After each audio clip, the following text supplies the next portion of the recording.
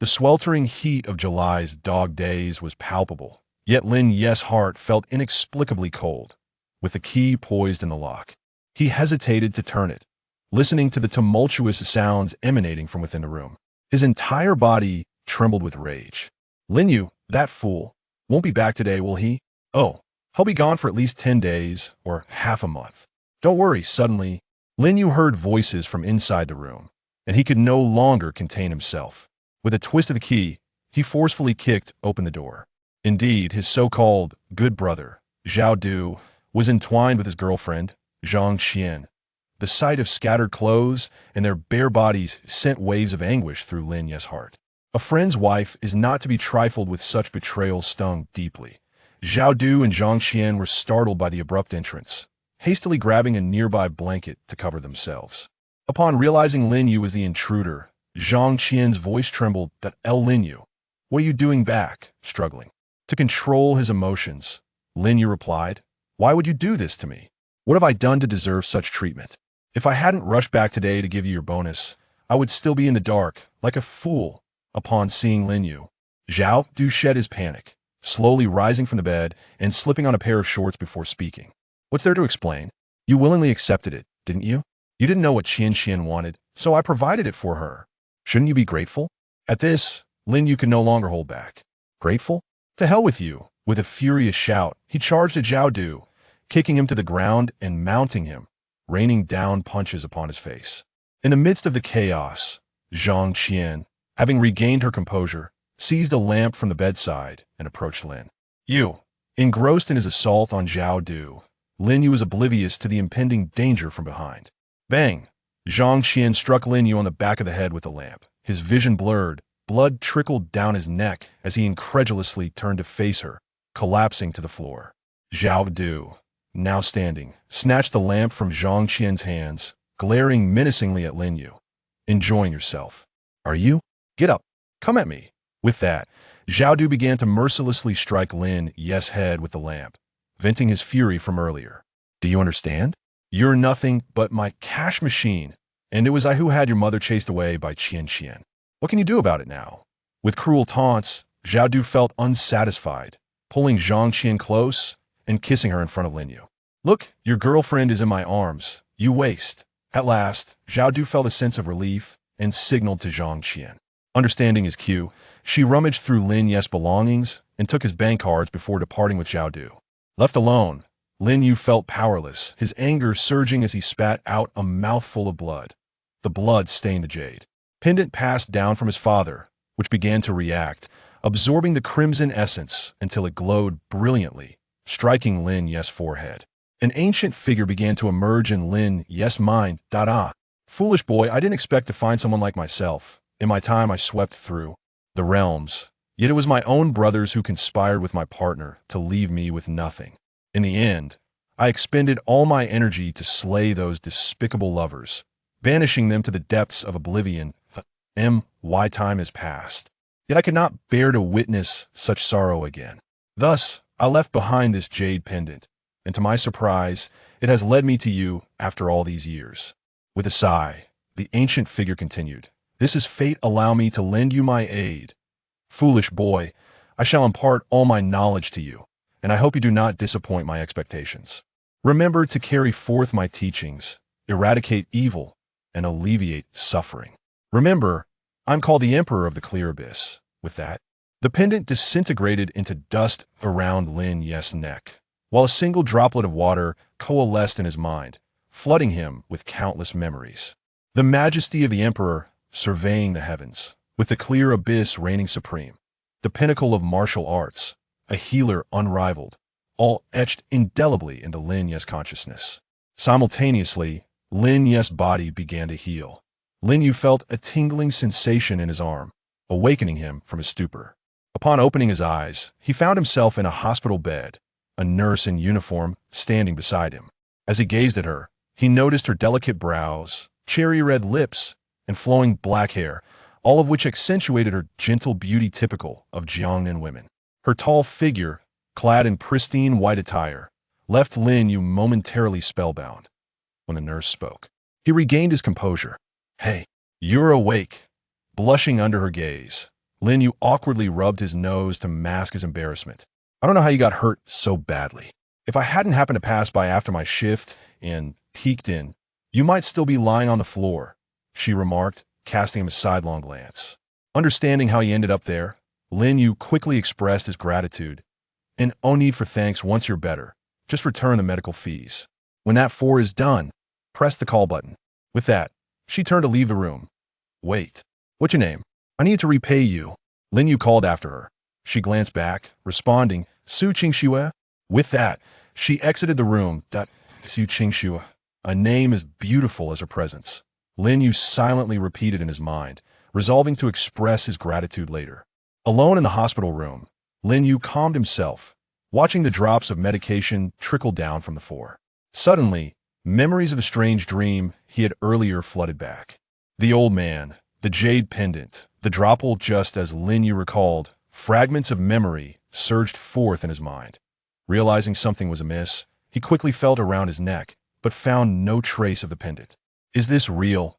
Lin Yu promptly attempted to manipulate the droplet of water in his mind. With a whoosh, he found himself passing through the wall, witnessing the scene in the opposite room. Through the wall, Lin Yu could only see a woman dressed in exquisite attire, her face a portrait of anxiety as she shouted at the doctor before her. Dr. Wang, please save my child. Aren't you the best neurosurgeon in Jiangxing? Dr. Wang shook his head helplessly. I'm afraid your child's malignant brain tumor is beyond the reach of current medical capabilities. Not even the most skilled physician could offer any hope. With today's medical technology, we can only leave it to fate. Beside the woman, a middle-aged man seized Dr. Wang by the collar, shouting in anger, he and Appos. Only 7 years old. I don't care what methods you use. You must save my son. The little boy on the hospital bed looked pale and sickly, devoid of any color. Daddy, it's okay. Don and Appos, make things difficult for the doctor, he said softly. Just as Lin Yu wished to continue observing, a sudden pain pierced through his head. He quickly ceased his viewing. Shaking off the discomfort, he recalled that the act of seeing through walls required drawing upon the spiritual energy within his consciousness. And it seemed he could not afford to do so lightly. The sight of the little boy reminded Lin Yu of his own sister, who had passed away prematurely. If this was indeed reality, then perhaps he could save that child. Why not give it a try? Resolutely, Lin Yu sat up, yanked out the 4-drip, and headed toward the adjacent ward. Upon entering, the occupants of the room stared at Lin Yu in bewilderment, clad as he was in a hospital gown. Doctor. Wang glanced at him and asked, Are you in the wrong room? Ignoring Dr. Wang, Lin Yu approached the distressed woman directly. I overheard your discussion about your child and Appos' condition. May I offer my assistance? The room fell silent, as if a depth charge had detonated in their minds. What did you say? Dr. Wang scoffed, his tone dripping with disdain. Do you even know what you're talking about? This is brain cancer. What could you possibly discern? His contempt deepened. You must be out of your mind. Get back to your bed and don't interfere with my work. After mocking Lin Yu, Dr. Wang turned back to the middle-aged man. Mr. Li, Don and Appos, pay him any mind. This kid might just be delusional. The best course for your son is to maintain conservative treatment and avoid further complications. Mr. Li, with a resigned expression, replied, Is there really no hope? Lin Yu felt a pang of bitterness as he witnessed Mr. Li's despair. Reminiscent of how his mother had looked upon his sister and Appos, passing, helpless and hopeless. Gathering his courage, Lin Yu said, What if you give me a chance? Let me take a look. Perhaps there is a solution. He proceeded to share the knowledge he had inherited regarding brain cancer. In truth, if we can remove the glioma from his brain, there is a chance for recovery. Seeing Lin Yu and Appos' persistence, Dr. Wang approached him, forcefully shoving him, attempting to expel him from the room. Just then, Mr. Li interjected, Wait. Dr. Wang turned in confusion. What is it, Mr. Li? Step aside and let this young man take a look. Mr. Li commanded. Dr. Wang quickly protested, Mr. Li, this is unwise. How can you trust a patient's word? Do you know how difficult it is to remove a glioma? Even with the latest techniques. Before he could finish, Mr. Li interrupted. Am I unaware of these facts? But you cannot save him. What other options do I have? Lin Yu sensed Mr. Li and Appos' desperation and, embracing the notion of a last-ditch effort, pushed past Dr. Wang to the boy's bedside. In his earlier vision, he had already detected the tumor within the boy's brain, and his mind had revealed the method for treatment. Now he merely sought confirmation, as distance might have obscured the reality. Placing his hand on the boy and Appos', Lin Yu summoned his vision once more. After confirming his findings, he turned to Mr. Li and declared, "I have a method." Dr. Wong scoffed aloud, unable to contain his laughter. Yet, upon noticing Mr. Li and Apos' serious gaze, he quickly added, "Mr. Li, I didn't and Apos, mean anything by it. This boy doesn't even know where the tumor is located. He can't possibly make a diagnosis. He must think you're a fool." Fearing Mr. Li might dismiss his offer, Lin Yu hastily explained, "I am trained in traditional Chinese medicine, which emphasizes observation, inquiry, and diagnosis. I have already assessed your child and Apos' primary symptoms through observation and pulse diagnosis." "Have you lost your mind?" Dr. Wong exclaimed, unable to restrain himself. "You think you can diagnose just because you've reached adulthood? You're nothing but a deluded fool." "Silence," Mr. Li commanded coldly, causing Dr. Wong to clamp his mouth shut, though disdain remained etched on his face. Turning to Lin Yu, Mr. Li asked, "Young man, do you truly believe you can save my son?" Lin Yu nodded, asserting, "I am confident that I can eliminate the glioma from your son's brain using silver needles." "Is that true?" Mr. Li asked, still incredulous. "Indeed, I am quite certain of my ability to heal your son," Lin Yu replied earnestly. Mr. Li fell into contemplation. To try or not to try? At that moment, the little boy piped up, "Daddy, why don't you let the brother help me? I know I don't have much time left, but what if he really can cure me? Then I could go to the amusement park with you." Hearing his son's plea, Mr. Li gritted his teeth and nodded decisively. He grasped Lin Yu's hands tightly, saying, "Young man, I entrust my son to you." Turning back to Dr. Wong, he commanded, "Quickly, fetch me a set of silver needles." Dr. Wong replied nonchalantly, "All right, Mr. Li. But let me make it clear, if anything goes awry, you cannot hold the hospital accountable. Just get the needles." Mr. Li snapped, his patience wearing thin. With an air of arrogance, Dr. Wong exited the room, only to spit on the ground outside. Let us see how this practitioner of traditional medicine saves anyone. If he succeeds, I'll resign on the spot. You don't believe me? Just wait until your son's condition worsens. I'll relish the sight of your face. Dr. Wong and Apos' words, uttered without restraint, echoed back into the room, reaching the ears of all present. Moments later, he returned with a set of silver needles. Tossing them to Lin Yu before leaning against the wall, arms crossed. Taking a deep breath, Lin Yu opened the needles and assured the little boy, "Rest easy. I will ensure you and your father will enjoy the amusement park together." The boy smiled and nodded in agreement.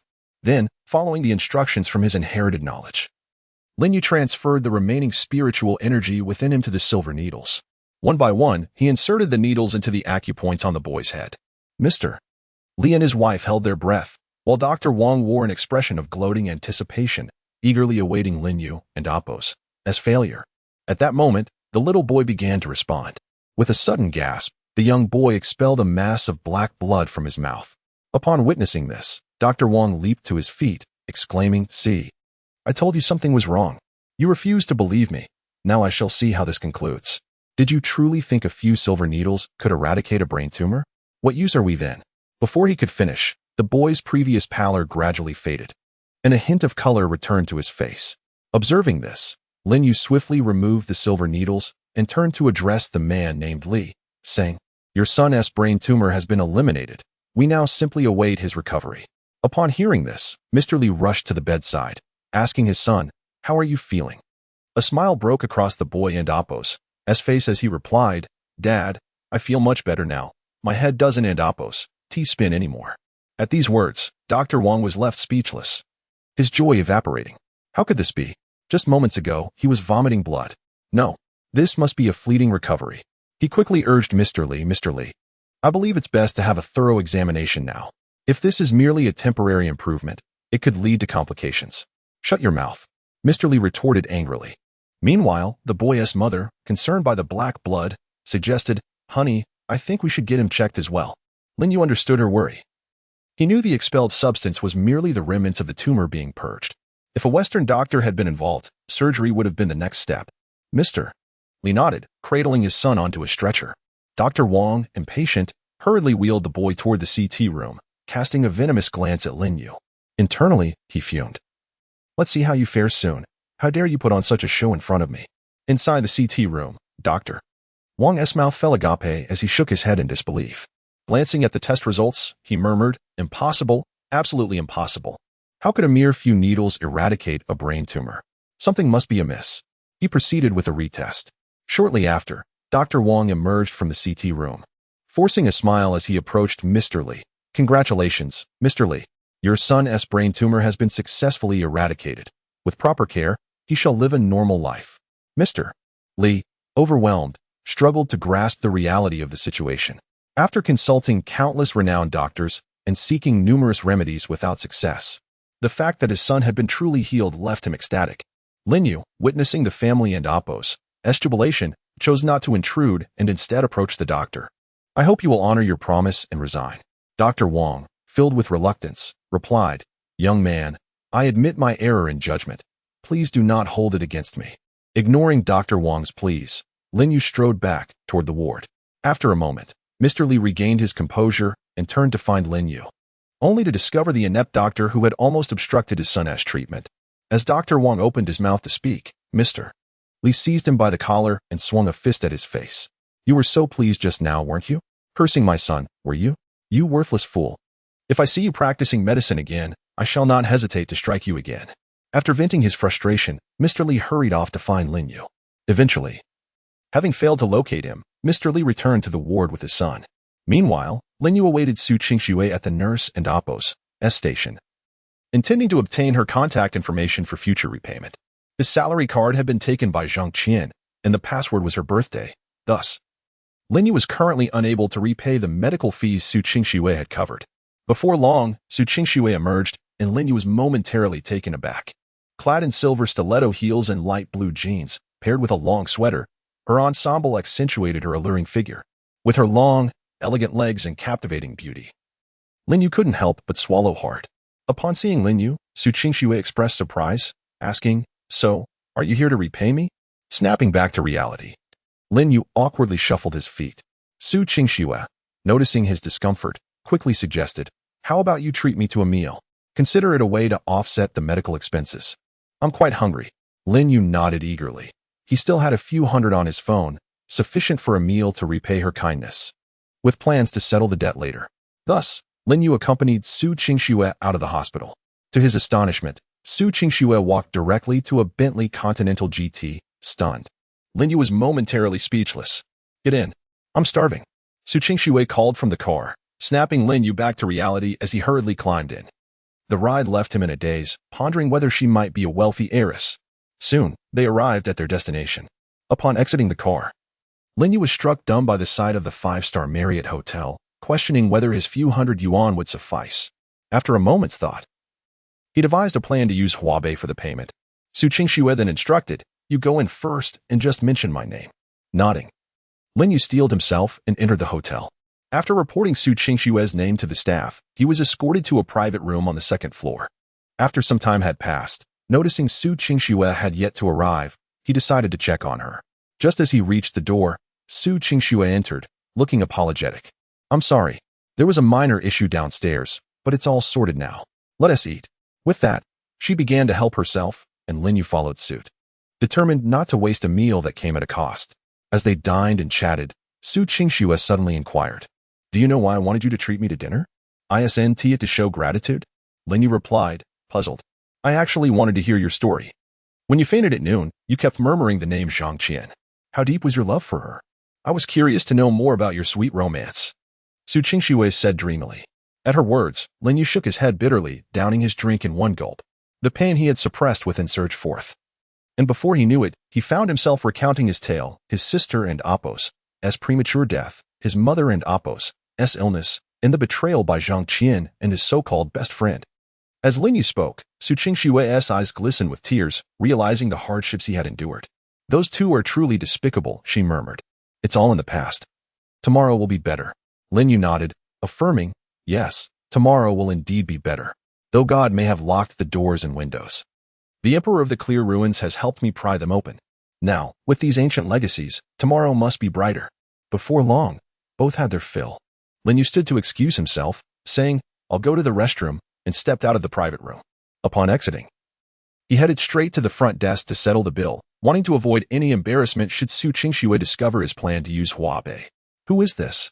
Sporting a big lump on your head. A familiar voice suddenly called out. Turning toward the source, Lin Yu's expression darkened instantly. As Zhang Qian, arm in arm with Zhao Du, sauntered towards Lin Yu, It became apparent that Zhao's newly financed establishment had experienced a surge in prosperity. Seizing this propitious moment, they sought to commemorate their newfound openness as a couple with a lavish soiree at this five-star hotel. So, you've the means to dine in such establishments? It seems you and Amp, Oppos, V been squirreling away funds from your mother all these years. I always suspected your meager wages didn't and Amp, Oppos, T quite align with your work ethic, Zhang Qian remarked. Her visage contorted with ire as she gazed upon Lin Yu. Lin Yu, taken aback by their audacity, retorted with a languid tone. I was just wondering where to find you two. What impudence brings you before me? But no matter, it saves me the trouble. Is it you who owns this establishment? And how did you even gain entry? It seems this five-star hotel ISN and Oppos, T as discerning as one might expect. Jiadu scoffed, it and Oppos, S.A. pity. But you have no say in this. Just as Lin Yu was about to surge forward, the dulcet tones of Su Qingxue echoed from behind. Lin Yu, what do you think you are doing? Su Qingxue, descending from the second floor, her stiletto heels reverberating through the hall, exuded an aura of ethereal grace. Approaching Lin Yu, she tenderly entwined her arm with his, inquiring, Dearest, who are these individuals? Would you be so kind as to introduce me? Lin Yu, momentarily dumbfounded by her actions, stared blankly at Su Qingxue.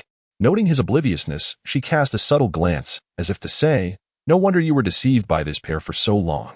Comprehending her intent, Lin Yu promptly responded, This is my former paramour and my erstwhile closest confidant. Oh, I see. So it's them, Su Qingxue exclaimed. Releasing Lin Yu and Amp, Oppos, S-arm and approaching Jiadu Y, ISN and Amp, Oppos, T this the individual who defaced my automobile? While your apology was delivered with a veneer of politeness. Who would have guessed such a facade concealed such a wretched soul?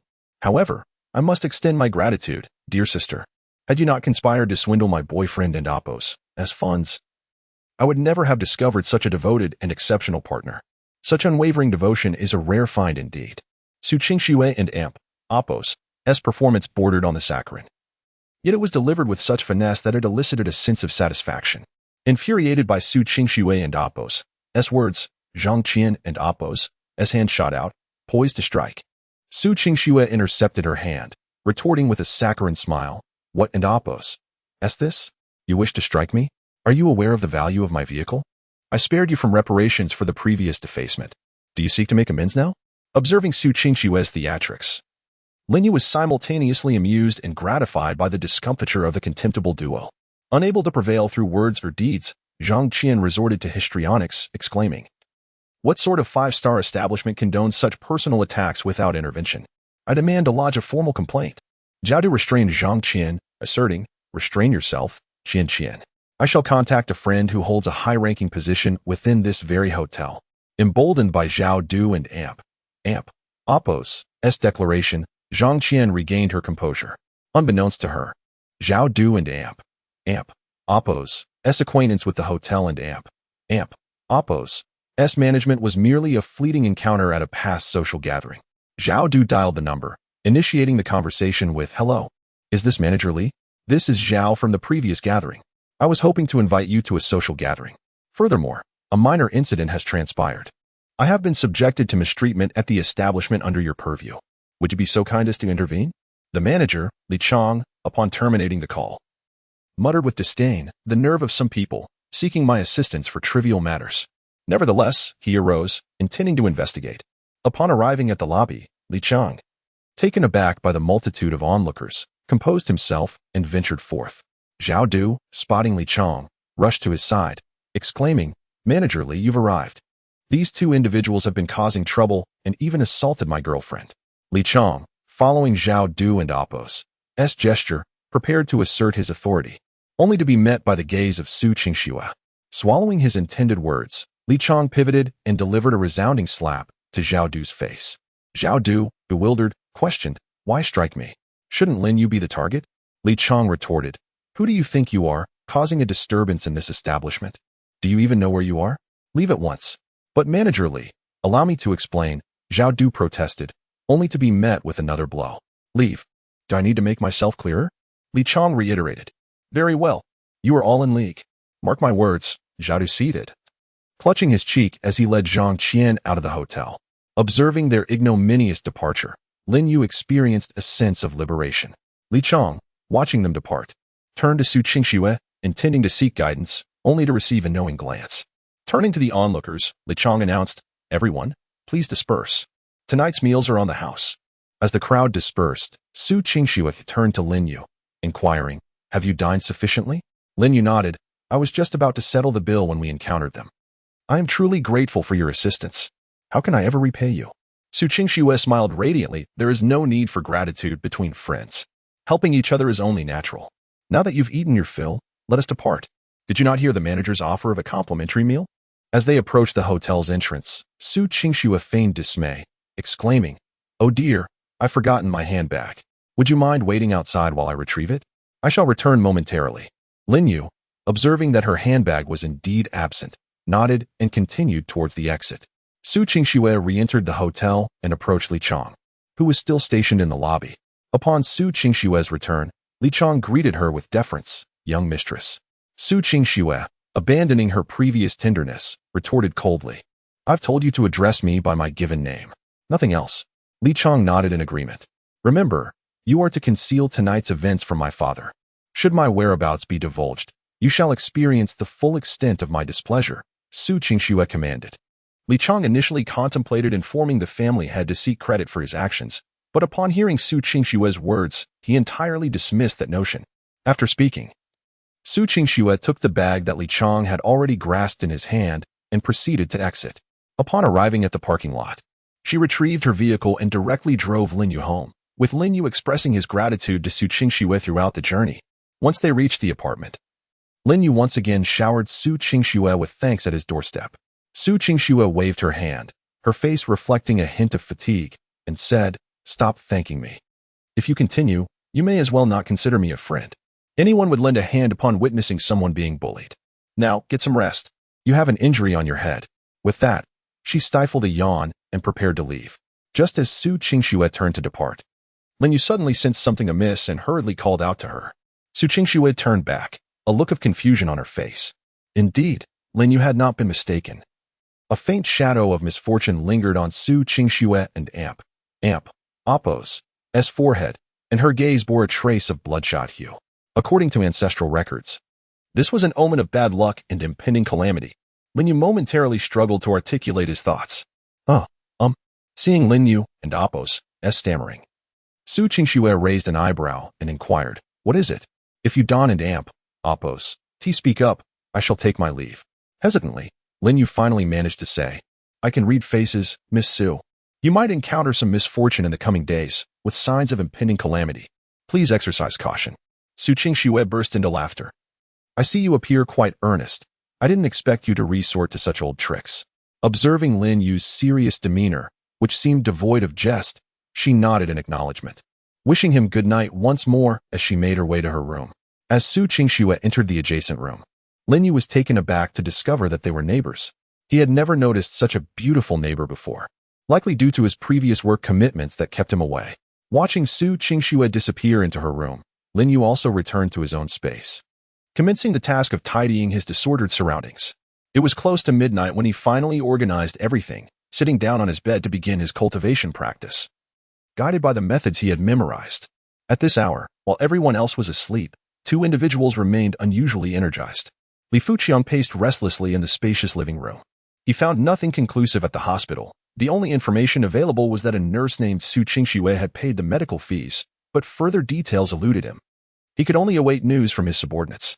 Meanwhile, in the hospital, an elderly gentleman clad in scholarly robes scrutinized the surveillance footage repeatedly. After returning that afternoon and hearing reports about the incident, he found it hard to believe and thus sought to review the recordings. After watching the footage repeatedly, the elderly scholar trembled as he exclaimed, "I can and Appo's believe it. It truly is the 9-turn rebirth needle." As dawn broke, Lin Yu, who had cultivated throughout the night, felt no fatigue whatsoever. In fact, he discovered he could multitask during his training, utilizing his spare moments to delve into the legacy of the Emperor Immortal. After rising from bed, he casually stretched his limbs, feeling an unusual sense of comfort. Approaching the washroom, he removed the bandage from his head and was astonished to find that the scar had entirely vanished, indicating a remarkable enhancement in his physical condition. Gazing at his reflection in the mirror, Lin Yu meticulously groomed himself, resolving that from this day forth, he would no longer be the person he once was. After a light meal, Lin Yu made his way to the largest traditional Chinese medicine hall in Jiacheng, the Medicine King Hall. It was said that this establishment had a history spanning 3 to 4 centuries and was renowned throughout the country. As Lin Yu had pondered the best treatment for his mother and Apos' chronic ailments while studying the legacy the previous night, he concluded that due to the accumulation of her long-standing health issues and her advanced age, acupuncture would not be suitable. Thus, he devised a prescription to first clear some of the hidden dangers within her body. Once her physical condition improved, acupuncture could be incorporated for complete healing, albeit at a gradual pace. Upon entering the Medicine King Hall, Lin Yu realized it truly deserved its reputation, as many individuals were already queuing early in the morning. He joined the line, waiting patiently for over half an hour until it was finally his turn. Just as he was about to present his pre-written prescription to the attendant, a hefty middle-aged woman, weighing nearly 200 pounds, rushed in and shoved Lin Yu aside. "What is happening? Is this how one cuts in line?" Lin Yu exclaimed, patting the woman on the shoulder. "That's not very courteous. I've been waiting for over half an hour." The woman turned around, looking disdainfully at Lin Yu. "So what? I cut in line. You should feel honored. Don't you know who I am?" At that moment, the staff in the store exchanged worried glances, silently hoping Lin Yu would leave quickly. They knew the woman was infamous in the area for her domineering behavior, bolstered by her wealthy husband. Seeing Lin Yu remain silent, the woman grew emboldened, having stepped in dog excrement that morning and now venting her frustration. She pointed a finger at Lin Yu, berating him. "What's wrong? Do I not meet your standards? If you don't like it, why don't you do something about it? Coward, how could someone like you even exist?" Initially, Lin Yu had hoped to handle the situation with civility, but now he realized there was no need for that. While insults directed at him could be ignored, insults towards his mother crossed a line. Lin Yu seized the woman's arm and executed a shoulder throw, using her own weight against her, sending her hefty frame crashing to the ground. "Help! Murder!" The overweight woman immediately began to writhe on the floor, wailing in distress. Watching this unfold, a female staff member rushed over to Lin Yu, whispering urgently, "You need to leave quickly. Otherwise, you and Apos will be in trouble." Lin Yu reassured her, "It's fine. I neither seek trouble nor fear it." The woman continued to scream, but when she realized no one was paying her any mind, she begrudgingly got to her feet, glaring at Lin Yu with disdain. "You think you and Apos re tough? Just wait. You'll pay for this," she exclaimed, then turned her ire towards the female attendant beside Lin Yu. "You little harlot, are you his lover? Trying to help him escape after he assaulted me? Just wait." With that, she positioned herself at the entrance to block Lin Yu and Apos' exit, pulling out her phone to begin a dramatic recounting of events. Hearing her words, the attendant's expression shifted to one of alarm, unsure of how to respond, fearing that trouble was brewing. Before long, a hefty man, weighing around 200 pounds, swaggered into the hall. Upon seeing the man, the woman immediately cried out, "Honey?" Previously puzzled, Lin Yu now understood the connection upon observing the man and Apos' size. It was clear that like attracts like. The middle-aged man bellowed, "Who dares to bully my precious wife? I just went out to buy cigarettes. And now someone's messing with her." The woman, clinging to her husband, pointed at Lin Yu. "It's him. He insulted me and hit me." And that little witch over there tried to help him escape. Lin Yu watched their antics, nearly losing his breakfast. The middle-aged man approached Lin Yu, scrutinizing him from head to toe, and upon noticing Lin Yu's humble attire, which spoke of modest means, he scoffed. "Young man, on Zhang's territory. I do not wish to stir up trouble. You shall kneel and apologize to my wife, and we will let this matter rest. Otherwise." The man spoke with a cold huff and fell silent. Lin Yu raised an eyebrow and looked at the corpulent man. "Are you quite certain? Think carefully. Kneeling before heaven, earth, and parents is no trifling matter. The cost of making me kneel will be quite steep. Beware, or you may find yourself incapacitated." Hearing Lin Yu's audacious words, the middle-aged man lunged to grab him. Lin Yu deftly dodged, causing the man's hefty body to lose balance and crash to the ground. No longer willing to endure, Lin Yu summoned the spiritual energy within his mind, concentrating it at his fingertips, forming a needle-like projection that shot straight toward the man and Apos' knee. Just as Lin Yu withdrew his hand, a voice of surprise came from behind him. "President Wang, are you all right?" Lin Yu turned to see a bespectacled man with a middle part and a mustache hurrying over to assist the fallen middle-aged man. The surrounding staff displayed visible disdain at the sight of the bespectacled man. After helping President Wang to his feet, the bespectacled man pointed at the staff beside Lin Yu and scolded, "What is the meaning of this? Do you not recognize who this is?" Do you want to keep your jobs?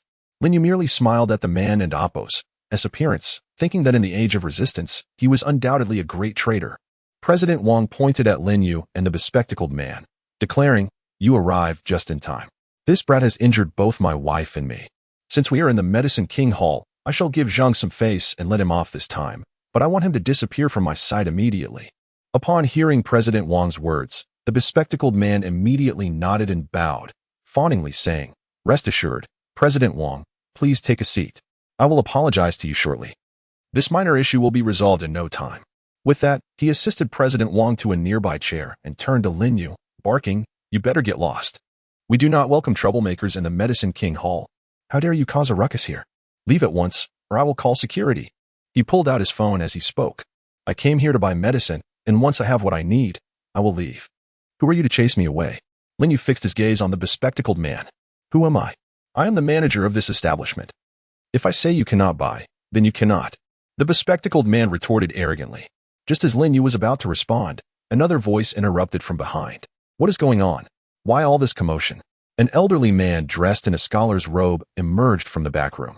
Upon seeing the elder, the surrounding staff hurriedly greeted. "Greetings, Elder Zhang."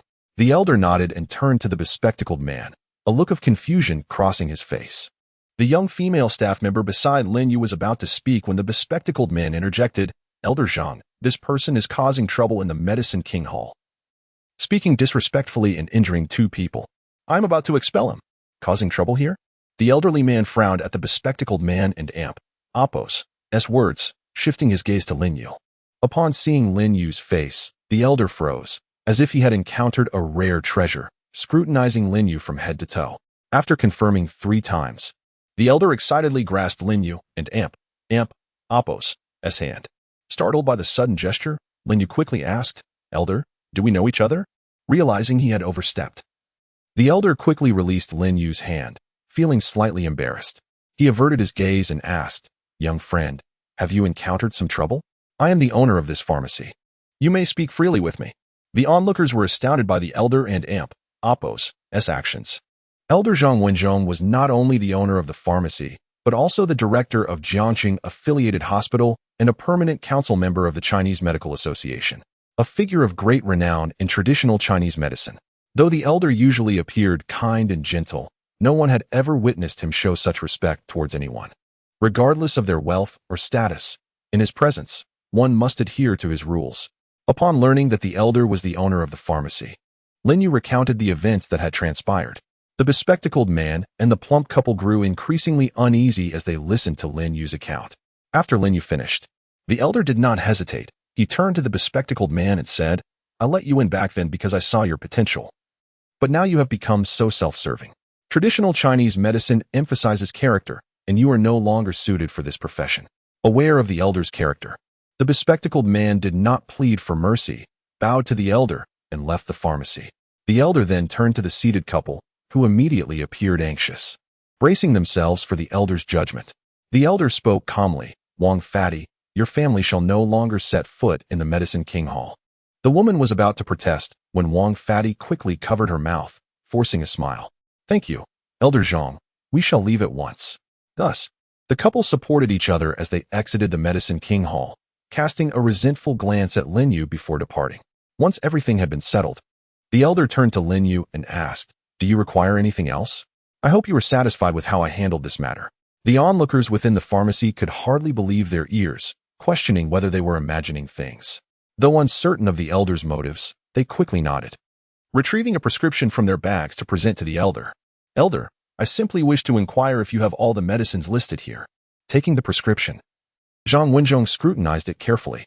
After several examinations, he found nothing extraordinary. All the listed herbs were quite common. Had he mistaken the identity of the young man? Folding the prescription neatly, he said, "Young friend, I have all these herbs in stock, but one thing puzzles me. I hope you can clarify it for me." "What is it, elder? Please speak freely."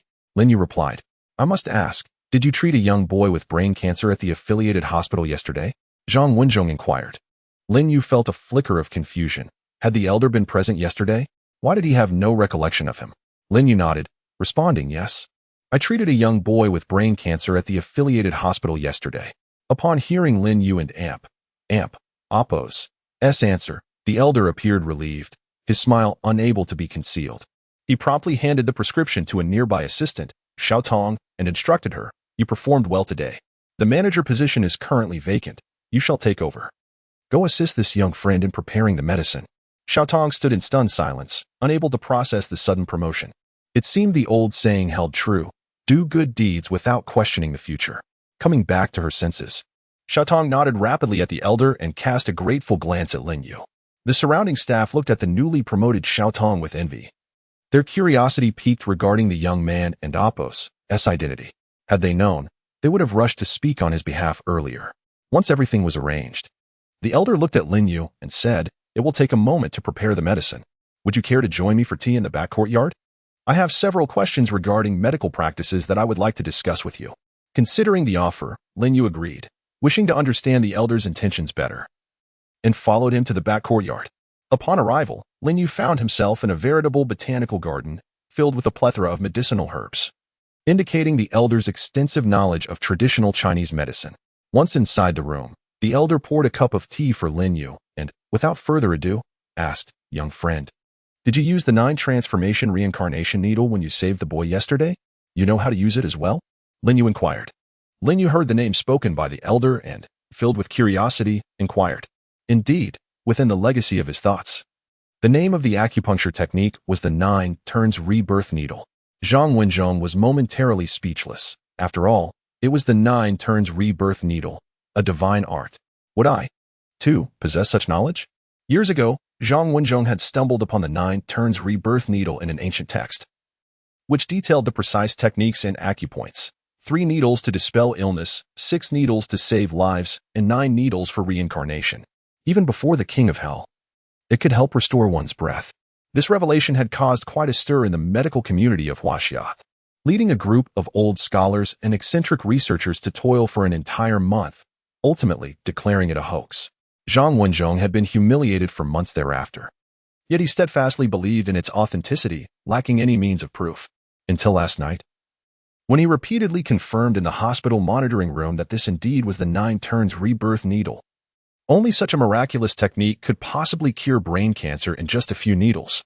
Coming back to his senses, Zhang Wenzhong retrieved a business card from his pocket and presented it to Lin Yu, saying, "Young friend, might I have your contact information? I mean no harm. I simply wish to exchange insights on medical knowledge. Furthermore, with this card, you may acquire medicinal materials from my establishment at no cost. Is that agreeable?" After a moment's contemplation, Lin Yu provided a string of numbers. Having received the inheritance, he would inevitably need to purchase medicinal materials in the future. Thus, it was a reasonable arrangement, just a phone call, after all. Upon providing his number, Lin Yu heard the voice of Xiao Tong outside and stepped out to collect the medicine. After receiving the medicinal materials, he exited the Medicine King Hall. Zhang Wenzhong observed Lin Yu's retreating figure, murmuring to himself, "Candidates have emerged. Finally, I can set those old fellows to work. This time, let us see if they can avoid embarrassment." As Lin Yu stepped outside the Medicine King Hall, he was suddenly confronted by a group of ruffians clad in bizarre attire. The overweight man whom Lin Yu had previously taught a lesson slowly approached him and remarked, "Kid, I and Apos, V been waiting for you. I thought you and Apos, D be too scared to come out. Inside, that old fossil was covering for you, but now that he has gone, let us see what you rely on. Even if Jesus himself were here, he couldn't save you. Kneel and beg, and perhaps I'll spare your miserable life." With that, the rotund man spat contemptuously onto the ground. In response to the man's words, Lin Yu merely smiled faintly and replied, "Didn't I already say? The cost of my kneeling might be a tad too steep." The middle-aged man, incensed by Lin Yu's demeanor, opened his mouth to retort but suddenly felt his legs lose all sensation, collapsing to the ground with a thud. The overweight man's lackeys rushed over to check on him. Groaning in agony, the rotund man pounded his legs with his fists, yet felt no relief. Gazing up, he caught sight of Lin Yu's derisive grin and recalled the words Lin Yu had emphasized earlier. "You, did you do this to me? What have you done?" He held. Lin Yu feigned innocence, saying, "Me? What have I done? Perhaps it is merely the heavens punishing you for your misdeeds." "No, it can't be. You must have done something. Restore my legs, I beg you." The overweight man, witnessing Lin Yu's calm demeanor, grew increasingly convinced that Lin Yu was responsible for his plight. "I've told you, it's not my doing. It is merely the heavens exacting retribution for your wrongdoings." Lin Yu maintained his impassive expression. Master, I truly repent. Please spare me. I promise I'll never provoke you again. The overweight man, lacking feeling in his legs, was prepared to kneel and beg for mercy. Seeing his desperation, Lin Yu considered for a moment before suggesting, I do have a method, though I wonder if you would be willing. Upon hearing hope, the overweight man quickly nodded, exclaiming, Master, I will do anything to heal my legs. Well, you see, you've accumulated so much negative energy from your misdeeds that you must absorb pure yang energy to counteract it. And the essence of a young boy and Apos' urine is pure yang energy. Do you understand? Lin Yu could hardly suppress his amusement.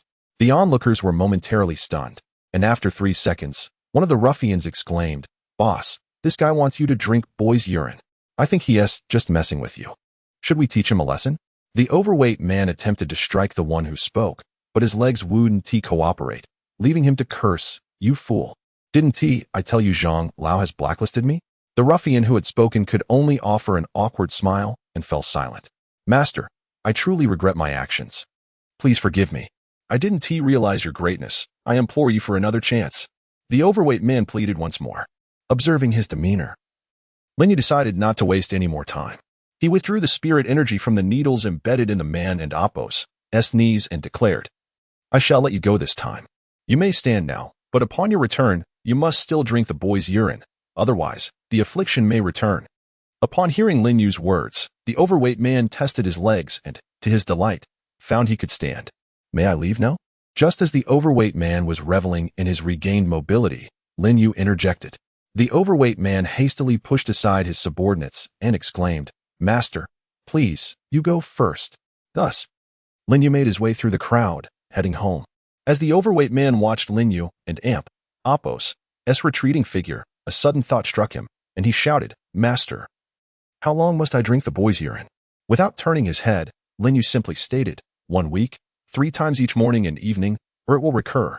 Upon hearing this, the corpulent man hastily inquired of his underlings, which of you is children? The henchman who had spoken earlier, now chastened, replied tentatively, Big brother. I am still a virgin. Amused by his jest at the obese man's expense, Lin Yu returned to his apartment, humming a tune. He knew the man and Apos' legs had only been temporarily paralyzed by the activation of the spirit-gathering needles he had placed in the man and Apos' knees. Even if he did not retrieve them, they would soon dissipate on their own. Arriving at his door, Lin Yu inserted his key but immediately sensed something amiss. He thought he heard a man's voice emanating from Su Qingshue's room. Since receiving the inheritance, Lin Yu's physical abilities had been elevated, including his sight and hearing. Could I be mistaken? Lin Yu mused. Or does Su Qingxue have a boyfriend? Uncertain why he entertained such a notion, he initially decided to disregard it, deeming it a matter of personal privacy. However, he then changed his mind and opted to peek, muttering about the impropriety of what he was about to do. He nevertheless activated his clairvoyance. Instantly, he could see through the door, revealing Su Qingxue bound to her bed, with 2 men standing nearby. Boss, just let me have a go. Such a beautiful woman is a blessing one encounters once in a lifetime. I can hardly wait. One of the men, a lecherous fellow, exclaimed as he gazed at Su Qingxue. The scarred man, addressed as boss, nodded. Hurry up, but keep the noise down. The lecherous man rubbed his hands together. My little beauty, here I come. I only intended to rob you, but you're just too alluring. Su Qingxue struggled and screamed as the lecherous man approached. But her mouth was taped shut, rendering her efforts futile. Just as he was about to lay hands on her, the door was kicked open. Both men whirled around to face the entrance. Lin Yu stood there, scratching his head sheepishly. Gentlemen, my apologies, I have the wrong room. Please, carry on. I'll just be going. Su Qingxue, who had initially seen a glimmer of hope upon Lin Yu's arrival, was now crestfallen by his words, wishing she were dead. The scarred man, with swift reflexes, seized Lin Yu and dragged him into the room, slamming the door shut. Seeing Lin Yu pulled inside, the lecherous man, seething with resentment, cursed and advanced toward him. You little bastard, you interrupted my fun. I'll beat you to death, damn you. But before he could reach Lin Yu moved, delivering a swift kick that sent the lecherous man sprawling. The scarred man, witnessing this, immediately attacked, throwing a punch at Lin Yu. Lin Yu raised his left arm to block and countered with a right hook to the scarred man's abdomen. Both men collapsed, groaning in agony. Earlier, when Lin Yu had entered the room, the lecherous man had been too close to Su Qingxue.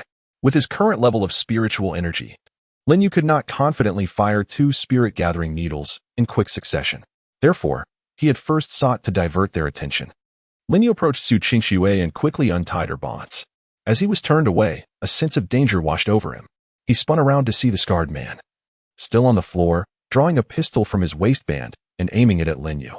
Acting with desperate speed, Lin Yu mustered all his strength and shoved Su Qingxue off the bed. Bang, bang, bang. The scarred man fired several shots. The lampshade on the nightstand shattered, and shards of glass rained down, slicing Su Qingxue and Appo's face. Blood trickled from the cuts. Seeing the blood on Su Qingxue and Appo's face, Lin Yu was consumed by rage.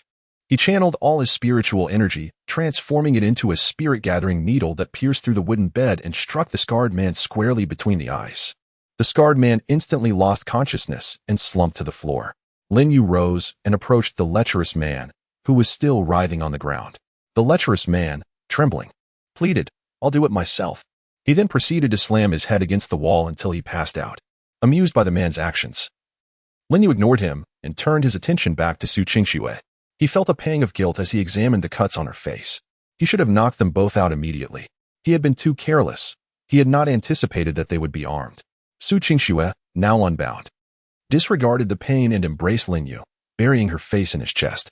Lin Yu, unsure how to console her, patted her shoulder, hoping to offer some comfort. After a long moment, Su Qingxue regained her composure. Her cheeks flushed, she looked up at Lin Yu, then shyly lowered her gaze. "Is the cut deep?" she asked timidly. Lin Yu was taken aback. He had expected her to say something else, but her first concern was her injury. He examined the cuts on her face and shook his head. "Not deep. I can fix it, don't worry." "Really?" Su Qingxue asked, her voice filled with disbelief. She felt like the cut on her face was quite substantial. Lin Yu nodded reassuringly. "Really, I promise. But I and Appo's, am curious. How did they get in here?" Su Qingxue stammered. "I don't know. I just went out to buy breakfast this morning. I don't know when they followed me. We should call the police now. They're armed. They might be involved in something bigger." Lin Yu pulled out his phone and dialed the emergency number. While they waited for the authorities, Lin Yu tended to Su Qingxue's wounds. Among the medicinal herbs he had purchased was a batch intended for refining a facial rejuvenation pill for Su Qingxue as a thank you gift. Now, he could use it to remove the scars. Soon, a knock echoed at the door.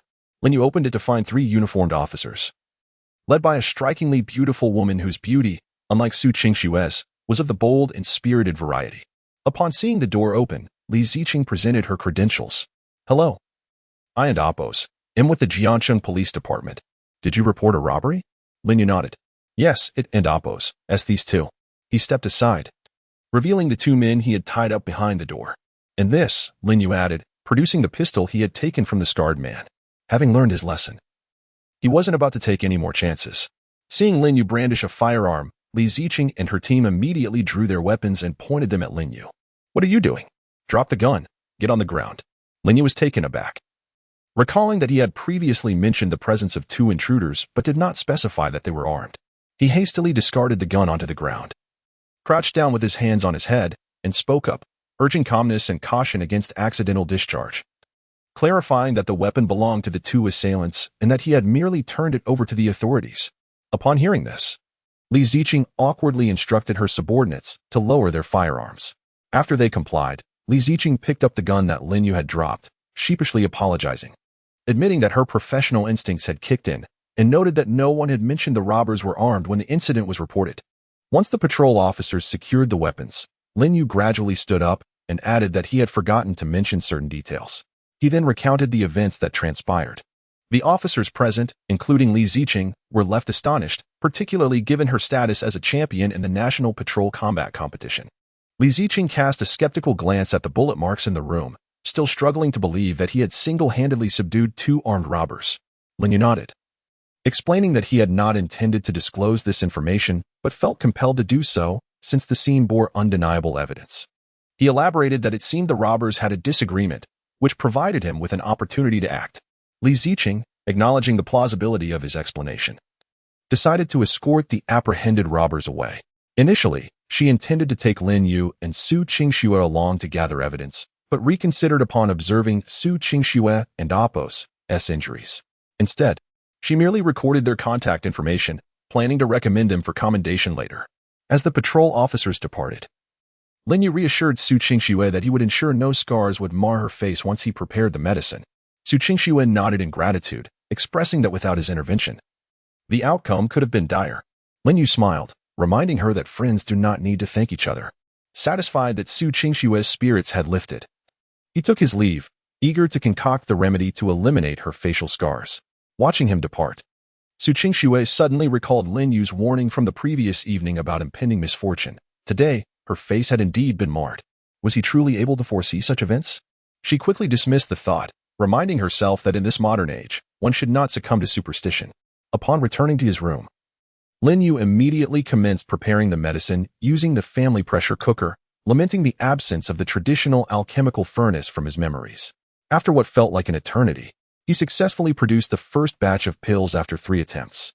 Observing the dark concoction in his hand, he nervously pondered whether Su Qingxue would find it acceptable. He hurriedly made his way to her room, knocking on the door but receiving no response. He turned the doorknob and, with a loud crash, the door swung open. No wonder she had been taken hostage. Her carelessness was astounding. Having experienced such danger, she still left her door unlocked. Upon entering, Lin Yu was met with the sound of faint water running from the bathroom, and the air was thick with steam. Surely she wasn't taking a shower. The thought flashed through his mind.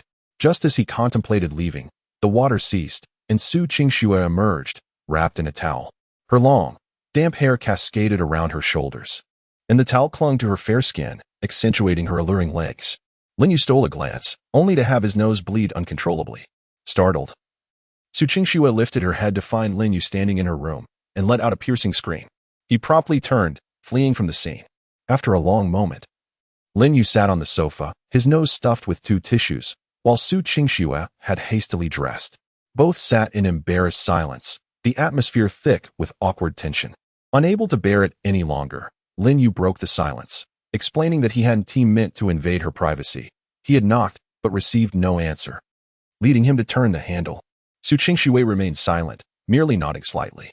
Observing her demeanor, Lin Yu decided to change the subject, placing the medicine on the table.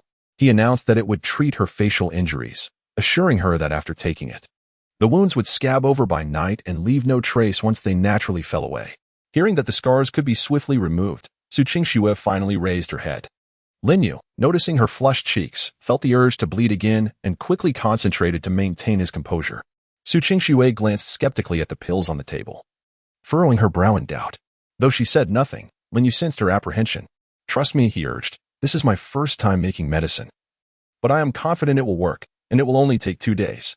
Su Qingxue nodded in response, remaining silent as she picked up the pills and swallowed them with some warm water. Realizing that further conversation would be futile, Lin Yu quickly excused himself, eager to escape the awkwardness of the situation.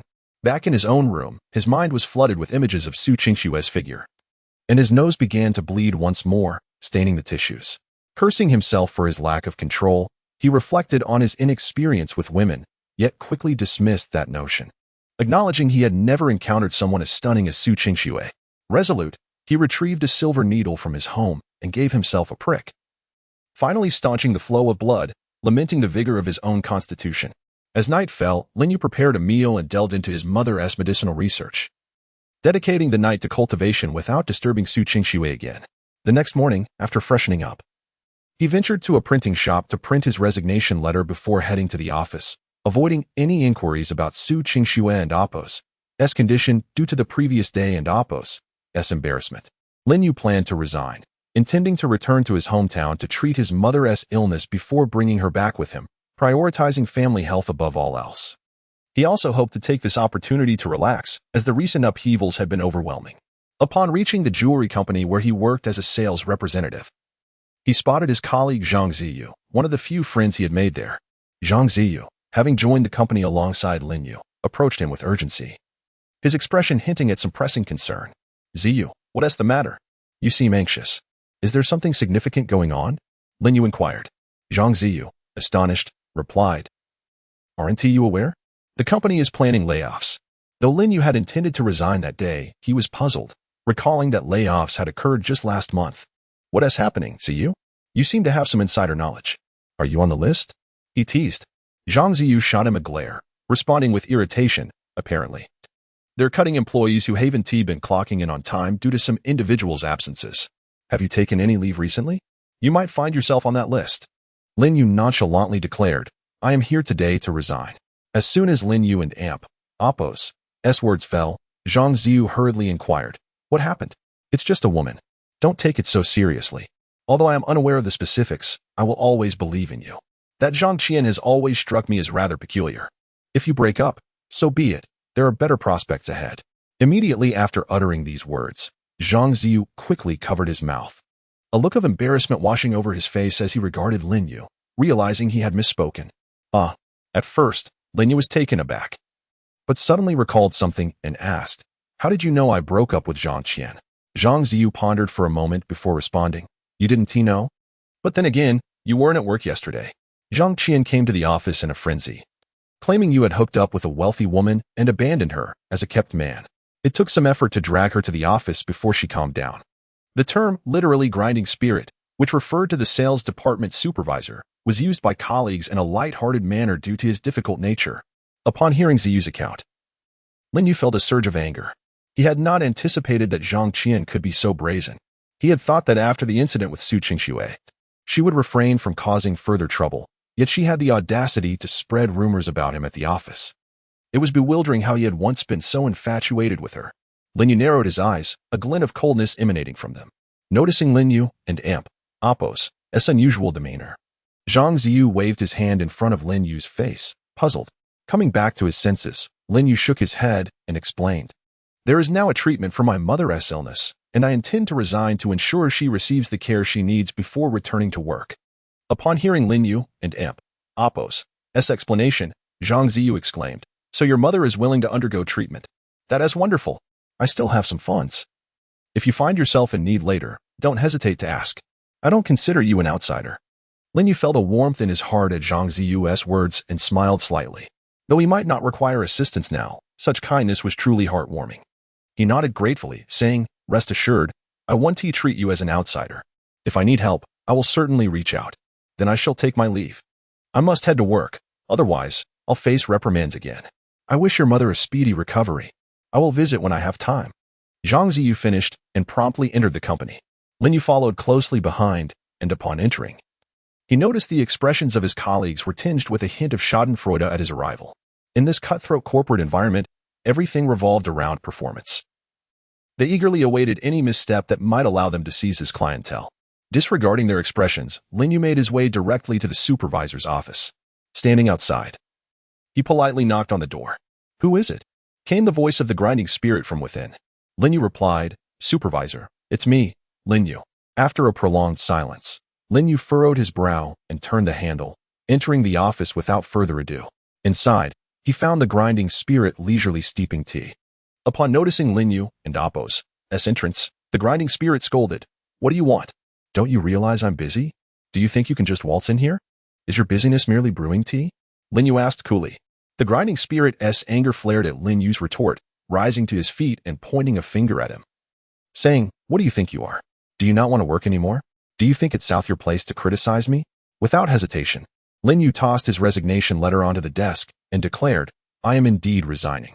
Just sign the letter, and I will settle my finances with the accounts department afterward. Company policy mandated that anyone wishing to resign must first obtain the supervisor's signature before proceeding to financial settlement. Upon realizing Lin Yu was there to resign, the grinding spirit was momentarily taken aback but quickly regained his composure. Oh, what is this? Suddenly so assertive today? I suppose you have found yourself a wealthy benefactor. At this remark, Lin Yu narrowed his eyes further, resembling a predator fixating on its prey. The grinding spirit, undeterred, scoffed, what is the matter? Ashamed to admit you have a wealthy woman? Don't give me that look. This is my territory. Lin Yu remained silent, merely stating, hurry up. Sign it. I have other matters to attend to. What can you do if I refuse to sign? You've been absent for 2 days without notice. And now you threaten your supervisor for a signature? Be careful. I might just have the legal department pay you a visit. The grinding spirit retorted. The grinding spirit, recalling Zhang Qian's captivating figure from the previous night, thought it a pity Lin Yu would abandon such a good girlfriend for monetary gain. Yet, a fleeting thought crossed his mind. Had Lin Yu not sought out a wealthy patron, he would never have had the chance to be with Zhang Qian. Are you certain? Lin Yu's patience had reached its limits. "I'm certain," the grinding spirit affirmed, promptly pressing the intercom for security, exclaiming, "Security, come to the sales department immediately. We have a disturbance." Just as the grinding spirit finished his call, Lin Yu lunged forward. A single punch sent the grinding spirit flying from his chair, his glasses shattering on the floor. The grinding spirit was immediately overwhelmed by pain, lying on the ground and groaning. The commotion, coupled with the grinding spirit's cries, reverberated throughout the sales department, drawing the attention of all employees. Zhang Ziyu, engaged in conversation with a potential client, was also drawn to the disturbance. Sensing something was amiss, he quickly apologized to the client and rushed toward the grinding spirit's office. Others followed suit, eager to uncover the unfolding drama.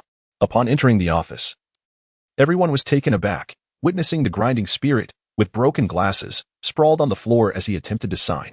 The sales department staff, having endured his torment for so long without recourse, felt a surge of satisfaction at the sight of him finally receiving a lesson. Zhang Ziyu, observing the scene, furrowed his brow and hurried to Lin Yu's side, whispering, "Lin Yu, did you throw a punch?" Lin Yu nodded without speaking, his gaze fixed on the trembling hands of the grinding spirit as he struggled to sign. "Enough, enough. You should leave quickly. Don't bother with that money. If security arrives, it will be difficult for you to leave," Zhang Ziyu urged, gently pushing Lin Yu toward the exit. At that moment, a team leader from the security department arrived at the office door with a squad of security personnel. Zhang Ziyu's heart sank. This was trouble. The grinding spirit, seeing the security team approach, felt a glimmer of hope akin to a starving man spotting bread. He immediately halted his signing and shouted, "Quick! Subdue this thug!" Hearing the supervisor's words, the security team leader swiftly commanded his subordinates to surround Lin Yu. Lin Yu spoke slowly, "I merely wanted him to sign. What wrong have I committed?" Before anyone could respond, a member from the sales department interjected, "Aren't you Lin Yu? How dare you show your face here? I believe Supervisor Mo is right. Someone like you doesn't deserve a signature. Abandoning your girlfriend for a wealthy woman is one thing. But then to harass your ex-girlfriend through your benefactor? You truly have the audacity to return to the office?" Lin Yu turned to see that the speaker was Zhao Dizhu's, the leader of the second sales group. During the selection for the Employee of the Year, by the third round, only Lin Yu and Zhao Dizhu's remained. Ultimately, Lin Yu triumphed with his exceptional performance. From that moment on, Lin Yu became a thorn in Zhao Dizhu's and Oppo's side. Whenever the opportunity arose, Zhao Dizhu's would relentlessly undermine him. Lin Yu coldly remarked, "What have I done that warrants your judgment? I am here to resign." Yet, Zhao Dizhu sought to complicate the resignation process. This was precisely the statement Zhao Dizhu's had been waiting for. Otherwise, how could he continue to fan the flames? "Did you hear that? He injured the supervisor and is still here threatening us. Restrain him at once." Observing the security team hesitating, the instigator shouted, "Why are you hesitating? What if he attacks again? Do you want to lose your jobs? Hurry up and subdue him. If anything happens, it's on me." Upon hearing this, the security team leader finally made up his mind, signaling his team with a glance before taking the lead. He lunged at Lin Yu with a riot control baton aimed directly at his neck. Zhang Ziyu, witnessing the unfolding scene, had no means to intervene and could only move closer to the security team leader, hoping to halt the impending confrontation. As the baton descended towards Lin Yu, the onlookers were divided between schadenfreude and apprehension. Though they were rivals, they had witnessed the efficacy of this latest riot control baton during a previous company drill. Upon contact with a perpetrator, pressing a button would release a current designed to incapacitate without causing harm to the body. Lin Yu was well aware of the power of this technology. As the baton approached, he had already summoned his internal energy to envelop his hands. In a swift motion, he seized the baton, bending it effortlessly with sheer strength. The security team leader questioned whether he had mistakenly grabbed the wrong equipment, incredulous that a mere alloy steel baton could be bent so easily. The sight of Lin Yu effortlessly manipulating the baton stunned the security team, leaving them frozen in place. Was he even human? Zhang Ziyu was equally astonished. Could a mere separation from the group bestow such prowess? It seemed that women truly could only slow a man's advance. "What are you all standing around for?" The instigator barked at the stunned security team. "Are you afraid of him? Get in there. Do I need to call your supervisor?" Faced with this threat, the security personnel reconsidered. Surely, with their numbers, they should not fear him. They surged forward once more. Lin Yu, rather than retreating, assumed a stance to confront the advancing security team. The foremost security officer swung a punch toward Lin Yu's face, but mere inches from impact. It felt as though he had struck cotton, soft and powerless. All the force returned to his own arm, leaving it numb and aching. Lin Yu surged into the midst of the security team, moving like a fish through water, evading every grasp. The surrounding spectators were wide-eyed, captivated by Lin Yu's ethereal movements. The afterimages he left behind. How had they not realized Lin Yu was so formidable? He had always seemed like the consummate gentleman. Today, however, he revealed an extraordinary side, far surpassing any flamboyant champion coach. Moments later, the entire security team lay scattered on the ground, groaning in defeat. Lin Yu was taken aback by their fragility. They had seemed formidable during the riot control drill, and he had already restrained his strength. After neutralizing the security team, Lin Yu turned his gaze toward the instigator, who had just regained his composure. With a single glance, the instigator immediately crouched down to pick up a pen and continued signing documents. Indeed, he had capitulated. Under the watchful eyes of the onlookers, Lin Yu approached the instigator, glanced at the signed resignation letter, and upon realizing no further tricks were afoot, prepared to exit the office. He refrained from further conversation with Zhang Ziyu. He was leaving, but Zhang Ziyu still had to work there, and it would be problematic if others targeted her due to his actions. Just as Lin Yu reached the office door, he collided with Li Ziqing. It turned out she had responded to a report of a disturbance at the Fuqiang Jewelry Group. Although it was not her shift, she found the idea of remaining on duty rather dull and seized the chance to join. "What brings you here?" Li Ziqing adjusted her hat and recognized Lin Yu's face.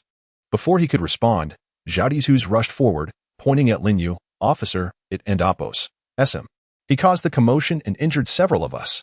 Li Ziqing peered into the office and confirmed Zhao Dizhu's account. The scene was indeed chaotic. Realizing the situation was beyond resolution, Lin Yu extended his hands toward Li Ziqing.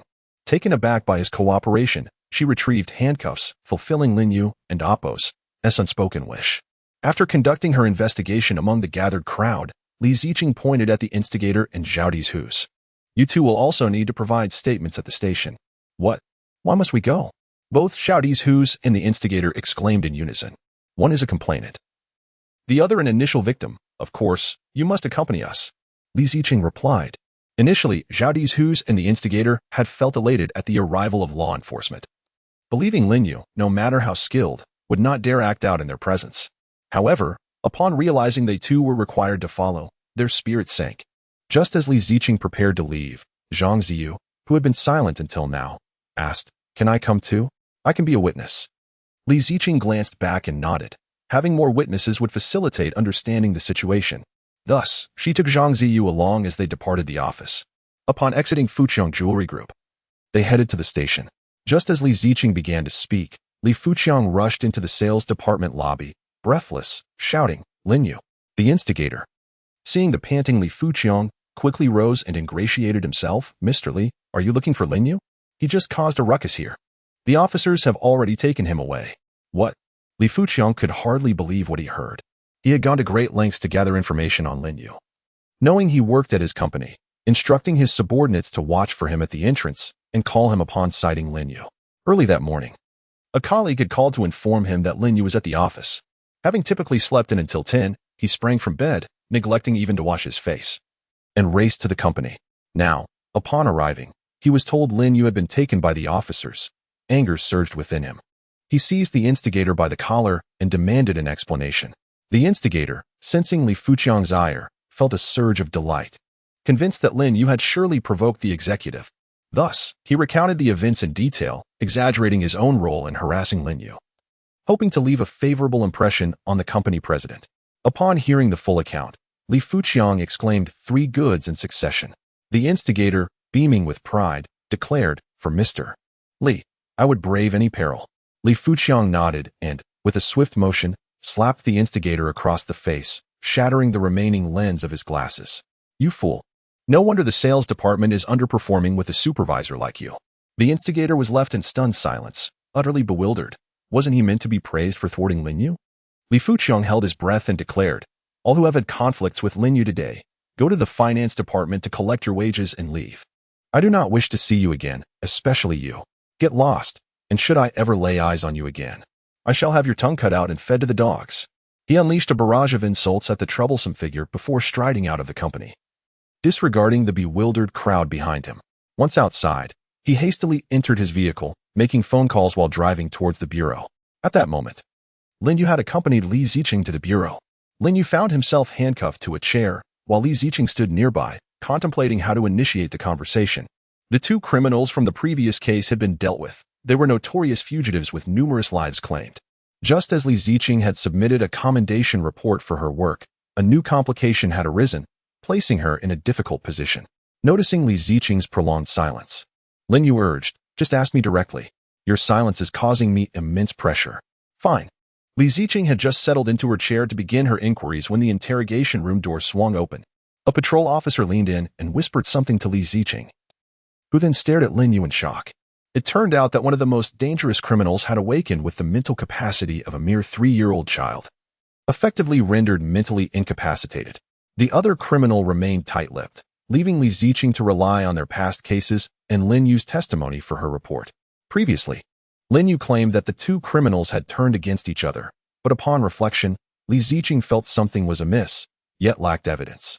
At that moment, the patrol officer informed her that Zhao Dizhu's and Apos' testimony claimed that Lin Yu single-handedly confronted an entire security team and bent a riot baton with his bare hands, depicting him as a remarkably vicious individual.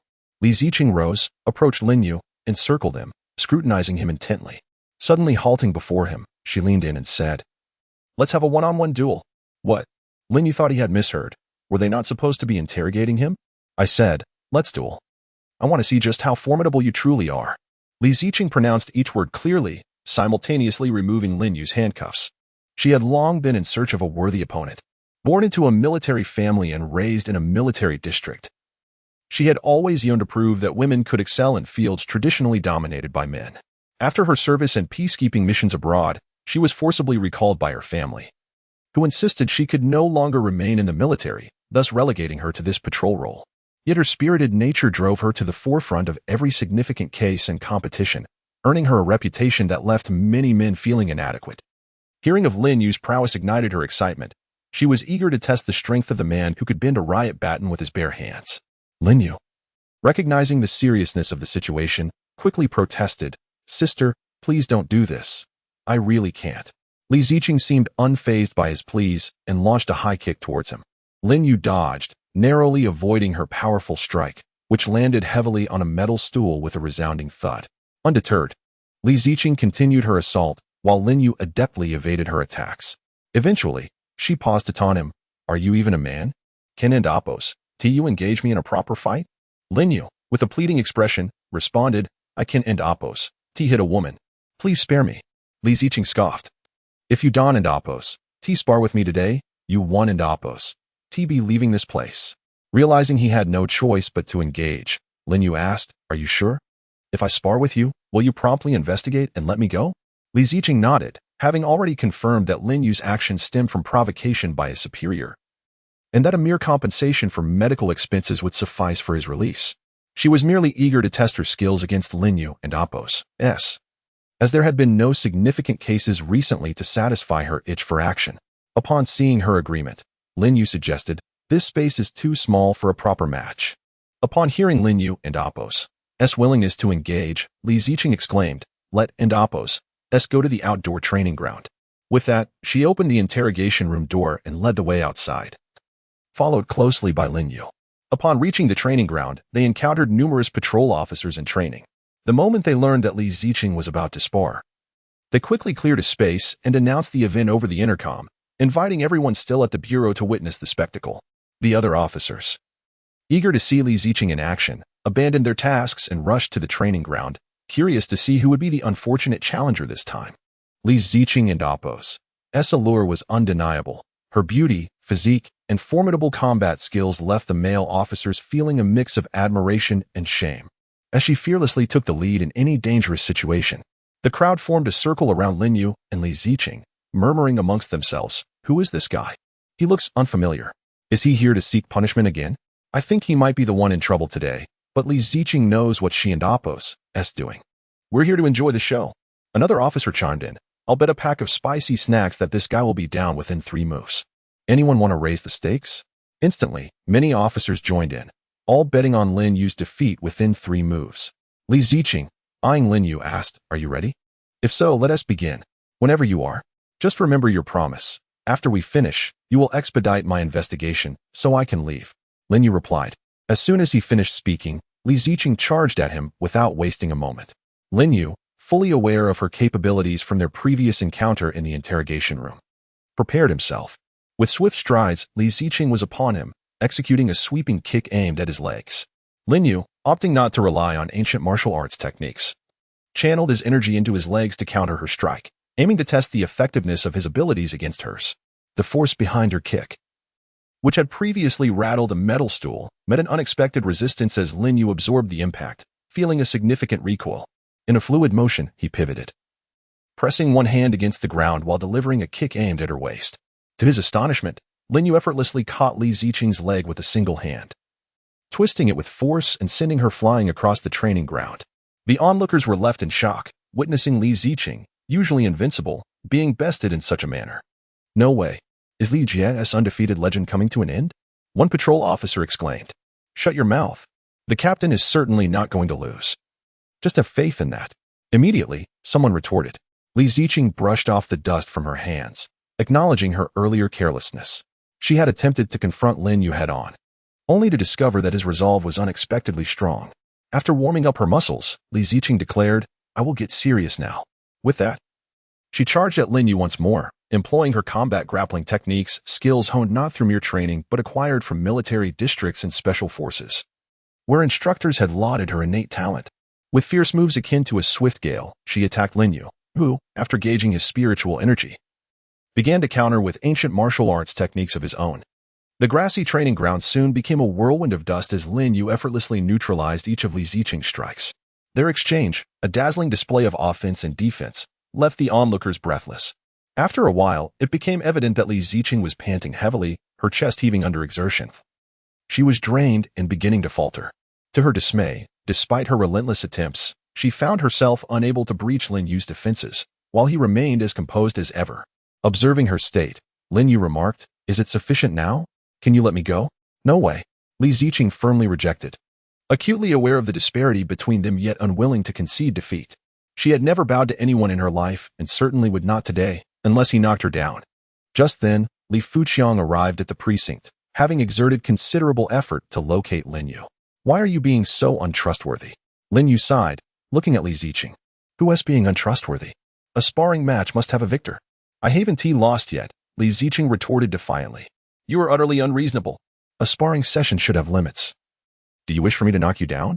Yes. Knock me down, and then we'll talk. Li Ziqing and Appo's response left Lin Yu momentarily speechless.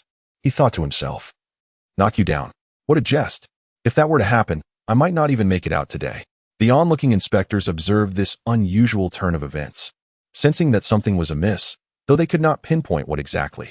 It resembled a petty quarrel between a couple. Regaining her breath, Li Ziqing prepared to strike again. But just as she assumed her stance, a commanding voice rang out from afar. Stop. The crowd turned to see the director approaching, accompanied by a middle-aged man. This is absurd. The director scolded Li Ziqing, then turned to the inspectors present. And you lot, why are you merely spectators? Shouldn't you have intervened? Each of you is to return and write a 1,000-word reflection on this incident. Understood? The director glared at the gathered crowd. Director, it was my fault. They are not to blame. If anyone is to be punished, it should be me. Li Ziqing quickly interjected upon hearing the director and Appo's decree. You are a collective. Now hurry and write your reflections. I expect them by tomorrow. The director commanded, leaving the onlookers no choice but to disperse and comply. As the crowd dissipated, the director turned to Lin Yu, saying, You must be Lin Yu. We and Appo's clarified today and Appo's events, and the victims you injured have all agreed to reconcile. The fines have been paid by your chairman, who is here to vouch for you. You are free to go. Lin Yu glanced at Li Fuqiang, who nodded in acknowledgement, then addressed the director. Thank you for your assistance today. We must be on our way. There are matters at the company to attend to. With that, he gestured for Lin Yu to follow him, and they departed the precinct. Watching them leave, the director shot a disapproving glare at Li Ziqing. You, of all people, should know better than to breach protocol. Now go and write your reflection, ensuring it thoroughly addresses the mistakes you made today. Li Ziqing, recognizing her fault, nodded in agreement and saluted before heading to her dormitory. The director cast a contemplative glance at Lin Yu and Li Fuqiang and Appo's retreating figures, lost in thought. Outside, Li Fuqiang ushered Lin Yu into his Cullinan, motioning for him to take the passenger seat. Curious about the day's events, Lin Yu complied. Once inside, Li Fuqiang spoke.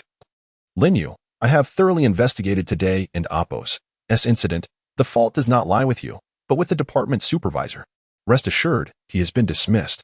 If you desire any compensation, do not hesitate to let me know. Lin Yu was perplexed. Dismissed? How did that happen? Noticing Lin Yu's confusion, Li Fuqiang slapped his forehead. I almost forgot to introduce myself properly. I am Li Fuqiang, chairman of the Fuqiang Jewelry Group. Recalling the name from the company announcement board, Lin Yu realized who he was conversing with and replied, I apologize for causing any trouble for you today, Chairman Li. Li Fuqiang waved his hand dismissively. No trouble at all. You saved my son's life, a monumental favor for which I have yet to properly thank you. Then this incident arises. So, Chairman, what is the current situation? Lin Yu inquired, noting the hesitation in Li Fuqiang and Appo's demeanor. I heard you were planning to resign today. And I truly do not wish to lose someone of your caliber. Your departure would be a significant loss for the company. Li Fuqiang lamented.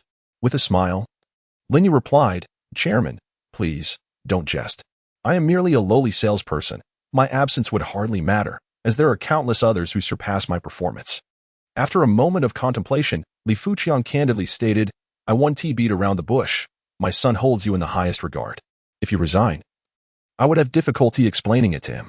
With no other recourse, Li Fuqiang resorted to using his son as an excuse to retain Lin Yu. How about this? The position of sales department supervisor is currently vacant.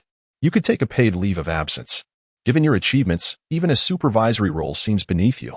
If it becomes burdensome, you can let me know, and I will find another position for you. Consider this both compensation for today and a way to repay your life-saving act for my son. Listening to Li Fuqiang's clumsy rationale, Lin Yu surmised the true reason behind his insistence, likely stemming from the results of that day's medical intervention. However, he found the excuse rather flimsy. How would your son even know I work for your company? Lin Yu pondered, then nodded. Very well, I shall graciously accept your offer. With no other recourse. And feeling unable to reject the situation, especially given Zhang Ziyu's support after the betrayals he faced, Lin Yu cherished this bond. Seeing Lin Yu finally acquiesce, Li Fuqiang promptly called the Human Resources Department, ensuring Lin Yu's position was officially recorded. Lin Yu couldn't help but admire Li Fuqiang's efficiency. Once everything was settled, Li Fuqiang asked, where to now? If you have no other plans, let us go out for a meal. It would be a proper way for my son to express his gratitude. He has been eager to call you, and Appo's uncle and Appo's. Li Fuqiang was keen on strengthening his bond with Lin Yu, believing that a shared meal was the perfect opportunity. After all, as the saying goes, good relationships are built over shared food and drink. Lin Yu quickly shook his head and said, I came to resign because of some family matters, and I want to handle them as soon as possible. Upon hearing Lin Yu's refusal, Li Fuqiang had nothing more to say and replied, all right then. Family matters are the most important. Let's leave it for next time. Since you're in a hurry, I'll take you back now. Lin Yu nodded, glancing at his phone. He realized that Zhang Ziyu had already returned to the company, so he decided not to worry about him. Since he had a ride, he might as well take advantage of it. Throughout the journey, Li Fuqiang engaged in small talk, attempting to strengthen their relationship, while Lin Yu merely responded with polite indifference. Once they arrived, Li Fuqiang handed Lin Yu a bank card, stating, Lin Yu, this is your salary. I had the finance department calculated, and the excess can be considered as your medical fee from last time. The password is 666. Before Lin Yu could respond, Li Fuqiang sped off in his car. After putting the bank card away, Lin Yu shook his head, planning to return it the next time they met. He believed in not accepting favors without merit. Once upstairs, Lin Yu began packing his belongings, intending to return to his rural home before nightfall. Half a day later, Lin Yu opened his door, picked up his luggage and medicinal herbs, and stepped outside. Suddenly, he heard a noise from Su Qingxue and Appo's door, and she peeked her head out. Observing Lin Yu's numerous bags, she paused for a moment before asking, Lin Yu, are you going out? Noticing Su Qingxue's hesitance, Lin Yu inquired, is there something on your mind? I and Appo's just preparing to head back to the countryside. Without hesitation, Su Qingxue swung her door open, exclaiming, the countryside? Can I come with you? Seeing the confusion on Lin Yu's face, Su Qingxue hurriedly explained, I have a scar on my face and took a few days off to rest. I was hoping to ask if you could accompany me for a stroll, but now I feel a bit anxious. After contemplating for a moment, Lin Yu replied, all right then. However, it and amp. Oppos. S quite remote there, and there and amp. Oppos. S not much to do. That and amp. Oppos. S all right. I just want to clear my mind. Just wait a moment. With that, she hurried back inside her room. Shortly after, Su Qingxue emerged in a set of casual sportswear. Looking ready to go, her form accentuated by her fitted attire. Noticing that she had not brought anything else, Lin Yu asked, Arin and Oppos. T you bringing anything else? There and Oppos. S no need. My car's trunk has everything, Su Qingxue clarified. Lin Yu slapped his forehead, having forgotten that she owned a car, and proceeded to carry his luggage outside. Upon reaching the apartment's exterior, Su Qingxue asked, can you drive? Having obtained his driver's license during university, but never having enough money for a car. Lin Yu had relied on public transportation to save for a future home. He nodded and responded, yes. Why do you ask? Do you want to drive? The roads are quite narrow. Aren't you worried about damaging the car? Su Qingxue rolled her eyes at him, saying, what's the point of having a car if you're not going to drive it? With that, she headed toward the parking area. Thus, Su Qingxue allowed Lin Yu to drive her Continental GT to the countryside. As the full moon ascended, Lin Yu finally entered the village, only to find that the narrow roads ahead were impassable for the car. He gently nudged Su Qingxue, who had fallen asleep beside him. Are we there yet? She mumbled. Her eyes barely open. We and amp. Oppos. We almost there, but we need to walk a short distance from here as the car can and amp. Oppos. T go any further, Lin Yu explained. Su Qingxue nodded, stretched, and got out of the car. Lin Yu parked in an available spot and grabbed his belongings, leading Su Qingxue toward his home. On their way, the sound of their conversation stirred the village and Oppos' dogs, causing an uproar. Lin Yu quickly grasped Su Qingxue and Oppos' hand and hurried toward the house. Upon reaching the entrance, Lin Yu realized the key was in the trunk, and seeing the lights on inside, he knocked on the door. Who is it?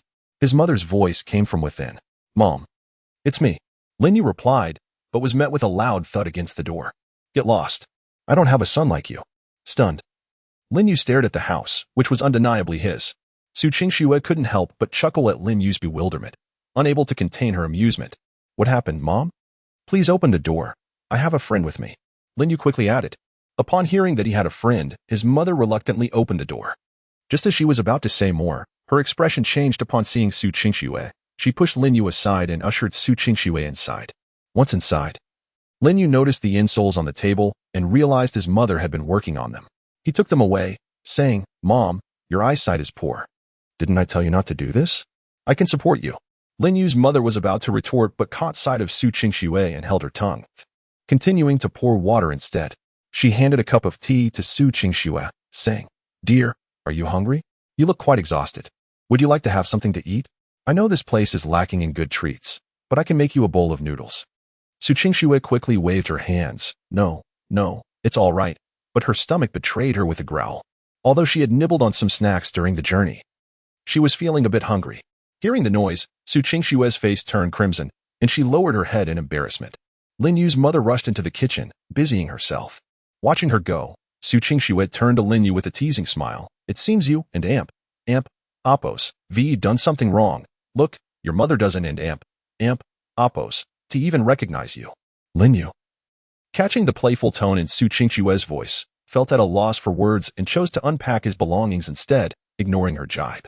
He couldn't fathom why his mother was so upset. He hadn't done anything to provoke her. After he finished unpacking, he stepped out of the room to find Su Qingxue already enjoying her noodles, but there was none left for him. What is it? Do you expect me to feed you? His mother asked, her tone sharp. Lin Yu quickly dashed to the kitchen, having had only a few snacks himself. He hurriedly grabbed a bowl of noodles and began eating. Having finished his meal, he stepped outside to see Su Qingxue chatting with his mother, who had initially smiled but immediately shifted to a cold demeanor when Lin Yu appeared. Confused, Lin Yu racked his brain, struggling to understand what had upset his mother. Qingxue, there and Amp, Oppos, there's not much to see here. Let me prepare Lin Yu and Amp, Oppos' room for you. You can sleep there tonight, and he can take the floor. Lin Yu and Amp, Oppos' mother told Su Qingxue. Without waiting for a response, she got up to tidy the room, realizing he was indeed destined to sleep on the floor tonight. Lin Yu remembered that since his father's passing, his father's room had been cluttered with items and would take time to sort through. Regarding Su Qingxue with a plaintive gaze, he lamented, Are you sure she's your mother and not mine? I'm starting to question if you're even related to me. Su Qingxue giggled, shrugging her shoulders as if to disclaim any involvement. With a helpless glance at Su Qingxue, Lin Yu remarked, "You should rest well tonight. You must be weary after such a long journey. Tomorrow, I'll endeavor to conclude my affairs swiftly and take you out for a leisurely stroll." Su Qingxue nodded eagerly, as her primary intention was to enjoy herself. Shortly thereafter, Lin's mother emerged, beckoning Su Qingxue, "Qingxue, see if this is sufficient. If not, I'll fetch another quilt." Su Qingxue glanced inside and noticed two thick quilts already laid out on the bed. Observing the quilt in Lin's mother's hands, Su Qingxue hastily responded, "That's quite enough. Thank you. It's far too much trouble for you, especially since I'm merely visiting." "No trouble at all. Lindsay has never had many friends growing up. And it and Amp, Oppos, S rare for him to bring a friend home." Lin and Amp, Oppos, S mother replied. "If you require anything, Don and Amp, Oppos, T hesitate to ask. I and Amp, Oppos, am just in the next room." As she approached the doorway, she peered back in and added. Witnessing Lin's mother's warmth, Su Qingxue felt a twinge of melancholy, subsequently shaking her head before retiring to bed. The day and Oppos, S travel having indeed left her fatigued. After exiting the room, Lin and Oppos, S mother observed Lin Yu clearing the dishes and beckoned, "Come outside with me." With that, she placed the quilt down and proceeded to the courtyard. Lin Yu followed his mother into the courtyard, gazing at her with a puzzled expression. Lin and Oppos, S mother, her face flushed with anger, began, "What exactly is going on between you and Qianqian? I can't even hold my head high in the village anymore. The entire village believes you found a sugar mommy and callously dumped your girlfriend, even taking your sugar mommy to humiliate her. Tell me, what's the truth? I refuse to believe you would do such a thing." Lin's mother grew increasingly agitated, her breathing becoming labored. Observing his mother's distress, Lin Yu promptly channeled his spiritual energy, feigning to pat her back while transmitting energy to her heart and lungs, aiming to soothe her racing pulse. "Don't bother with that. Explain to me what's happening. If you and Amp, Oppos, V truly done such a thing, I and Amp, Oppos, D rather die than acknowledge you as my son. I and Amp, Oppos, am going to find your father right now." Hearing his mother and Amp, Oppos, S increasingly outlandish accusations, Lin Yu had no choice but to provide a concise explanation. Lin Yu had initially intended to conceal the truth from his mother, fearing her agitation. However, he had and Amp, Oppos, T anticipated that she would already be aware. No wonder she had been so cold towards him that evening. He should have realized something was amiss when she hadn't called him recently. During the narration, Lin Yu discerned the source of the misunderstanding. Zhao Du had informed his mother that Lin Yu had abandoned Zhang Qian for a wealthy woman and subjected her to relentless humiliation, driving her to a suicide attempt from which Zhao Du had heroically rescued her. Having finally learned the truth, Lin's mother was rendered speechless with anger, collapsing onto the ground. Observing his mother's demeanor, Lin Yu swiftly placed his hand on her back, channeling spiritual energy to soothe her heart and lungs. "Mother, please don't be so agitated. What's done is done," Lin Yu implored, while simultaneously calming her. "You were just like your father, cut from the same cloth, a perpetual do-gooder. Look at what became of your father after a lifetime of playing the saint. Now he languishes in the earth, watching over us. If our Lin family has truly wronged anyone, I wouldn't and Oppos, T spare you either. But if they dare to bully us, I want and Oppos, T stand for it. We Don and Oppos, T court trouble. But we certainly Don and Amp, Oppos, T fear it. Don and Amp, Oppos, T worry, I and Amp, Oppos, LL stand by you." Seeing his mother and Amp, Oppos, S unwavering resolve, Lin Yu pleaded, "Mother, can you please leave this matter to me? I'm all grown up now. Let me handle it, all right?" Gazing at her son, Lin's mother sighed, nodding. "I just fear you'll become like your father. Rest assured, mother. I want and Oppos, T emulate father and Oppos, S benevolence. I and Oppos, LL make certain everyone knows that Lin Yu is not to be trifled with," Lin Yu declared, meeting his mother and Oppos, S gaze. His father and Oppos, S life of selfless service had only led to his wages being embezzled and himself assaulted, ultimately succumbing to depression. The memory of his father and Oppos, S tragic state remained vivid in Lin Yu and Oppos, S mind. Once his mother had calmed down, Lin Yu said, "Mother, it and Oppos, S getting late. Please go inside and get some sleep. Don and Oppos, T catch a cold." After exerting considerable effort, he managed to persuade his mother to return indoors.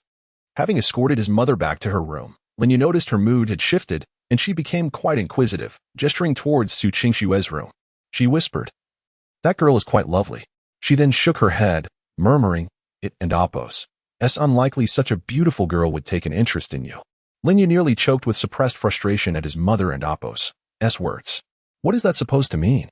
Why would you say that about your own son? Knowing his mother and Appos' temperament, Lin Yu feared she might secretly confront Su Qingxue, so he stayed awake until she fell asleep before considering his own rest. Upon entering the living room, Lin Yu exhaled deeply. Despite his efforts to reassure his mother, he was still seething. A hint of disdainful amusement flickered across Lin Yu and Appos' lips. Shaking his head, he looked at the humble sofa and sighed, "My trusty companion, you'll have to do for tonight." No sooner had Lin Yu spoken than Su Qingxue peeked out, her gaze fixed on him, as if grappling with an internal conflict. "Not one to miss an opportunity," Lin Yu teased. "What and Appos? That's wrong. Can and Appos sleep? Need me to keep you company?" Su Qingxue rolled her eyes, replying, "I just feel a bit guilty. It's quite cold outside. Why don't you come into the room and sleep on the floor? At least it won't be so chilly." Lin Yu was surprised that Su Qingxue was genuinely inviting him into the room. "Don't get any ideas. I just feel bad for taking your bed while being a guest in your home. Just a little bit," she added, demonstrating the small amount with her fingers. After a moment's contemplation, Lin Yu gathered the bedding from the sofa and entered the room. Upon arriving, he tossed the bedding onto the floor, preparing to sleep. "Remember, if you try anything, I'll call your mother," Su Qingxue warned, glaring at Lin Yu. Lin Yu nodded in acknowledgement, then covered himself with the blanket, pulling it over his head, and promptly fell asleep. Observing Lin Yu and Appos' docile behavior, Su Qingxue turned off the light and went to bed. Just as Lin Yu entered the room and closed the door, Lin's mother stealthily opened her door, glanced into the living room, and, finding it empty, cast a knowing look towards Su Qingxue and Appos' room before retreating with a smile and closing her door. The mornings in the countryside possessed a unique tranquility, free from the clamor of urban life, punctuated only by the sounds of roosters crowing and dogs barking. As dawn broke, Lin Yu awoke. Observing that Su Qingxue was still sound asleep, he quietly gathered his bedding and returned to the living room. As he opened the door, he found his mother already seated in the living room. Lin Yu stared at his mother in awkward silence, beads of sweat forming on his forehead. Not expecting her to be up so early. I and Appos, go prepare breakfast. What kind of noodles would you like, mother?" he stammered, hurrying away, hoping to avoid any prying questions. Amused by Lin Yu's guilty demeanor, Lin's mother chuckled to herself. After preparing the noodles, Lin Yu asked his mother to start eating while he went to wake Su Qingxue for breakfast. After rising, Su Qingxue freshened up and heartily devoured the noodles. While eating, Lin Yu told his mother, "The reason I and Appos returned is that I and Appos found a way to treat your illness." Hearing Lin Yu and Appos' words, a glimmer of hope flickered in Lin and Appos' mother and Appos' eyes, only to quickly fade. "It must cost a fortune. Don and Appos, waste your money. Save it for a house," she said quietly. Lin Yu had only told his mother that Zhang Qian had cheated on him, not daring to reveal that Zhang Qian had taken all his money. Fearing she wouldn't be able to bear the news, Lin Yu quickly reassured her, "It's just a prescription I got from an old traditional Chinese medicine practitioner. It's quite affordable." But I and Appos heard it, and Appos very effective. Hearing that it was Chinese medicine and inexpensive, Lin and Appos' mother nodded. "Don and Appos, worry. You and Appos, get better," Lin Yu encouraged. After breakfast and washing the dishes, Lin Yu took out the medicinal herbs to process. Drying, washing, and grinding them occupied him for the entire morning, completing the first stage of preparation. Meanwhile, Su Qingxue and his mother went for a walk. As the day progressed, Lin Yu had prepared lunch. After reheating the dishes, he noticed that his mother and Su Qingxue hadn't returned. Lin Yu sensed that something was amiss. He picked up a few stones from the ground and began to divine, eventually pinpointing their location and immediately rushing out to search in that direction. Lin Yu searched far and wide, nearing the edge of the village, before spotting the two figures. Su Qingxue was huddled behind his mother, while several men leered at Su Qingxue. Seeing this, Lin Yu rushed forward to investigate. Upon reaching his mother and Appos' side, Lin Yu recognized the men and frowned slightly. They were notorious bullies from the surrounding villages, peeping at widows bathing, harassing young women, and extorting protection money were among their misdeeds, stopping just short of murder and arson. However, due to the fact that the leader, Zhang Dahu, had a father who worked in the town government, and the others were impoverished households. People were afraid to speak out, allowing them to run rampant. If they were to truly offend these men, it would be a great ordeal. Well, who do we have here? It's Lin Yu, who dumped his girlfriend after hooking up with a sugar mommy. Zhang Dahu, the ringleader, taunted as he saw Lin Yu approaching. They were of similar age. And Lin Yu had often been bullied by Zhang Dahu in his youth. What I do is none of your business, Lin Yu retorted calmly. Hearing Lin Yu and Appo's words, the men erupted in laughter. Who does this guy think he is? He's just a gigolo who lives off a rich woman. How dare he act tough in front of me? Does he have a death wish? Tiger, I think this kid's been tortured into idiocy by his sugar mommy. I heard those rich people in the big cities like to use whips and candles. Yeah, I and Amp, Appo's, V heard about that too. Lin and Amp, Appo's mother, witnessing her son and Amp, Appo's emergence, hastily pulled Lin Yu back, fearing harm from the thugs before them. Zhang Dahu, his gaze fixed on Su Qingxue, then declared, I and Appo's am feeling generous today. So I won't bother with you, you kept man. Be off with you, and don't hinder my affairs. Lin Yu understood the situation. Realizing the age-old adage that beauty invites trouble held true, Zhang Dahu shoved at Lin Yu, attempting to push him aside, but found him immovable. Zhang Dahu, enraged, confronted Lin Yu. What? Trying to obstruct me? Dawn and Amp, Appo's, do you think that just because you and Amp, Appo's, VE latched onto a sugar mama you can act high and mighty in front of me? Have you even looked in a mirror? Or is this the sugar mama you've been keeping? No wonder you dumped your girlfriend. This explains everything. One of the local ruffians beside Zhang Dahu chimed in. Tiger, Dawn and Appo's, waste words on this kid. Let and Appo's drag him away so you can take care of business first. Afterward, we can have some fun. Never seen such a beautiful woman. Without waiting for Zhang Dahu's approval, they reached for Lin Yu, captivated by Su Qingxue's beauty, surpassing even the celebrities they saw on television. Lin's mother, seeing them lay hands on her son, instinctively moved to protect him, but Lin Yu stepped forward first. He seized their outstretched arms, and the two men felt as if their hands were caught in vices, collapsing to the ground in agony. Squawking like a farmer struggling with a duck. Let go, it's breaking. One cried out. Zhang Dahu turned and roared, Lin Yu, release them now, or I'll make sure you suffer a fate worse than death. Lin Yu released them, but the two men had already fainted from the pain. Lin Yu, smiling, told Zhang Dahu, get them to the hospital quickly, or they might not be able to reattach their arms. Zhang Dahu, eyeing his unconscious underlings, narrowed his eyes, pondered for a moment, then ordered his men to carry them away toward the town and Appo's hospital.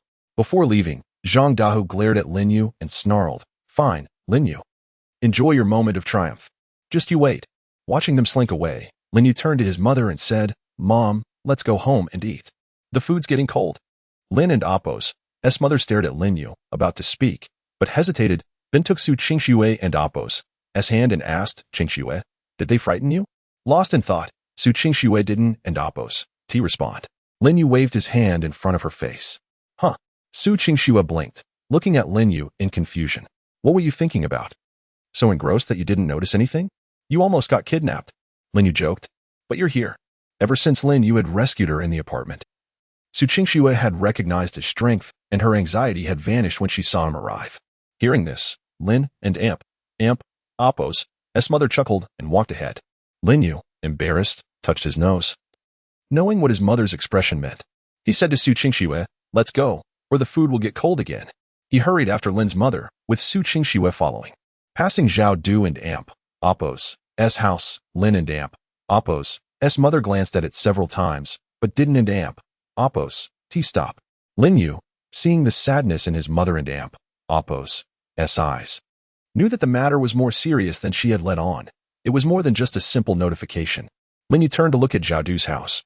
His eyes filled with shadows. Back home, Lin Yu reheated the meal, and they began to eat. After dinner, Su Qingxue insisted on washing the dishes, and Lin Yu began his mother and Appo's treatment. He pretended that an old traditional doctor had taught him a set of massage techniques, using his spiritual energy to open his mother and Appo's pores, preparing her for the medicinal bath and facilitating detoxification. The session left Lin Yu exhausted. Although he meditated whenever he had time, his spiritual energy was still weak. He lamented the lack of time, wishing he could find spiritual fruits or ancient artifacts. as described in the inheritance, to enhance his spiritual power. Spiritual fruits were beyond reach, but he could try searching for ancient artifacts in the antique market.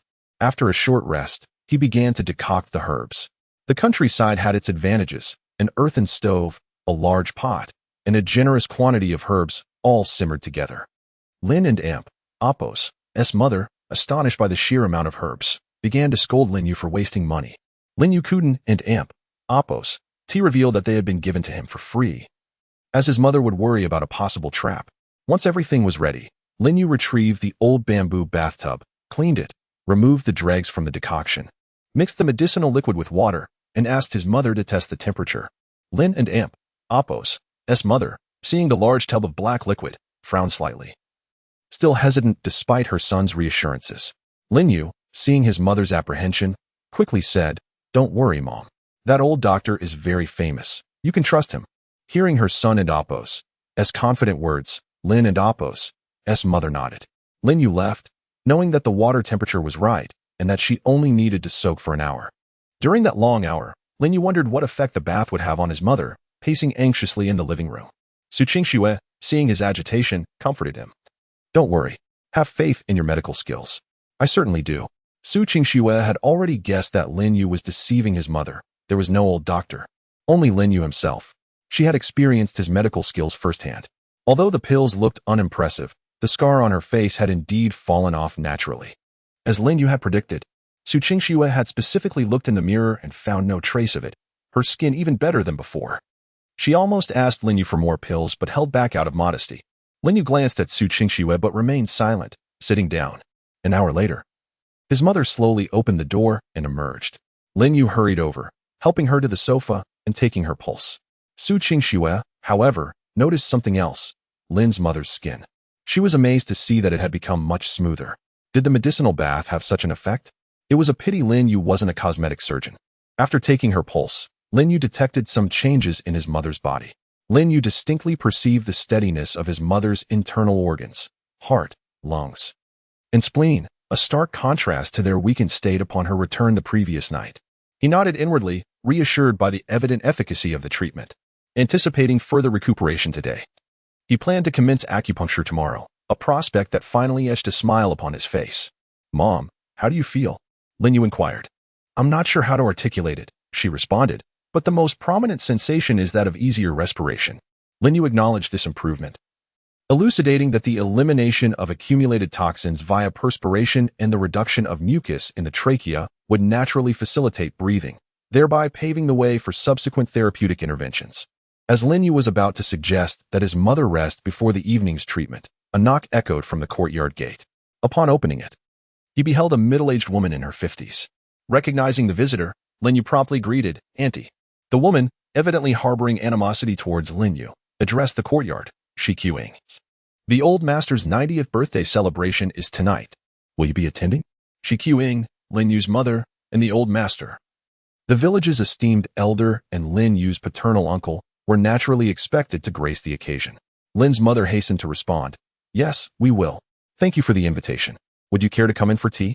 Casting a disdainful glance at Lin Yu, the aunt waved her hand dismissively. "I have other matters to attend to. I must be on my way." With that, she scurried off. Observing this behavior, Lin Yu surmised that the Zhao family had been actively propagating disparaging rumors about him, intensifying his resolve to address their machinations. Aware of the implication behind the aunt's demeanor, Lin's mother turned to Lin Yu, saying, "Don't overthink it, Linzi. Your aunt meant nothing by it. I understand. I and Apos am not dwelling on it," Lin Yu reassured her. Sensing an opportunity, Lin and Apos' mother tentatively inquired, "Would you like to attend tonight?" "Of course," Lin Yu affirmed resolutely. Now that I and Apos returned, failing to attend would only validate the false accusations. "I may not care, but mother does. The honor of the Lin family must not be tarnished by such slander." A flicker of determination ignited in his eyes. Lin's mother nodded, then cautioned, "Remember, avoid any disturbances. Simply clarify the situation. Tonight is your great-grandfather's birthday. Rest assured, I'm not a child. I'm capable of handling this," Lin Yu reassured her with a confident gaze. He then turned to Su Qingxue, "Would you care to accompany me? If not, I'll prepare dinner for you at home." Hesitantly, Su Qingxue inquired, "Would it be appropriate for me to attend? I'm an outsider, after all."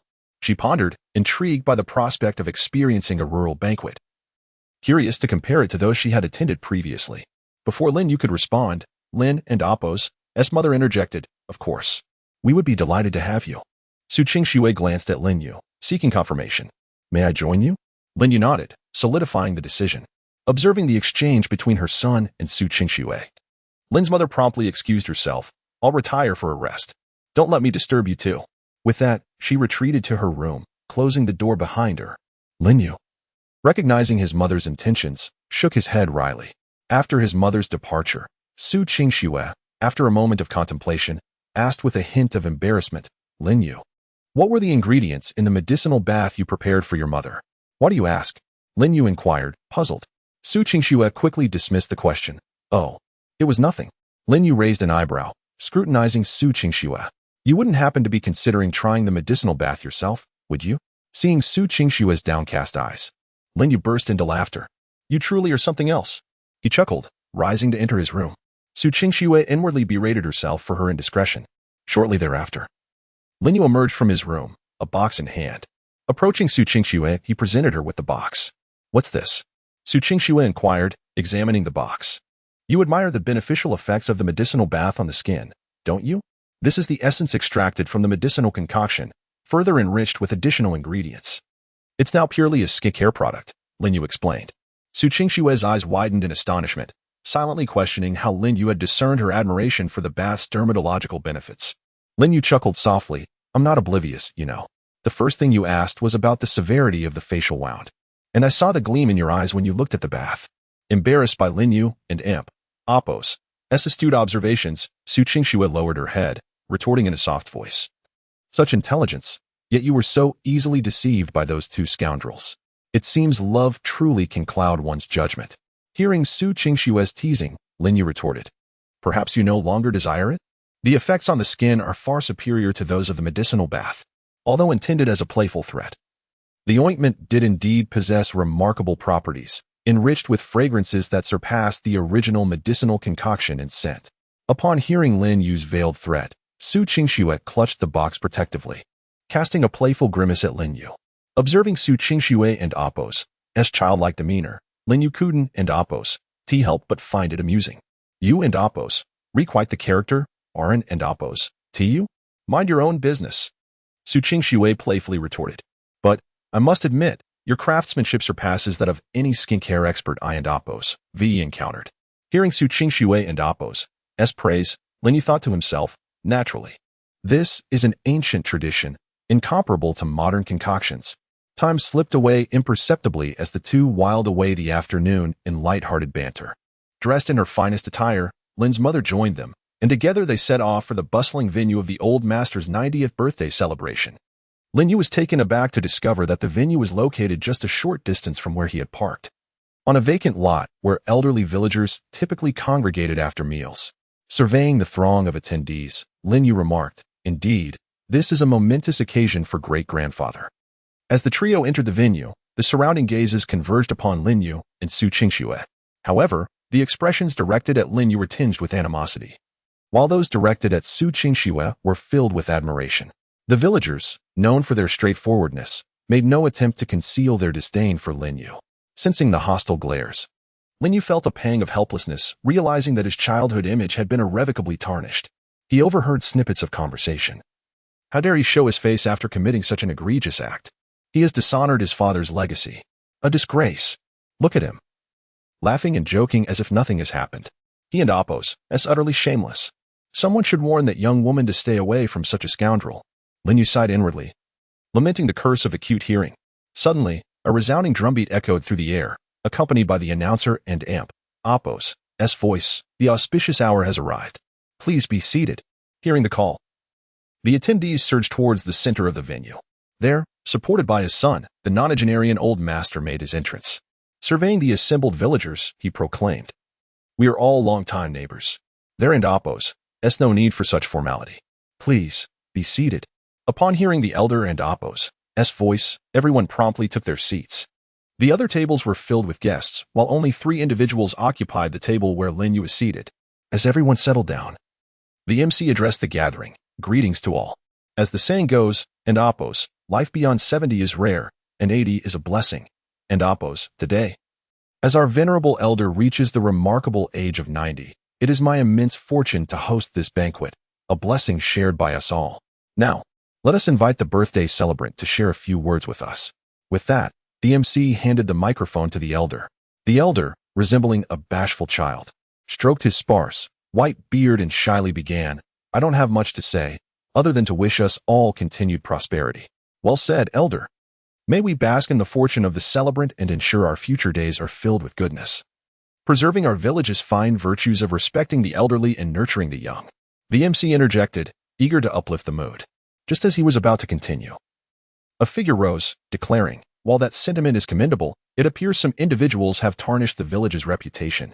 To everyone's surprise, it was Zhang Da speaking, his gaze fixed intently on Lin Yu. Zhang Da, who had rushed to the town hospital, only to learn that his younger brother's hand could not be saved. Knowing it was the elder and Amp, Oppos' birthday, he took a chance to see if Lin Yu would dare attend the celebration, and indeed, his presence was noted. Witnessing Lin Yu laughing and chatting with Su Qingxue earlier, and recalling the heartbreaking scene of his two younger brothers in tears at noon, Zhang Da felt a surge of anger. Thus, he seized the opportunity to undermine Lin Yu. Upon hearing his words, the crowd turned their attention toward Lin Yu and Amp, Oppos' table. Zhang Da first bowed to the elder and continued, "I wish to extend my blessings to the elder. Despite today being a celebration, I must speak my mind. For I am candid by nature. I trust the elder will not hold it against me. As the MC said, we must respect our elders and cherish our youth. Yet some have committed acts that draw the ire of both gods and men. After aligning with a wealthy woman, he cast aside his girlfriend, even bringing her along to humiliate her, driving her to despair. Isn't that right, Lin Yu?" At this, Lin Yu's mother could no longer contain herself. Ignoring the significance of the occasion, she sprang to her feet, exclaiming, "You dare slander my son.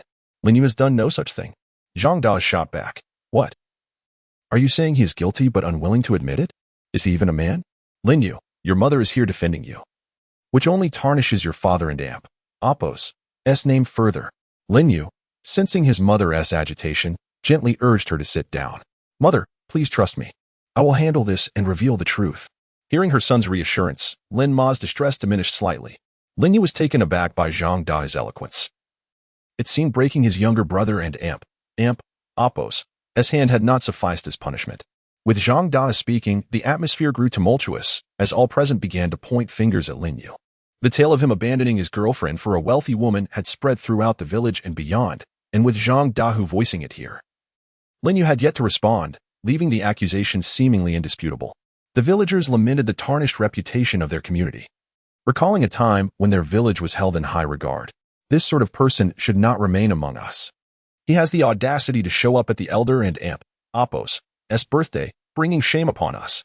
The MC, taken aback by the unexpected turn of events, quickly regained composure, declaring, "Today is a celebration of the elder's life. Let us remain calm and address other matters at a later time. The elder's birthday is of utmost importance." However, Zhang Da was unrelenting. "I believe discussing this matter on such an occasion is entirely appropriate, for the elder deserves to address it." The MC, visibly uncomfortable, glanced at the elder for guidance. The elder, hearing the commotion, took the microphone, cleared his throat, and said, "May I have your attention, please? I would like to say a few words." As silence fell, he continued, "The truth of this matter remains unclear for now. But we all know the character of Lin Yu and Oppos' father, and I have watched Lin Yu grow up. I believe he is not capable of such actions. Since he is present, let him explain himself. If he is indeed guilty of these accusations, then our small village cannot harbor him." Lin Yu felt a flicker of solace at the elder's words. He did not seek help from others, but wished for no one to attack him unjustly. He slowly rose, bowing respectfully to the elder. "Thank you for your trust, venerable elder. I assure you, I shall not disappoint you. This is a painful matter I would prefer to avoid. But some individuals seem intent on dragging me down." As Lin Yu spoke, he directed his gaze toward Zhao Du's mother. Upon catching his eye, she leapt to her feet, pointing an accusatory finger at him. "What do you mean by that? Are you suggesting I am slandering you? My son has told me everything you have done. I must have been blind to let my son associate with you." Lin Yu regarded Zhao Du and Oppos' mother with a bittersweet expression and slowly retrieved his phone. "In this setting, I initially wished to spare you some embarrassment, but if you insist, I shall oblige." He pulled up the chat history with Zhang Qian. revealing sparse exchanges primarily concerning salary inquiries and payment records. Having transferred his earnings to support his mother, the remainder had gone to Zhang Qian. Lin Yu calmly stated, "Every month, aside from what I send home, I have transferred all my salary to Zhang Qian. The records speak for themselves. Yet, Zhang Qian has used my funds to live with Xiaodu and even invested my money in a business. I have been treated as a fool. Upon discovering their affair, they assaulted me, and it was this friend who saved me. Otherwise, I would not be standing here today. Now they turn against me." He continued, "I worked tirelessly for what? To marry and fulfill my mother's wishes. Yet Xiaodu has the audacity to treat me this way and shamelessly claim it was my choice." As Lin Yu recounted his tale with an air of composure, the audience was visibly shaken, moved by his plight. Is this even human behavior? It seems we have wronged Lin Yu. We should never have doubted the integrity of the Lin family. I will apologize to Lin Yu and his family. Is there truly such a person? It's utterly disgusting to bully someone who has remained silent, only to turn on them later. Listening to the surrounding clamor, Xiaodu's mother abruptly stood up, exclaiming with vexation, "What can you prove with mere chat logs? Stop with these slanderous accusations, or I'll sue you for defamation." Lin Yu scoffed softly, proceeding to locate Xiaodu and Appo's WeChat profile and initiate a video call. After a moment of ringing, the call connected, as if after considerable deliberation. Upon seeing the call connect, Lin Yu immediately activated the speakerphone. Noticing Lin Yu, Xiaodu smirked maliciously and quipped, well, if it isn't the kept boy toy of a sugar mama, what's wrong? Don't tell me you actually believe you can live off a rich woman forever? Once the sugar mama is done playing around, you and Appo's be back to square one. And then I and Appo's deal with you." Seeing Lin Yu remain silent, Xiaodu pulled Zhang Qian, who was sitting next to him, into view. Continuing to provoke Lin Yu, he said, "Look, your girlfriend, or rather, your ex-girlfriend, is quite comfortable in my arms." He then began to passionately kiss Zhang Qian, exclaiming, "The taste is truly exquisite." Lin Yu grinned, unfazed by Xiaodu's taunts, and turned the phone screen to face the assembled relatives and friends, particularly Xiaodu's mother, having already been incensed by the voices on the phone. The sight of the two behaving so shamelessly ignited a conflagration of fury within the crowd. Xiaodu, upon seeing the faces of those present in the video, was dumbfounded. He never anticipated that Lin Yu would reveal the matter in such a setting. From what he knew of Lin Yu, even if he spoke up, he would be too embarrassed to do so publicly and would only discuss the matter privately with his mother. Hence, he had preemptively swayed his mother to distrust Lin Yu's words. The old patriarch, witnessing the scene in the video, was livid, slamming his hand on the table, his voice trembling with indignation. Truly disgraceful.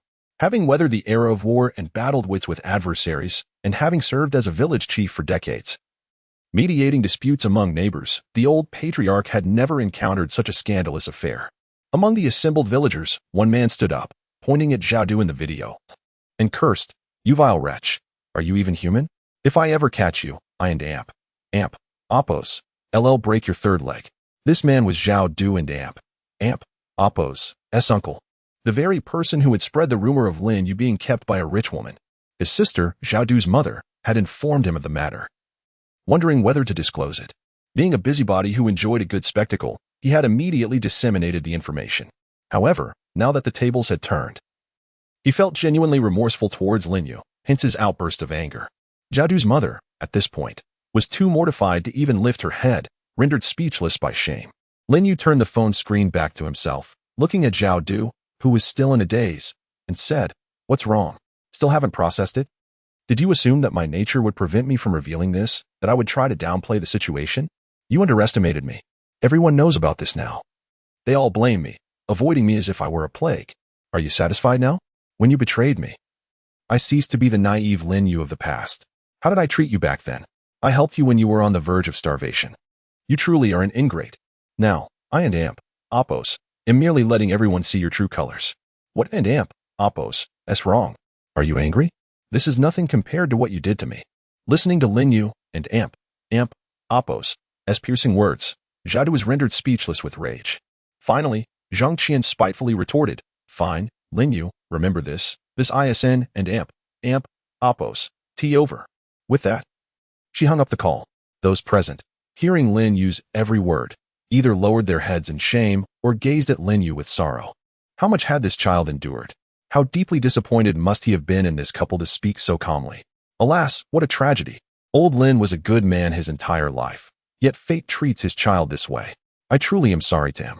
I spread the rumors without thinking. Zhang Dahu also never expected such a reversal. Lin Yu had not only avoided being resented, but had become a figure of pity, with everyone offering comfort. Lin Yu's mother, who had been tightly gripping his hand, preventing herself from standing up, felt as if her heart was being lacerated by knives upon hearing the extent of her son and Apos' suffering. Had Zhao Du been present, she would have attacked him without hesitation. Su Qingxue, although already aware of the situation, felt a pang of bitterness upon hearing the words again. Lin Yu turned to Zhang Dahu and asked, "Are you satisfied?" The guests, their emotions still raw, immediately turned their attention to Zhang Dahu. It was Zhang Dahu who had brought up the matter. He had always been a bully, with a terrible reputation in the village. In the past, people had tolerated him due to relationships, and because he only targeted individual households. But now, he had offended the entire community in public, becoming the target of everyone and Apos' ire. The old patriarch slowly rose to his feet. "Ahem, Zhang Dahu, you are not welcome here. I Don and Apos, take care whose son you are. You caused a disturbance at my birthday celebration. Leave now, or Don and Apos, blame me for being impolite." As soon as the old patriarch finished speaking, all the guests stood up, glaring menacingly at Zhang Dahu. Hearing the old patriarch's words, Zhang Dahu nodded and slowly walked out of his seat.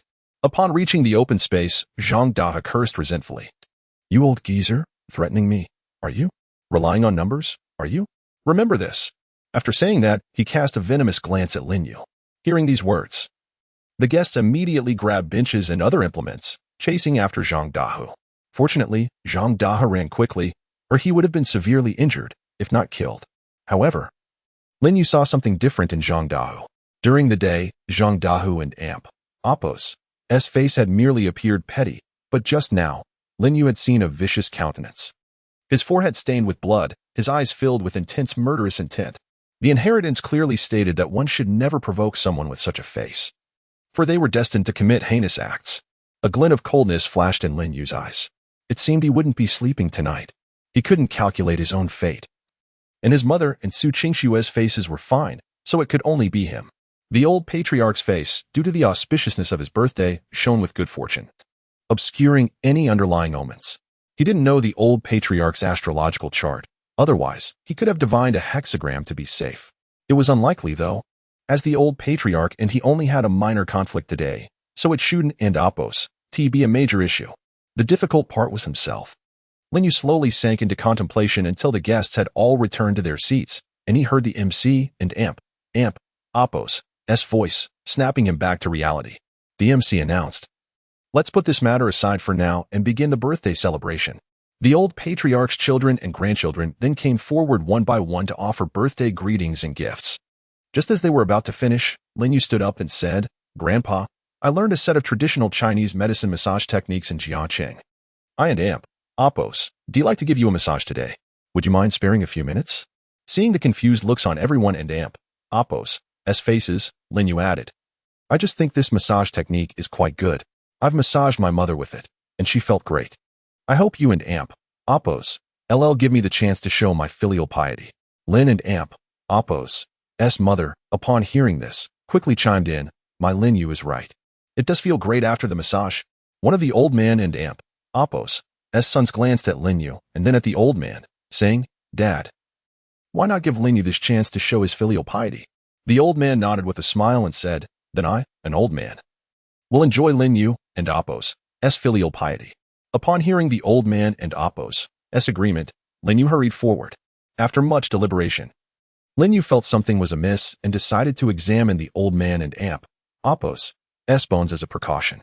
Lin Yu approached the stage and began by channeling his spiritual energy to massage the old man and Apos' back, infusing his organs with vitality.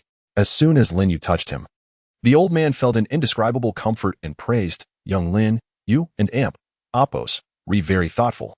Your massage technique is indeed excellent. You flatter me, grandfather. It's your body that's in good shape," Lin Yu replied.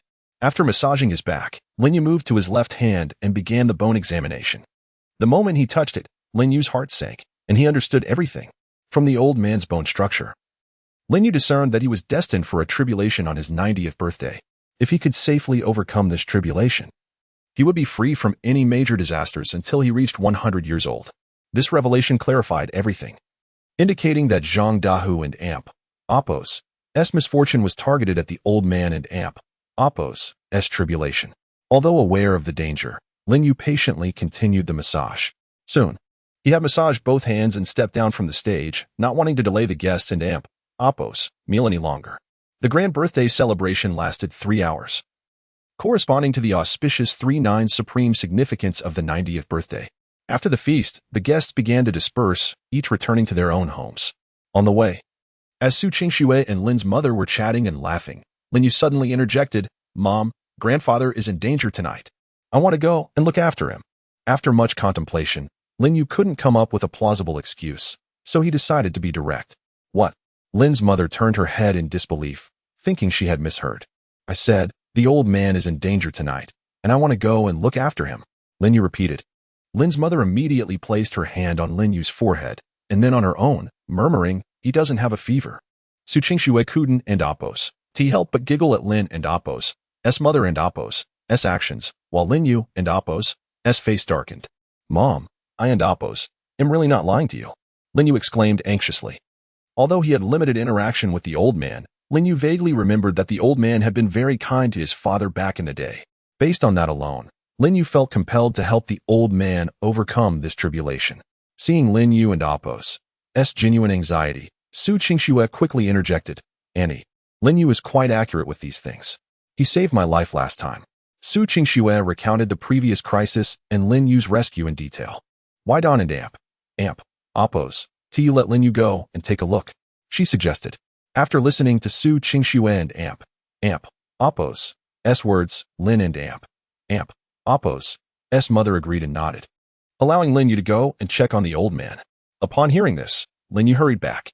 After his bone examination, he had infused the old man and Amp Apos S body with spiritual energy, establishing a faint connection. Just now, this connection had intensified, causing Lin Yu a sense of unease, hence his urgency. Watching her son's anxious demeanor, Lin's mother shook her head helplessly and said to Su Qingxue, "My Lin Yu is just like this, too impetuous in his actions. You'll have to bear with him in the future." Hearing this, Su Qingxue's face flushed crimson. She couldn't possibly misunderstand Lin's mother's obvious implication. Su Qingxue quickly clarified, "Auntie, we're really just ordinary friends. You're friends now, but who knows what might happen in the future," Lin's mother said with a smile, observing Su Qingxue's reaction. As Lin Yu was running back, he encountered Zhaodu's mother. Zhaodu's mother grabbed Lin Yu's arm and said apologetically, "Young Lin, I'm truly sorry for what happened.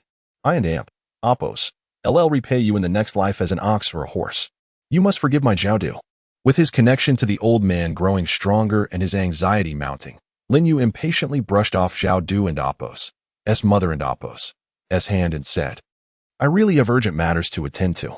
Let and Apos S discuss my issues with Zhaodu later." After shaking her off, Lin Yu continued toward the birthday venue.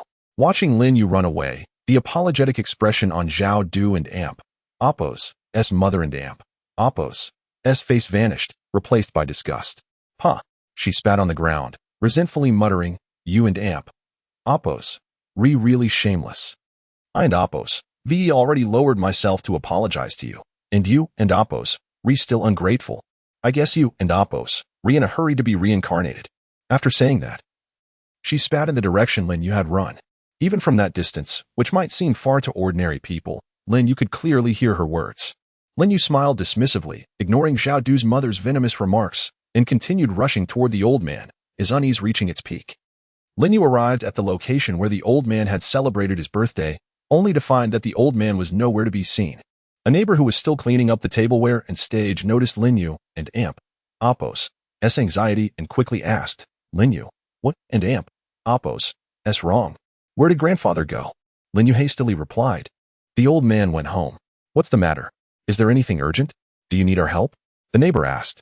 Lin Yu quickly waved his hand and said, "It's nothing. I just forgot something and wanted to ask grandfather about it. I and Apos LL go find grandfather first, and we and Apos LL talk later." After saying that, Lin Yu bid farewell and ran toward the old man's house. Moments later, Lin Yu finally arrived at the old man's residence.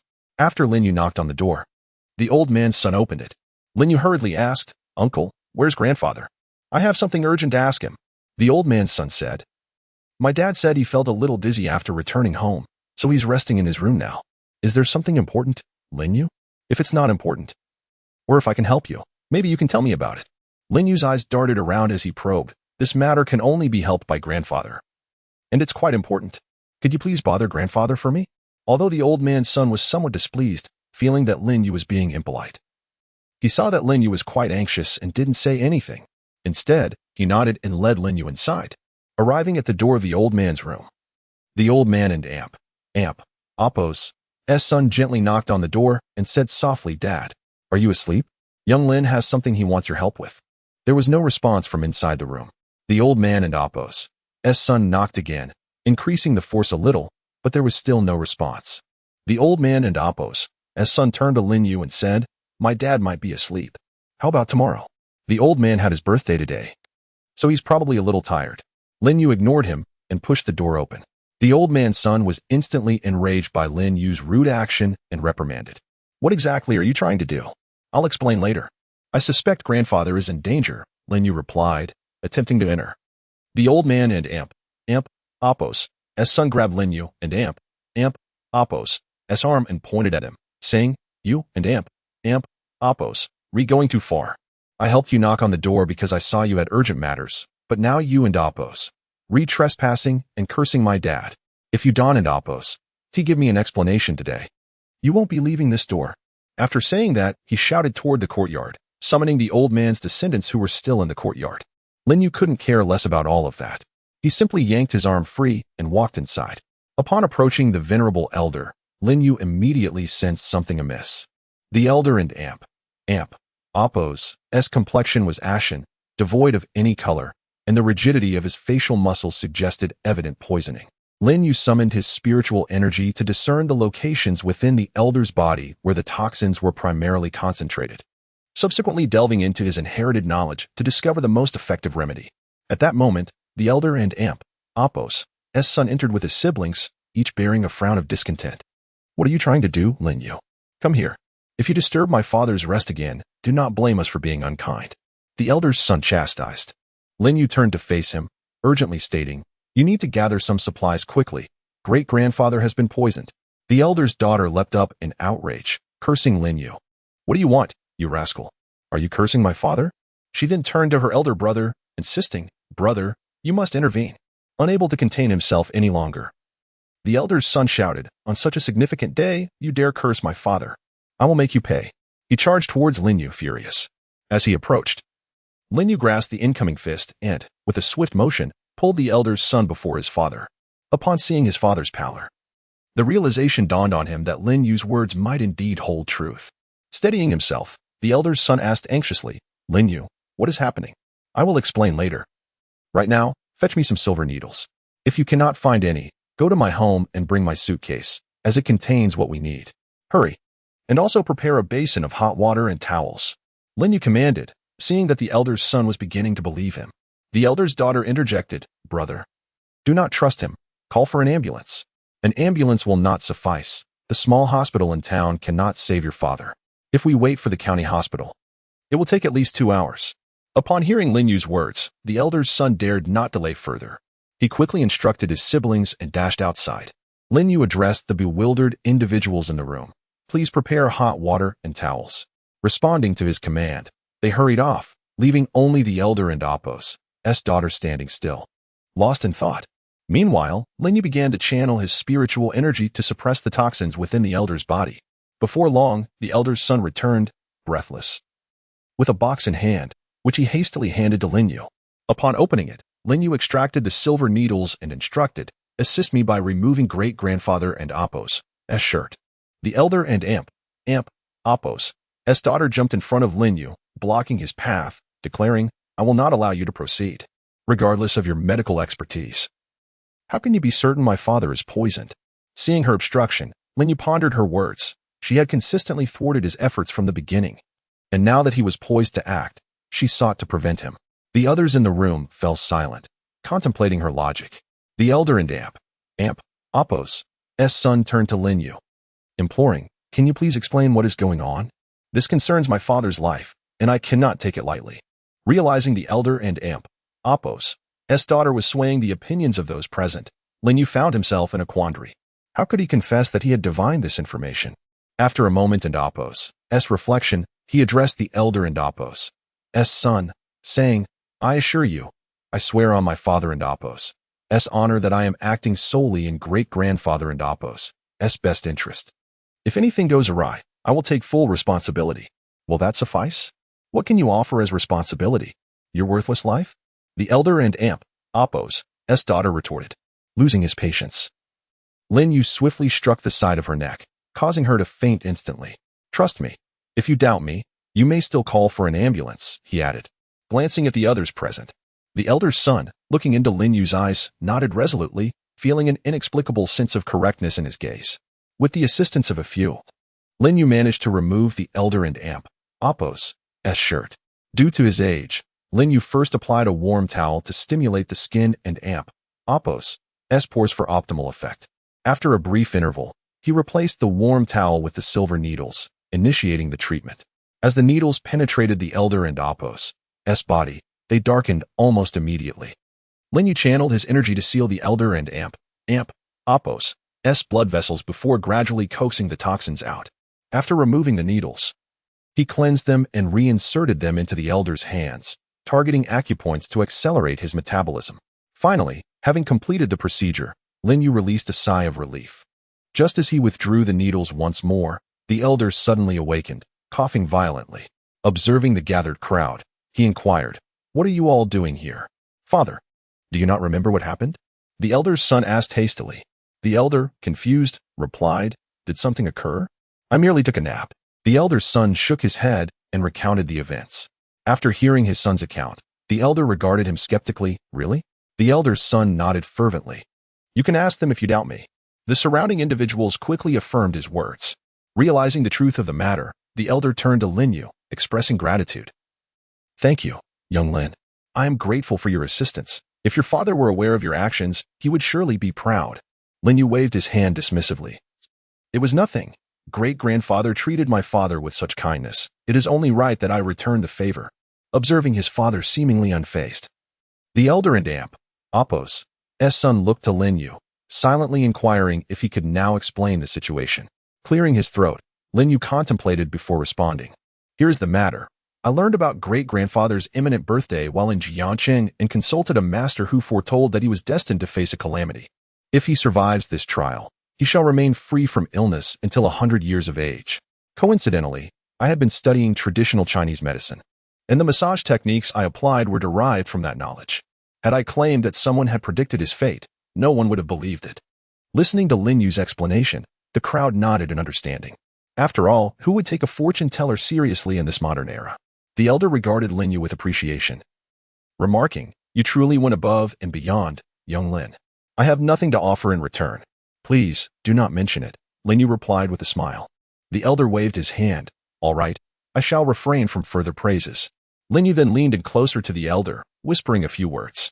As the old gentleman's expression shifted abruptly, it seemed he comprehended something profound, followed by a bitter sigh. Lin Yu promptly requested paper and pen from the old man's son, inscribing a prescription and advising, Please prepare the medicine as instructed here, 3 times a day, ideally consumed half an hour to an hour after meals. Although Lin Yu had expelled the toxins from the old man's body in a remarkably brief span, a few remnants had still infiltrated his organs and could only be eliminated through the old man and Apos' metabolism. While there was no immediate danger, hastening the expulsion would be preferable. It was not that Lin Yu lacked the capability to remove the toxins lodged in the organs. Rather, his current strength was insufficient. With his current spiritual energy, he could only achieve this at a significant personal cost. Observing the old man's demeanor, Lin Yu remarked, You likely have an idea of who is responsible, so I shall refrain from elaborating further. I cannot interfere, and thus, I bid you farewell. He then proceeded towards the exit.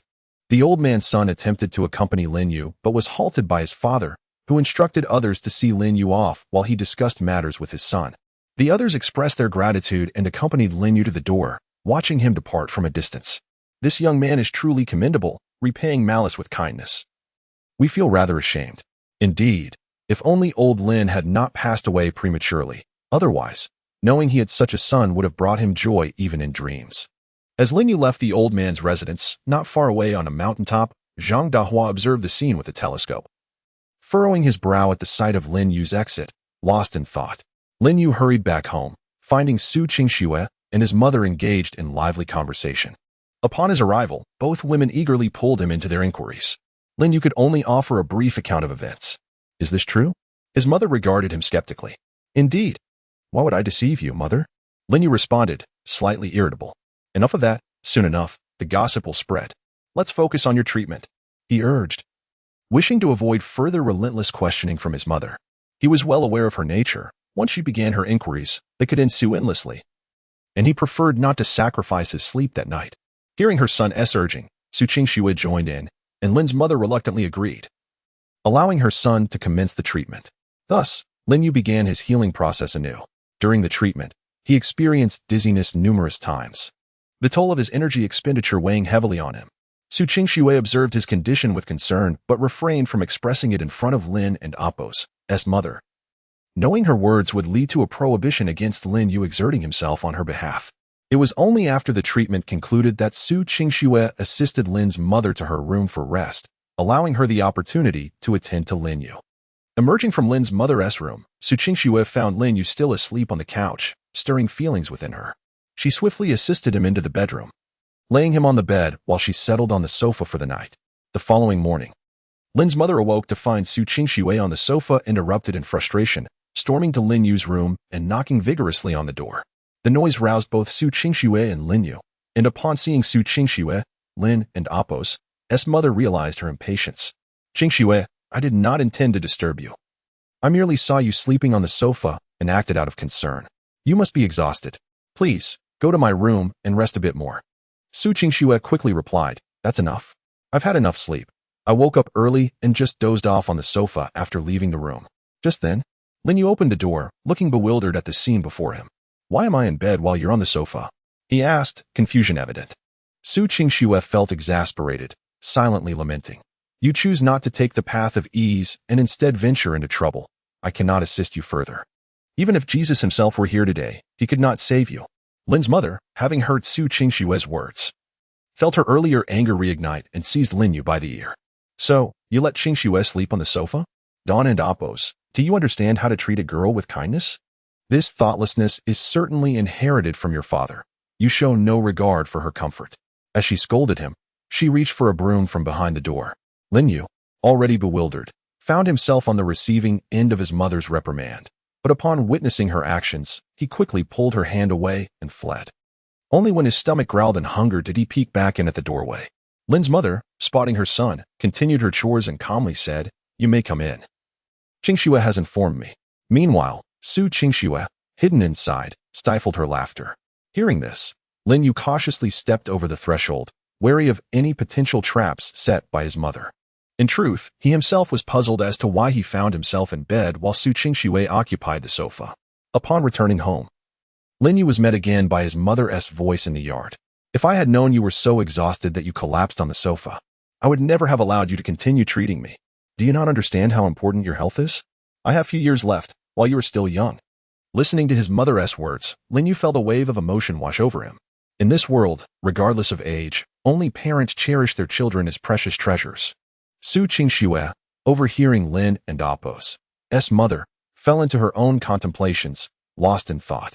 After lunch, Lin Yu treated his mother with acupuncture once more, and upon completing another session, they could begin administering medication. After the acupuncture, Lin and Apos' mother decided to take a walk outside to avoid being a disturbance to Su Qingxue and Lin Yu. Finding herself bored at home, Su Qingxue inquired whether Lin Yu knew of any interesting places or scenic spots to visit. Lin Yu gave her a sidelong glance, but then recalled a mountain he used to climb with friends as a child, home to a temple named Bayan Temple, where an old Taoist priest would often greet them with food and water. Lin Yu vaguely remembered that every time they visited, they would ask the old priest if he was waiting for his master, to which he would only smile and shake his head, replying that he was still waiting. The initial inquiry had stemmed from one of their group asking what the old man was doing there. So, after that, whenever Lin Yu and his friends climbed up, they would inquire about the old priestess master. Years had passed, and Lin Yu wondered about the old man's well-being. Shaking his head to clear his thoughts, he turned to Su Qingxue and said, There is indeed a place worth visiting. It may not be a tourist attraction, but the scenery is splendid. Would you care to join? However, it does require some climbing. Upon hearing there was a place to visit with beautiful scenery, Su Qingxue eagerly nodded in agreement. Thus, Lin Yu grabbed 2 bottles of mineral water and some snacks before setting out with Su Qingxue. The two chatted and laughed along the way, appearing as a sweet couple under the gaze of passersby. Eventually, they arrived at the foot of Baiyun Temple, where Lin Yu grinned at Su Qingxue and said, "Well, do you think you can manage this?" As Su Qingxue gazed at the towering peak, a sense of trepidation washed over her, yet she mustered the courage to assert, "Please do not underestimate me." With that, she took the lead in their ascent. Lin Yu couldn't and oppose. T helped but exclaim, "Truly tenacious," and promptly followed suit. Initially, Su Qingxue was animated, exchanging laughter and banter, but as they progressed, she fell silent to conserve her energy. Eventually, overwhelmed by exhaustion, Su Qingxue, breathless, turned to Lin Yu and declared, "I need water." With a cheerful expression, Lin Yu opened the bottle of mineral water in his hand and handed it to her. Su Qingxue seized the bottle and began to gulp down the refreshing liquid. The swift cascade of water trickled down her chin, coursing through her hair and soaking into her clothing. Given the sweltering heat of the day, Su Qingxue's attire was quite light, and as the water streamed over her, it became almost translucent, revealing her delicate skin beneath. Lin Yu, unable to suppress a gulp, averted his gaze, feeling the heat of the moment.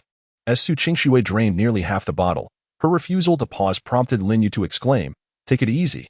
Otherwise, you might find yourself in a predicament later." At his words, her already flushed cheeks deepened in color, and with a playful pout, she glared at him. "I won't oppose. Talk to you anymore," she retorted. Unable to find a more suitable comeback, Lin Yu awkwardly rubbed his nose, perplexed about where he had gone wrong, and hurried to catch up with Su Qingxue as she resumed her ascent. Throughout their journey, Lin Yu offered to carry her several times as he noticed her nearing her limits. After much hesitation, Su Qingxue ultimately accepted his assistance. Despite feeling on the brink of fainting, she relied on her indomitable spirit and persevered to reach the dilapidated Baiyun Temple. After a grueling afternoon, Su Qingxue stood before the abandoned temple, relishing the refreshing breeze that enveloped her. Meanwhile, Lin Yu contemplated the desolate sight, pondering whether the old Taoist had awaited the return of his master and fellow disciples, and if he still lingered in this world. Suddenly, Su Qingxue broke the silence. Enjoying the cool air, she asked, "Lin Yu, do you think all parents in the world regard their children as treasures, just like my mother does?" Lin Yu found himself momentarily stumped by her unexpected query. After a moment of contemplation, Lin Yu spoke, "Not necessarily. When I first entered the jewelry sales industry, I encountered a mother and her daughter. The mother was using the daughter's betrothal money to purchase jewelry, while the daughter desperately pleaded for her mother to return the money. Later, we discovered that by giving the betrothal money, the daughter was to be wed to a man she had never met, who was also significantly older than her. Isn't that akin to selling one's daughter?" There was no consideration for the daughter's feelings whatsoever. Ultimately, she watched in despair as her mother spent the entirety of the betrothal money on jewelry.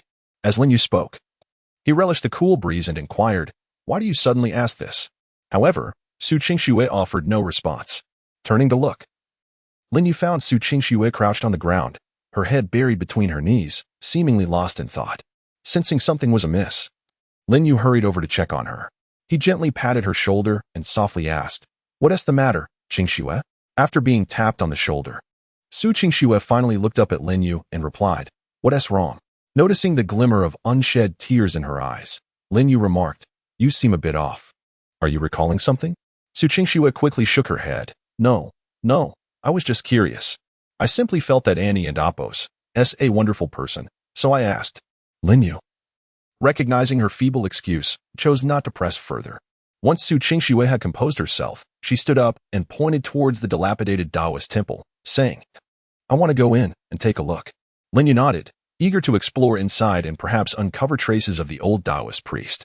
As a child, he hadn't appreciated much, but upon entering society, he realized how much the old priest had imparted to them. Together, they entered the temple, where weeds had overgrown, clearly indicating a long absence of visitors. Lin Yu first approached the statue of the three pure ones and cleared away some debris before beginning to pray earnestly. When Lin Yu received his inheritance, he began to believe in the once elusive deities.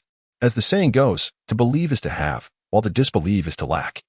Having witnessed the truth, his reverence only deepened. Watching Lin Yu, Su Qingxue also approached the statue to pray, remaining silent for a long time. After his prayers, Lin Yu began to explore the surroundings, recalling that he had only entered this temple a handful of times as a child, and at that time, he had shown little interest in the solemn statues within. Now, as he gazed upon these familiar yet foreign scenes, a sense of nostalgia washed over him, tinged with melancholy for the believers of yore. Wandering about, Lin Yu found himself in the room where the old Taoist priest once resided. The humble space was covered in dust, furnished only with a wooden bed and a table. Suddenly, he noticed a book on the table. Approaching, he picked it up, dusting it off before beginning to leaf through its pages. It turned out to be a diary, signed by Li Yuantong. The entry read, "My master said he and his fellow disciples had to descend the mountain to handle some matters, leaving me to guard the temple alone. I asked when he would return, and he said he would come back in prosperous times. 8 years had passed since then, and the master still had not returned. Yet, I think I have begun to understand his words from back then. 15 years have passed, and the master remains absent. Although I know they cannot return, I cannot leave. As long as I am here, the incense and heritage will endure. Today, I met several interesting little ones. They seemed so lively." Lin Yu read through the diary, noting how the entries evolved from youthful naivety to a more vigorous tone over time. On the last page, he found the following line: "In prosperous times, Buddhism flourishes nationwide. While Taoism resides quietly in the mountains, in turbulent times, bodhisattvas remain indifferent, and Laozi wields his sword to rescue the world." Upon finishing, Lin Yu felt as if he had entered a realm devoid of others, witnessing the journey of Taoist priest Li Yuantong from childhood to old age. As if it were his own experience. Unbeknownst to him, his spiritual energy had been growing within. What a tumultuous era for the Taoists to descend and assist others in hardship, Lin Yu mused, finally understanding why his mother chose to believe in Taoism rather than Buddhism. He gathered the old priest and amp, Appo's diary and tucked it away, thinking that Li Taoist would not mind. It would serve as a memento for the descendants. After securing the diary, Lin Yu intended to explore further, but Su Qingxue found him and said, "Lin Yu," and he called, "She wants us to return for dinner." Lin Yu glanced at his phone and noticed 2 missed calls from his mother. Realizing he had spent over half an hour in the room, he quickly brushed off the dust from his clothes and exited the temple with Su Qingxue, heading home. At the mountain and Appo's edge, Lin Yu turned back for one last bow towards the temple, grateful for the wisdom gleaned from Li Taoist and amp, Appo's notes. The descent was effortless, and Su Qingxue, no longer in a state of embarrassment, soon arrived home together with him. Upon entering, they found that Lin Yu's mother had prepared dinner and was waiting for them. They quickly sat down to eat. At the table, Lin Ma remarked, "Have you heard? The old patriarch and amp, Appo's daughter has been cast out of the family. It and amp, Appo's quite strange, considering everyone knows he dotes on her the most." Lin Yu was not surprised. He recalled whispering to the old patriarch that toxins entered the body through alcohol. After all, the patriarch had not consumed alcohol for many years, and during his birthday celebration, only the daughter he cherished most had offered him a drink, which he had consumed. Su Qingxue, intrigued, eagerly asked, "Andy, please tell me more." Lin Ma then began recounting the news she had heard while out for a walk. Apparently, it was rumored that the patriarch and Appo's daughter had poisoned him, allegedly because someone coveted a piece of land owned by the patriarch, which he adamantly refused to sell. Consequently, that person approached the patriarch and Appo's daughter, and they conspired together. However, the identity of the buyer remained unknown. After sharing this, Lin Ma added, "We still don't know who wanted to buy the land." Upon hearing this, Lin Yu fell into deep thought, a flurry of ideas flashing through his mind. After dinner, he rose to clear the table while Su Qingxue followed his instructions, preparing the medicinal herbs Lin Ma would need that evening. Tonight, Lin Yu planned to administer acupuncture to his mother one last time before transitioning her to medication. As evening fell, Lin Yu commenced his mother's treatment once more. While channeling his spiritual energy for acupuncture, he noticed a significant increase in his own power, leaving him somewhat perplexed. Nonetheless, this was a positive development, as it would expedite his mother and amp, Appo's recovery and reduce her reliance on medication, a perfect balance, considering excessive medication could be harmful. After completing his mother and amp, Appo's treatment, Lin Yu promptly prepared a herbal concoction for her to take. Upon checking her pulse, he could tell that her condition had improved significantly. As long as she completed the remaining herbal treatments, her long-standing ailments could finally be eradicated. The duration of this treatment had been considerably shorter than Lin Yu had anticipated. After his mother took her medicine, Lin Yu escorted her back to her room to rest, while he returned to his own room to sleep on the floor, allowing Su Qingxue to take the bed. In the dead of night, amidst a haze of slumber, Lin Yu was suddenly stirred by a series of frantic cries. Lin Li was abruptly awakened, drawn by the source of a sound, only to discover that it was Su Qingxue murmuring in her sleep. Lin Yu approached, initially intending to pull up Su Qingxue's blanket, but noticed beads of sweat glistening on her forehead, her lips still whispering softly. He could only gently pat her to rouse her. Upon awakening, Su Qingxue gazed at Lin Yu with a dazed expression. Lin Yu hurriedly remarked, "It seems you had a nightmare. Are you all right?" As he spoke, he retrieved a tissue from the bedside table and handed it to Su Qingxue, urging her to wipe the sweat from her brow. As Su Qingxue sat up and accepted the tissue, she said to Lin Yu, "I'm sorry for disturbing you." "It's nothing. Just go back to sleep," Lin Yu replied, lying down once more. However, he distinctly sensed that Su Qingxue did not lie back down, lost in her thoughts. The next morning, Lin Yu awoke to find Su Qingxue absent from the bed, presumably already up. He left the room to freshen up. After completing his morning routine, he saw Su Qingxue emerging from her room with breakfast. Noticing her weary expression, he inquired, "You didn't sleep well last night, did you?" Su Qingxue shook her head, remaining silent. Lin Yu felt that something was amiss and boldly asked, "Qingxue, are we friends?" Su Qingxue was taken aback, not anticipating the question. But she responded, "Yes. Since we are friends, feel free to share anything with me. I might be able to help. Your demeanor suggests something is troubling you." Lin Yu continued. Su Qingxue shook her head, insisting that there was nothing wrong, explaining that she was simply exhausted from hiking the previous day. Seeing her reluctance to confide, Lin Yu chose not to press further and went to awaken his mother for breakfast. After the meal, Lin Yu shared his intentions with his mother, expressing his desire to have her move in with him for better care. Upon hearing this, Lin Ma immediately refused, stating, "I'm not going. I quite enjoy living in the countryside with my relatives. I can chat with them often. If I move to Jiancheng, I want to know whom to talk to." Realizing that his mother's decision was firm, Lin Yu nodded in acceptance. "Just don't worry about me. I wish to see you married soon," Lin Ma said. Casting a glance at Su Qingxue, who was washing dishes in the kitchen, she added with a whisper, "Qingxue is lovely. She has a good figure, perfect for childbearing. You should make an effort to see if she takes a liking to you." Upon hearing this, Lin Yu sprang up, eager to escape the conversation. Lin Ma continued to pursue him, saying, "Listen to your mother. It's the right advice. Put in some effort, or someone else might sweep her away. A girl like that is hard to find." Meanwhile, Su Qingxue, overhearing Lin Ma, felt her face flush, knowing well that the conversation was directed at her. After finishing the dishes, Su Qingxue exited the kitchen, only to bump into Lin Yu, both turning crimson in an instant. Lin Ma observed this and exclaimed, "Lin Zi, isn't Qingxue beautiful? My dear son, you're too shy. Let your mother assist you." Caught off guard by his mother's words, Lin Yu found himself at a loss for how to respond. Su Qingxue looked expectantly at him, curious about his answer. Ultimately, Lin Yu surrendered, ambiguously stating, "Does that even need to be asked?" Hearing this, Lin Ma inquired, "Qingxue, what do you think of my son Lin Zi?" Su Qingxue was taken aback, not expecting Lin Ma to press further. Now it was Lin Yu's turn to watch Su Qingxue with a smirk, as if to say, "Let us see how you handle this." Blushing, Su Qingxue replied, "Aunt, please don't tease us. We are truly just friends. I'm merely asking, not implying you have a different relationship. Do you?" Lin Ma seized the opportunity, launching a counterattack, realizing she had fallen into Lin Ma's trap. Su Qingxue and Lin Yu fled the scene, not daring to engage further.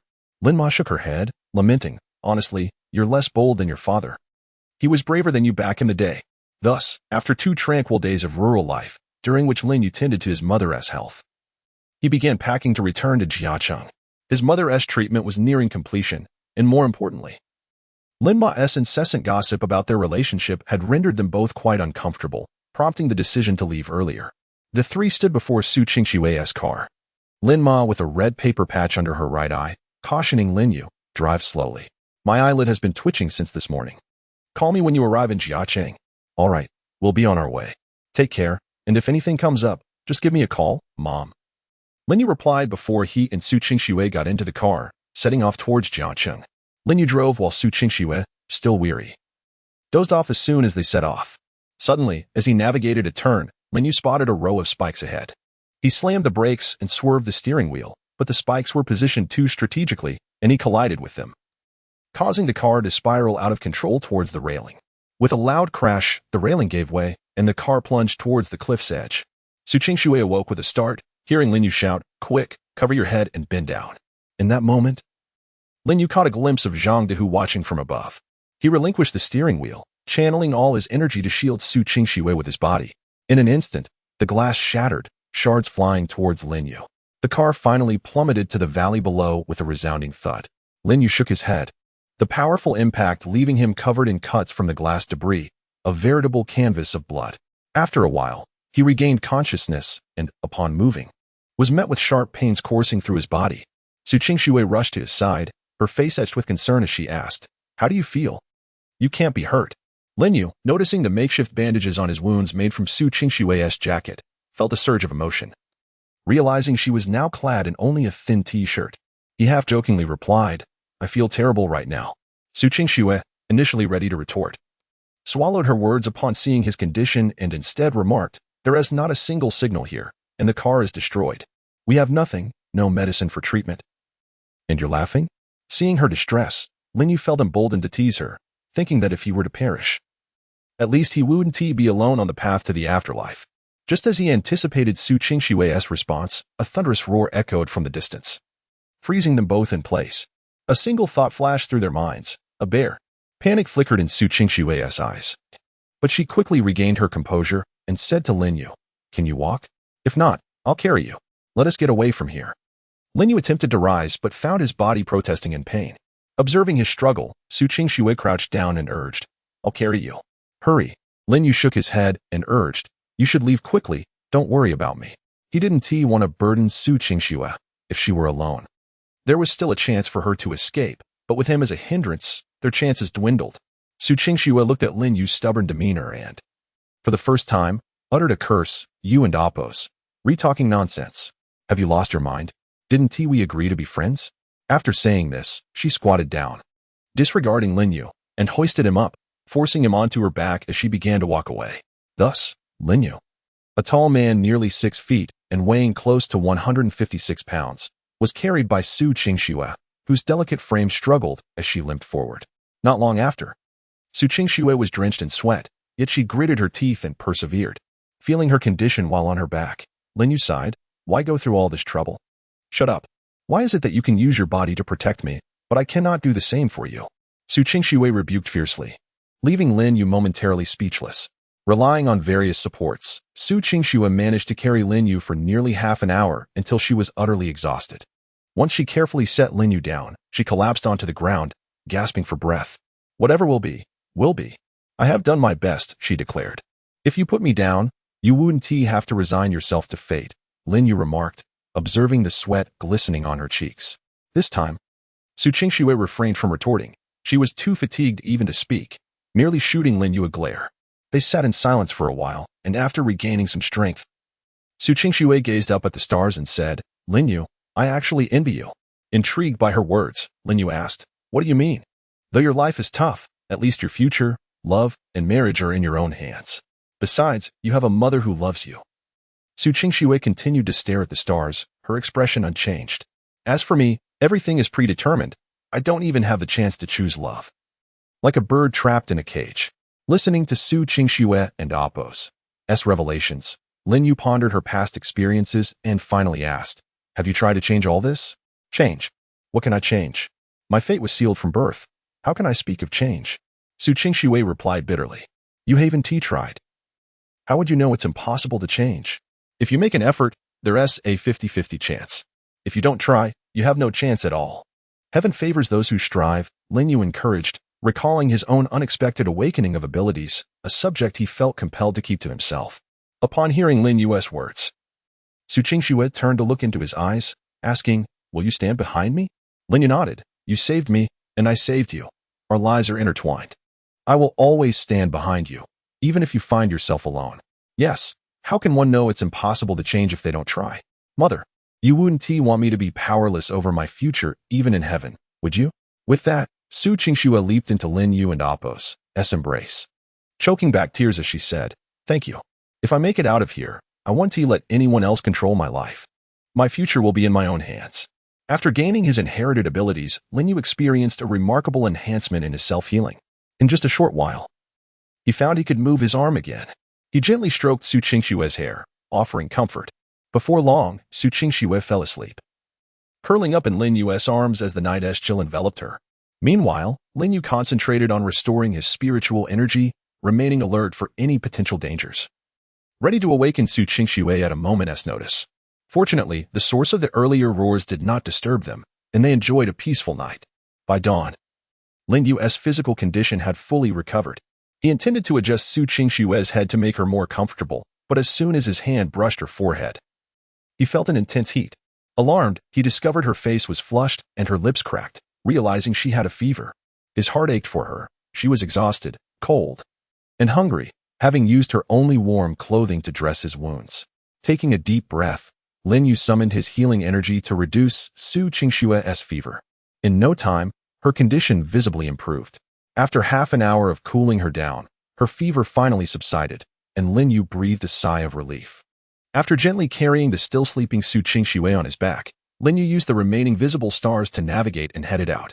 By morning, as the first rays of sunlight broke through, Lin Yu finally emerged from the thicket.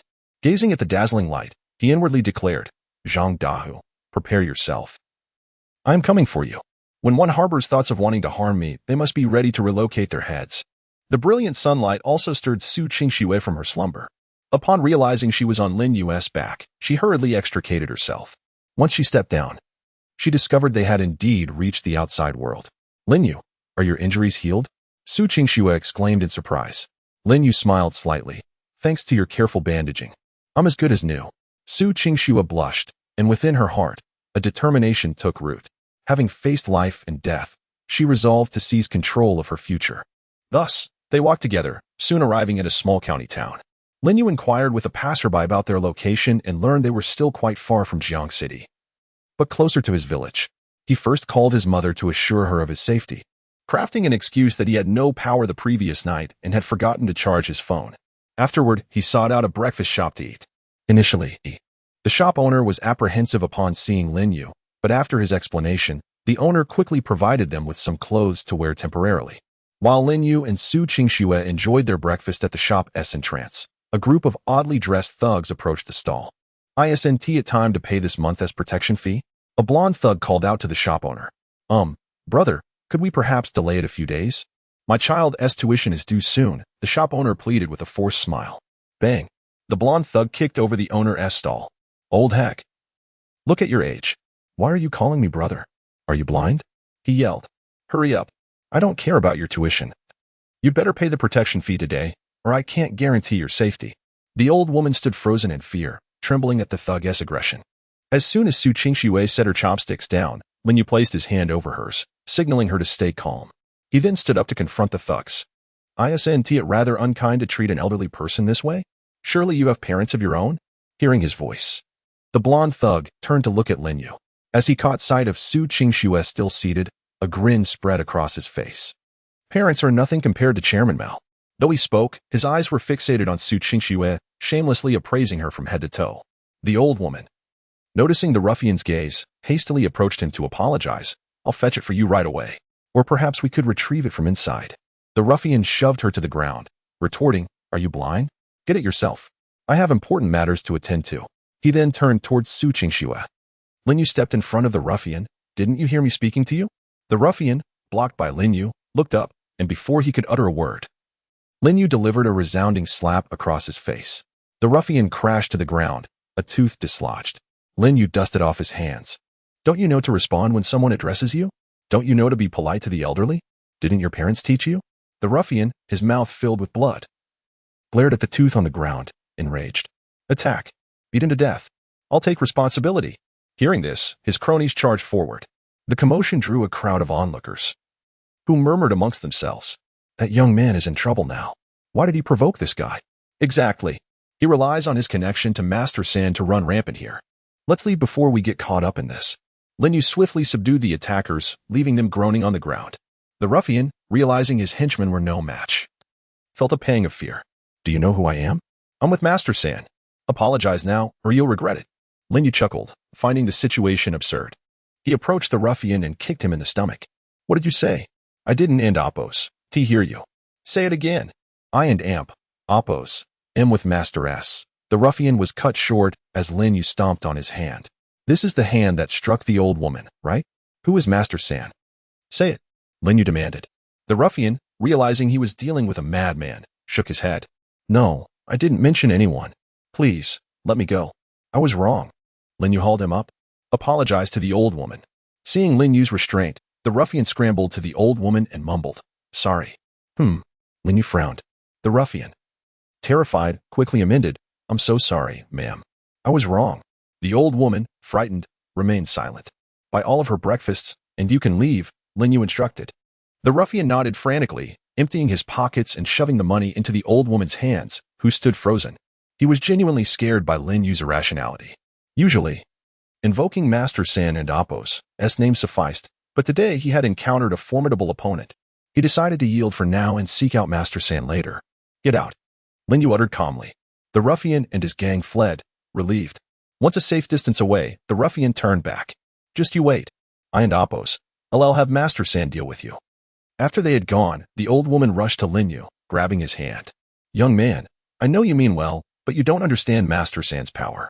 Leave with your girlfriend now. Otherwise, there will be trouble. Lin Yu reassured her, Don and Oppos, T worry. If I leave, they and Oppos, LL take it out on you. I'll wait for this Master San and see what he's like. Everything will be all right. Having witnessed Zhang Dahu's revenge, Lin Yu understood the necessity of eliminating threats completely. He chose to wait for Master San, determined to eradicate the problem. Lin Yu helped the old woman set up her stall and returned to his seat to finish his breakfast. The old woman, unsure how to dissuade him, watched helplessly. Su Qingxue, seeing Lin Yu return, asked worriedly, Are you sure everything will be all right? This Master San sounds dangerous. Should we call the police? Don and Oppos, do you trust me? Lin Yu replied, taking a spoonful of kanji. Su Qingxue nodded. I know you're capable, all right? Capable enough to drive a car off a cliff. Lin Yu was speechless. Once I catch Zhang Dahu, he and Amp, Oppos, I'll have to testify that my driving skills are impeccable. Soon, the ruffian returned with a large group, led by a bald man with a menacing face. Master San, that and Oppos, him. The ruffian pointed at Lin Yu, who remained seated. The bald man raised his hand, and his followers stopped. Kid, I admire your courage, waiting for me here. I Don and Amp, Oppos, know if you and Amp, Oppos, re stubborn or just fearless. Are you Master San? Lin Yu asked. So, you know my name. How about this? Give me the beauty next to you, and I'll let you go, and even let you join me. You can eat and drink with your Master San. The bald man leered at Su Qingxue. At that moment, a thug whispered something in Master San and Oppos' ear. And the man's expression changed drastically. Lin Yu recognized the thug but couldn't place him. Kid, I've changed my mind. I won't let you go. Master San waved his hand, and his followers drew knives and clubs. The onlookers, who had gathered to watch, scattered in fear. Attack. Whoever takes him down can share the woman. Master San roared. His followers, excited, charged at Lin Yu. Such a beautiful woman was a rare sight, and the promise of sharing her fueled their frenzy. Seeing the thugs wielding knives, Lin Yu narrowed his eyes, fully alert. He grabbed a chair for defense. The old woman stood by, paralyzed with fear. Su Qingxue pulled out her phone. Li Ziqing had recorded their numbers and called Su Qingxue during the reporting process, so she dialed Li Ziqing's number directly. She hadn't expected such brutality, with people attacking and threatening on the street. The first thug reached Lin Yu, swinging his knife. Lin Yu blocked with the chair and kicked the attacker away. The remaining thugs pressed forward relentlessly. Seeing their ferocity, Lin Yu felt a twinge of fear. Does Su Qingxue really have that much influence? I need to capture the leader first, or this will be difficult, Lin Yu thought. Suddenly, Lin Yu sprang into action, charging against the tide of the crowd. He swept through the throng like a fierce tiger, toppling anyone who came too close. In just a moment, he found himself before Third Master. Looking back at the path he had cleared, Lin Yu noted the bodies of 6 or 7 thugs sprawled on the ground. Yet, Third Master remained unfazed. For he had an ace up his sleeve, the imposing figure of the burly man beside him, Deshawn. This was his trump card in every previous conflict. It was Deshawn and Oppos' relentless charge that had left their enemies in disarray. Years ago, when Deshawn was selling his body on the streets to bury his mother, Third Master had recognized his strength and offered him money to ensure a proper burial. Since then, Deshawn had faithfully followed Third Master, and he often claimed that aiding Deshawn was the wisest decision he had ever made. Deshawn had not disappointed him, Not only was he immensely powerful, but he was also a martial arts prodigy. With just a glance at a technique, he could grasp it nearly perfectly. As Lin Yu approached, Third Master took a step back and commanded, Deshan, go. Upon hearing Third Master and Appo's order, Deshan stepped forward, positioning himself as a formidable barrier. Standing at 1.8 meters, Lin Yu appeared diminutive next to the man who resembled a mountain. Lin Yu felt a flicker of surprise at the aura emanating from Deshan. According to ancient texts, when the body reaches a certain threshold, it radiates a unique energy. Though Deshan and Appo's energy was faint, it was nonetheless formidable. No wonder Third Master was unperturbed. It was time for Lin Yu to test his mettle. With that thought, Lin Yu launched himself at Deshan. Thud. His punch was met with an unexpected force, producing a resonant sound. Undeterred, Lin Yu unleashed another strike. The two exchanged blows, and it became apparent that Lin Yu was struggling to gain the upper hand. From behind Deshan, Third Master watched in astonishment as Lin Yu held his ground against his ace, realizing he had underestimated this young man. Previous champions and masters had crumbled before Deshan's might in mere moments. Realizing that brute force alone would not suffice, Lin Yu decided to employ the ancient martial techniques he had inherited. Meanwhile, Deshan, feeling the pressure, lunged at Lin Yu again. However, Lin Yu adeptly sidestepped the attack, maneuvered behind Deshan, and executed a technique that used minimal force to take down the giant. With a resounding crash, Deshan hit the ground, displacing dust and leaving a slight indentation in the earth. As Deshan lay on the ground, Lin Yu employed a grappling technique, locking him in place. Deshan, exerting all his strength, soon realized he could not break free from Lin Yu's grip. Watching as Deshan gradually succumbed to fatigue, Lin Yu released him and stood tall, fixing his gaze on Third Master. Seeing his prized enforcer defeated, Third Master faltered, his legs trembling. With only 5 paces separating them, Lin Yu took a step forward, prompting Third Master to collapse to his knees. Lin Yu was taken aback. Had Third Master not been so proud moments ago? Brother, I was blind to your prowess. Spare me, he pleaded, kneeling before Lin Yu. Just moments ago, you seemed so bold. Now you cower? It's too late, Lin Yu replied, advancing toward Third Master. Each step Lin Yu took felt like death approaching, and Third Master, knowing the true strength of Deshan, recalled how his enforcer had single-handedly faced over 30 attackers, sustaining only minor injuries. Having reached this point solely through Deshan's might, how could he not be terrified? Brother, I'll bow to you, all right? Please, spare me. I'll never dare again.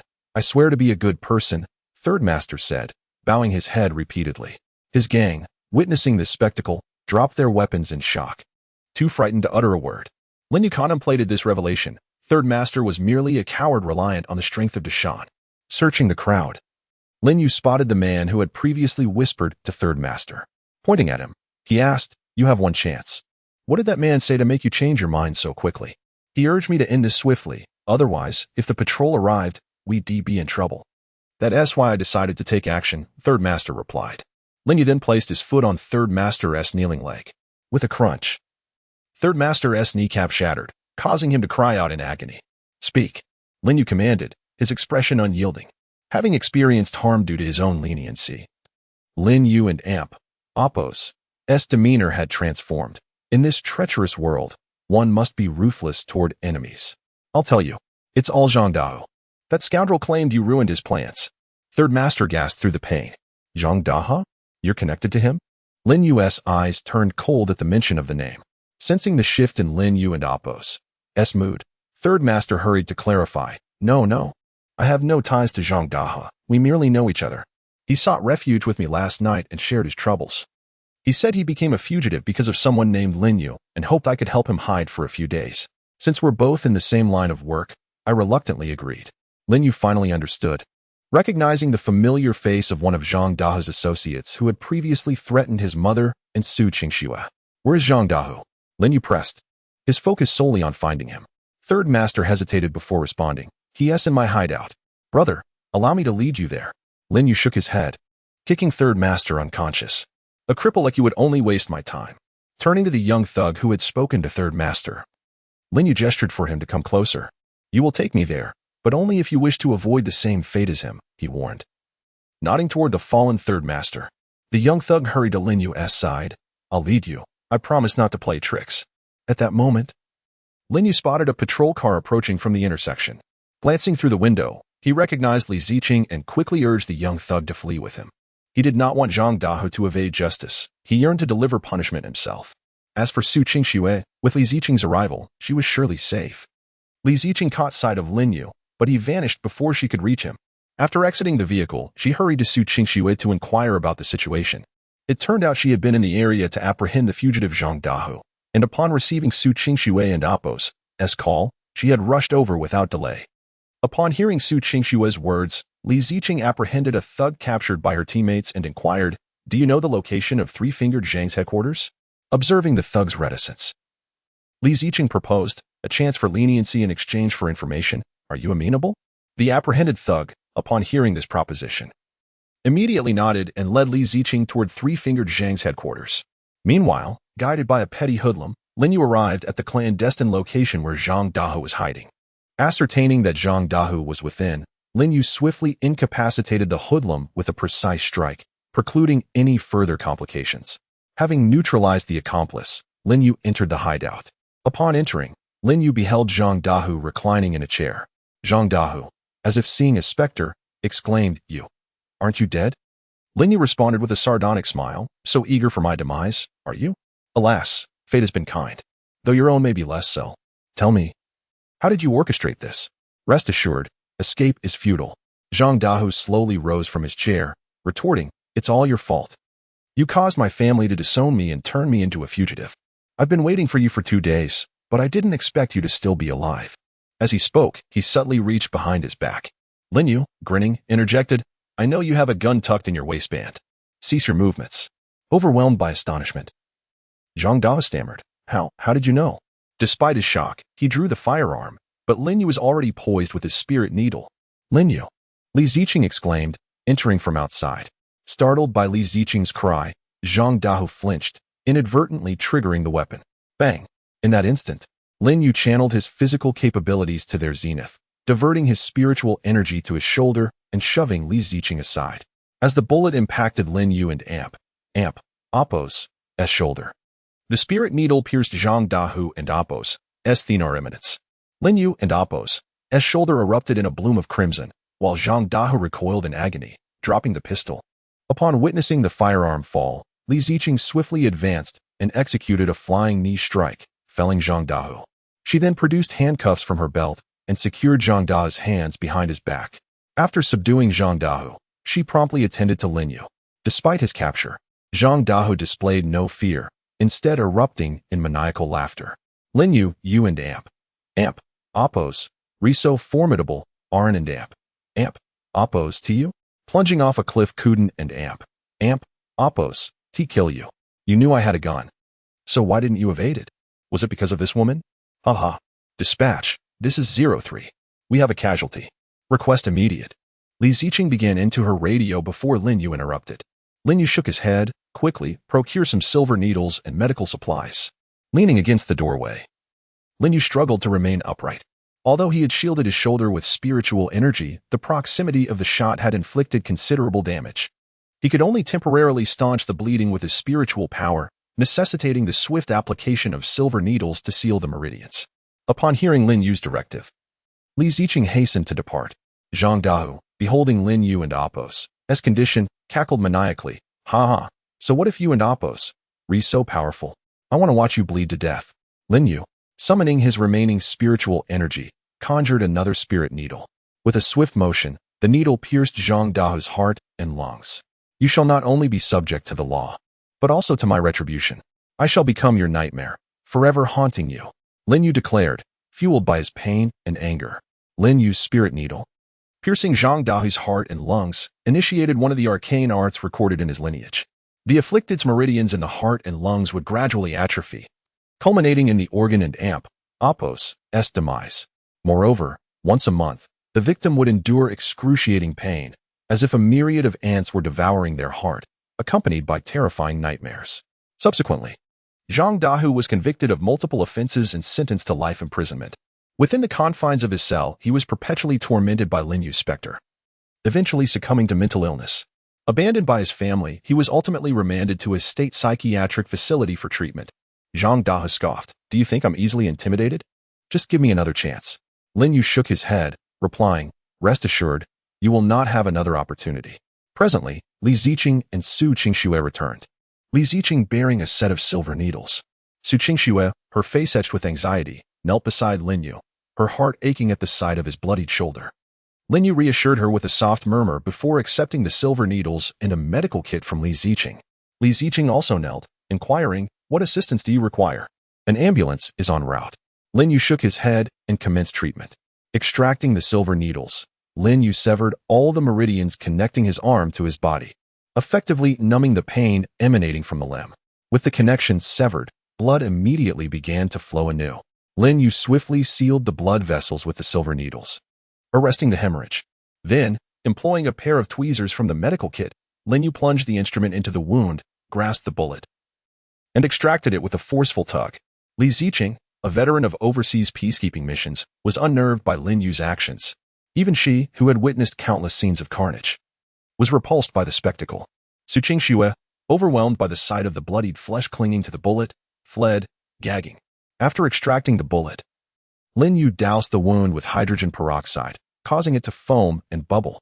Once he deemed it sufficiently disinfected, he sprinkled on some Yunnan Baiyao and applied a bandage. Having completed the procedure, Lin Yu withdrew the silver needles. The severed arm instantly erupted in agony, causing Lin Yu to grimace. Li Ziqing, observing Lin Yu and Apos' actions, inquired, "What exactly are you?"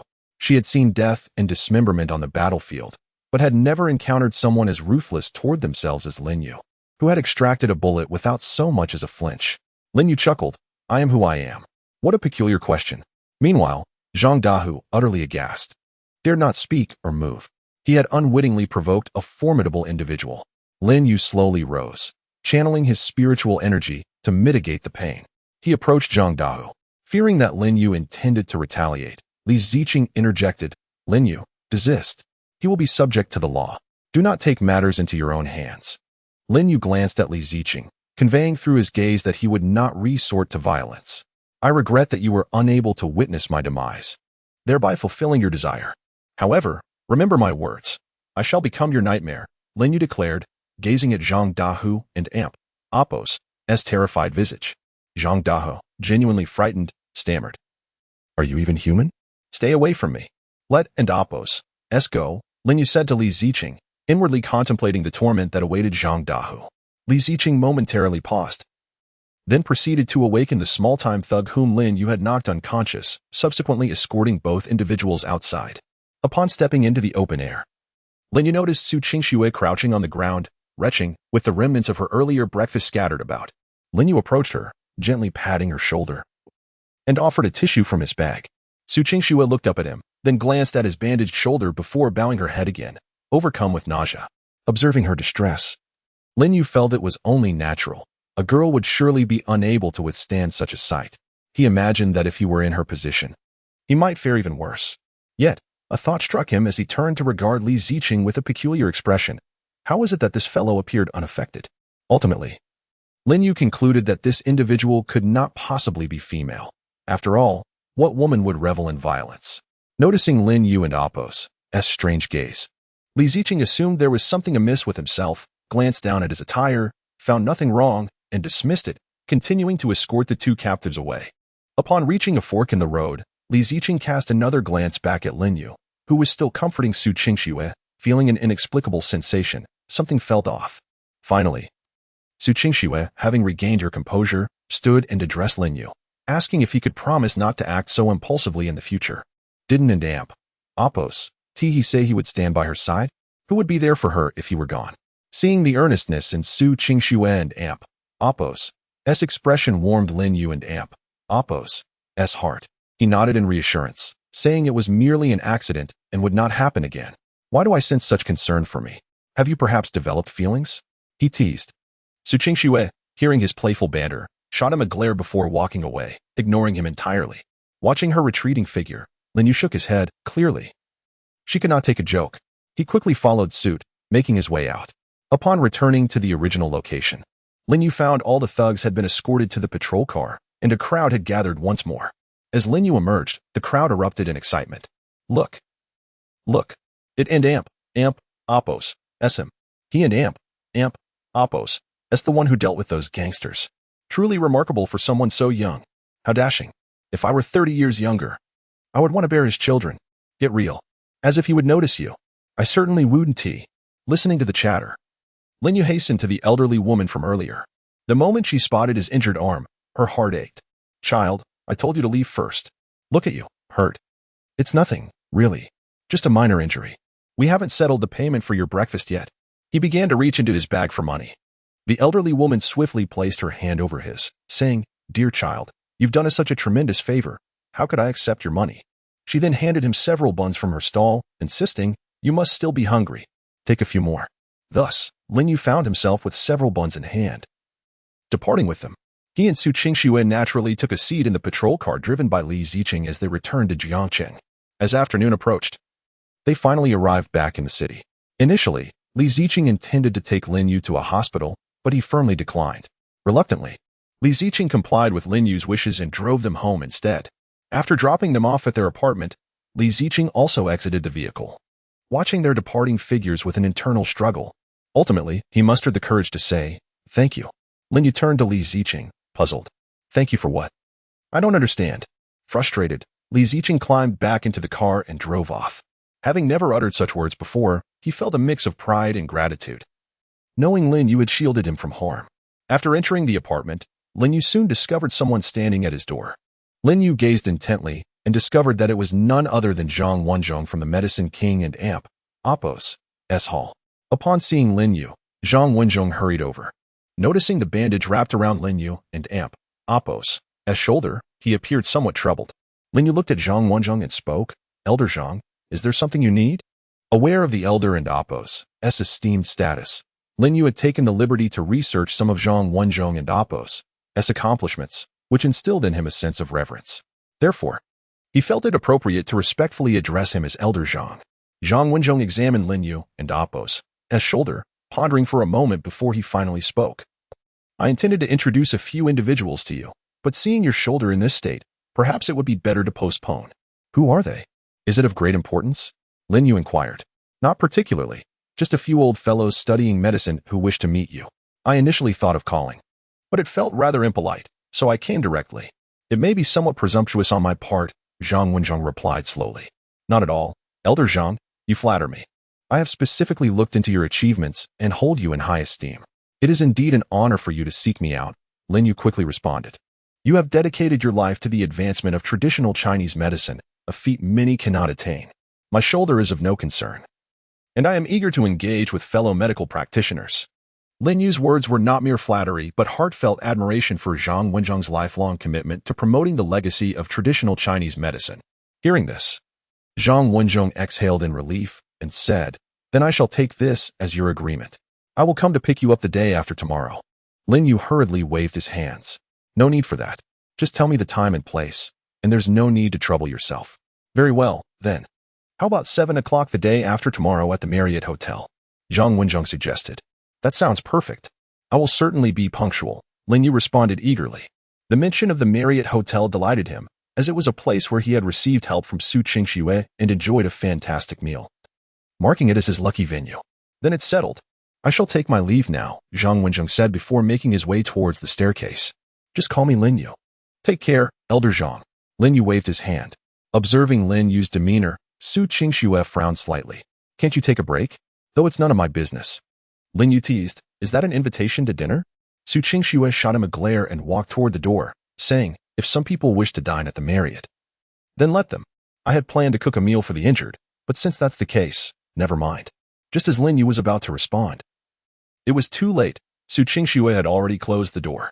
He recalled having tasted Su Qingxue and Amp, Appos, S cooking once before, which had been unexpectedly delightful, leaving him curious about her culinary skills. Watching Su Qingxue retreat to her room, Lin Yu could only lament his missed opportunity for a sumptuous meal and trudged back to his own room. After resting for a while, he prepared to go out and buy some groceries when a knock echoed through the house. Upon opening the door, Lin Yu found Su Qingxue standing outside. Are you coming for dinner? If so, just come over. Upon hearing there was food, Lin Yu eagerly followed Su Qingxue to her room. Upon entering, he saw 2 dishes and a soup laid out on the table, pig liver and spinach soup, braised fish, and stir-fried eggs with wax beans. His heart warmed. It seemed all of this had been prepared for him. These dishes were well documented in traditional medicine for their properties in nourishing the blood and promoting healing. A saying in traditional medicine rings true: food supplements are superior to medicinal supplements. As soon as Lin Yu sat down, Su Qingxue served him a bowl of rice. Noticing only one bowl, he looked up at her. "What are you staring at? You expect to be fed?" Su Qingxue replied irritably. These dishes were not to her taste, but she had researched their benefits for Lin Yu's recovery and made them specifically for him. "Well, I wouldn't mind a bit of feeding," Lin Yu jested. "If you don't eat, I'll just take it to feed the dog," Su Qingxue threatened. Lin Yu, not daring to jest further, picked up his chopsticks and began to eat with gusto. Under Su Qingxue and Appo's watchful gaze, he polished off every last morsel of the meal. Once he finished, Su Qingxue promptly began ushering him out. Lin Yu barely had time to drink some water before being expelled from her room. Back in his own space, Lin Yu commenced his training. The encounter with the burly man had made him realize that his strength was not as formidable as he had imagined. In their physical clash, he had found himself slightly at a disadvantage, relying on ancient martial arts techniques and spiritual energy to triumph over the man. Therefore, he resolved to train diligently, planning to visit the antique market the next day in hopes of finding an artifact to enhance his spiritual energy. Otherwise, with his current level of power, it would be ages before he could progress further in his training. Just as Lin Yu stood in meditation, his phone rang. Picking it up, he noticed it was an unfamiliar number, though the location was Jiangqing. Ultimately, he decided to answer the call. On the other end, he heard Li Ziqing's voice, still cold as ever. "Hello, Lin Yu. Could you send me your bank account number? The reward for capturing those two criminals has yet to be sent, and there will be another payment once the case is concluded." Lin Yu was unreserved, realizing this was a state reward, and promptly provided his bank account details. Noticing that Li Ziqing had yet to hang up, he asked, "Is there anything else?" Li Ziqing remained silent. Just as Lin Yu was about to end the call, he heard her speak slowly. "Thank you. I will transfer some money to you as a nutrition allowance." With that, she hung up, leaving Lin Yu somewhat bewildered. Was gratitude expressed so forcefully these days? Shaking his head, he returned to his training. Having practiced throughout the night, Lin Yu freshened up in the morning and bought breakfast, bringing a portion for Su Qingxue as well. However, upon finding her absent, he deduced she had already left for work. To avoid wasting food, he ended up consuming both portions himself. Unbeknownst to him, Li Ziqing had spent the night restless, her mind replaying the moment Lin Yu pushed her away, resulting in her taking a bullet. In desperation, she called her grandfather late at night, only to be met with his teasing remarks about her being lovesick, which only exacerbated her inability to sleep. After finishing his breakfast, Lin Yu headed to Jiangqing's largest antique market, hoping for a stroke of luck. Upon entering, he was immediately approached by a small vendor. "Hey there, come take a look at this bronze vessel. It once belonged to King Wu of the Western Zhou dynasty. It carries the essence of the true dragon. I believe we are fated to meet. To speak frankly, I only need 50,000 for it. You won and Appo's, regret it. You could easily double your investment." Lin Yu was amused and infuriated at the sight of the dubious item in the vendor's hands. "Do I appear to be a fool? Setting aside the question of authenticity, if you could double your profits, would you still be selling it? As for the Western Zhou, it seems more like last week's trinket. If it were truly a bronze artifact, would you dare to hawk it here? Have you ever even had the chance to sip tea inside?" The vendor, somewhat embarrassed, realized that today was his first day setting up shop. He had gritted his teeth to rent the best available stall, but his inept words had revealed too many inconsistencies, leaving him without a single sale by mid-morning. "Enough of this. $50, my friend. Just consider it a decorative piece, will you?" Lin Yu shot the vendor a disdainful glance and turned to leave. "I wouldn't pay even $5 for that, let alone 50. Do you genuinely think me a simpleton with an abundance of cash? Even if I were, I wouldn't pay the tax on stupidity. That would only make me appear foolish, wouldn't it?" As Lin Yu approached each stall, he activated his vision to scan the items, only to find that they were all mere modern imitations. Among the hundreds of items, not a single one emitted a ripple of spiritual energy. This left Lin Yu questioning the efficacy of his vision. Isn't this how it's portrayed in the movies? With dimensional eyes or golden pupils, one could effortlessly discern the genuine from the fake, right? After numerous attempts, Lin Yu felt dizzy and sat down, gasping for air. Suddenly, his eye caught sight of a stall nearby. Upon closer inspection, he noticed a dilapidated wooden box atop the table. Through his vision, he discerned a row of slender silver needles within. Although these needles lacked any spiritual energy, Lin Yu found himself unable to perceive them clearly. He rubbed his eyes, thinking he might be suffering from eye strain. When he activated his vision again, fixating on the needles, he still could not see through them. No matter how hard he tried. Could this be something extraordinary? Lin Yu pondered silently. He rose and approached the stall. As he arrived, the vendor greeted him enthusiastically. This vendor was markedly different from the young one he had encountered earlier. This man had a broad forehead and well-defined cheekbones, suggesting he was astute and naturally suited for business. "Young man, what catches your eye? Let me show you," the vendor said, pulling out a cigarette from a pack and offering it to Lin Yu. Although Lin Yu was not a chain smoker, he accepted it. The vendor, noticing Lin Yu take the cigarette, promptly handed him a lighter. As Lin Yu lit the cigarette, he reflected, it seems the vendor's demeanor aligns with his appearance. He is indeed a savvy businessman, immediately trying to establish rapport and lower his guard. With such a clever vendor, Lin Yu knew he had to conceal any weaknesses, or he would be mercilessly exploited. While surveying the items on display, Lin Yu's gaze fell upon an ancient painting. Although it lacked any spiritual energy, it appeared to have some age, resembling a reproduction from the late Qing dynasty. He gestured toward the painting, signaling the vendor to bring it closer. The vendor promptly handed it to him, exclaiming, "You have a keen eye, my young friend. This is the treasure of my stall, a painting by the 8 great masters. Judah, while it may not match his other works, it is still a rare gem. Just look at the pine trees and the exquisite stones. Every detail exudes the spirit of a scholar. In this antique market, it is undoubtedly among the finest." Had Lin Yu not already recognized it as a late Qing imitation, he might have been fooled by the vendor's words. He feigned a meticulous examination. After a moment, he spoke up, "Vendor, you are being quite dishonest. While this is indeed a painting from the Qing dynasty, it is far removed from the works of the 8 great masters." He pointed out several flaws. The vendor was momentarily at a loss for words. This young fellow is surprisingly knowledgeable for his age, he thought, although he was unsure about the specific flaws Lin Yu pointed out. His ability to identify it as a Qing imitation was telling. The vendor awkwardly rubbed his nose. "Perhaps I misjudged it. When I acquired it, I believed it to be an authentic work by Judah. Clearly, my eye is lacking, and your insight is commendable." "Not at all. I merely have a bit of knowledge about the 8 great masters. Otherwise, I too might have been deceived," Lin Yu replied graciously. "However, this imitation is indeed decent. I cannot afford an authentic piece, but I'd be pleased to purchase a replica. What is your price? Since you are so sincere, let us settle on this. I'll take a loss and let it go for 50. You can't let me suffer too much, can you?" Upon hearing this, Lin Yu turned to leave. The vendor, sensing Lin Yu's intent, quickly called out, "The price is negotiable. After all, this is a Qing imitation. What do you think is a fair price?" Lin Yu turned back and replied, "You clearly weren't earnest in your business dealings. This is an unknown imitation from the folk art realm. If it were of any significance, it might be worth your stated price. Then what do you think is reasonable?" The vendor asked cautiously. 5,000. Lin Yu slowly extended his hand. "How about 10,000? I genuinely acquired it as an original. Nowadays, a Qing painting fetches 8 to 9 million. The vendor frowned. As Lin Yu began to turn away, the vendor quickly interjected, 7,000. 7,000. I cannot go any lower. 6,000, and you must throw in a couple of minor items." Lin Yu countered. The vendor pondered for a moment. He had originally acquired it for 1,000, so 6,000 seemed acceptable. At least it would cover his stall rental for a month. And the minor items were merely miscellaneous trinkets he could part with. "Deal. What do you want?" "But I can only give you one additional item," the vendor declared. "How astute you are with the numbers," Lin Yu thought helplessly while examining the stall's offerings. He then picked up the wooden box containing the silver needles. Upon seeing Lin Yu open the box, the vendor exclaimed, "Crafted from celestial iron. Look at the exquisite patterns. It is truly a rare find." Internally, he rejoiced. "I bought this for just $2 from a scrap collector.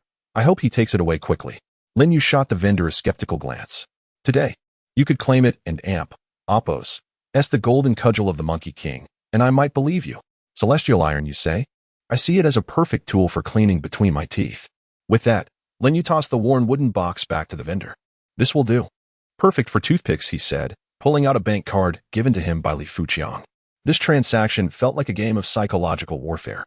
One must not reveal one's true intentions.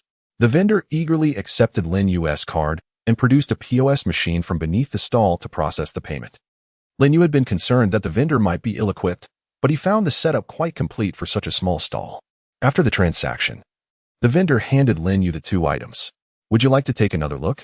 No, There's nothing worthwhile here, and besides, you're clearly trying to swindle me, Lin Yu retorted as he prepared to leave. The absence of good items here does not imply there are none below, the vendor said, pulling out a large box from beneath the stall and beckoning Lin Yu toward it with a finger. This scene resembled a seductive courtesan enticing her patrons. Lin Yu initially intended to quickly examine the silver needles, but upon observing the demeanor of the shopkeeper, his curiosity was piqued. He slowly approached the stall and peered into the box. After a thorough inspection, Lin Yu was astonished to detect a fluctuation of spiritual energy emanating from a particular ancient text, which filled him with exuberance. Clearing his throat, he inquired, "Please state your price first, and I shall determine whether my pocket can accommodate it before I examine the items further." With a cheerful grin, the shopkeeper replied, "Ah, young brother, you possess a discerning eye. Feel free to browse. I genuinely believe you are worth engaging with, which is why I allowed you to see these treasures. Typically, I do not permit just anyone to view them. Very well, based on your generous words, I shall take a look to see if anything piques my interest." Lin Yu responded. The assortment within the box was indeed far superior to what was displayed on the stall, each item bearing a certain antiquity. This revelation led Lin Yu to ponder whether only paintings and ancient texts could harbor spiritual energy, or if it was merely a matter of age. Gingerly, he lifted the ancient text and began to examine it closely. The closer he got, the more intense the spiritual energy became. To avoid raising the shopkeeper's suspicions, Lin Yu said, "Please bring out all the ancient texts and paintings. I have a bit of knowledge in this area, but I am not well versed in the others." The shopkeeper promptly retrieved all the ancient texts and paintings from the large box. After setting aside the ancient text, Lin Yu began to peruse the other items and discovered a calligraphy book from the Ming dynasty. It seemed the shopkeeper indeed had valuable goods, although Lin Yu lamented that his wallet might not be able to accommodate the expense.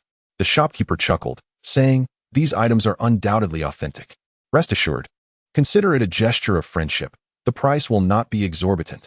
As Lin Yu rummaged through the items, he picked up the ancient text with the spiritual energy and a medical book from the Qing dynasty, asking, "What do you propose for these two?" The shopkeeper interlaced his fingers to indicate a price of 100,000. "You are indeed knowledgeable, although this and Amp, Oppos, Yunnan Materia Medica and Amp, Oppos, is not the original. It is a rare edition from the Qing dynasty, far more comprehensive than what is currently available on the market. I want to charge you more than 100,000. The ancient text came from an old Taoist I met on a solitary mountain, a genuine inheritor of the tradition, although I cannot decipher it. He claimed it was passed down by his master, suggesting it is quite ancient. Should you decide to purchase the Yunnan Materia Medica, I shall gift you the ancient text as a token of friendship." Just as Lin Yu was about to negotiate the price, the shopkeeper preempted him, saying, "I have acquired all these items through genuine means.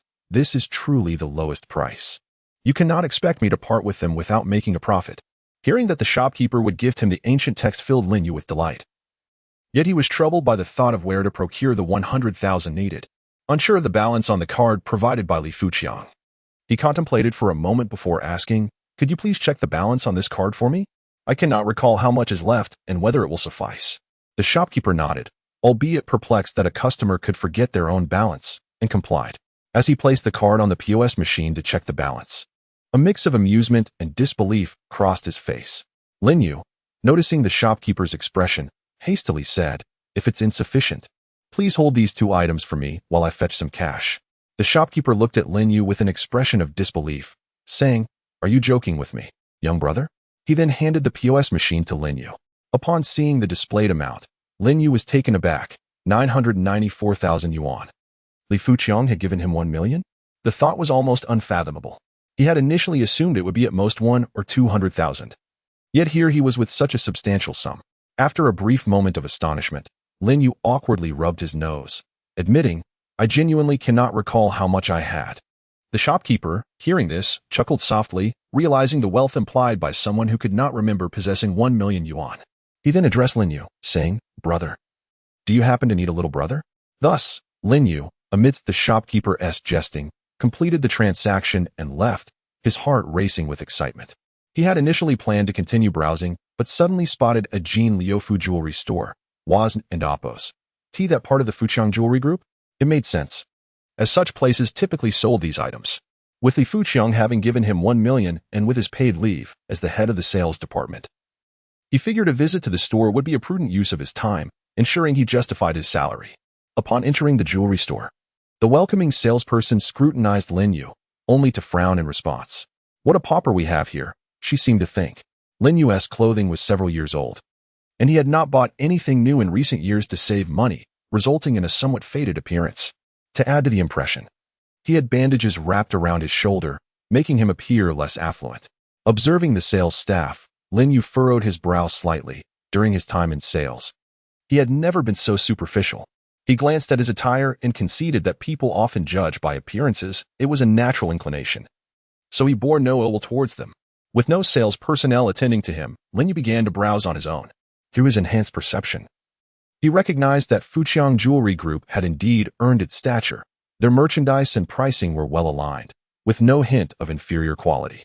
As he gazed at the jade bangles in the display case, he was reminded of his mother's bare wrists. Years ago, she had sold all her jewelry to fund his sister's medical treatment, and she had not adorned herself since. This thought motivated Lin Yu to purchase a bangle for his mother. After inspecting several pieces, Lin Yu discovered an exquisite bangle made of top-quality ice jade with floral patterns, priced at a reasonable 200,000. Pointing towards the bangle, he said, "Please bring this bangle out for me to examine." Silence enveloped the room. None of the staff moved to retrieve the bangle, instead engrossed in their conversations and cleaning duties. Lin Yu's irritation grew, and he raised his voice. "Could you not hear me? Bring me that bangle. Can you afford it?" One of the sales clerks retorted from behind the counter. "How do you know I can and Appos to afford it?" Lin Yu shot back at the clerk. With a disdainful scoff, the clerk arrogantly replied, "Just look at your shabby clothes. Worn and faded. Our items start in the thousands. Do you really think you can afford it? If you were to break it, you would and Appos, to be able to compensate." "Young lady, do not judge a person by their appearance, or you may find yourself at a disadvantage," Lin Yu replied calmly. He recalled a former colleague who had experienced a similar fate, ultimately leading to their downfall. The clerk, incensed by Lin Yu's words, pointed a finger at him, exclaiming, "Disadvantage? I have yet to experience what that feels like. But someone like you, looking like a scavenger, surely cannot afford anything here. Now, leave, or I shall summon security to escort you out." At that moment, 3 individuals entered from outside, inquiring, "Xiao Li, what is going on? Why the commotion?" The clerk named Xiao Li pointed at Lin Yu, addressing her superior with respect, "Boss, this person is causing trouble, claiming he can afford to shop here." Lin Yu turned to see who had entered, his expression turning icy as he recognized the faces of Zhao Du, Zhang Qian, and Zhao Du's mother. Upon seeing Lin Yu, the 3 appeared equally surprised, and the atmosphere quickly turned hostile as old rivalries surfaced. Well, look who we have here." Zhao Du, with mocking contempt, gazed at Lin Yu and exclaimed, "So, you're merely a kept man, a pretty boy. Whereas your wealthy lady." His disdain for Lin Yu was palpable. He longed to see him suffer. If it weren't for Lin Yu, his mother wouldn't have had to flee their village. And he had even changed his phone number to escape the incessant vitriol from the villagers. Yet, as the owner of an investment shop, he couldn't Appos to ignore incoming calls, fearing they might be from potential customers. But each time he answered, he was met with a torrent of insults, driving him nearly to madness and causing him to lose several business deals due to his agitation. Zhang Qian, noticing the items in Lin Yu and Appos' hands, scornfully remarked, "Lin Yu, aren't you supposed to be sophisticated? Why are you holding such trash? Is that a broken wooden box? Is that toilet paper? It's utterly filthy." Lin Yu merely scoffed, relieved to finally confront them. As he spoke, Zhao Du snatched a bracelet from his mother's hand and tossed it at Lin Yu, producing a sharp, shattering sound as it broke upon impact.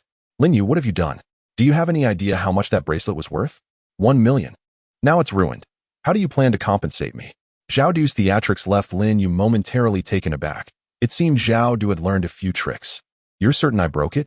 Lin Yu retorted, curious about what else Zhao Du would concoct.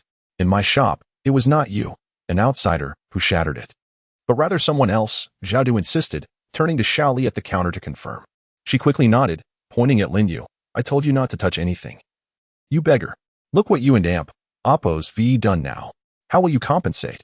Initially afraid of the repercussions from the boss's arrival, her demeanor shifted upon realizing Lin Yu was the enemy of her employer, compelling her to display her loyalty. Zhao Du and Appos' expression signaled approval of her performance. "Lin Yu, that and Appos' $1 million. I doubt your wealthy lady will bail you out. What do you intend to do? Here is an idea. Eat it. And if I don't see it, I'll let it slide. He taunted, pointing at the shattered bracelet on the ground. No way, how could you suggest that? Zhao Du's mother vehemently rejected the idea. Call your mother here, she dotes on you, doesn't she? Since you've made a mistake. Let both of you share the consequences. Zhao Du clapped his hands in delight. Lin Yu was stunned by the malice of Zhao Du's mother. Pondering the old adage that a mother-esque character often reflects in her child, have you considered how your actions reflect on your boss?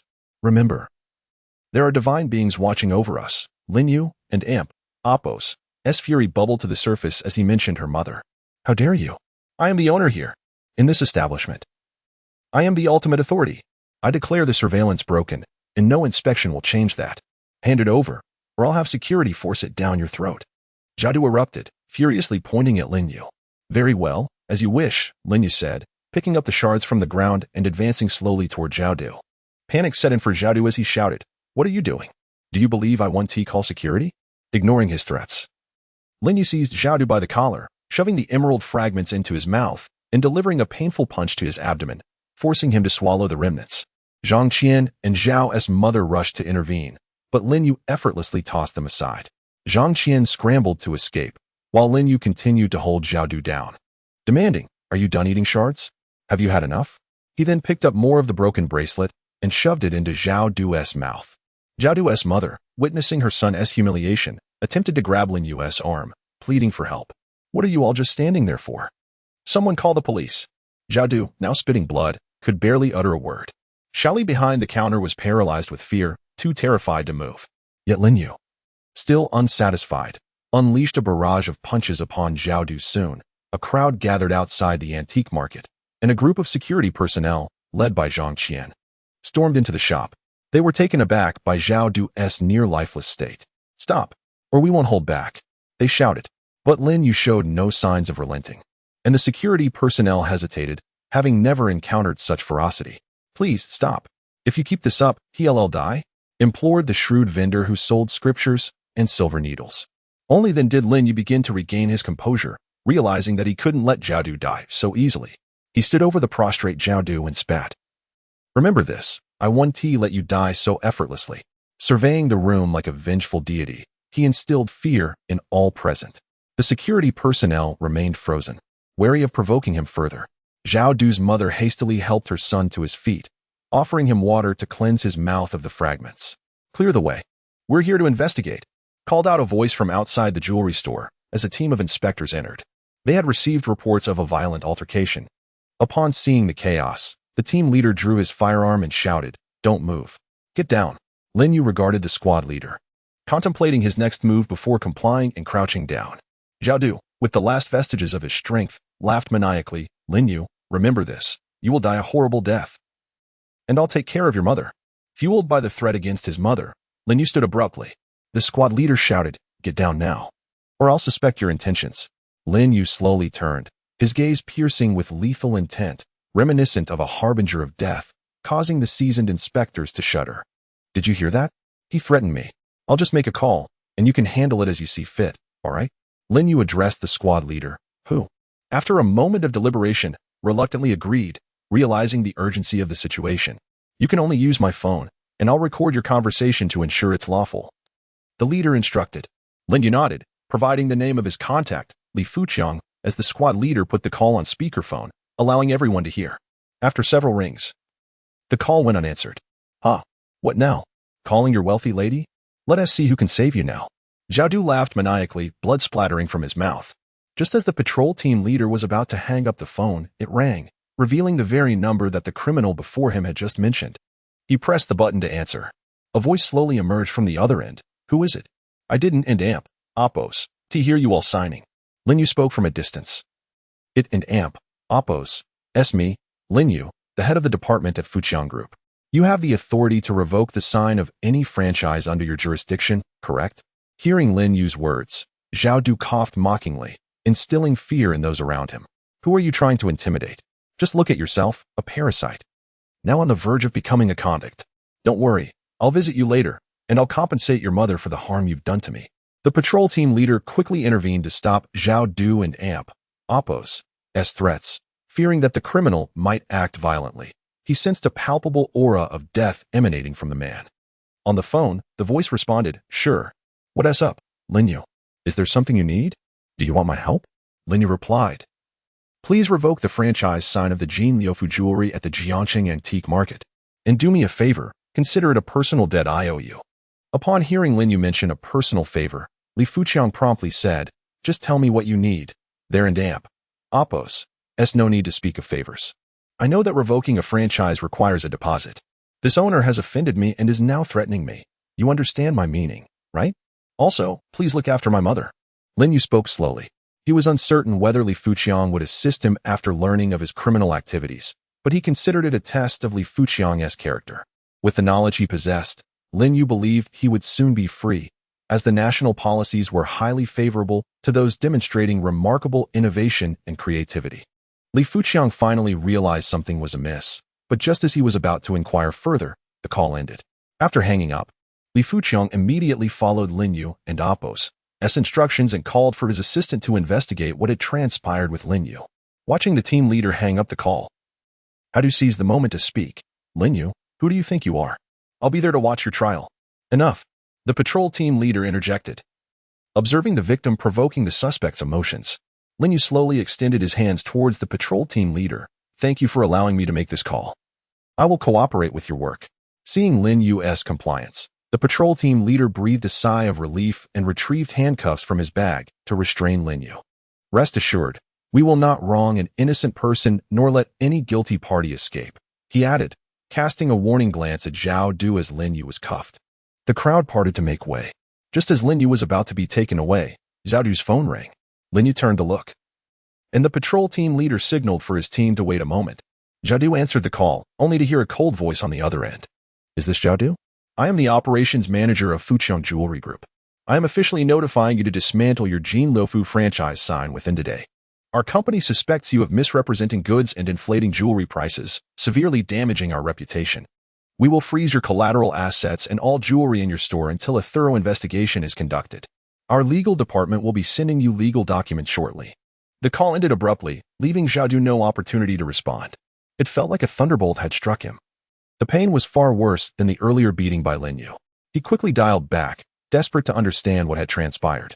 However, the call was answered with a disconnection. And by the time he attempted a second call, he had been blocked. Zhao Du, in a frenzy, glared at Lin Yu, shouting, "Lin Yu, what have you done? Explain this to me. Why has my funding been frozen?" It was as if he had declared bankruptcy. Money mattered more to him than life itself. And he could hardly contain his agitation. As he struggled to rise and reach Lin Yu, he stumbled and fell to the ground. The patrol team leader observed Zhao Du's state and shouted, "Do not obstruct our duties. You think you're wealthy? You think I'm trying to scare you? Remember, what isn't yours will ultimately elude you." With that, Lin Yu turned and walked away, leaving Zhao Du to howl in madness. As Lin Yu was escorted out of the jewelry store, onlookers scrutinized him, speculating about his identity. Who is this person? One phone call and he freezes someone else and Oppos' assets. How impressive. You wouldn't believe it. Just the other day, I bought something from him. And he had $1 million in his account. Whose son is this? So formidable. Lin Yu sat in the patrol car, silent yet feeling a sense of liberation within. He held great admiration for Li Fuqiang's efficiency, pleased that he could witness Zhao Du's frantic demeanor before departing. The memory of Zhao Du's earlier state brought a faint smile to Lin Yu's lips, but to the patrol officer watching him, it appeared as a sinister grin. Upon exiting the car, Lin Yu gazed at the familiar surroundings, reflecting on how little time had passed since his last visit. Although this time luck was not on his side, Lin Yu was escorted to the interrogation room, where the questioning commenced immediately.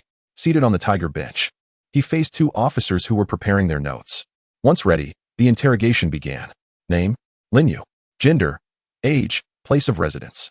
Lin Yu answered each question truthfully. When asked why he intentionally harmed another, he paused before recounting the incident with Zhao Du from the beginning. As the officers listened, one of them trembled slightly with the pen in hand.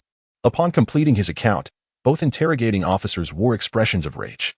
"This scumbag deserves a beating. I can't fathom how such a person exists in society," exclaimed the younger officer. The older officer coughed twice, admonishing, "Watch your language. You are an officer. Master. I simply can and amp, Oppos, hold back. Look at what he and amp, Oppos, done. Even if I get reprimanded today, I must speak up for Lin Yu." As the younger officer prepared to continue, The door of the interrogation room swung open, and they turned to see Li Ziqing entering in uniform. The two officers immediately stood and saluted. Li Ziqing's surprise was palpable when she spotted Lin Yu. Earlier, she had overheard her colleagues discussing the case outside and was compelled to see the person behind such ruthless actions. "Is this the violent criminal you apprehended today?" she asked incredulously. The older officer replied, "Yes, we are currently interrogating him. Would you like to review the records?" Just as he finished, the younger officer began to speak on Lin Yu's behalf, but was interrupted by Li Ziqing. "You both may leave. I will handle the interrogation." "Captain Li." The younger officer protested, but his mentor pulled him out of the room. Once they were gone, Li Ziqing shook her head and said, "I did not expect you to be this kind of person. I am exactly this kind of person. I believe I did nothing wrong." Lin Yu retorted, convinced of his justification for making Zhao Du experience the consequences of his actions against his mother. "Very well, then I must proceed according to standard protocol," Li Ziqing replied, exasperated, as she sank into a chair and picked up the interrogation record. Just that morning, she had transferred a bonus to Lin Yu's account. And now he was a criminal. As she reviewed the details of the incident, she felt regret. "Is everything you said true?" she asked Lin Yu after finishing the record. "Do you think I would lie?" "There are surveillance cameras," Lin Yu responded calmly. Li Ziqing fell silent, unsure of how to proceed. Observing her silence, Lin Yu inquired, "If we follow the standard procedure, how many years am I likely to receive?" "That depends on the victim's injuries," she sighed. "It could be 3 to 7 years. If the victim agrees to reconciliation, it might be reduced to 3 to 5 years. However, due to the significant social impact, especially in a busy market area, it could lean toward the higher end."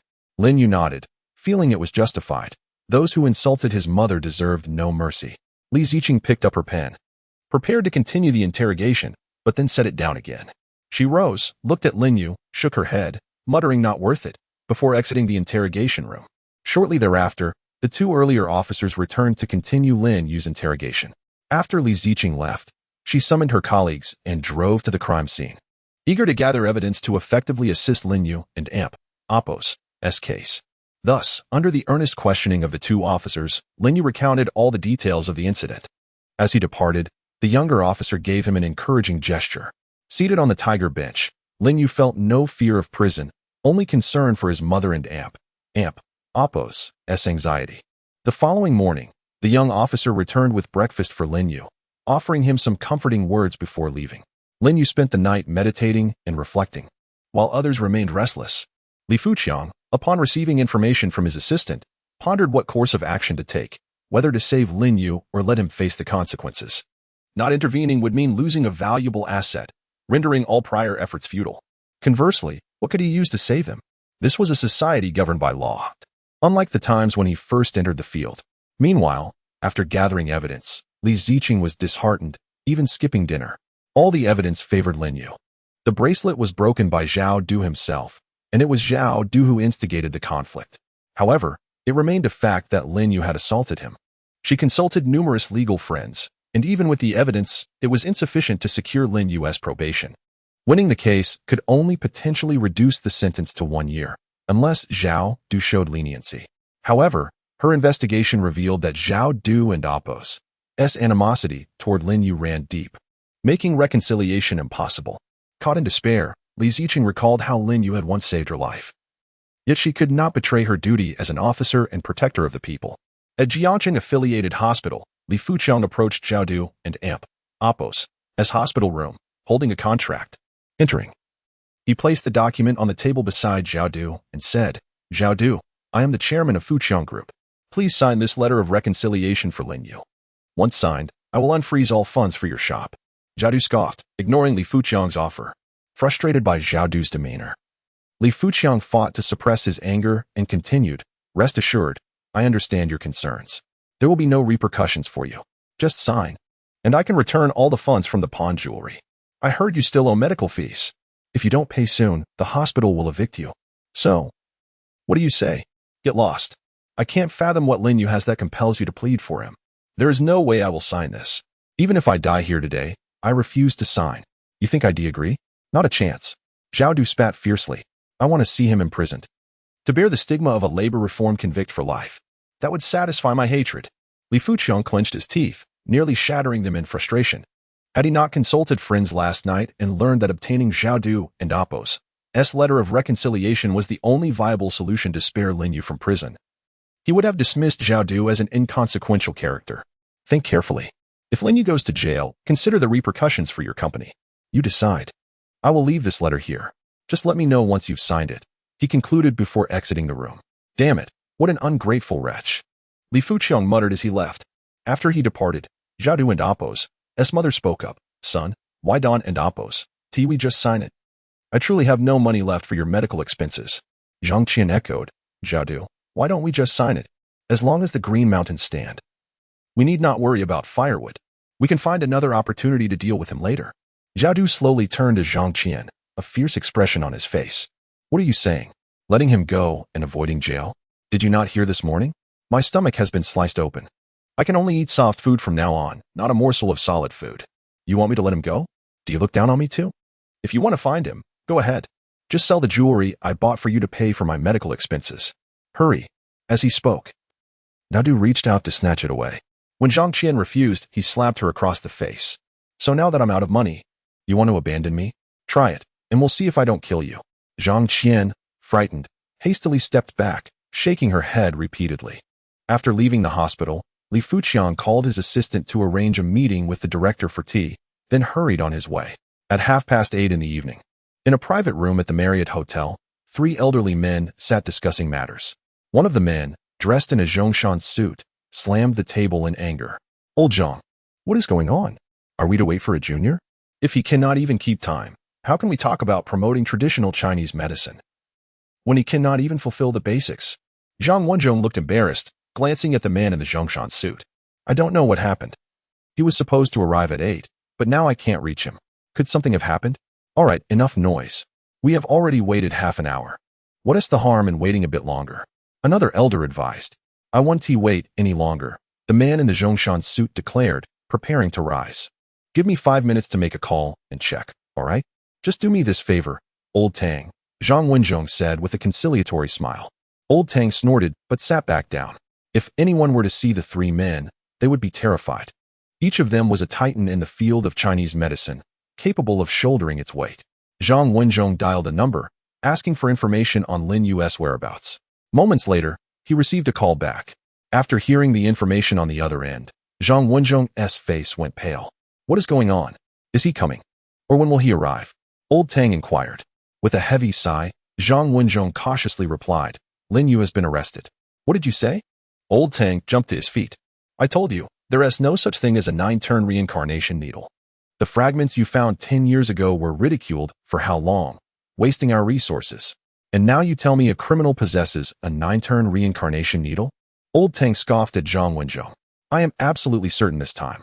If I am wrong, I will shut my doors to guests and never study traditional medicine again, Zhang Wenzhong asserted. Upon hearing this, another elder grew anxious. Currently, we have so few masters of national medicine. If we lose one over this minor issue, what shall we do? He quickly added, don't act impulsively, old Zhang. Such matters cannot be trivialized. Old Tang also felt a bit uneasy, surprised by Zhang Wenzhong's steadfastness for the sake of this young man. You shouldn't close your doors. If you retreat, who will I argue with? If you misjudge, just call me Big Brother when you see me. Fine. Zhang Wenzhong agreed readily. Old Tang had expected such a quick agreement from Zhang Wenzhong and regretted not making more demands. What do you plan to do now? He queried. After a moment's thought, Zhang Wenzhong replied. All we need is to prove that he is a hero preparing to compete in a major event for the glory of our nation. What did you just say? Do you know what you're suggesting? Old Tang leapt up again. This time, the other elder did not defend Zhang Wenzhong. Old Zhang, this does indeed violate the regulations. I know, and I would stake my life's reputation on it. Zhang Wenzhong responded. Even though Old Tang and Zhang Wenzhong often clashed, their bond was stronger than any argument. Old Tang's tone grew serious. You must be certain, if that young man fails to meet the requirements, you will be held accountable. Indeed, the final decision will not lie with the 3 of us. Those old-timers will not relent lightly if they find out. Don't let this boy ruin your lifelong reputation, the other elder cautioned Zhang Wenzhong. Zhang Wenzhong shook his head. I will not let him go to prison. I see in him the hope of traditional Chinese medicine shining brightly in the world. Realizing that Zhang Wenzhong's decision was unchangeable, the 2 men could only nod in agreement. Zhang Wenzhong looked at them and said, Now, I hope you can help me with a favor. Help me provide a witness. Old Tang, I know you have long coveted my platinum needles. If you help me this time, I will gift them to you. Old Ding, assist me. And I owe you a favor. Thus, the three men reached an agreement. Miao medicine practitioner Tang Qing, traditional Chinese medicine expert Zhang Wenzhong, and Mongolian medicine practitioner Deng Jianya, each a figure of great renown in medicine, came together for the sake of an unknown youth. After speaking, the three men left without even finishing their meal, heading straight to the bureau. Meanwhile, Li Fuqiang had been waiting in the director's office all afternoon, unable to bring him out. After finally securing a meeting, he discussed the matter with the director, who agreed and led him into the office, where they remained without emerging. Time passed, and as it approached 9:00 and Oppo's clock, Li Fuqiang stood up and shouted toward the window, "Just concede. I owe you a favor, please." The director, seated in the office, shook his head. "This is a society governed by law, not as it was before. Our duty is to ensure the safety of the people's lives and property. Even if the victim is no longer human, we cannot release him. I'm only saying this because of our long-standing relationship. I cannot breach protocol. I hope you will not pressure me further." Li Fuqiang sighed and squatted again. "Then we shall wait. I refuse to believe you when tea come out." Just then, the office door finally opened. The director stepped out, looking weary. "What is the point? You know it's impossible. Even if you sleep here, it won't change anything. Why must you make it difficult for me? I am merely doing my duty." Li Fuqiang shook his head, lowering his gaze. "You know I have been a businessman for many years, focused solely on profit." As he spoke, Li Fuqiang pulled out a pack of cheap cigarettes from his bag, offering one to the director, who accepted and lit it. "I still enjoy these cigarettes. I can't shake the habit. They help keep me alert." Reminding me of the days when I was poor, Li Fuqiang said, and the two men squatted at the office door, smoking. Li Fuqiang continued, "Did you know he saved my son? At first, I was only drawn to his medical skills, but today, when I had Zhao Du sign the letter of understanding at the hospital, do you know what I saw?" Li Fuqiang paused, and the director remained silent, patiently awaiting his next words. "I witnessed a young girl perish before my eyes, succumb to brain cancer, a fate that mirrored my son and Oppo's affliction. It was then that I realized the magnitude of the benefactor I had encountered. After giving birth, my wife underwent a sterilization procedure, rendering her unable to conceive again. I reflected on the sacrifices she made for me, and in my later years, I was blessed with a child. Together, we chose to undergo sterilization, wishing to spare her the agony of carrying a pregnancy for 10 months. Had I not met Lin Yu, I would now bear the guilt of extinguishing the Li family and Oppo's lineage." Upon hearing Li Fuqiang and Oppo's words, the director fell into a contemplative silence. After a long pause, Li Fuqiang spoke again, expressing his determination to press on, regardless of whether assistance would be offered. Just as he concluded his statement, Li Ziqing rushed in, urgency evident in her demeanor. The director observed her and inquired, "What is it? Is there an urgent matter?" "I wish to bail Lin Yu out," Li Ziqing declared. Both Li Fuqiang and the director were taken aback, bewildered by her boldness. The iron-willed Li Ziqing was a figure known even to the businessman Li Fuqiang. The director pondered for a moment before responding, "Fetch your grandfather. You are not yet qualified." With that, Li Ziqing found herself at a loss for words. "Am I qualified then?" she retorted, as three elderly men approached slowly. The director regarded the trio with curiosity. As they reached him, he recognized their faces and immediately rose to salute, fully aware of Zhang Lao's esteemed status. Even representatives from the United Nations would show deference to someone of his caliber. "Zhang Lao, what brings you here?" the director inquired. "I wish to secure Lin Yu and Oppo's release. Is that permissible?" Zhang Wenzhong responded slowly. The director, caught in a dilemma, replied respectfully, "I hold great respect for your contributions to Chinese medicine, but I must adhere to my duties." Seeing the director and Oppo's refusal to relent, Zhang Wenzhong gestured, and Deng Jianya and Tang Qing stepped forward, speaking in unison. "I am Tang Qing, a member of the Chinese Medical Association and a first recipient of the National Medical Master title, having represented our nation at the World Medical Research Conference. I need not mention the lesser accolades. I am Deng Jianya, also a member of the Chinese Medical Association and a first recipient of the National Medical Master title, equally having represented our nation at the World Medical Research Conference." As they introduced themselves, the onlookers were left speechless, astonished by the distinguished lineup. The World Medical Research Conference was something they had only seen on television. Seeing their reactions, Zhang Wenzhong felt somewhat relieved and spoke. "We are here solely to secure Lin Yu's release. The subsequent discussions are classified and can only be shared with you." With that, he led the way into the office, and the director promptly followed. After a while, both Zhang Wenzheng and the director emerged. The director addressed Li Ziqing. You may proceed with Lin Yu's release. We will follow the proper protocols, and I will sign off on the necessary documentation.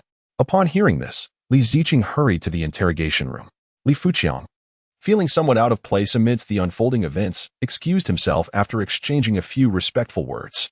As Li Ziqing liberated Lin Yu from the interrogation room, he unexpectedly encountered Li Fuqiang at the entrance. Their eyes met, and after a mutual nod of understanding, Li Fuqiang departed. Lin Yu approached the gathered individuals, puzzled by Li Ziqing's silence earlier, as she had merely released him without further explanation. Li Ziqing introduced, "This is our director. I believe you are already acquainted with these gentlemen." The director extended his hand, greeting Lin Yu. "Lin Yu, these distinguished gentlemen have come to secure your release. You need not worry about the ensuing matters. We will handle everything. Your focus should solely be on your pursuits." Lin Yu, somewhat bewildered, glanced at Zhang Wenzheng, who gestured encouragingly. Lin Yu feigned a nod, affirming, "I shall do my best." "Well then, it is getting late. Zhang Lao, you and your companions should rest early. You are national treasures, and we cannot afford any mishaps," the director stated respectfully. Zhang Wenzheng nodded, expressing gratitude for the director's hospitality despite the late hour. After exchanging a few pleasantries, they departed. Once outside, Li Ziqing inquired of the director, "What is the significance of this matter?" "National secrets. Consult your grandfather and see if he will divulge anything," the director replied, leaving her with no further information. "Rest well," he concluded, leading the way out. Having been cooped up since the afternoon without sustenance, he needed to grab some instant noodles to quell his hunger. Lin Yu followed the group outside, where they boarded a Santana. Tang Qing pointed at Lin Yu and addressed Zhang Wenzheng.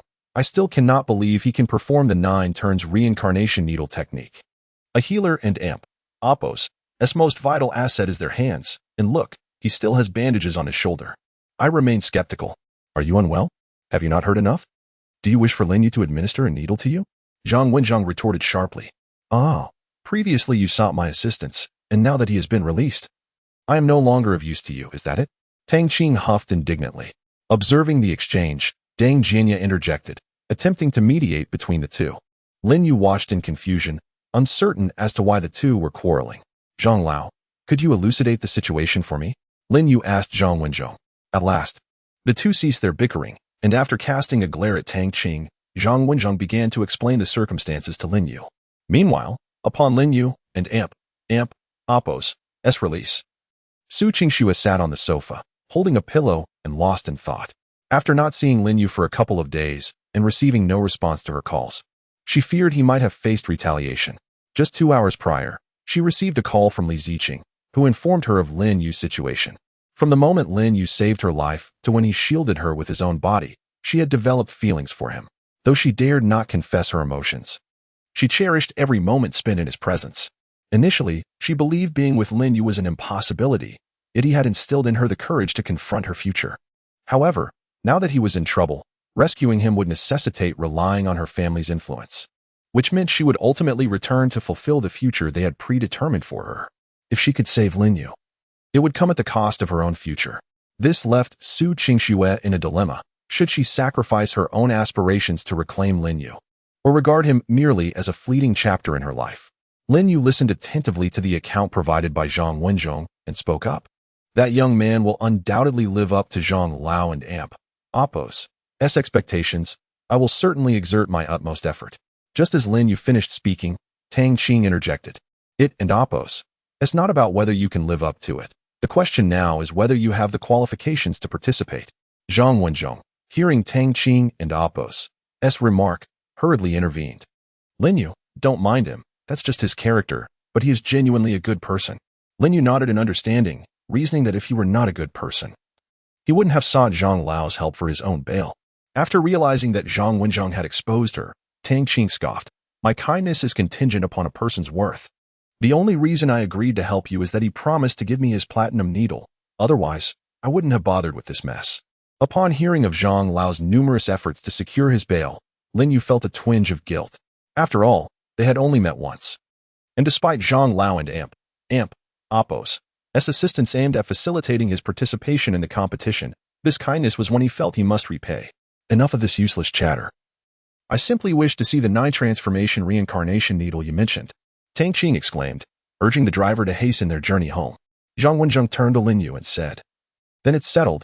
We will wait for you at the affiliated hospital tomorrow. You must not break your promise this time. Lin Yu nodded vigorously, assuring, I will definitely arrive punctually tomorrow.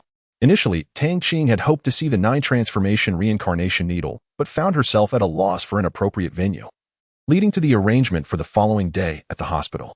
During the car ride, Lin Yu noticed a flurry of missed calls from Su Qingxue on his phone. Yet out of respect for Zhang Lao and the others, he chose not to respond.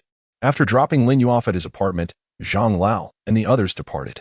Lin Yu intended to return home to rest, yet remembering the numerous calls from Su Qingxue, he decided to go directly to her door and tentatively knocked. He hesitated to use his ability to see through walls, fearing he might discover any peculiar sleeping habits she might have. Upon hearing the knock, Su Qingxue quickly set her phone aside and called out, who is it? Just as she resolved to take action regarding Lin Yu, her mind lingered on his well-being. Deciding she would prioritize rescuing him before considering her own future, she picked up her phone, intending to call her father when she heard Lin Yu and Apos' voice from outside. Surprised, she sprang up to open the door. Upon opening it, she was elated to find Lin Yu standing there, and without hesitation, she leaped into his arms. Lin Yu was taken aback, unsure of what had transpired to elicit such a response from her. He held her waist to prevent her from falling.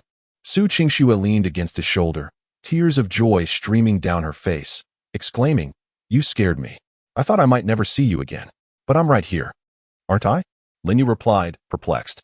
Su Qingxue nodded, resting her head against his shoulder. In that moment, time seemed to stand still, encapsulating only the two of them in an embrace. After a while, Su Qingxue slowly lifted her head to gaze into Lin Yu and Apos' eyes and confessed, Lin Yu, I like you. After much contemplation, she had finally decided to express her feelings, fearing that she might miss her chance. Once the words left her lips, she felt an overwhelming sense of relief. Lin Yu was momentarily stunned. Was this truly a confession? How could he not be enamored by Su Qingxue?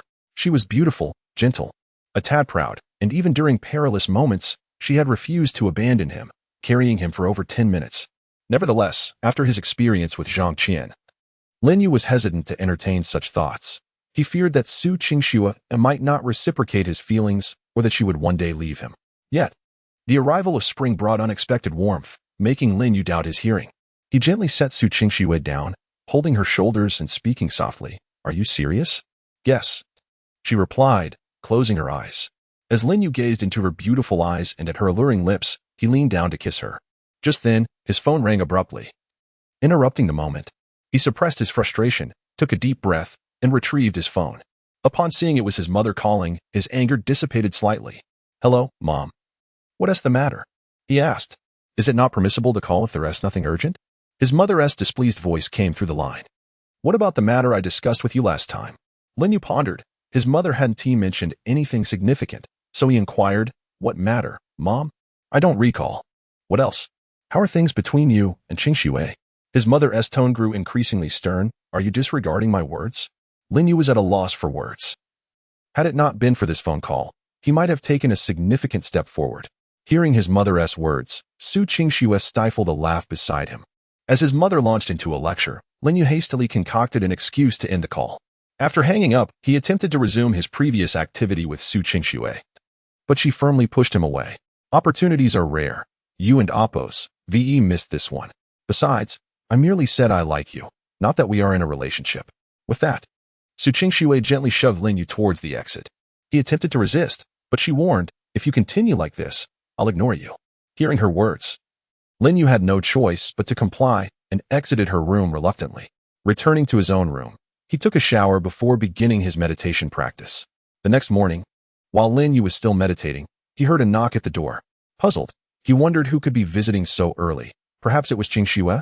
He rose to open the door, and upon doing so, he was taken aback to find Zhang Qian standing outside. Lin Yu immediately attempted to close the door, but Zhang Qian blocked his way with her body. Irritably, he remarked, are you here to plead for Jiaodu? That and Apos, is impossible. I have no desire to engage in violence against women, but you are an exception. Get lost. Zhang Qian hurriedly clarified, no, I and Apos am not here to plead. I'm asking you for a chance. Intrigued by her unexpected claim, Lin Yu fixed her with a cold stare and replied, 3 minutes. As she pushed the door open, Zhang Qian slowly spoke. Lin Yu, I was wrong before.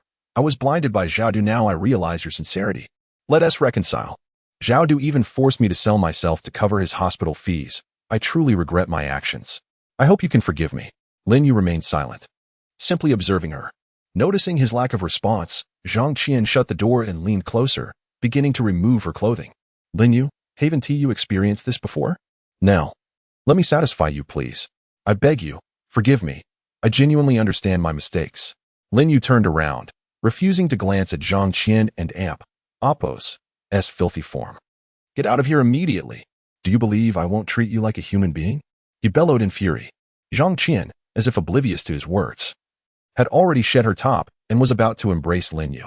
At that moment, the door swung open once more, revealing Su Qingxue, her face ablaze with anger. As soon as Zhang Qian turned, Su Qingxue seized her by the hair and slapped her across the face.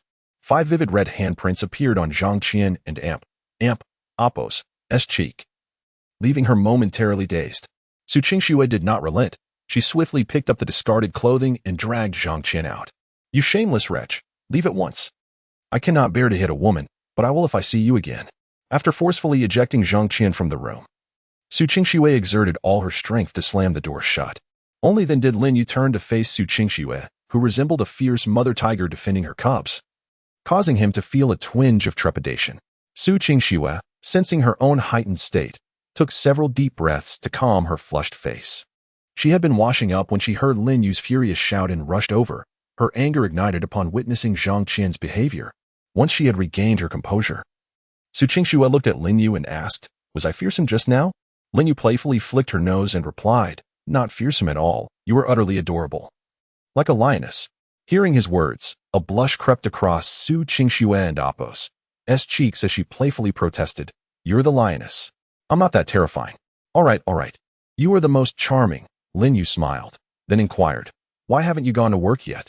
Upon hearing his question, Su Qingxue glanced at the time and hurriedly dashed to her room, realizing she was about to be late. Seeing her flustered demeanor, Lin Yu initially intended to tease her. But upon checking the time himself, he rushed to the washroom to prepare. He had promised old Zhang he wouldn't be late today, and any further delay would indeed result in tardiness. After finishing his grooming, Lin Yu bolted out the door just in time to collide with Su Qingxue. As they ran, she asked, Are you in a hurry for something? I promised old Zhang I would visit the hospital. I left him hanging last time, Lin Yu replied. Thus, both of them hurried along, barely having time for breakfast. Lin Yu relied on his legs, while Su Qingxue, unable to drive as her car was under repair, had to take a ride. Lin Yu ran with fervor, even employing his spiritual energy for assistance. A woman walking with a child happened to see him sprinting by. The child pointed at Lin Yu and asked, Mom, is that the Flash? The woman responded, That's the incredible Mate 1 delivery. Even faster than the Flash. The Flash is merely quick, but Mate 1 is all-powerful. Just 1 minute before the time Lin Yu had arranged with old Zhang, he finally arrived at the affiliated hospital. He reflected, It seems I must purchase a vehicle. Relying solely on my legs is too cumbersome. After adjusting his demeanor to mask his haste, Lin Yu approached the office of the director, only to find several people already waiting for him. Upon entering, he quickly apologized but noticed an unfamiliar elder among the group. Zhang Wenzhong greeted Lin Yu, saying, No worries. After all, we're all halfway in the grave. A few minutes don't matter. However, the older man, whom Lin Yu had not encountered before, retorted, You may not care if you're nearing death, but I do. My time is invaluable. I expected a prominent figure, not just a young pup. His voice was laced with hostility. Lin Yu stepped forward, asserting, What of my youth? I possess decades more to live than you. Youth brings vigor, and your age does not equate to wisdom. The elder's ire flared, and he pointed at Lin Yu, cursing, You dare repeat that? Just as it seemed a confrontation was brewing, Zhang Wenzhong interjected, Is there no way to discuss this amicably? Why resort to shouting? At Zhang Wenzhong's intervention, the unfamiliar elder redirected his anger towards him. Step aside. Last time, your inadequate fragments wasted our time. And now you bring in this young fool to speak of the 9-turn reincarnation needle. Do you think I wouldn't know how to use it? Lin Yu countered sharply.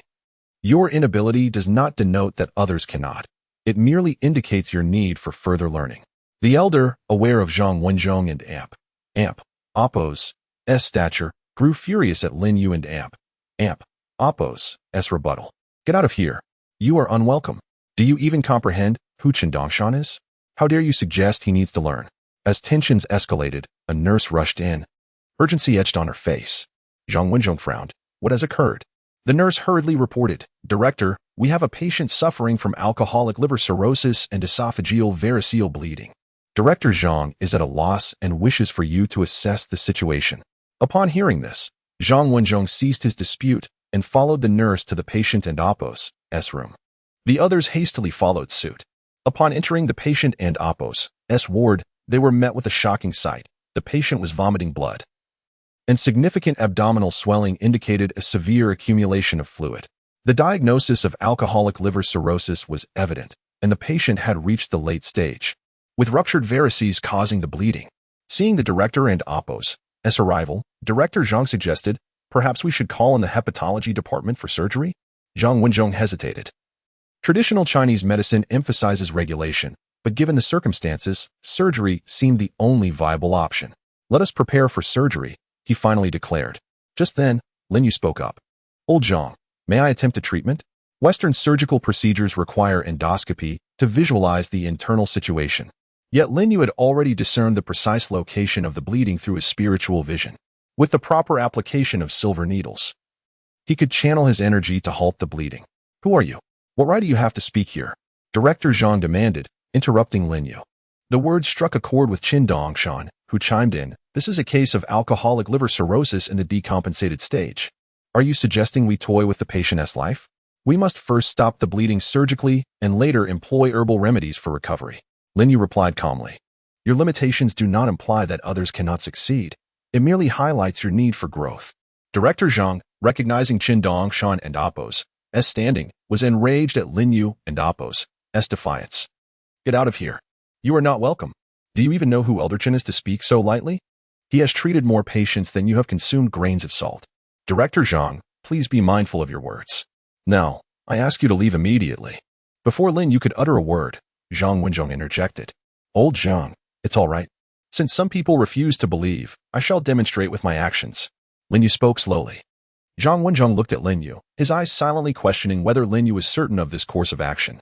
Lin Yu nodded in affirmation. After their silent exchange, Zhang Wenzhong felt it inappropriate to say more, and simply stepped aside, stating, Lin Yu, give it a try, but do not overexert yourself. Director Zhang, intimidated by Zhang Wenzhong's words, fell silent, though the derision in his eyes remained undiminished. Lin Yu approached the patient, and without hesitation, retrieved a box of silver needles he had purchased from an antique market. Upon opening the box, as Lin Yu extracted the silver needles, Tang Qing was momentarily taken aback. Her gaze fixated on the exquisite needles in Lin Yu and Oppo's hand. The delicate silver needles bore intricate carvings at their ends, showcasing an artistry that was nothing short of breathtaking. Unperturbed by the uniqueness of the needles, Lin Yu activated his vision and proceeded to insert the needles into the patient. 3 needles, 6 needles, 9 needles in total. Observing Lin Yu's technique, everyone present, except for Zhang Wenzhong, Tang Qing, Deng Jianya, and Chen Dongshan, was left in awe at Lin Yu's mastery. A singular thought echoed in their minds. Could this truly be the legendary 9 cycles rebirth needle? Zhang Wenzhong, witnessing the astonishment of the others, could not suppress a slight smirk. They had doubted him, yet now their eyes were wide with disbelief. As Lin Yu channeled his spiritual energy through the silver needles into the patient, he noticed an unusual rapidity today. It was as if the needles were natural conduits of spiritual power.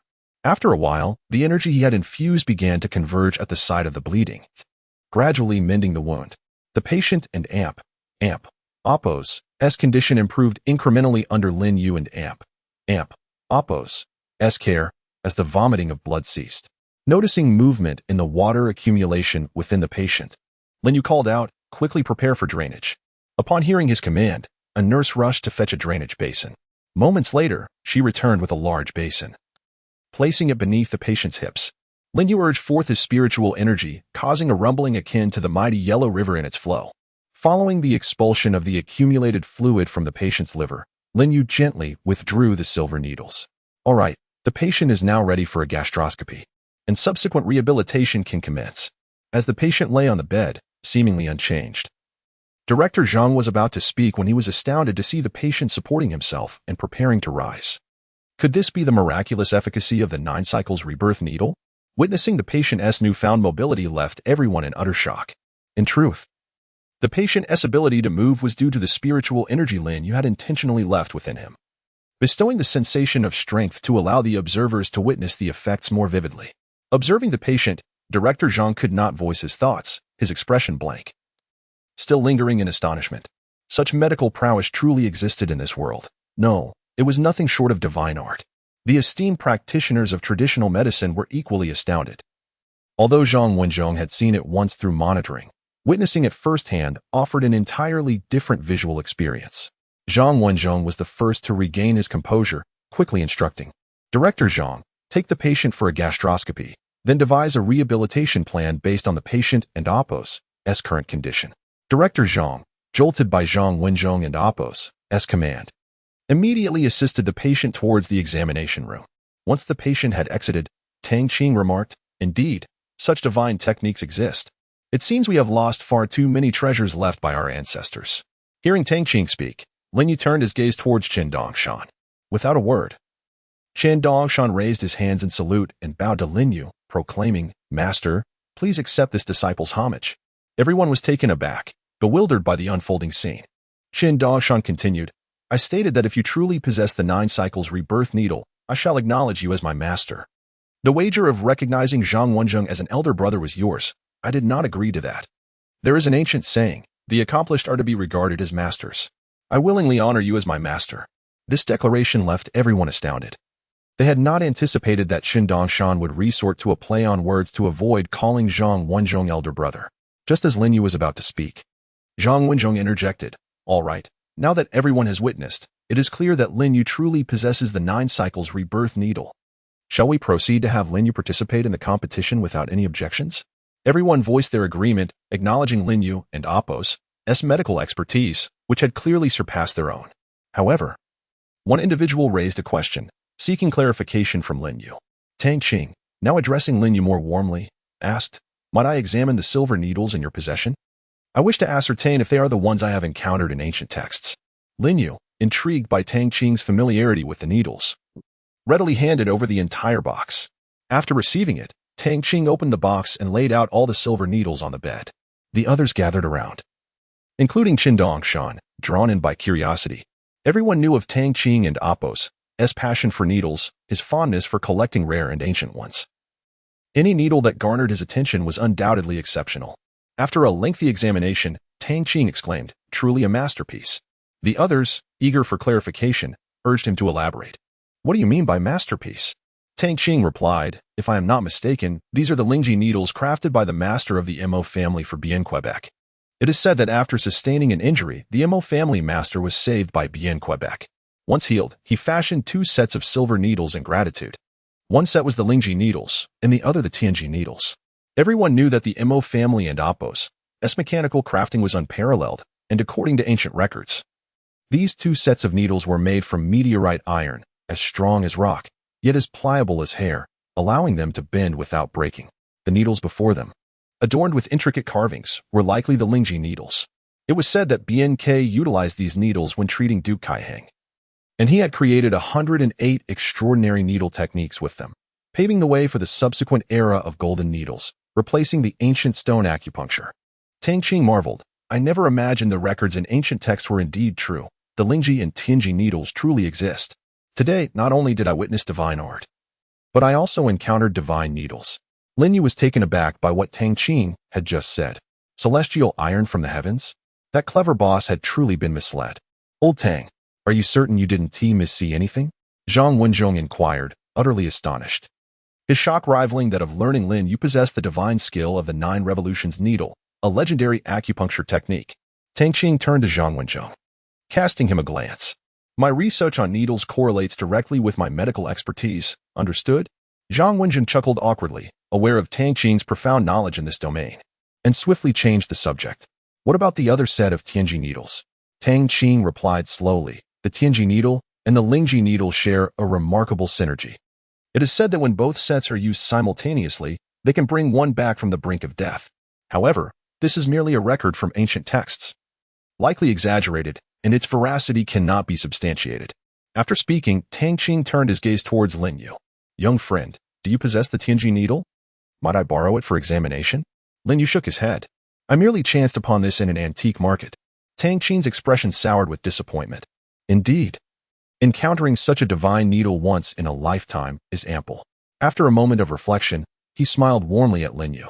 Noticing Tang Qing and Appo's mischievous smile, Lin Yu quickly interjected, I know, old Tang. With your grand enterprises, you Wooden and Appo's take a fancy to my humble possession, would you? Before Tang Qing could respond, Lin Yu had already sealed off his retort, leaving him to chuckle sheepishly. Indeed, young friend Lin Yu and Appo's medical skills paired with this Lingji needle are truly a match made in heaven. Having exhausted the topic, Lin Yu retrieved a prescription from his pocket and handed it to Zhang Wenzhong. Elder Zhang, could you kindly check if we have the herbs listed here? Zhang Wenzhong nodded and took the prescription to examine. After a brief moment, he said, you can simply go to the apothecary hall and mention my name. Lin Yu remarked. Shall I go now? Are you in such haste? Have a meal first, Zhang Wenzhong replied, slightly taken aback, as he had intended to invite Lin Yu and the others for lunch. The herbs on Lin Yu's prescription were specifically for treating insomnia. Having learned of Su Qingxue and Appo's restless nights, Lin Yu had already planned to procure the ingredients. However, he had been in the countryside and lacked access to a pharmacy. Now, he wished to prepare the calming medicine before Su Qingxue finished work, hoping to ensure she could sleep more soundly that night. Seeing Lin Yu and Appo's reluctance to refuse, Zhang Wenzhong understandingly said, if you have matters to attend to, I want to insist. Lin Yu cast a grateful glance at Zhang Wenzhong before taking his leave. As he stepped outside, a throng of people surrounded him. Divine Doctor, thank you so much. We've been to numerous hospitals with no resolution. Only here have we found healing. Thank you, truly. Lin Yu was taken aback by the fervor of gratitude from 6 or 7 individuals. One woman even attempting to kneel before him, though he swiftly intervened. Zhang Wenzhong and the others stood by, observing Lin Yu and Appo's flustered demeanor. Having witnessed such scenes countless times before, please, there is no need for such gratitude. It is the duty of our profession to save lives. It was but a trifling effort, Lin Yu said gently. Overwhelmed by their enthusiasm, he eventually sought an excuse to slip away. Upon exiting the hospital, Lin Yu turned back, still slightly rattled, only to find that no one was pursuing him. With a sigh of relief, he made his way to the apothecary hall. Upon arrival, before he could even step inside, Xiao Tong, who had recently been promoted due to Lin Yu's influence, awaited him at the entrance. Mr. Lin, our shopkeeper informed me about your needed herbs. I have gathered them for you. Please let me know if you require anything else. Feeling somewhat embarrassed by her attentiveness, Lin Yu quickly replied, no need for formalities, just call me Lin Yu. Xiao Tong bowed her head in gratitude before hastily returning to the pharmacy. Lin Yu was puzzled, unsure of how he had merited such consideration. Not dwelling on it further, he proceeded home. Once there, Lin Yu immediately began concocting the calming medicine. As the name suggests, the calming medicine serves to stabilize the mind and alleviate anxiety. He crushed the ingredients, including cinnabar and magnetite, which are typically used to treat palpitations and insomnia. He then added plant-based ingredients like biota seeds, valerian root, and polygala, known for their nourishing properties for the heart and liver. Unlike other medications, the calming medicine specifically targets the brain and Appo's meridians, necessitating a careful balance of potency. Soon, a delicate aroma wafted from the pot, bringing a sense of comfort. Nodding in approval, Lin Yu lifted the lid and discovered that this batch of pills was far superior to the last. It appeared that his alchemical skills were maturing. Just as Lin Yu extracted the medicinal pills, a knock sounded at his door. Upon opening it, he found Su Qingxue standing outside. After entering, she inhaled deeply. Lin Yu, did you use perfume? It smells wonderful. What brand is it? Lin Yu found himself speechless at her constant preoccupation with beauty. He slowly extended the herbs towards her. You mentioned your sleepless nights while in the countryside, so I specially crafted this calming medicine for you. Take it an hour before bed, and it should help you sleep more soundly. Su Qingxue and Appo's expression shifted to one of disappointment upon realizing it was merely herbs, far from her expectations. Observing her discontent, Lin Yu added, if you don't want it, I'll take it back. It would fetch at least 4 figures in the market. Su Qingxue shot him an indignant glance, playfully reproaching, you dare to ask me for money? How shameless of you. Lin Yu grinned mischievously. My face is worth less than a penny in the presence of money. I merely wish to lie back and let the riches flow in. Realizing the implications of his words, Su Qingxue scoffed. How brazen. Beware of being crushed by a tank. With that, she hurriedly took the medicine back to her room, fearing Lin Yu might demand payment. After teasing Su Qingxue, Lin Yu, feeling unoccupied, decided to study the Lingji needle. Could it be that BNK possessed spiritual energy? The thought flickered through his mind. Given that this Lingji needle was custom-made for BNK by the Mo family, it seemed to act like a natural conduit for spiritual energy, which sparked Lin Yu's curiosity. After hours of contemplation, he found no substantial insights and reluctantly set it aside. Instead, he retrieved a tome imbued with spiritual energy that he had acquired at the antique market. As he opened the book, he was met with a passage in Sanskrit. Though he could not comprehend the language, his consciousness danced along with the characters. Once again, Lin Yu entered a state of forgetfulness, feeling the surge of spiritual energy as he absorbed the text. It was not until he finished the book that he snapped back to reality, channeling his spiritual energy. He distinctly sensed an increase. Clenching his fists, he realized that he now had enough spiritual strength to practice some additional skills from the inheritance, which filled him with excitement. A single gathering spirit needle had helped him overcome several challenges. How much more could he achieve with access to higher-level techniques? Elated, he commenced his training anew. By 10 in the morning, Lin Yu finally awoke, having exhausted his spiritual energy from the previous night's rigorous practice. After Lin Yu freshened up, he made his way to the office, for work must go on, and more importantly, he felt compelled to express his gratitude to Li Fuqiang for rescuing him during his ordeal. Upon arriving at the company, Lin Yu proceeded directly to the door of Li Fuqiang and Appo's office. He knocked several times, but no one responded. Eventually, it was Li Fuqiang and Appo's secretary who informed Lin Yu that Li Fuqiang was absent from the office that day. Unable to locate Li Fuqiang, Lin Yu headed towards the sales department to review the team's performance. As a responsible individual, he believed it was essential to justify his salary. Upon entering the sales department, Lin Yu was greeted by a flurry of insincere compliments from colleagues who had previously looked down on him. He shook his head, bemused by the superficiality of social interactions. He then convened a meeting, leveraging his extensive experience in grassroots sales to identify and address the department and Appo's underlying issues. Realizing that Zhang Ziyu was also absent from work that day surprised Lin Yu. Zhang Ziyu was a model employee from the moment Lin Yu met him. He recognized Zhang and Appo's diligent nature. Unless faced with a significant issue, Zhang would typically be present at work. After some contemplation, Lin Yu retrieved Zhang Ziyu and Appo's phone number and dialed it. The phone rang for quite a while before it was answered. Ziyu, why aren't Appo's you at work today? Have you encountered some trouble? Lin Yu inquired. On the other end, Zhang Ziyu insisted that nothing was amiss, merely that he wished to take a day of rest. However, Lin Yu could discern something was off in Zhang's tone. Not wishing to press further over the phone, he hung up and headed straight to Zhang Ziyu's home. As he walked, Lin Yu increasingly resolved to purchase a car. Relying solely on his legs had become overly cumbersome. Zhang Ziyu's residence was not far from the office. And after more than half an hour, Lin Yu arrived at his doorstep. He knocked, and after a moment, heard Zhang Ziyu ask who was there. It and Appo's. Me, Lin Yu. I and Appo's. Am here to check on your mother. Lin Yu replied. After a prolonged silence, the door creaked open, revealing Zhang Ziyu. His face marred with bruises and limping on his injured leg. Lin Yu immediately inquired, what happened to you, Ziyu? Zhang Ziyu simply shook his head, indicating Lin Yu should refrain from asking further questions. If there and Appo's, nothing else, I and Appo's. Am going to rest, he said coldly, clearly shutting down the conversation. Observing Zhang and Appo's unwillingness to engage, Lin Yu nodded and turned to leave. Before departing, he glanced into the house, noting the disorder and signs of a violent disturbance.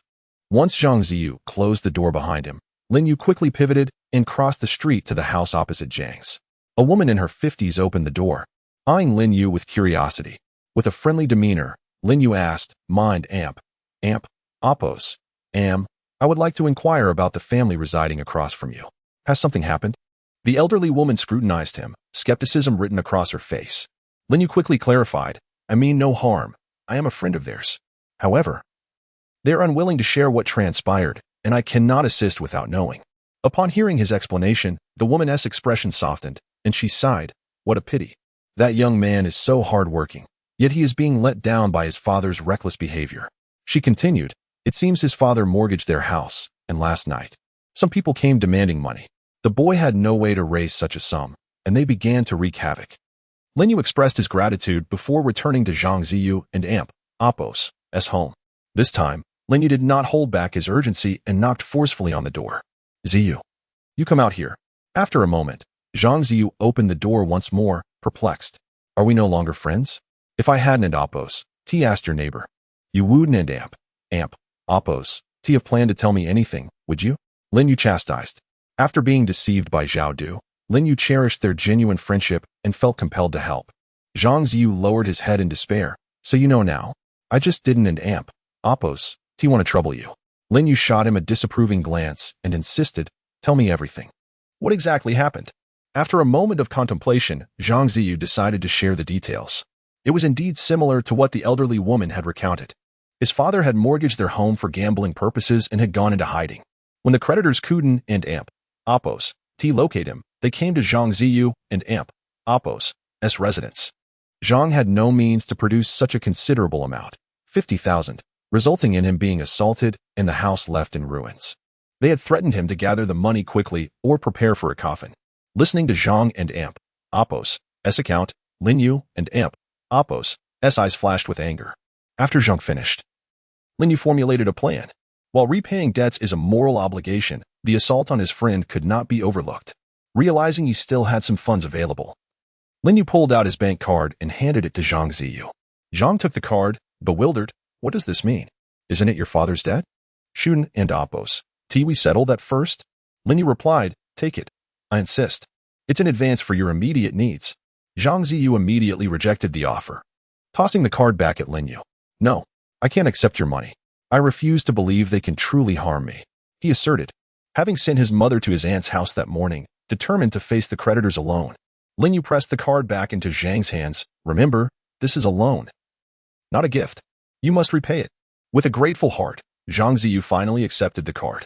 As he prepared to kneel in gratitude, Lin Yu quickly stopped him, scolding him gently. Observing Zhang's limping gait, Lin Yu offered, shall I take a look at your leg? Zhang Ziyu was taken aback. Are you serious? Since when did you become a healer? Lin Yu chuckled. You'd be surprised by what I can do. Do you trust me? Of course I do. Please check it out. Zhang Ziyu replied, it's nothing serious, just a bruise from last night. Lin Yu said nothing more and instead activated his vision to inspect Zhang's leg. Upon examining Zhang's calf, Lin Yu frowned, noticing a fine crack in the bone. Though it was not severe at present, it could worsen over time, potentially leading to dire consequences. Thankfully, Lin Yu had caught it in time, averting a possible amputation. Seeing Lin Yu's troubled expression, Zhang Ziyu asked anxiously, Lin Yu, is it serious? Just tell me straight. Lin Yu feigned pressing on Zhang and Apos. S calf, it and Apos. S nothing major, just a little trauma. Your bone is slightly numb. He then produced a set of needles, stating, I will administer a few acupuncture treatments to promote blood circulation for a quicker recovery. After Zhang Ziyu nodded in agreement, Lin Yu retrieved 3 needles and began to work on his leg, channeling his energy into the treatment. It must be said that the presence of the spiritual needle has indeed made things considerably easier. After Lin Yu inserted the silver needle, Zhang Ziyu felt a gentle chill emanating from his calf. Moments later, the spiritual energy began to adhere to the fissure in Zhang Ziyu and Amp, Apos, S leg bone, gradually mending it. As the delicate crack in his bone was restored, the cold sensation transformed into an intense warmth. Following this warmth, Zhang Ziyu realized that the pain in his calf had vanished completely. Lin Yu, I had no idea you possessed such remarkable medical skills. Well done, young man. Zhang Ziyu praised. Lin Yu did not respond but stood up and said, I and Apos, LL go fetch some medicine for you. It will expedite your recovery. With that, Lin Yu exited Zhang Ziyu's home, leaving no room for refusal. He quickly found a nearby pharmacy and requested several medicinal herbs, Nodo ginseng, bone-healing herb, eukamia, and natural copper. All these herbs are renowned for their efficacy in promoting bone healing. After paying, Lin Yu carried the herbs back to Zhang Ziyu's residence. Upon arriving outside Zhang Ziyu's door again, Lin Yu noticed a crowd gathered at the entrance. Recognizing them as troublemakers, he hastened towards them. Peering inside, he saw Zhang Ziyu being reprimanded by a diminutive man with sharp eyes, who had a firm grip on Zhang Ziyu and Amp, Apos, S collar. Suddenly, a slap echoed as the small-eyed man struck Zhang Ziyu and Amp, Apos, S face. Lin Yu frowned and stepped inside. Who the hell are you? Get out of here. Ken and Appos. Tuc and Appos. Re busy? A man guarding the entrance blocked Lin Yu and Appos' path, hurling insults. Lin Yu, exuding an undeniable authority, declared, "Step aside." The man snorted dismissively, "Kid, are you looking for trouble?" As he moved to strike, Lin Yu swiftly delivered a punch, knocking the man unconscious, witnessing their companion fall. The rest of the debt collectors quickly surrounded Lin Yu. Hearing the commotion outside, Zhang Ziyu turned and shouted, "Lin Yu, hurry and call the police. I've already repaid him, but now he wants interest." Infuriated by Zhang Ziyu and Appos' words, Lin Yu and Appos' expression hardened as he glared at the surrounding crowd. Just as the debt collectors were about to act, the small-eyed man shouted from within, "Don't lay a hand on him. Let him in." Upon hearing this command, the crowd parted without hesitation, allowing Lin Yu to proceed inside. He stood before the small-eyed man, who spoke, "You dare to strike my man? I commend your bravery, but let us keep the peace. I assume you two are quite familiar? Since you repaid him, let and Appos' consider this a friendly gesture. I want to pursue the matter of you hitting my subordinate." Zhang Ziyu quickly interjected, "Lin Yu, don't. The card you gave me was taken by him. Now he wants 70,000. 70,000? Lin Yu inquired. The small-eyed man continued, "Indeed, 70,000. We need funds for our operations. Dining out and smoking all incur expenses. Is it unreasonable to ask for a bit more?" Lin Yu nodded, "Not unreasonable. I have over 80,000 on that card. 70,000 will suffice. Your debt is settled. But my friend..." Before Lin Yu could finish, the small-eyed man interrupted, "I and Appos' changed my mind. I want 100,000. That card has 80,000, so I still need 20,000. Lin Yu suddenly smiled. Initially, he intended to settle the score for Zhang Ziyu, but now he saw an opportunity to test his newly acquired skills. He gazed at the small-eyed man and slowly said, "My money is not so easily taken. Do you believe that if you seize it, you shall suffer a fate of bleeding from all 7 orifices and heart failure?" The small-eyed man burst into laughter, pointing at his head. "Are you out of your mind? If you are, I'll deduct 10,000 from your debt and send you to see a doctor." Ignoring him, Lin Yu raised his hand, sketching a talisman in the air while murmuring incantations, ceasing all other actions. Observing Lin Yu's antics, the small-eyed man could no longer contain his mirth, collapsing to the ground in laughter. Yet, as the laughter persisted, it morphed into a grimace of pain. Seeing their leader writhe on the floor, his subordinates rushed in to assist. "Quick, take me to the hospital. I must have eaten something bad this morning." The small-eyed man gasped through gritted teeth. His followers hurriedly helped him up and began to exit. Before leaving, the small-eyed man cast a glance at Lin Yu and Zhang Ziyu, stating, "Today, consider yourselves fortunate. Hurry and gather the money. I shall return soon." Zhang Ziyu felt a chill at the prospect of needing to raise more funds, standing frozen in disbelief, while Lin Yu wore a subtle, enigmatic smile. "Return? Indeed, he will come back seeking my favor." Once the group departed, Lin Yu turned to the still-dazed Zhang Ziyu. He placed a reassuring hand on Zhang Ziyu's shoulder, saying, "Ziyu, do not dwell on this matter. Rest assured, you need not concern yourself any further." Zhang Ziyu shook his head vigorously. "You have already done so much for me. These people are nothing but leeches. They will never be satisfied. I must report this." Lin Yu placed his hand firmly on Zhang Ziyu and Appos' shoulder. "Trust me, he will return my money. If he comes after you again, just call me." Seeing Lin Yu and Appos' confidence, Zhang Ziyu nodded. After exchanging a few more pleasantries, Lin Yu instructed Zhang Ziyu on how to prepare the herbs he had procured before taking his leave. No sooner had he stepped outside than his phone rang. Upon checking, he saw it was a call from Li Fuqiang. After answering, he heard Li Fuqiang's voice, "Lin Yu, I heard from my secretary that you were looking for me this morning. Is there something you need?" After contemplating for a moment, Lin Yu replied, "I simply wanted to express my gratitude for your assistance during my recent troubles." Li Fuqiang seized the opportunity, saying, "Lin Yu, that's not fair. Gratitude should not merely be verbal. You ought to treat me to a meal." He continued, "Why wait for another day? Let us do it today. I haven't and Appos' tea eaten yet." After some thought, Lin Yu realized he hadn't tea eaten either and felt it inappropriate to decline the invitation. "All right, tell me the location, and I will come pick you up," Li Fuqiang said over the phone.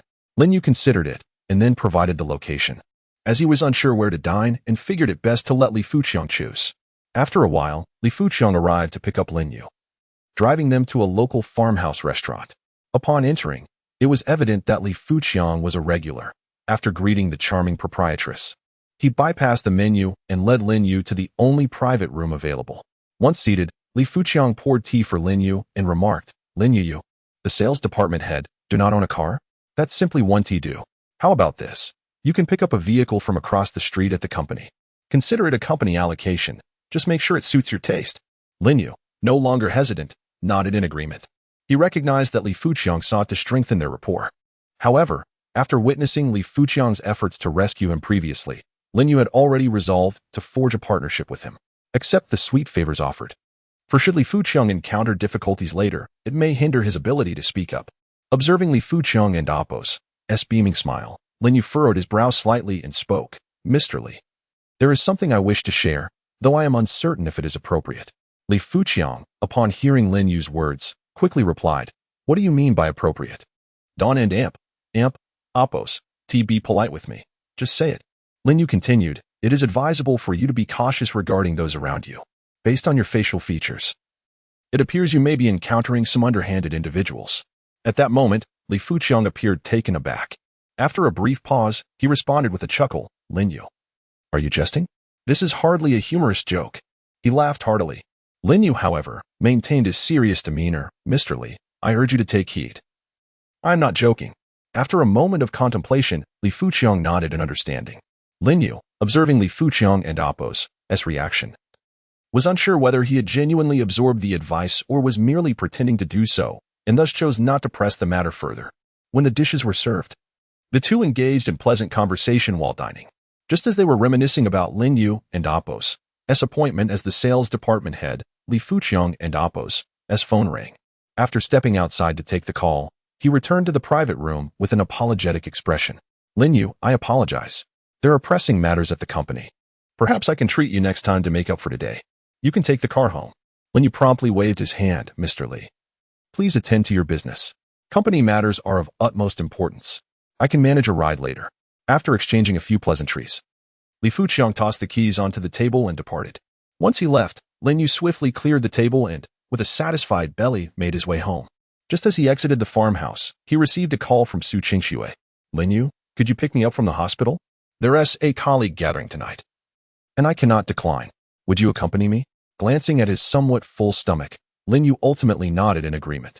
Considering the potential complications of a late-night gathering, he drove Li Fuqiang's car towards the hospital. Approaching the hospital, he encountered heavy traffic due to the rush hour. Concerned that Su Qingxue might be waiting long, he found a place to park and walked over. At the hospital entrance, he noticed a crowd gathered. Upon seeing Lin Yu, Su Qingxue hurriedly approached him, pulling him towards a group to make introductions. A man clad in a tailored suit, displaying evident impatience, exclaimed, "Hurry up. We and Appos wasted enough time waiting for him. Let Appos introduce ourselves on the way." He then got into the car, starting the engine. With 9 individuals and 2 vehicles, everyone boarded, leaving only Su Qingxue and Lin Yu behind, with just 1 seat remaining. The impatient man mockingly remarked, "Qingxue, doesn't your boyfriend have a car? Why not let him take a taxi instead?" Su Qingxue quickly declined, "No need. Qinshan, you all go ahead. My boyfriend and I will take a taxi." Upon hearing Su Qingxue refer to Lin Yu as her boyfriend, the man named Qinshan's expression soured. "All right, but be quick about it," he replied, shutting the car door. After the door closed, Lin Yu overheard faint murmurs from inside the vehicle. "Without even a car, I can't fathom why Su Qingxue would choose him." As the 2 cars slowly drove away, Su Qingxue turned to Lin Yu and suggested, "Perhaps I should skip this gathering. Let us go home." Lin Yu shook his head, taking her hand gently. "I know you well enough. You intended to strengthen your connections with colleagues, and if you Don and Appos attend, what will they think? Come, I'll drive you. I just borrowed this car from my company's CEO, and it's perfect for the occasion." With that, he led her toward the parking area.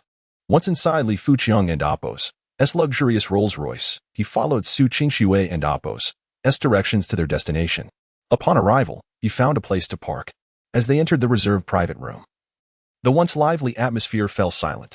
Sensing the awkward tension, Qinshan broke the silence. "Come on, Qingxue, weren't you going to introduce us? Let us hear it."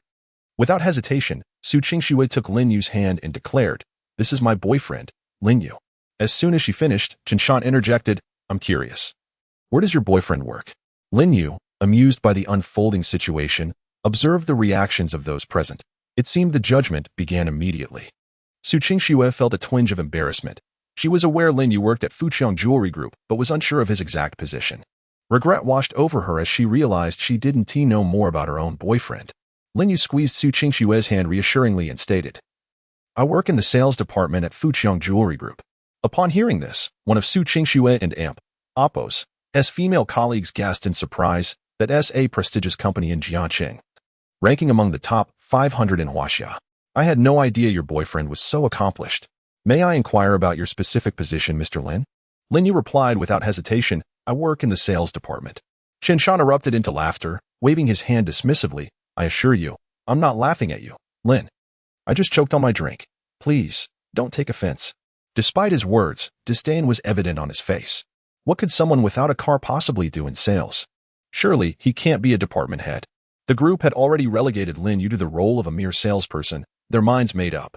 Even the initially surprised colleague, who had hoped to cultivate a connection with Lin Yu, now looked upon him with disdain, unwilling to engage further.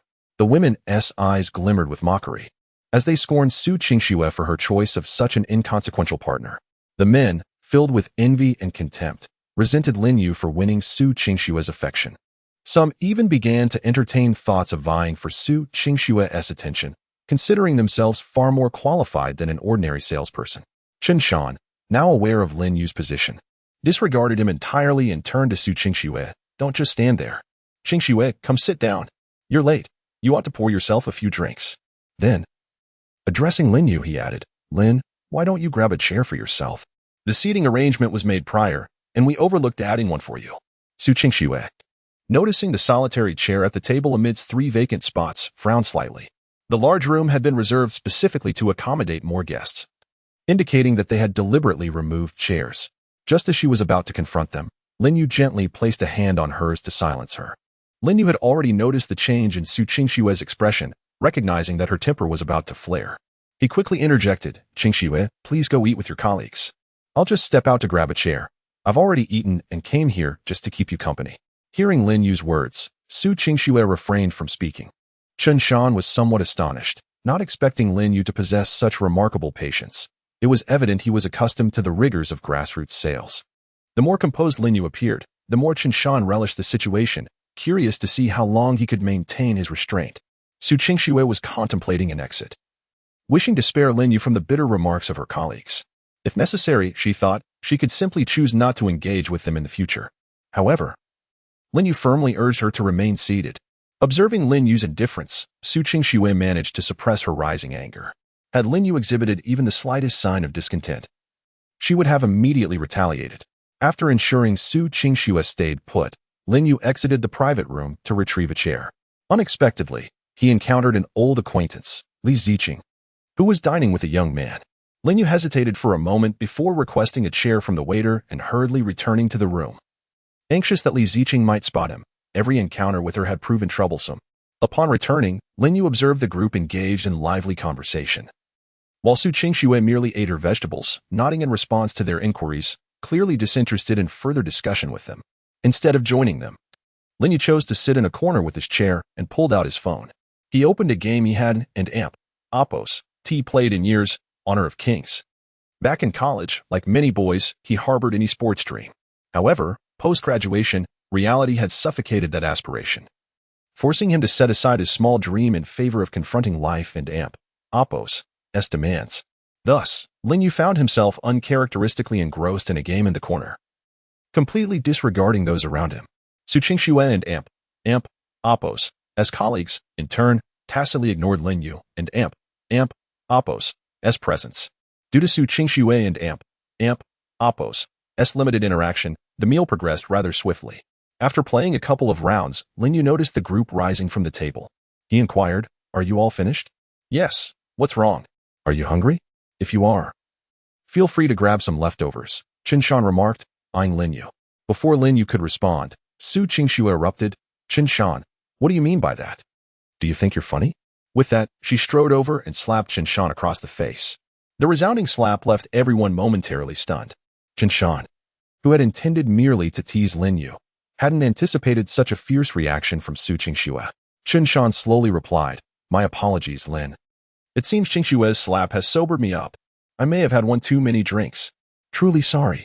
Lin Yu regarded Chen Shan, noting the malice in his eyes, and smiled faintly. It's quite all right. If you need further awakening, I can assist you.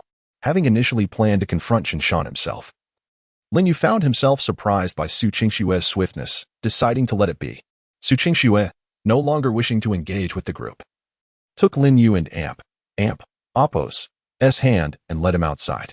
She had reached her limit. Had Lin Yu not been so engrossed in his game, she would have left much earlier. The previous jabs at Lin Yu and Appo's job had been tolerable as he was focused on the game, but now that they had become overt, Su Qingxue was resolute not to let it slide. As Su Qingxue and Lin Yu exited the private room, the others followed, hoping to clarify the misunderstanding. Aware they would encounter Su Qingxue again in the workplace. Upon stepping outside, they were met with a throng of people, densely packed in every direction. At this moment, Lin Yu and Su Qingxue found themselves amidst the throng of onlookers. They spotted a delivery man, approximately in his 40s, lying in the center of the crowd. Upon closer inspection, Lin Yu noted the man and Appo's pallid complexion, sunken eyes, and bluish lips, indicative of myocardial infarction and heart failure, leading to inadequate blood circulation. It was imperative to promptly restore blood flow. Just as Lin Yu crouched down to assess whether the delivery man had any external injuries, he saw Chen Shan, a colleague of Su Qingxue, pushing his way through the crowd. Make way. I and Appo's doctor. Let me take a look, Chen Shan declared as he approached Lin Yu. Step aside. Do you even know what you and Appo's doing? You and Appo's just in the way, he added, pushing Lin Yu aside.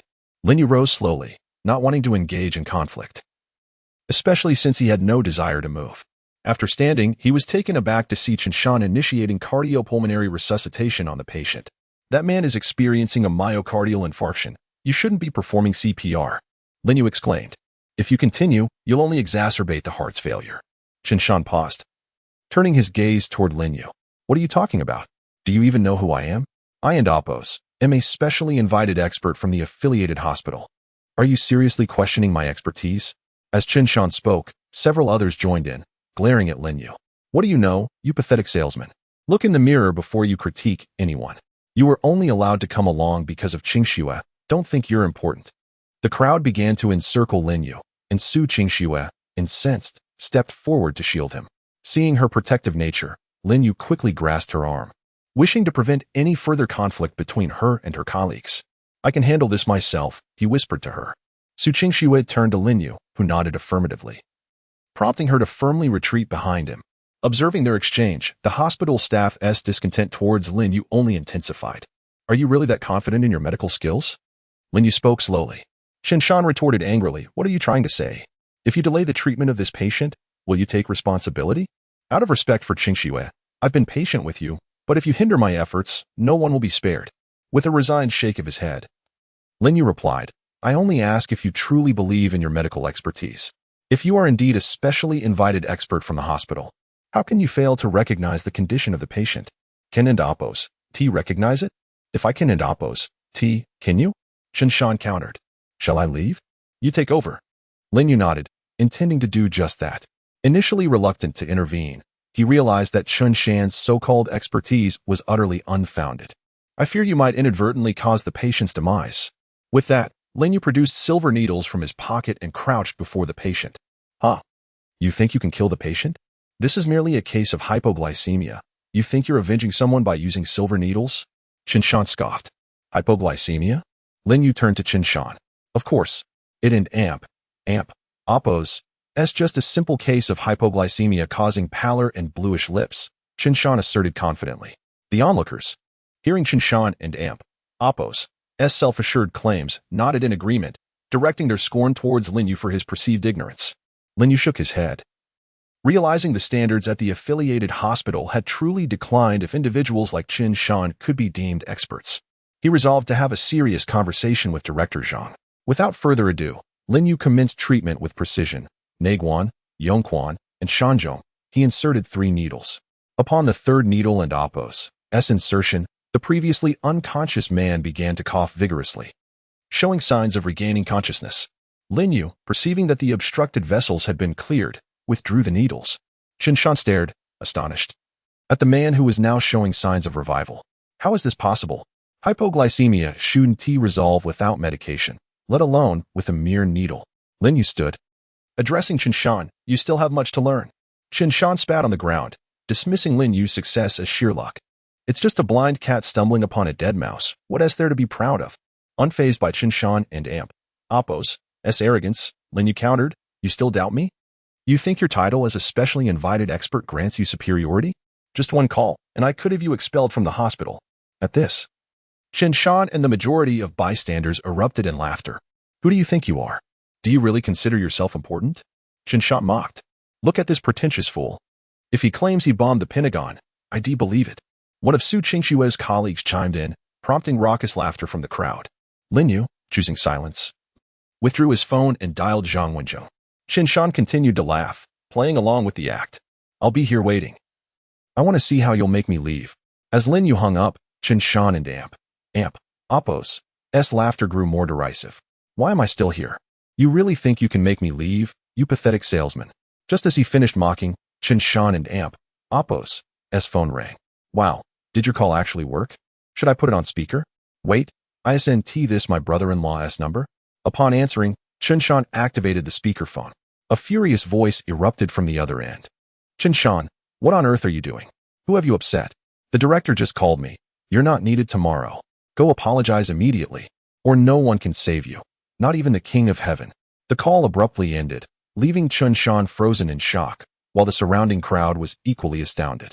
Did a single phone call really just get this so-called expert fired? Fear flickered in Qinshan's eyes as he regarded Lin Yu. He had never seen his brother-in-law so furious. Something significant must have occurred for him to react this way. Who exactly was Lin Yu? As Qinshan contemplated an apology, a waiter at the restaurant entrance called out, which gentleman owns the Rolls-Royce Phantom with the license plate Jiang A58? Could you please move your car?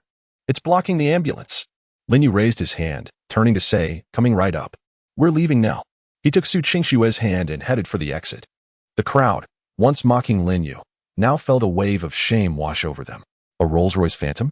One phone call had sent Qinshan packing. What kind of boyfriend had Su Qingxue found? Jiang A58. Just one license plate could buy us several cars. How could we have mocked him for not having a car? We must apologize immediately. He simply didn't want to stoop to our level. We mistook his graciousness for weakness. As Qinshan finally grasped the situation, he pushed through the crowd, disregarding their jeers, and rushed outside, determined to catch up with Lin Yu. I must apologize. I can't afford to lose this job. This position was secured through my sister and brother-in-law's influence. And if I lose it now, such an opportunity may never come again. As Lin Yu opened the door of the Rolls-Royce Phantom, as described by the waiter, Qinshan rushed forward and knelt down with a thud. Brother Lin? No, Lin Gu. I was wrong. Please forgive me. Qinshan exclaimed, slapping his own face in desperation. Lin Gu, you are magnanimous and should overlook my petty grievances. I was ignorant of your status. Please do not hold it against someone like me. Lin Yu turned to face Qinshan and replied, I never intended to confront you. You pushed for your own demise. If I had chosen to confront you, you would already be inside preparing for tea. A quack, mistaking acute myocardial infarction for hypoglycemia. Had I not intervened and allowed you to continue compressions, the patient might already be beyond saving. My forbearance is the greatest concession I can offer. A person like you is unworthy of being a doctor. With that, Lin Yu entered the car, closed the door, and started the engine in one fluid motion. Watching Lin Yu drive away, Qinshan gradually sank into despair. Just as he pondered his next steps, his phone rang again. Answering the call, he heard his brother-in-law and Appo's voice. Qinshan, has the person you offended forgiven you? After a long pause, Qinshan stammered. That person has already left. Upon hearing this, his brother-in-law erupted in anger. You worthless fool. You and Appo's ruined me. If I lose my job, you and your sister had better get out of my sight. With a crash, the phone fell from Qinshan and Appo's grasp. He had not anticipated the severity of the situation and its consequences for his brother-in-law. What was he to do now? Meanwhile, Lin Yu drove home. Since getting into the car, Su Qingshuo had not uttered a word, lost in her thoughts. Her heart was a tumult of emotions as she realized that without her family, she was powerless, unable even to protect the one she cherished. Lin Yu had faced trouble time and again because of her. Would he be disappointed in her? As these thoughts swirled in her mind, Su Qingshuo slowly lifted her gaze to Lin Yu. Noticing her glance, Lin Yu turned to her with a look of concern. What's wrong? You don't look well. Are you feeling car sick? Should I pull over for some fresh air? Hearing his gentle voice, Su Qingxue shook her head and lowered it once more. In her heart, she resolved to improve herself, to protect Lin Yu, even if she couldn't safeguard him. She would no longer be a burden. Seeing that Su Qingxue seemed fine, Lin Yu chose not to pry further, nor did he dwell on it. Upon arriving home, Su Qingxue stood at the door and declared, "Lin Yu, I won't let anyone bully you again." After saying this, she stormed inside and slammed the door, leaving Lin Yu in a state of confusion, unsure of what had just transpired. Once inside, Lin Yu immediately began his training. His current circumstances were a result of his own abilities. This world was indeed harshly realistic. Early the next morning, Lin Yu received a call from Zhang Ziyu, informing him that the man with the small eyes wanted to see him urgently. Lin Yu had anticipated this encounter, but did not expect it to occur so soon. He instructed Zhang Ziyu to delay the meeting slightly while he first dropped Su Qingxue off at work before heading to Zhang Ziyu and Appo's residence. On the way to Su Qingxue's workplace, Lin Yu sensed something was amiss. She clutched a laptop, engrossed in something, and spoke little. Upon reaching Zhang Ziyu's home, Lin Yu spotted the small-eyed man standing at the entrance alone, in stark contrast to his usual entourage, while Zhang Ziyu stood across from him, their conversation shrouded in mystery. Lin Yu parked the car and stepped out, observing the pained expression on the small-eyed man's face. "What's the matter? Here to settle the score already? Should I gather some funds quickly?" Lin Yu teased. The small-eyed man looked as if he were on the verge of tears and nearly dropped to his knees, pleading, "Brother, I was blind to your greatness. I beg you, show mercy." Zhang Ziyu was taken aback to see Lin Yu emerge from Li Fuqiang and Appo's luxury vehicle. Recognizing it from his years at the company, Lin Yu pondered the sudden change in the small-eyed man. Under normal circumstances, the effects would take 3 days to manifest. It turned out that Lin Yu had employed a newly learned curse from his heritage on the small-eyed man yesterday, requiring a significant amount of spiritual energy, which Lin Yu had used as practice. Feigning surprise, Lin Yu said, "What's wrong? I haven't done anything." The small-eyed man, desperate and remorseful, explained, "I was told by a master that if I didn't find the person I offended in 3 days, I would surely suffer heart and lung failure. However," upon realizing Lin Yu and Appo's piercing gaze, he promptly fell silent, sensing the gravity of his words. Zhang Ziyu, observing the exchange, was bewildered. "Was this the same person who sought trouble yesterday?" Lin Yu smiled. "It seems your master possesses some skill after all." He understood that his initial attempt might have been somewhat clumsy, yet it was not something an ordinary person could discern. Continuing, Lin Yu added, "However, you haven't wronged me. Your actions yesterday were directed at my friend, so the decision lies not with me." Upon hearing this, the small-eyed man immediately turned and knelt before Zhang Ziyu, bowing his head fervently. "I truly made a mistake. I implore you to forgive me." He then produced a bank card from his bag. "Brother, here is my card. I deposited 100,000 into it. Please, forgive me." Zhang Ziyu was momentarily stunned by the unexpected display of submission, frozen in place. The small-eyed man, seeing that Zhang Ziyu remained unmoving, continued to bow. After undergoing tests at the hospital and finding no symptoms, he had sought the counsel of a revered master that evening, only to be informed that he had been cursed and could only find the person who had cast it for help. Lin Yu's earlier words had made it clear who had cast the spell. His survival instincts kicked in, having risen to prominence among the 4 major forces in Jiacheng. He understood the value of life, prioritizing his existence over pride. Unfortunately, fate had dealt him a harsh blow. What he initially thought were trivial debts were now matters of life and death. Just yesterday, he had intended to visit the local boss, Fire Phoenix, but had stopped by for a bit of amusement, inadvertently landing himself in dire straits.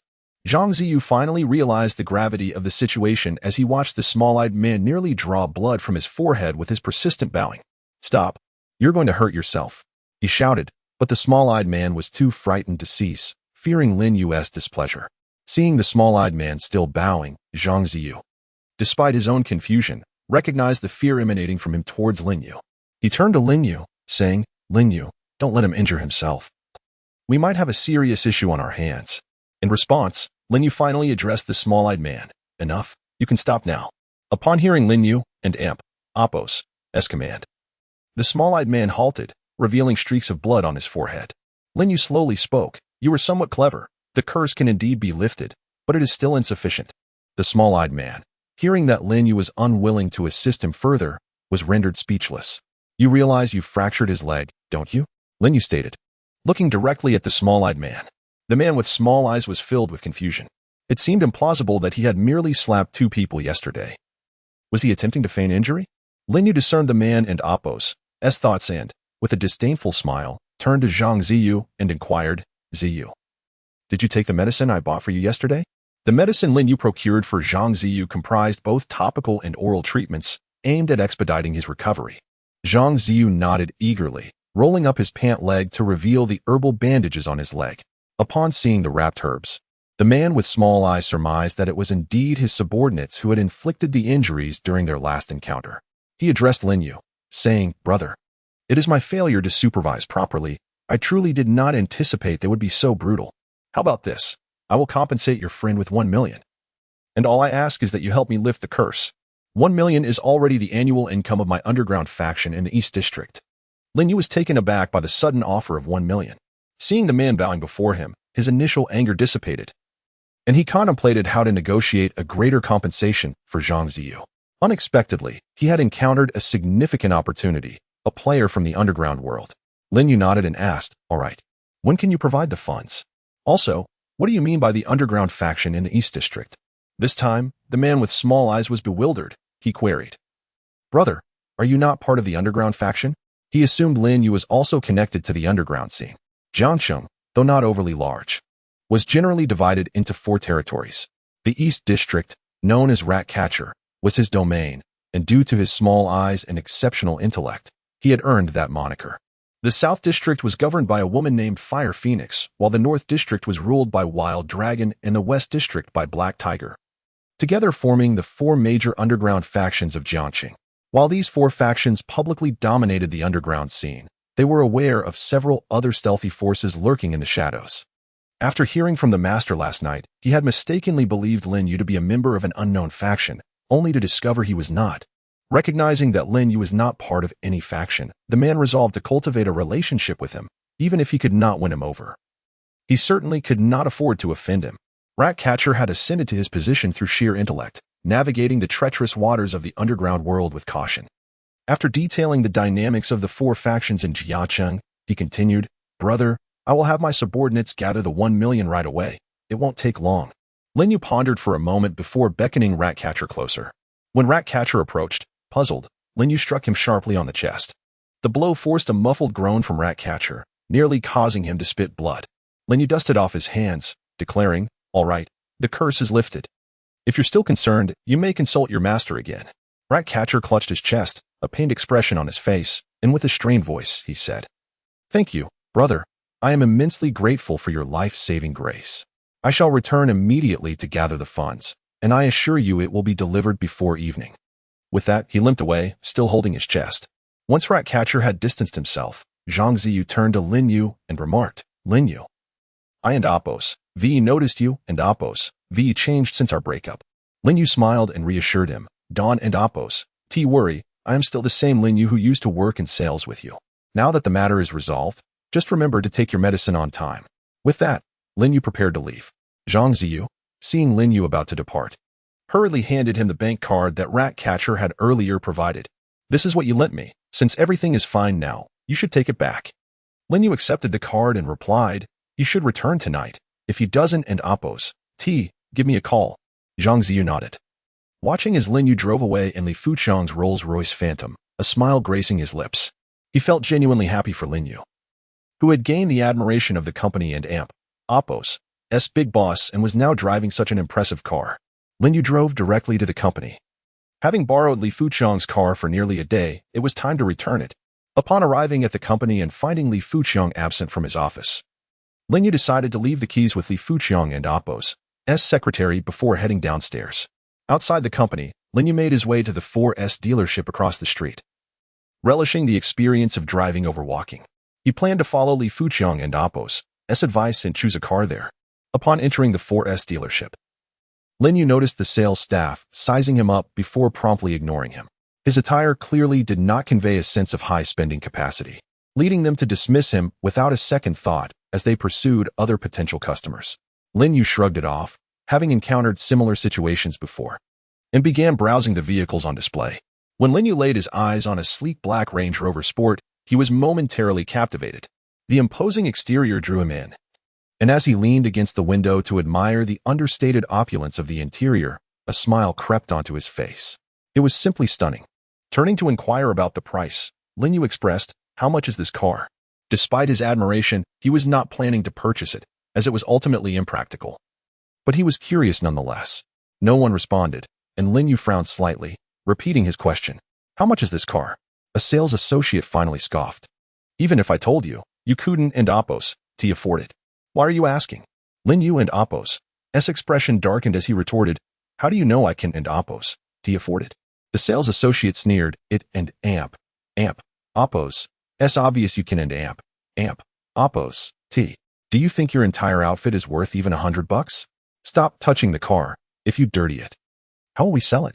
Lin Yu was taken aback by the audacity of the salesperson's words. "Is this how you treat customers as a salesperson? What does it matter if I'm a buyer? Do you think you can dictate how I shop?"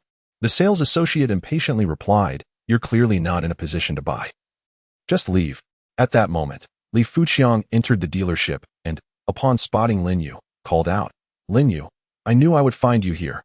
As Li Fuqiang approached, he sensed an unusual tension in the air and quickly inquired about the situation. The previously contemptuous sales associate's demeanor changed upon recognizing Li Fuqiang, who was a significant client of the dealership, frequently purchasing multiple vehicles each year. Realizing that Li Fuqiang was there to assist the man he had just mocked, the sales associate panicked. Could it be that the friend of our largest client is standing right here? Lin Yu contemplated for a moment before responding. "They claimed I couldn't and Appos to afford a car." Upon hearing this, Li Fuqiang and Appos' anger flared. Initially pleased to learn from his secretary that Lin Yu had come to the dealership, he had hoped to seek Lin Yu and Appos' perspective on a pressing matter, only to find himself in this predicament. He shouted towards the second floor, "Dong, get down here." The sales associate hurriedly approached, murmuring, "Mr. Li, I apologize. I had no idea this gentleman was your friend." Before he could finish, Li Fuqiang interrupted, "What are you? You think you can talk to me? Do I look like someone who can't afford a car? If I can't, then bring your boss here." "Apologies, Mr. Li. Our boss isn't in the store right now," the sales associate said, lowering his head in abject apology.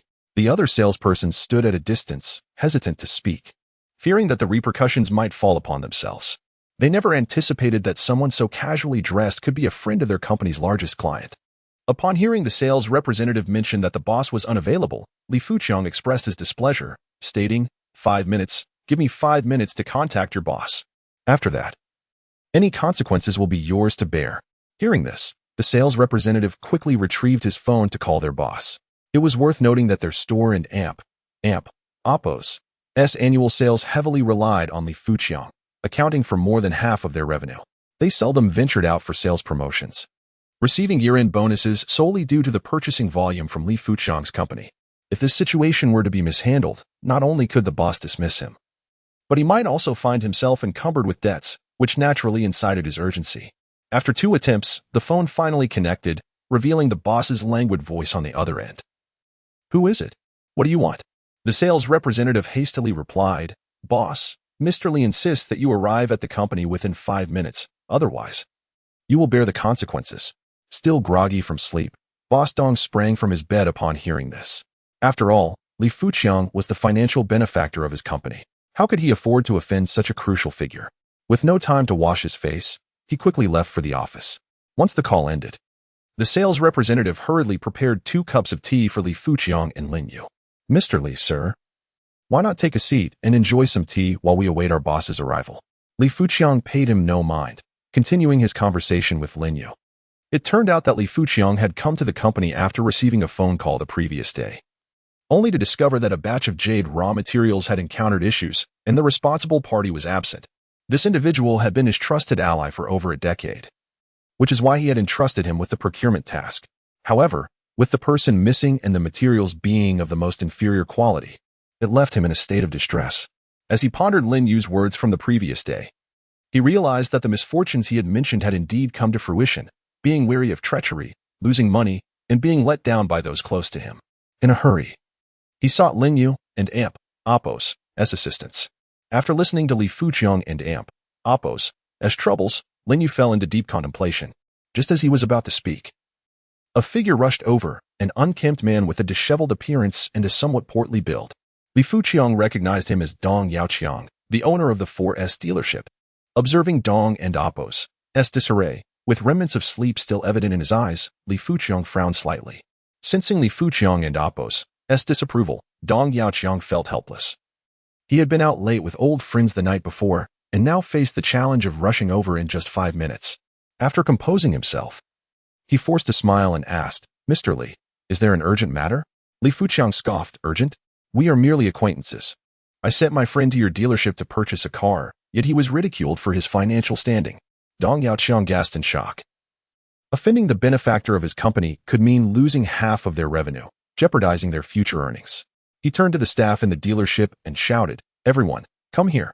Moments later, all the sales representatives gathered, standing in a row, visibly anxious as they faced the 3 men, especially the one who had mocked Lin Yu, whose head was bowed in shame. Dong Yaoqiang began, "Who was it that insulted our esteemed guest today?" When no one responded, he raised his voice, "Who is it? Do we need our guest to point you out?" The sales representative who had belittled Lin Yu trembled as he stepped forward, bowing deeply. "I apologize, sir. It was my folly to underestimate you." Lin Yu found the situation amusing. Had he known it would come to this, he would have acted differently. Li Fuqiang, observing Lin Yu's silence, spoke up, "Mr. Dong, I purchase numerous vehicles from your dealership each year. Is this how you treat my friends? I believe we need to reconsider our partnership. After all, buying a car from any dealership would suffice. I am confident others would welcome us with open arms." Dong Yaoqiang panicked at these words, quickly responding, "Mr. Li, we've had a long-standing relationship. Please tell me how you would like to resolve this situation, and I will comply." Li Fuqiang replied coolly, "How I resolve this is contingent upon how you choose to rectify it." Realizing that he was at the mercy of this cunning individual, Dong Yaoqiang pondered for a moment before proposing, "How about this? Whatever vehicle your friend wishes to select today, I will offer it at a 50% discount. I will cover half the cost. How does that sound?" Li Fuqiang smirked, "Am I lacking funds? What I seek is an acknowledgement." Recognizing that his initial offer was insufficient, Dong Yaoqiang mentally chastised himself for underestimating the situation. After a lengthy contemplation, he appeared to have reached a significant decision. Looking at Li Fuqiang, he stated, "Mr. Li, how about this? Whatever vehicle your friend selects today, we will gift it to him free of charge. Consider it an apology from all of us." Though it pained him to make such a concession, he understood that retaining Li Fuqiang, a lucrative client, was paramount. Over the years, he had profited far more than this loss would entail. Moreover, he had already resolved that there would be no year-end bonuses this year, as it was the fault of his staff for failing to provide proper service. Li Fuqiang nodded, turning to Lin Yu. "What do you think?" Observing Li Fuqiang and Appo's demeanor, Dong Yaoqiang realized he had met his expectations and mentally cursed the old fox. Lin Yu nodded in agreement. It was a compensation for the indignity he had suffered. Seeing Lin Yu and Appo's affirmation, Dong Yaoqiang declared, "Then it's settled, Mr. Li. Let your friend select a vehicle now." He then called over the sales manager to assist Lin Yu. However, Lin Yu waved his hand, pointing to a Range Rover before him. No need for introductions. "I and Appo's, I'll take this one." Dong Yaoqiang and Appo's heart sank at Lin Yu and Appo's choice, the Range Rover Velar, a model he had painstakingly acquired, worth over 2 million. This young man certainly had an eye for selection. Li Fuqiang, noticing Dong Yaoqiang's distress, inquired, "How about it, Dong? You don't mind my friend choosing this vehicle, do you?" Dong Yaoqiang quickly waved his hands, "Of course not. Your friend has excellent taste. I will have someone prepare the paperwork, and he can drive it away shortly." Internally, however, he cursed Li Fuqiang, thinking, "How can you call this a mere vehicle? If this were truly a trivial matter, I wouldn't and Appo's be feeling this pinch. Rest assured, everything will be handled promptly, without further inconvenience to your friend." After issuing instructions, Dong Yaoqiang turned to Li Fuqiang and Lin Yu, saying, "Let them handle the paperwork. Why don't we head to my office for some tea while we wait?" Li Fuqiang waved his hand. "No need for tea. I understand you are a busy man. Please, go ahead with your work. My friend and I have a few matters to discuss." With that, he signaled Lin Yu and headed outside. As the two exited the dealership, Dong Yaoqiang turned to the sales representative who had mocked Lin Yu, saying, "That car is worth over 2 million. You know what to do. Think carefully before you report back." After speaking, he shrugged his sleeves and headed towards the restroom, intending to wash his face first.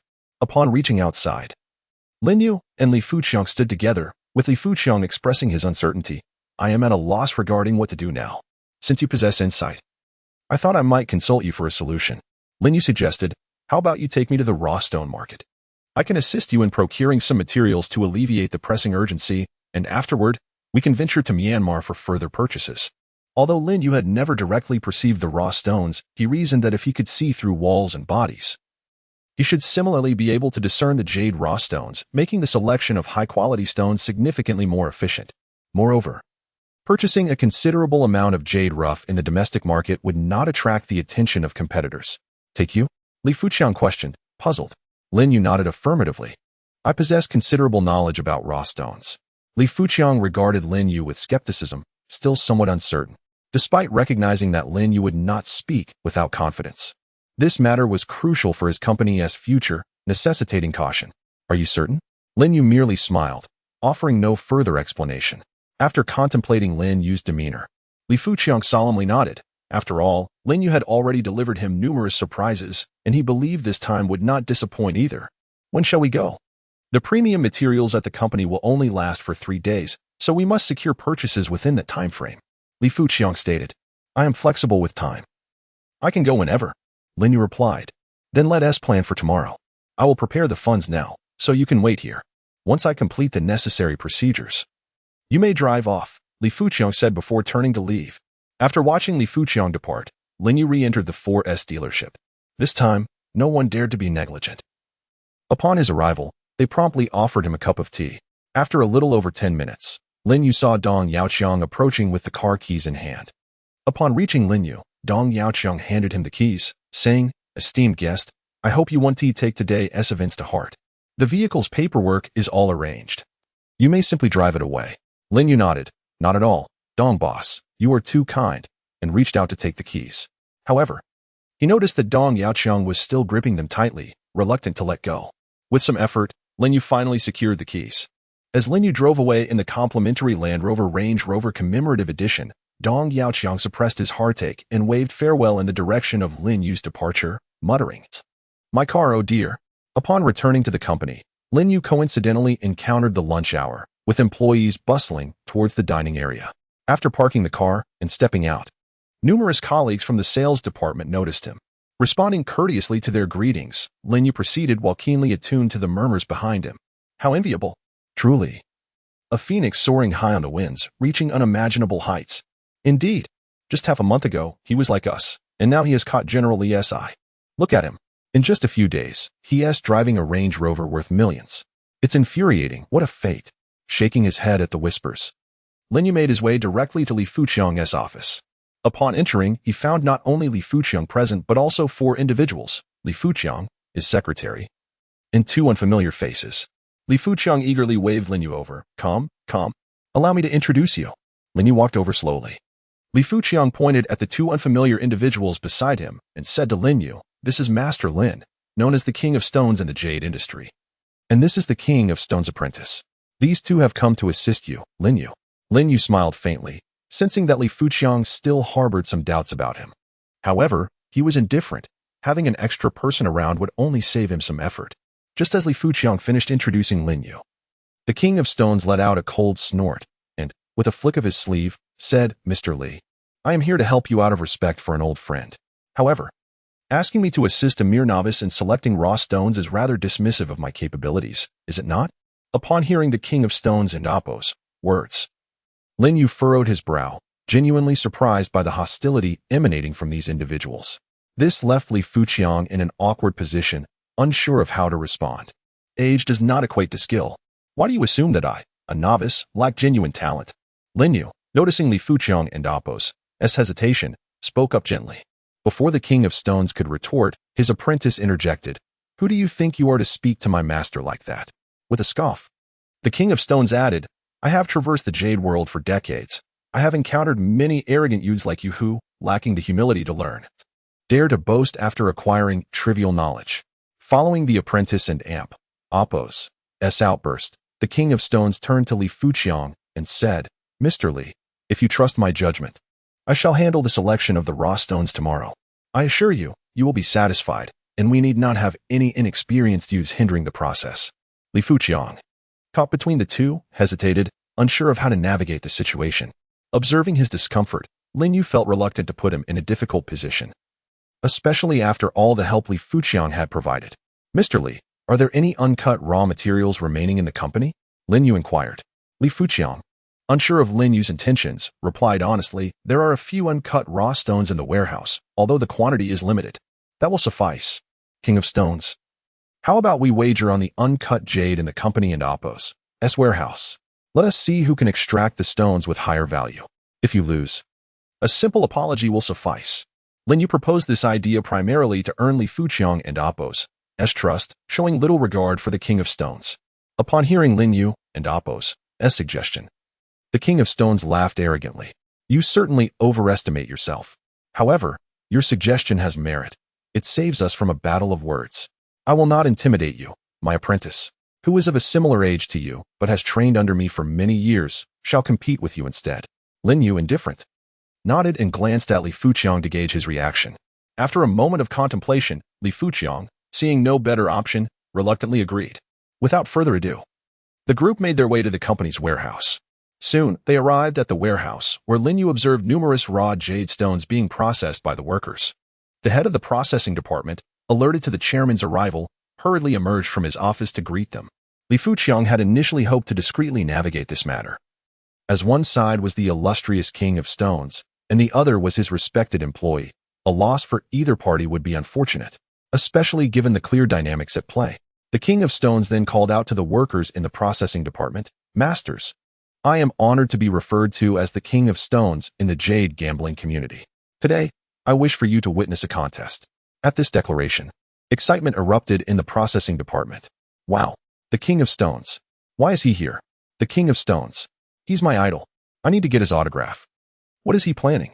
Quick, let us go see." As the King of Stones word spread, workers gathered around, eager to catch a glimpse of the unfolding drama. Li Fuqiang felt a sense of helplessness as he watched the crowd gather. The King of Stones seemed to possess an overly inflated ego. Observing the throng, the King of Stones smirked, satisfied that he had achieved his aim. He intended to demonstrate that anyone wishing to challenge him should be prepared for defeat, while simultaneously promoting his apprentice and Oppo's reputation. He was confident that these idle onlookers would help spread word of his prowess. The King of Stones continued, "Today, I invite you to witness a duel in jade gambling between myself and this unknown contender." The crowd buzzed with excitement at the prospect. Who is this person? How can he challenge the King of Stones? How audacious. Indeed, is he trying to ride on the King's coattails for fame? Regardless, it and Oppo's. It's been years since the King has participated. This will be entertaining. The King of Stones reveled in the murmurs of the crowd, his confidence swelling. "Fear not. I shall not intimidate the youth. Ambition is commendable. I will have my apprentice compete against him instead, so as not to shatter his confidence." Upon hearing this, the crowd expressed disappointment, realizing the King would not personally engage.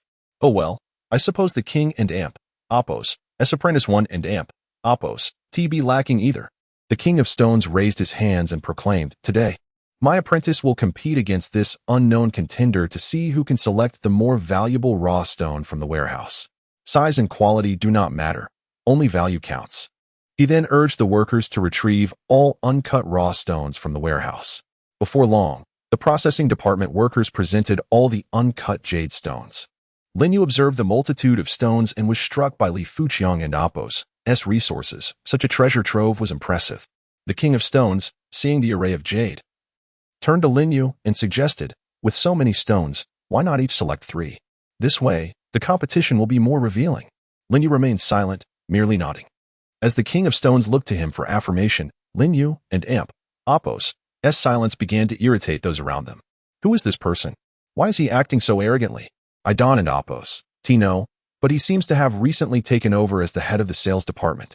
The sales department? Are you certain? A sales department employee challenging the King of Stones? Has he lost his mind? Keep your voice down. Don't you see the chairman is here? Do you want to get fired?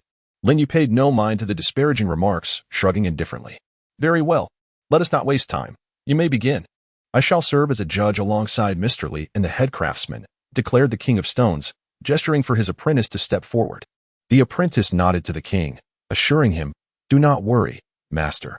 I will not disappoint you," and approached the stones.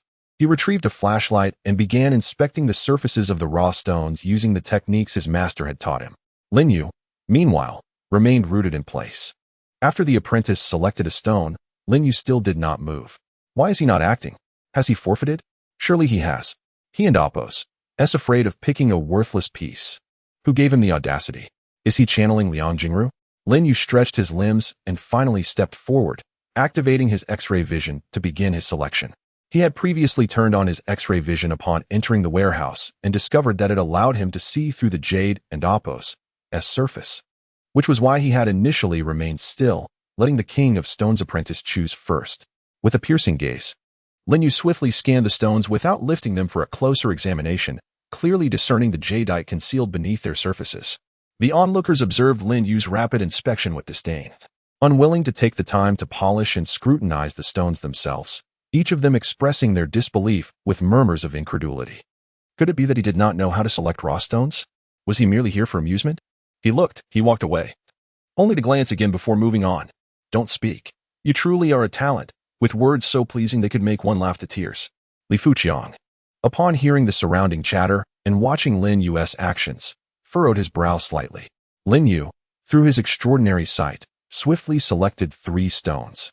While the Stone King's apprentice had only just chosen his second, the apprentice, observing Lin Yu's demeanor, became increasingly discontented with his own selections. Master, I suspect he knows nothing about choosing raw stones. Upon hearing his apprentice's words, the Stone King turned his attention to Lin Yu and spoke slowly. Young friend, raw stones are not selected in such a manner. If you truly lack the skill, I can offer you guidance right here to prevent a humiliating defeat later on. Lin Yu detected the sarcasm woven into the Stone King's words. How do you know I haven't chosen wisely? The Stone King, upon hearing Lin Yu's retort, merely scoffed and fell silent. After a moment and Appos' contemplation, the apprentice turned to his master and said, Master, perhaps I should not waste everyone's time. I'll compare just these 2 stones. Otherwise, winning would feel unearned. The Stone King chuckled at his apprentice's words, secretly pleased, and thought, this little apprentice truly understands my intentions. Feigning contemplation, the Stone King then addressed Li Fuqiang. Mr. Li, my apprentice may be somewhat arrogant, yet I believe he possesses the capability. Shall we allow him to compare these 2 stones first? Li Fuqiang, with a resigned nod, consented. Very well. Let us proceed with these 2. As he concluded, a stone cutter rushed forward and swiftly picked up the stones chosen by the Stone King's apprentice. I'll handle this, the cutter declared. It is important to note that in both gambling on stones and the subsequent cutting, the higher the quality of the jadeite revealed, the more esteemed one becomes in this domain. In contrast, no one approached Lin Yu to assist him, unwilling to waste time. Lin Yu, observing the pretentiousness around him, shook his head in resignation. Perfect. I haven't tried this yet. I'll do it myself. The spectators erupted in a chorus of whispers. The Stone King, seeing both parties prepared, announced, let us begin the cutting. The stone cutter for the apprentice rushed to the cutting machine, placing the first piece of jadeite upon it. After aligning the cutting line drawn by the apprentice, he commenced his work. The raw stone was an old mined jadeite from the Muna region, nearly the size of a palm, with a yellowish skin and a fine sandy texture. The high-speed rotating blade gradually sliced through the jadeite and Appos' exterior, while a high-pressure water jet washed over the cut to cool it down. Moments later, the selected jadeite was unveiled. The cutter triumphantly declared, it's green. As he held the sliced stone aloft, a piece of jadeite with a glutinous ice texture remarkably close to pure ice shone brilliantly in the cutter and Appos' hands. The onlookers gasped in awe. Given the size of this jadeite, it could yield at least 4 to 5 bracelets, and with Li Fuqiang's company branding, it could fetch a price of no less than 100,000 yuan. The Stone King, unable to contain his pride, beamed at his apprentice and Appos' first jadeite selection. Eagerly anticipating Lin Yu's dismay, he then taunted, now it's your turn to cut. If you truly cannot manage, shall I assist you in drawing the lines? Lin Yu ignored the Stone King's mockery, confidently approaching the cutting machine with the stone he had selected. He placed the stone down and, in stark contrast to the previous cutter and Appos' meticulous approach, plunged the blade down without hesitation. The crowd gasped at his reckless action. Moments later, Lin Yu's jadeite was revealed. The spectators gathered around, eager to see the outcome. Lin Yu slowly raised the jadeite he held. Goodness, ice type. Am I seeing things? You're not mistaken. It really is ice type jadeite. I can't believe such high-quality material remains among the leftover stones. The warehouse erupted once more with excitement. The jadeite held by Lin Yu was a vivid green, its texture crystalline and clear, embodying 3 parts warmth and 7 parts coolness, with only a few cotton-like specks within. Resembling a high-purity ice cube. Had it been entirely free of imperfections, one could easily mistake it for glass-type jadeite. This piece, once processed, could easily be valued at 500,000 yuan. You're speaking nonsense. Given the gold Lu Fu brand, it's worth at least 600,000. What? Do you think you can claim the 10,000 for yourself? The two began to bicker heatedly over the jadeite's worth. Meanwhile, Li Fuqiang's face reflected shock as he pondered whether Lin Yu truly possessed a deep understanding of jadeite. The Stone King's smile vanished upon witnessing Lin Yu's ice-type jadeite. Anger replaced it. This kid must be incredibly lucky to have stumbled upon such fortune. Lin Yu, hearing the commotion, turned to the Stone King and asked, "Which of the first jadeites do you believe is superior?" The Stone King felt as though he had been slapped across the face, burning with humiliation. The apprentice hung his head, unable to meet his master's gaze. Acutely aware of the importance his master placed on face and reputation, he had tarnished his master's dignity and dared not look up again. Let him revel in this moment. There are still 2 rounds to go. The Stone King inwardly cursed. He finally spoke. This is hardly a matter of debate. It's evident to all. However, you are indeed fortunate, as you've encountered this. Lin Yu, hearing the Stone King's words, silently chastised him as a cunning old fox. Not once did he mention his victory, but instead attributed it to luck. Since I have won this round, let us proceed to the next without delay, Lin Yu declared. Li Fuqiang, echoing Lin Yu's sentiment, agreed. Then let us move on to the next round. The Stone King, observing Li Fuqiang, felt a wave of disdain wash over him, recognizing him as a quintessential businessman. Suppressing his grievances, the Stone King nodded, signaling for the competition to continue. Thus, the two resumed their jadeite cutting. This time, the Stone King's apprentice unveiled another piece of glutinous ice jadeite. However, this piece was significantly larger, weighing at least 10 kilograms, suitable for crafting a jade ornament, and possessed exceptional quality, featuring streaks of color, nearing the ice-type standard. With such a substantial size and excellent quality, coupled with the gold Lu Fu brand, this piece could be valued at over 1 million yuan once carved. The Stone King beamed once more, for Lin Yu's remaining pieces were still quite small, and even if Lin Yu were to uncover another ice-type jadeite, its value could not possibly exceed that of his apprentice's impressive find. Besides, uncovering ice-type materials was no simple feat. Encountering one was already a stroke of luck. The apprentice, noticing the smile on his master's face, dared to raise his head, encouraged by the Stone King's reassurance to remain calm.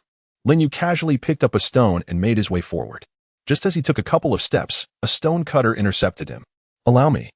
I'll assist you. Just let me know where to draw the lines. Leave it to me." Lin Yu couldn't and oppose. T helped but chuckle. Yet he nodded and casually drew a line. The stone cutter glanced at the material, appearing somewhat troubled. "This material is exceptionally thin. Shall we open a window first? Perhaps scrape off the skin?" Lin Yu, uninterested in further discussion, replied directly, "Proceed as you see fit." The stone cutter, misunderstanding Lin Yu and Appo's intent, readily agreed and approached the stone with deliberation, selecting a spot after surveying it from various angles. He picked up the grinding machine and began to polish it cautiously. 1 point, 2 points. He was exceedingly careful, delving 3 parts into the stone without revealing any green.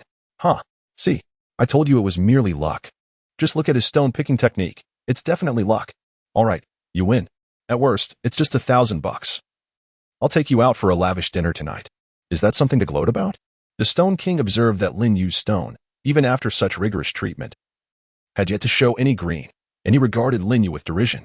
Hearing the murmurs around him, Lin Yu shook his head. The stone cutter had indeed chosen well, particularly the side devoid of jade. Li Fuqiang, watching the deep scraping without any jade emerging, felt anxious. Was it truly just luck? He found himself perplexed. Yet, Lin Yu and Appo's calm demeanor suggested that matters were more complex than they appeared. The stone cutter looked at Lin Yu, uncertain whether to continue. Lin Yu instructed him, "Just cut along the line I marked." Upon hearing this, the Stone King burst into laughter. "Are you still holding out hope for a stone?" With the Stone King leading the mockery, the onlookers joined in. I can see he and Appo's not ready to give up. Look at the size of it. Even if something comes out, do you really think you can win? As the noise escalated, Li Fuqiang could no longer contain himself. "Silence. At his command, the commotion subsided. The stone cutter turned to Li Fuqiang, who gestured for him to proceed, as Lin Yu had suggested. With the chairman and Apos' approval, the cutter set aside his reservations and began to work according to Lin Yu and Apos' instructions. The cutting machine roared back to life, slicing through the stone. The cutter proceeded as if he were delicately peeling a lottery ticket, cautiously revealing the interior. This time, no one approached to watch, as they had already condemned Lin Yu's stone to a fatal verdict. Suddenly, the cutter shouted and collapsed, lying on the ground clutching a piece of raw jade. The crowd, witnessing the stone cutter's fainting, rushed forward to assist him. As a few individuals reached his side, gasps of astonishment escaped their lips. "It's red! It's red!" As the cutter was half-raised, he dropped back down, eager to grasp the jade he had just unearthed. The surrounding crowd, bewildered by the situation, quickly gathered around. What does red mean? Shouldn't it be green? Red? Could it be red jade? As everyone strained to see, the first person to help the cutter held up a piece of high-quality red jade. Wow, it's really red jade. Indeed, it was authentic red jade.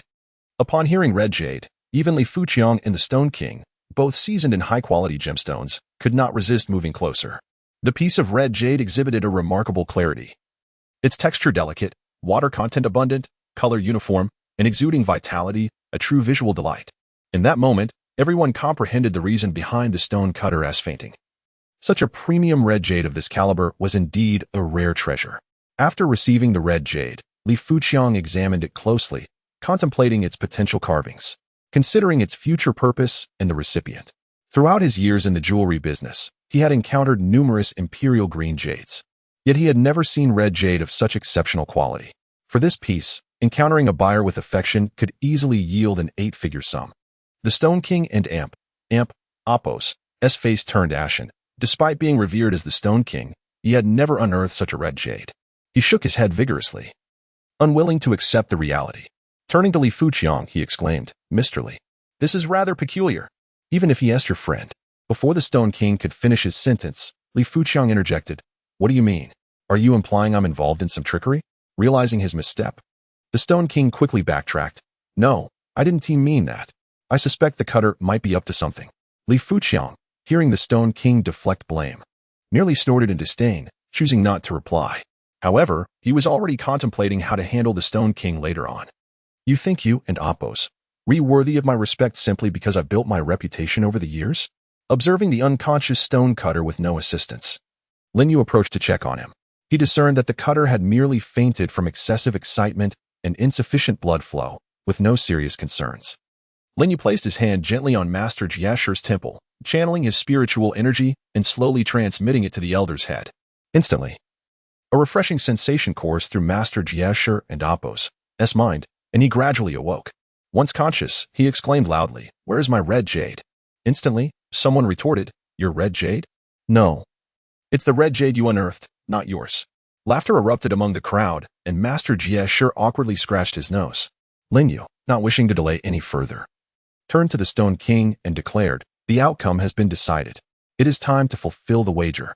The Stone King responded, "Isn't there still one round left? We agreed on 3 rounds, and this is only the second. Aren't we betting on value? I don't recall stipulating that it was 2 wins out of 3. Lin Yu was taken aback, surprised that this old man was engaging in a game of semantics with him. Li Fuqiang, overhearing the Stone King's shamelessness, was about to speak when Lin Yu interrupted him. "Fine. I shall show some respect for my elders today. Since you wish to continue betting, let us proceed. Your apprentice has only selected 2 stones. I happen to have another one here, so choose another," Lin Yu said nonchalantly. "Then I shall personally select this time," the Stone King proclaimed. The crowd fell silent, astonished. Is he really going to take action? Wazn and Apos' had agreed that his apprentice would take the stage. They and Apos' already lost 2 rounds. Some murmured, he must be looking forward to a gamble with the Stone King. Isn and Apos' this precisely what he desires? Others scoffed, how shameless. At his age, he still can and Apos' keep his word. I and Apos' am switching from a fan to a critic. The Stone King, hearing the crowd and Apos' chatter, felt irritation etched across his aged face and thought to himself, "Just wait. I shall slap these fence-sitters with reality."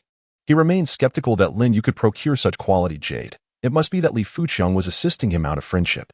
Now that he was stepping up, He believed his keen eyes would not be deceived under his watch.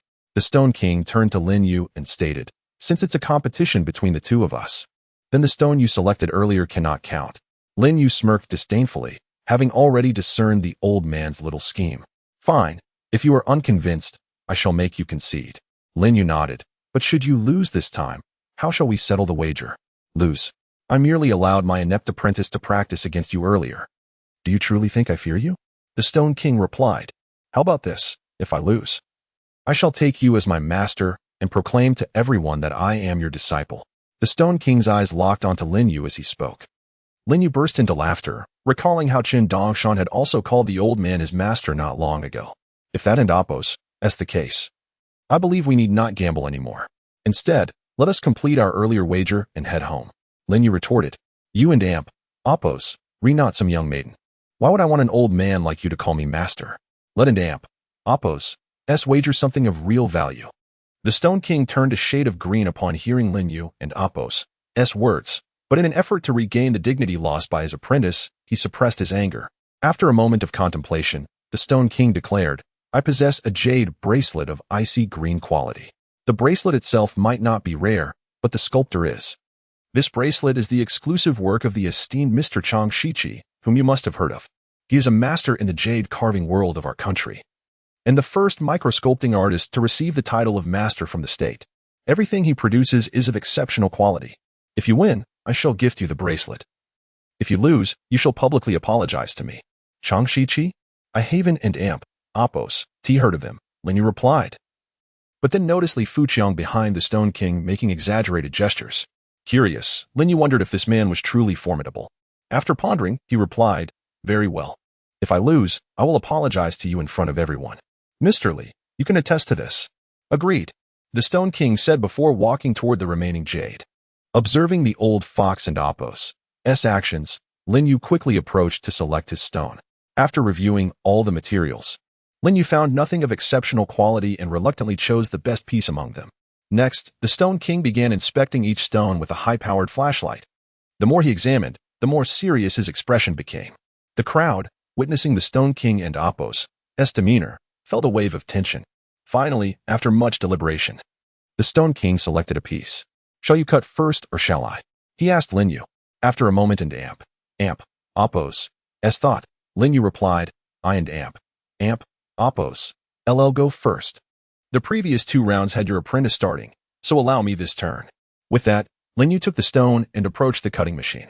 The master who had previously assisted Lin Yu in unveiling the red jade was about to step forward when the Stone King called him back, instructing him to stay out of it. The man mumbled something about the old man's temperament and retreated into the crowd.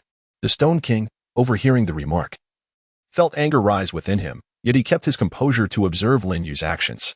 Lin Yu casually placed the chosen jade stone in position and activated the machine, stepping back and allowing the cutter to do its work. Moments later, the machine sliced the jade in half. As the stone was revealed, the crowd, more excited than Lin Yu himself, gathered around, eager to see what surprise he would unveil this time. As Lin Yu extracted the jade, a piece of glutinous icy jade emerged, captivating their attention. However, upon realizing it was merely a piece of glutinous icy jade, disappointment swept through the crowd. Their hopes had soared too high, only to plummet at the sight of this ordinary piece. Lin Yu and Appos' previous revelation of the red jade had set their expectations sky high. Seeing only a glutinous icy jade failed to ignite their interest. Li Fuqiang, observing the piece, also felt disheartened. If Lin Yu had emerged victorious, he would have obtained the coveted bracelet crafted by Master Chang Shichi. He had admired the bracelet since he first laid eyes on it. But the Stone King had kept it under lock and key, making it nearly impossible for him to even catch a glimpse, let alone purchase it. Initially, he had planned to buy it at any cost after Lin Yu's win, but now, looking at the glutinous icy jade, he felt hope slipping away. He could hardly believe that the Stone King would select a piece inferior to glutinous icy jade. The onlookers shared Lin Yu's disappointment, except for the Stone King, who remained silent, contemplating the jade in Lin Yu and Appos' hand. Lin Yu turned to the Stone King and slowly said, "Stone King, it and Appos' your turn now. Please proceed." The atmosphere thickened as the Stone King took a deep breath and approached the chosen piece of jade. After marking the lines on the jade, he began to cut along the guidelines. Everyone clustered around once more, eager to see what the Stone King would reveal. Moments later, the cutting blade sliced through the jade, and the Stone King unveiled the results with great caution. As the onlookers observed the Stone King's meticulousness, they instinctively swallowed hard. When the jade was fully revealed, the crowd gazed at the stone, their expressions shifting to disbelief. How is this possible? How could the Stone King only unveil a piece of glutinous icy jade? What is impossible about it? The remaining stones were mostly leftovers, with several good ones already chosen by manager Lin. What exceptional material could possibly remain? Does this mean that Stone King is lost? The onlooker remarked, the material is so small, although the quality is decent. It is clearly not worth as much as the offer made by Supervisor Lin. Upon hearing this, the crowd erupted in astonishment. Stone King has lost. The legendary Stone King, renowned for his expertise in gambling on stones, has been defeated.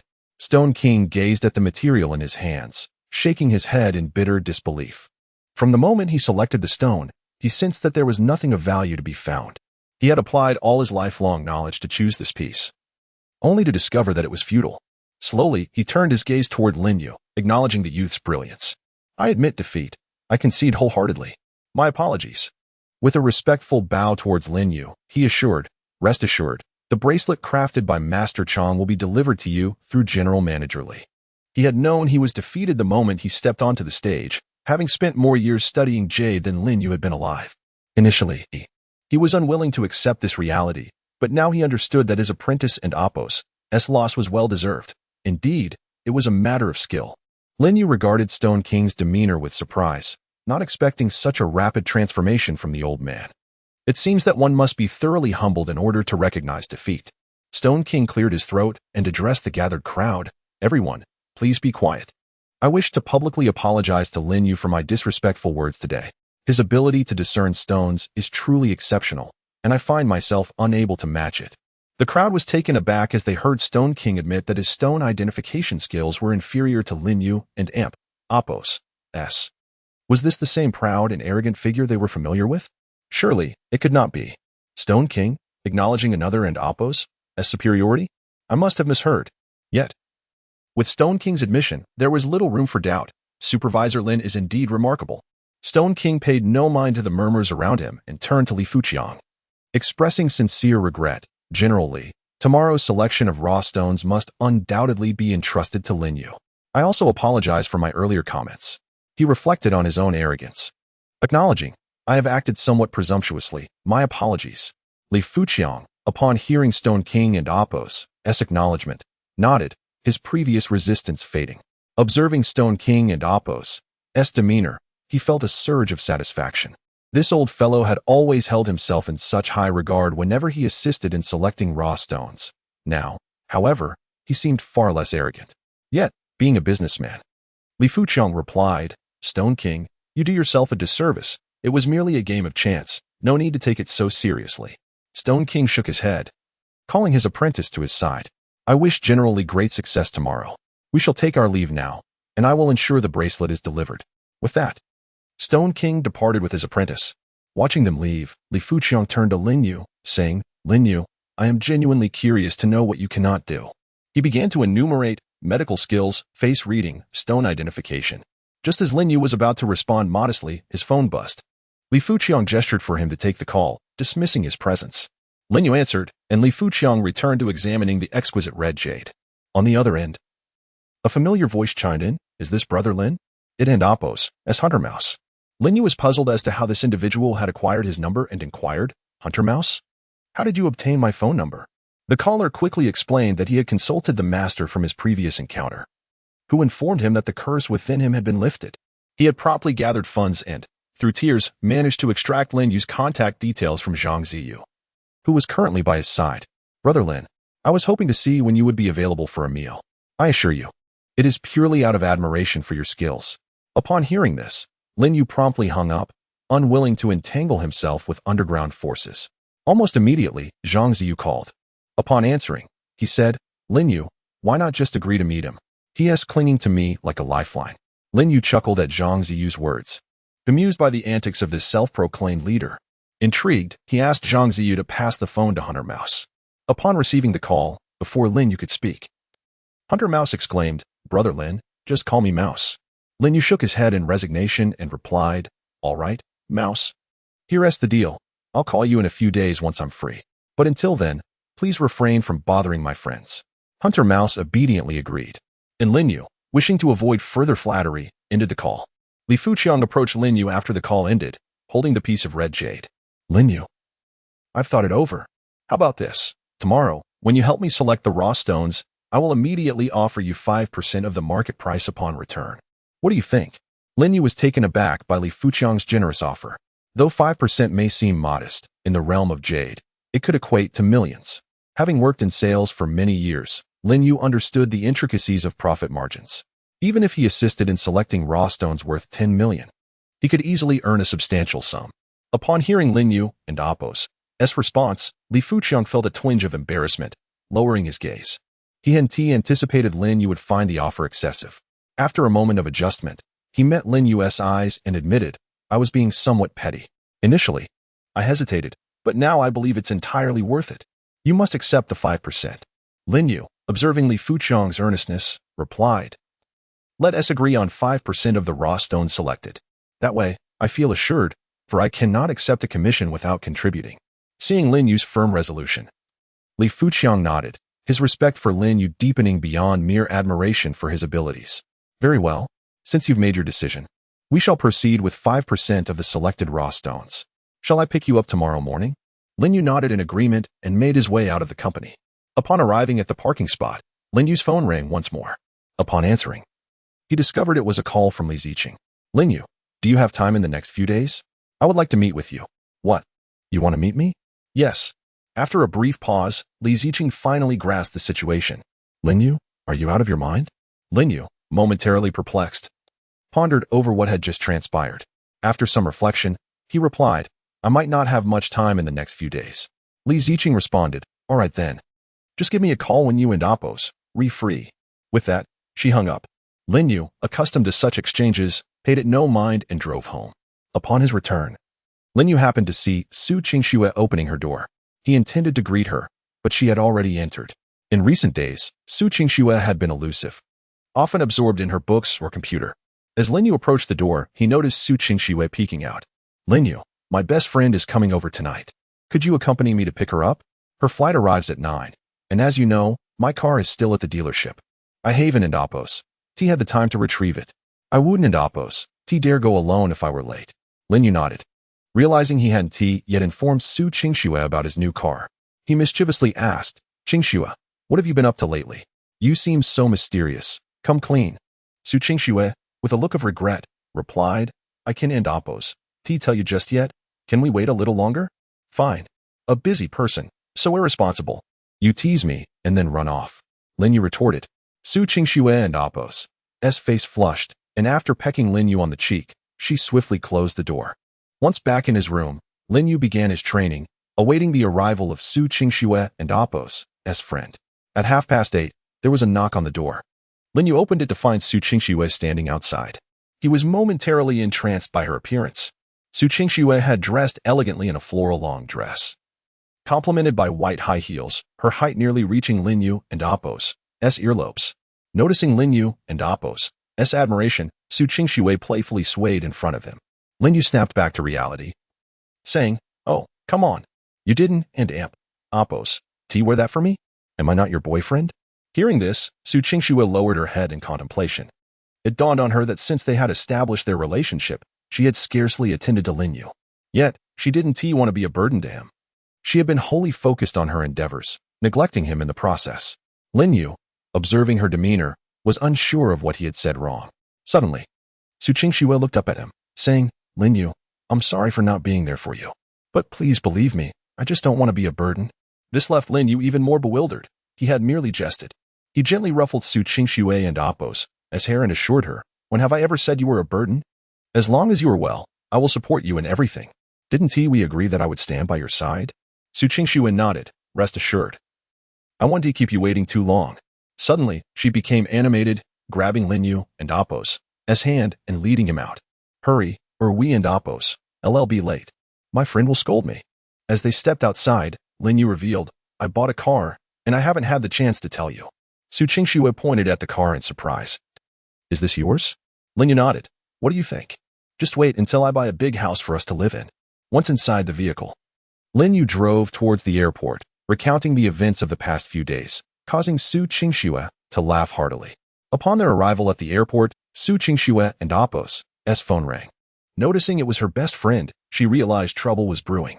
Trembling, she answered the call, and immediately, a furious voice erupted from the other end. Su Qingxue, do you no longer love me? How could you forget about me while being all cozy with your boyfriend? Su Qingxue covered her ears. No, we just arrived. Hearing the wrathful shouts, Lin Yu felt a twinge of fear. After hanging up, Su Qingxue informed Lin Yu she might have a lot of luggage. We may need to help her carry it. Lin Yu nodded and parked the car, stepping out first. Following Su Qingxue's lead, they entered the airport. Upon reaching the hall, they spotted a woman striding towards them, dragging 3 suitcases with an air of indignation.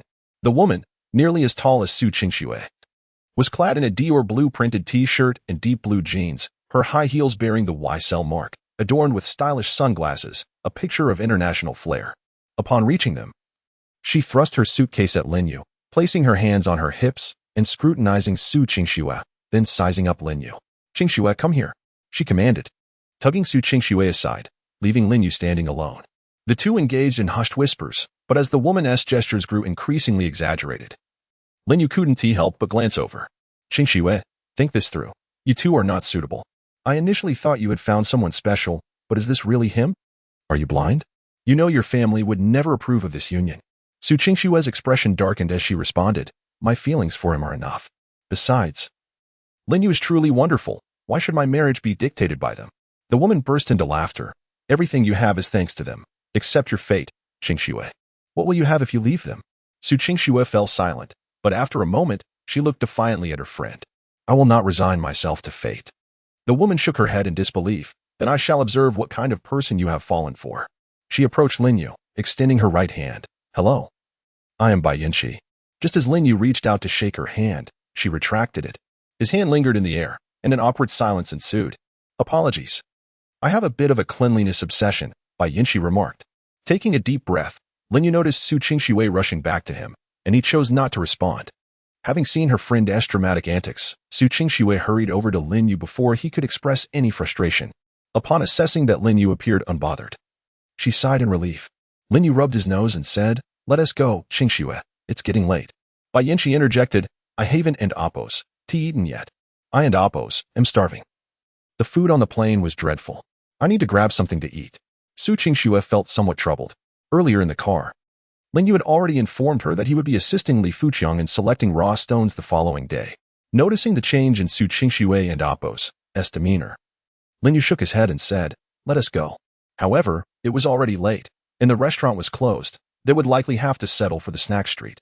Upon hearing Lin Yu mention that only the snack street had food, Bai Yinqi frowned and muttered, Fine, let's just go there. Su Qingxue was puzzled by her friend's unusual behavior. She had always been easygoing before. Lin Yu walked ahead toward the parking area. As Bai Yinqi watched him walk away, she turned to Su Qingxue and exclaimed, What kind of person is he? Doesn't he understand basic courtesy? Can't he see I have so much luggage and isn't offering to help? Lin Yu overheard Bai Yinqi's remarks but continued to walk toward the parking space with an impassive expression. Understanding Lin Yu's temperament, Su Qingxue turned to her friend and asked, Yinqi, what and Appo's wrong? You seem different today. Has something happened? Bai Yinqi appeared to be caught off guard, quickly changing the subject. Let us go. I and Appo's am starving. Not wanting to press further, Su Qingxue grabbed the 2 suitcases and headed toward Lin Yu and Appo's car. By the time they arrived, Lin Yu was already waiting by the vehicle. He took the suitcase from Su Qingxue and placed it in the trunk before getting into the car. If you don't treat me well, why should I give you face? If it weren't for your long-standing friendship with Su Qingxue, I wouldn't even spare you a glance. Upon seeing that Lin Yu was driving a newly released model, Bai Yinqi's expression softened somewhat. Once inside, Lin Yu started the car and drove toward the snack street he used to frequent. Recalling the times he often skipped meals due to his sales job and settled for street food when hunger struck. Upon arriving at the bustling snack street, he found it as lively as ever. Unable to drive in, he parked the car and led the 2 women to a familiar eatery. The proprietor, a man in his 50s, was surprised to see Lin Yu, exclaiming, Little Lin. It's been ages. Lin Yu greeted the owner and found a table to sit down, with Su Qingxue joining him. Bai Yinqi, however, remained standing at the entrance, her brow furrowed. Noticing her reluctance, Su Qingxue called out, "Yanxi, come in. What is the matter?" Bai Yanxi replied, "Qingxue, how can we eat here? Just look at the hygiene. It's filthy and chaotic." Su Qingxue was taken aback. This was and Apos, her friend and Apos' usual demeanor. They used to roam these snack streets late at night during their school days.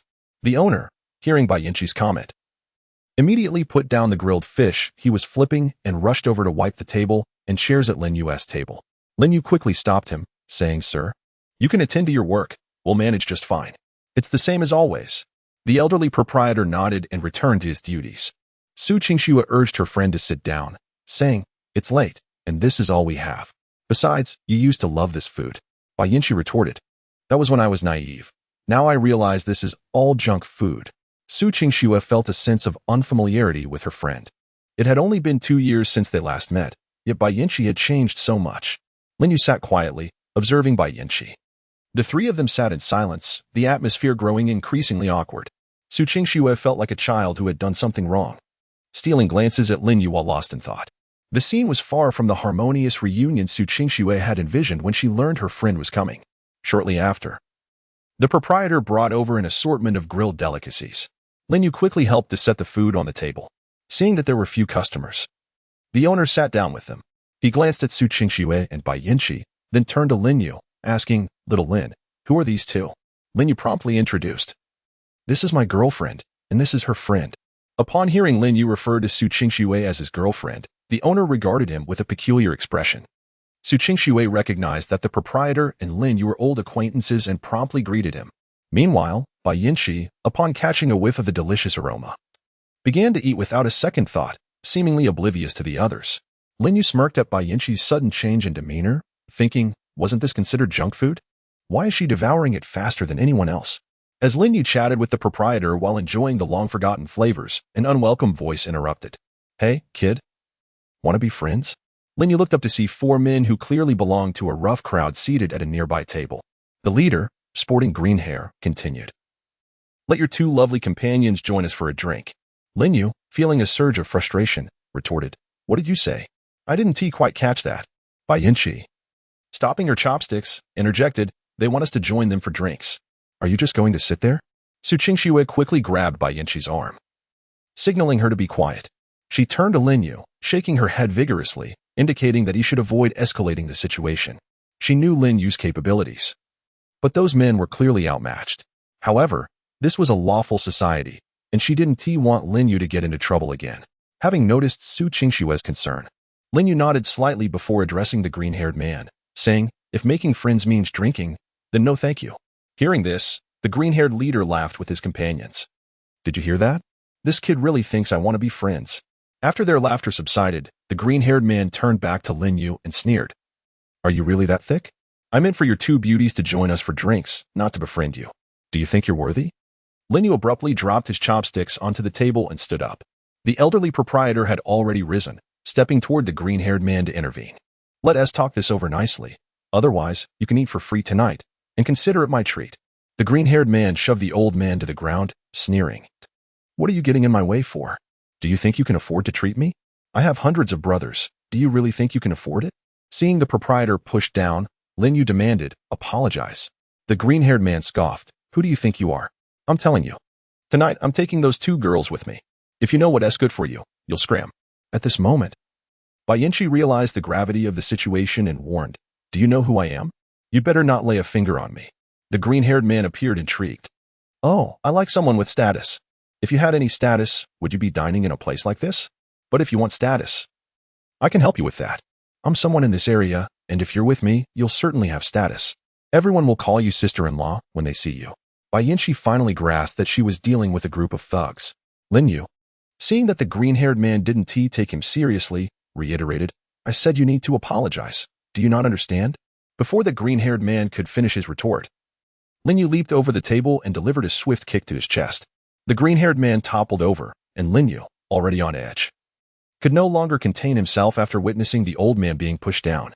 However, perceiving Su Qingxue and Apos' apprehension, a chance had already been extended to the green-haired ruffian.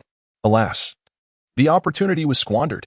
The green-haired man writhed on the ground, clutching his kicked area, his face contorted in agony. You little. The green-haired man barely uttered the curse before Lin Yu loomed before him. An aura of a vengeful deity emanated from Lin Yu, his gaze glacial and desolate. The green-haired man was petrified into silence, and his three companions stood transfixed. Suddenly, an acrid odor permeated the air. A puddle of moisture was visible beneath the green-haired man. Lin Yu frowned, repulsed that the green-haired man had urinated himself, yet he remained composed, uttering calmly, "I demand an apology." Since his initial visit, he had found the food here exceptionally palatable, fostering familiarity between him and the proprietor. As time elapsed, the elderly owner recognized Lin Yu and Apos' impoverished circumstances and extended even greater care, akin to a paternal figure. The green-haired man, utterly terrified by Lin Yu and Apos' aura, disregarded his soaked trousers and hastily assisted the elderly owner, stammering, I'm sorry. Upon being helped up, the elderly owner, noticing Lin Yu's unrelenting demeanor, promptly interceded, grasping Lin Yu's hand. Lin, don't be impulsive. Su Qingxue also approached Lin Yu and restrained him. Lin Yu, consider the old man. If you reprimand him now, what will become of the old man after we leave? Hearing Su Qingxue's words, Lin Yu's aura gradually subsided. After a moment of composure, Lin Yu finally spoke. Leave. The green-haired quartet felt an immense sense of relief upon hearing Lin Yu's words. As they were nearly suffocated by Lin Yu's oppressive aura, they promptly fled into the distance. Once at a safe distance, the green-haired man halted, gauging the location to ensure Lin Yu could not pursue them, and then exhaled, regaining his composure. The green-haired man glared at Lin Yu. You think you're tough, punk? Just you wait. I'm going to gather reinforcements. You better not run. Can't run away from the temple if you run away from the monk, right? If you run, what do you think will happen to this old codger? With that, the green-haired man and his three cohorts resumed their flight. The green-haired man was unable to suppress his vexation at being intimidated to the point of incontinence. With so many onlookers, if he failed to avenge this humiliation, his reputation in this area would be irrevocably tarnished. As anticipated, Su Qingxue's prediction materialized. Lin Yu retrieved his car keys and handed them to Su Qingxue. Qingxue, you go first. I and Apos, wait for them here. Su Qingxue vehemently shook her head. I and Apos am not going anywhere. I and Apos am staying here with you. Having learned belatedly of Lin Yu and Apos' previous incarceration upon his imminent release, Su Qingxue had been consumed by remorse. This time, she was determined to remain by Lin Yu's side. Upon hearing Lin Yu's intention to await the hoodlum's return with reinforcements, the elderly owner hastily implored, Lin, you should leave now. They won't harm this old frame of mine. If they bring reinforcements, it will be difficult for you to escape. Meanwhile, Bai Yanqi scoffed at Lin Yu and Apos' words. Why the bravado now? If you hadn't and Apos' brought Qingxue and me to such a place, none of this would have happened. Lin Yu turned his gaze towards Bai Yanqi, who instantly felt a sense of oppression, coldness, and ruthlessness, as if death itself were staring at her. Before Lin Yu could speak, Su Qingxue addressed Bai Yanqi. Yanqi, I've noticed a change in you. I believe Lin Yu did the right thing. Seeing Su Qingxue's anger, and overwhelmed by Lin Yu and Apos' formidable aura, Bai Yanqi averted her gaze and remained silent. Lin Yu disregarded Bai Yanqi and turned to Su Qingxue. Don and Apos, worry. I'm just going to wait for them here for a bit. I promise I won't resort to violence. Su Qingxue continued to shake her head, left with no alternative. Lin Yu conceded, then wait for me in the car. If anything happens, call the police, okay? Observing Su Qingxue and Apos' reluctance to leave, Bai Yanqi seized Su Qingxue's hand and said, we can't be of any assistance here. It's better to wait in the car. Lin Yu nodded emphatically, and Su Qingxue finally acquiesced, allowing Bai Yanqi to lead her towards the parking area. After Su Qingxue and Bai Yanqi departed, the elderly owner continued to urge Lin Yu to leave. Lin Yu reassured the elderly owner, don't you know me? I wouldn't do anything without certainty. Rest assured. And go back to work. The elderly owner pondered for a moment, and observing Lin Yu and Apos' unwavering resolve, reluctantly returned inside, intending to alert the authorities. Before long, the green-haired man reappeared, leading a throng of individuals in their direction. Lin Yu observed from afar, noting that the green-haired man had not even changed his trousers. He smiled faintly and resumed consuming his now lukewarm barbecue, patiently awaiting the green-haired man and Apos' arrival. As the green-haired man and his entourage approached Lin Yu, one of the individuals flanking the green-haired man inquired, who dared to bully you? Step forward. Do they have a death wish? The green-haired man pointed directly at Lin Yu, who was engrossed in his meal. The individual accompanying the green-haired man kicked the stool Lin Yu was sitting on and barked, "Hey kid, is it you?" Recognizing the familiar voice, Lin Yu placed his chopsticks down and looked up. Upon seeing the faces of the individuals accompanying the green-haired man, Lin Yu was taken aback. The man beside the green-haired man, upon recognizing Lin Yu's face, unhesitatingly turned and delivered a resounding slap to the green-haired man's face. The green-haired man was stunned, clutching his left cheek and questioning, "Bro, what are you doing?" The dozens of individuals who had been brought along were equally bewildered. What was their leader doing? Lin Yu gazed at the man accompanying the green-haired man and slowly inquired, "Rat Hunter, have you brought all these people here to treat me to a meal?" Upon hearing Lin Yu's words, Rat Hunter collapsed to his knees before Lin Yu with a resounding thud. "Brother Lin, I am deeply sorry for my lack of discipline. Please forgive me." As he spoke, Rat Hunter began to slap his own face. This further confounded the onlookers. Had they offended someone they should and Oppos, have? Impossible. Even individuals from the other 3 districts of Jiangsheng would not elicit such humility from their leader. Could this be a formidable outsider, an overwhelmingly powerful dragon crossing the river? Lin Yu observed the green-haired man and Oppos' demeanor and inquired, "Get up and explain what and Oppos' going on." Hearing Lin Yu and Oppos' words, Rat Hunter slowly rose to his feet. Observing the seated Lin Yu, Rat Hunter bowed slightly and began, "Brother Lin, I was truly unaware that it was you. Had I known, I would have already pummeled him. I was enjoying a drink at the establishment earlier, discussing you with my brothers, when this good-for-nothing brother of mine came running to me, claiming he had been bullied and that the perpetrator was waiting for him.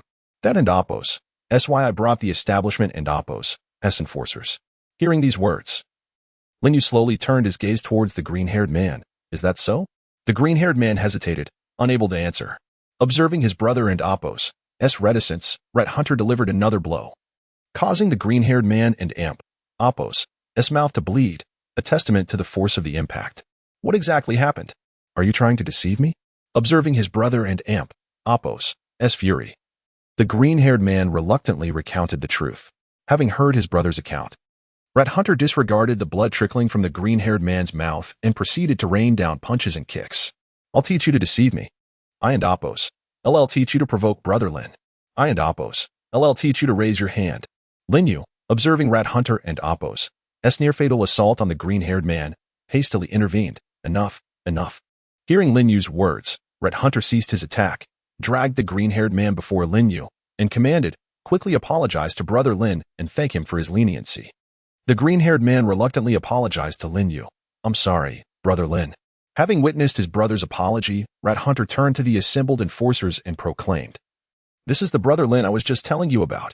It is only because Brother Lin has shown me mercy that I stand here today."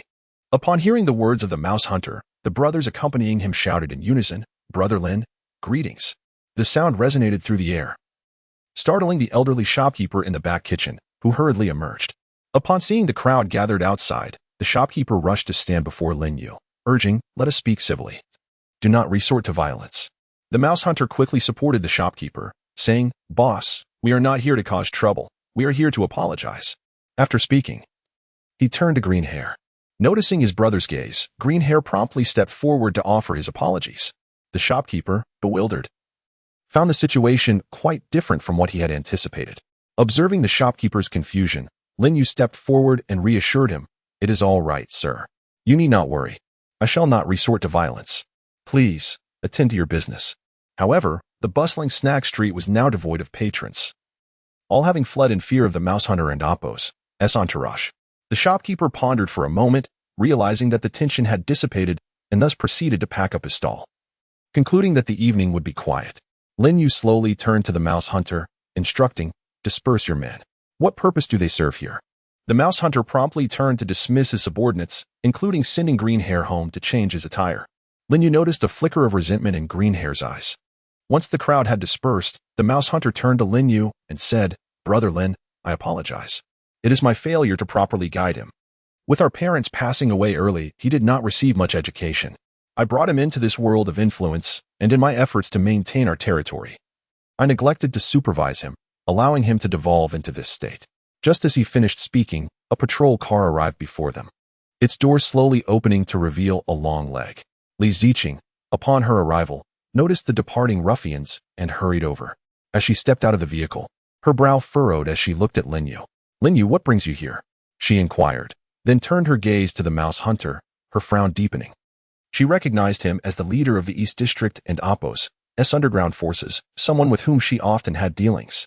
However, he was cunning, leaving no evidence behind, making him difficult to apprehend.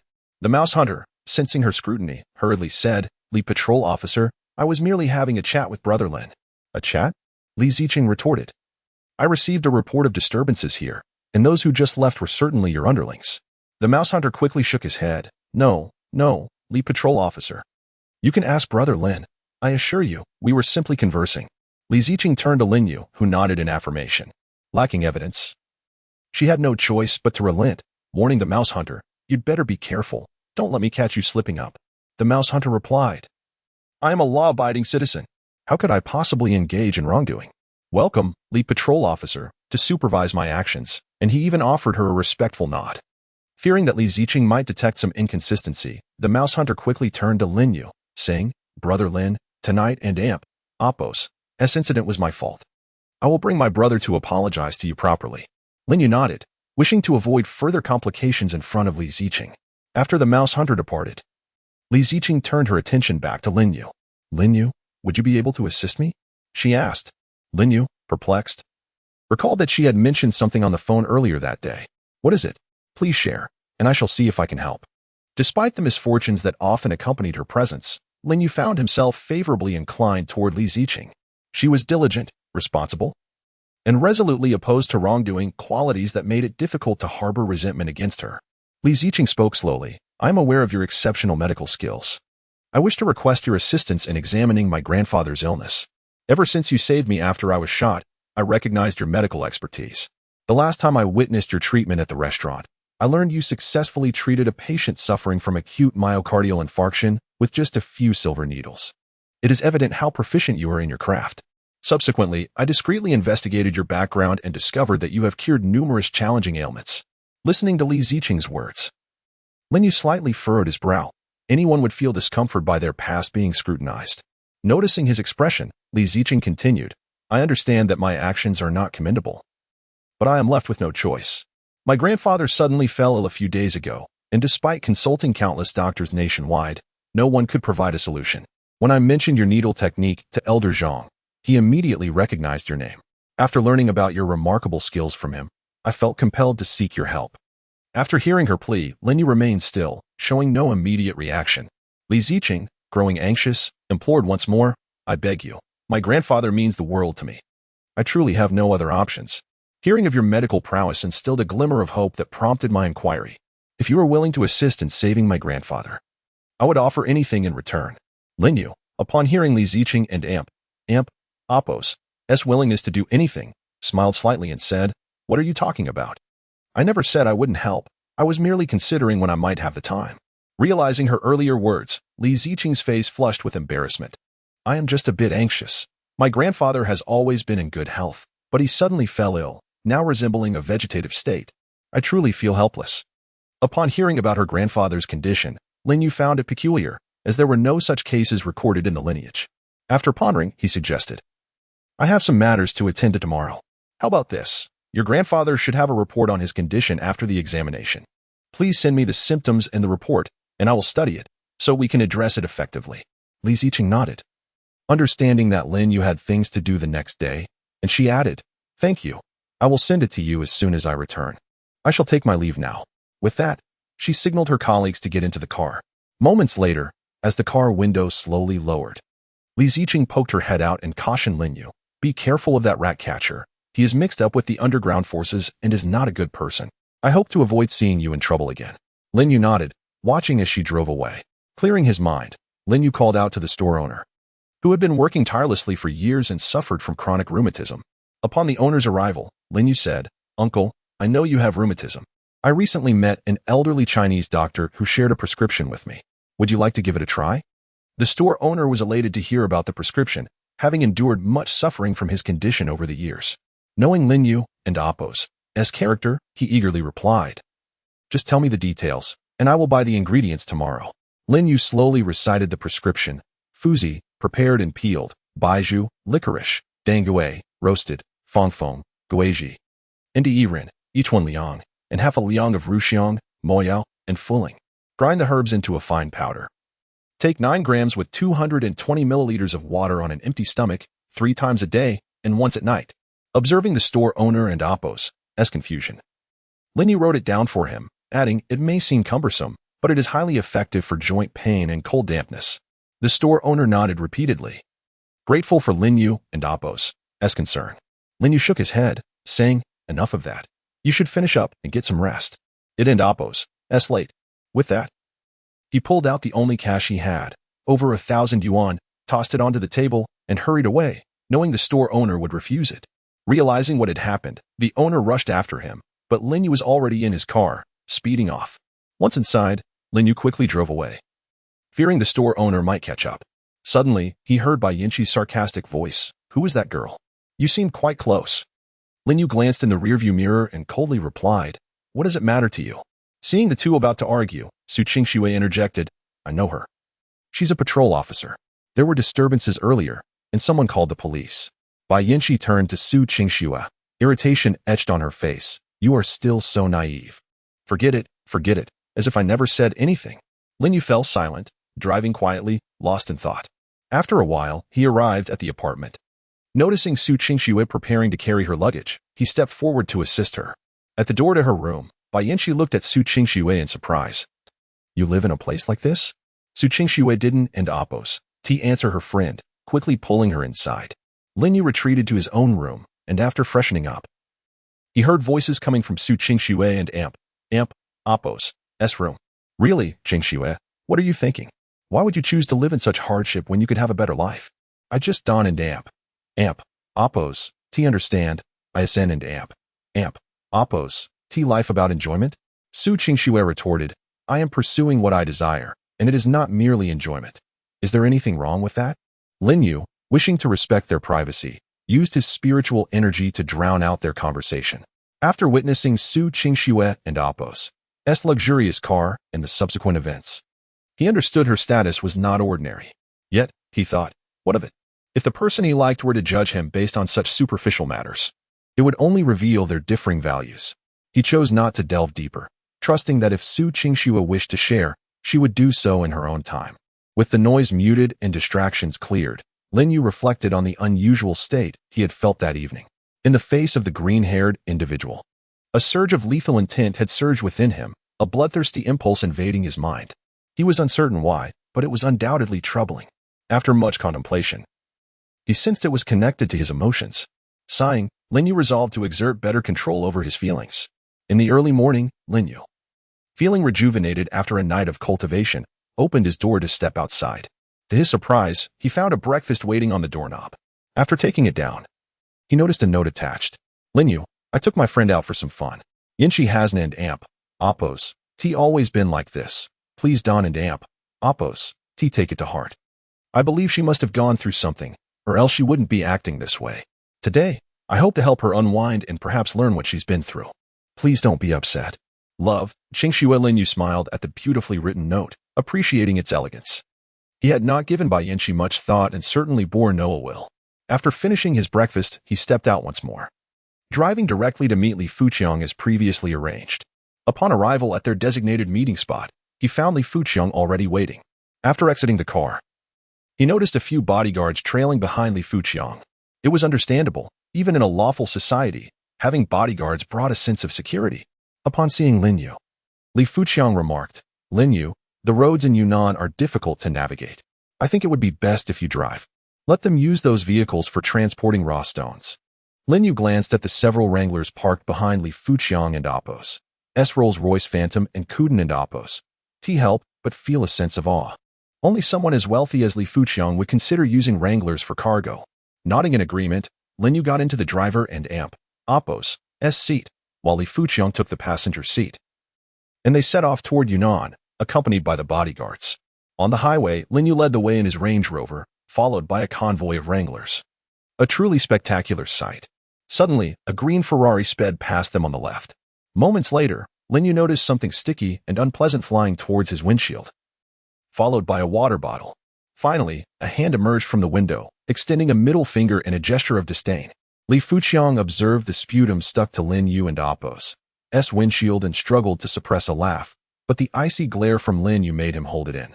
Watching the green Ferrari disappear from view, Lin Yu felt powerless, only able to memorize the car and Apos' license plate. Others may speed, but he could not afford to. He couldn't let a mere spit lead him to break the law.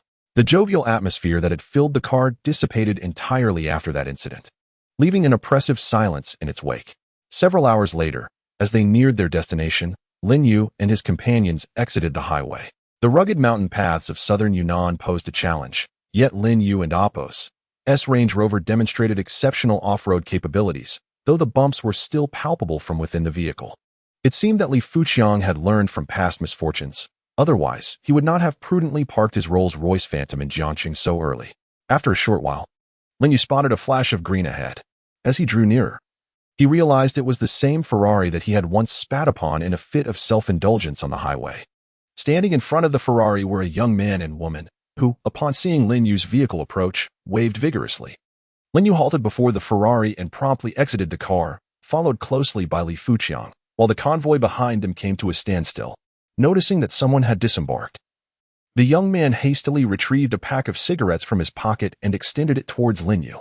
"Brother, my car and Apos' undercarriage is stuck. Could you lend me a hand?" he implored. A slow smile crept across Lin Yu's face as he remarked, "Do you recognize my vehicle?" The young man leaned in, scrutinizing it closely, and the smile on his face gradually faded. My apologies, brother. I truly did not mean to." Lin Yu fixed his gaze on the young man. "Your gestures earlier seemed quite intentional." Upon hearing this, the young man dropped his pretense, pulling out a wad of cash and tossing it before Lin Yu. "Is this enough? Use the rest for a car wash. Can you tell me now?" A smirk danced on Lin Yu's lips as he seized the young man, dragging him to the windshield. He pressed the young man's face against the spot where he had previously spat, using it like a cloth to clean the glass. "Come on, I'm helping you out. Look how spotless this windshield is." The woman in the Ferrari let out a terrified scream. Once Lin Yu had finished, he released the young man and declared, "Don't think you're impressive just because you have a bit of cash." The young man rubbed his sore left cheek and began to curse Lin Yu. But the words faltered in his throat as he saw a line of bodyguards disembark from Li Fuqiang's jeep. They stood in formation, their intimidating presence silencing him. In his fright, the young man watched as Lin Yu retrieved a rope from the trunk and tossed it in front of him. "All right, what's done is done. I'll pull your car forward, but I want to be liable for any damage." Lin Yu climbed back into his vehicle and drove it in front of the Ferrari. Initially, his anger had not been overwhelming, but the young man's audacity to throw money at him had prompted him to teach a lesson. Having learned from a previous encounter, Lin Yu was wary that this young man might panic, thus he decided to assist. Observing that the young man remained frozen in fear, Lin Yu called out, "Are we going to tow or not? If not, I'm leaving." At this, the young man snapped back to reality, hurriedly grabbing the rope from the ground to secure it to his car. Once the rope was fastened, Lin Yu started his vehicle, gradually applying power. The sound of metal scraping echoed as the Ferrari was freed from its predicament. Lin Yu disembarked, untied the rope, tossed it into the car, and signaled for Li Fuqiang to get back in. Once they were both seated, Lin Yu started the engine and swiftly drove away, leaving the young man in a cloud of dust. Lin Yu had no intention of concerning himself with the young man's next moves. His assistants had been generous enough.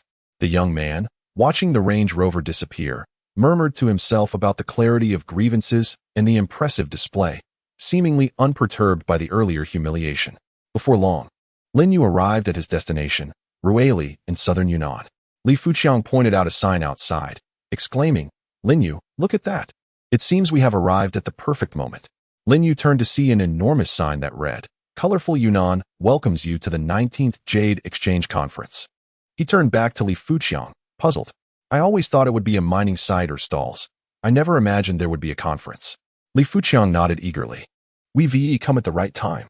I've heard from friends about this exchange conference. There will be numerous exquisite jadeite stones exhibited and auctioned. It seems our procurement journey will yield many high-quality pieces." Lin Yu nodded in agreement.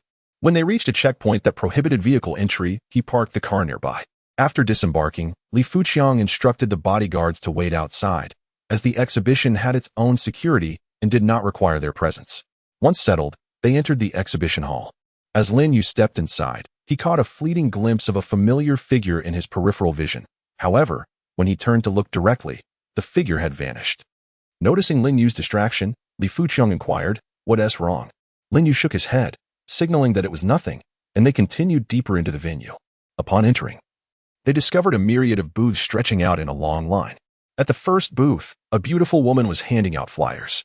Upon seeing Lin Yu and Li Fuqiang, she approached with 2 pamphlets in hand. Lin Yu accepted the flyers and began to peruse them. The pamphlet outlined the events of the exhibition, which would last for 3 days. On the 3rd day, the bidding auction would commence, while the previous 2 days were reserved for prospective buyers to view the jadeite stones. Each numbered stone would not be sold until the auction, while those without numbers were available for immediate purchase to the highest bidder. The event was organized by Ma Chongren, known as the King of Jade in Yunnan. Li Fuqiang remarked, "This individual has significant renown in the jewelry and jade industry, hailing from a jadeite family. He once made a fortune of 400 million in a single cut, and is even referred to as the Apos, gambling king and Apos, of jade." Lin Yu mentally calculated the staggering sum and thought, 8 zeros for a single cut. However, he quickly reassured himself, knowing that with his unique ability to see through objects, he could achieve similar success if given the opportunity. "Should we explore first or grab a bite to eat?" Li Fuqiang asked. Lin Yu pondered for a moment before responding. "Let us take a look first. I'm quite curious about what's inside." After having briefly activated his ability to scan the surroundings, he felt dizzy from the overwhelming number of stones, which could not be comprehensively surveyed at once. Thus, he wished to step inside for a closer look. Upon hearing Lin Yu's suggestion, Li Fuqiang led the way into the exhibition hall. Lin Yu followed closely behind Li Fuqiang and arrived at the first stall. The owner was engrossed in his phone, ignoring their presence. This was hardly surprising. Individuals who could afford to be in such a place were typically quite capable, especially since many high-quality raw stones had already been appraised by experts at the exchange conference. These stones had been numbered and entered for auction, leaving only those that required keen judgment to uncover.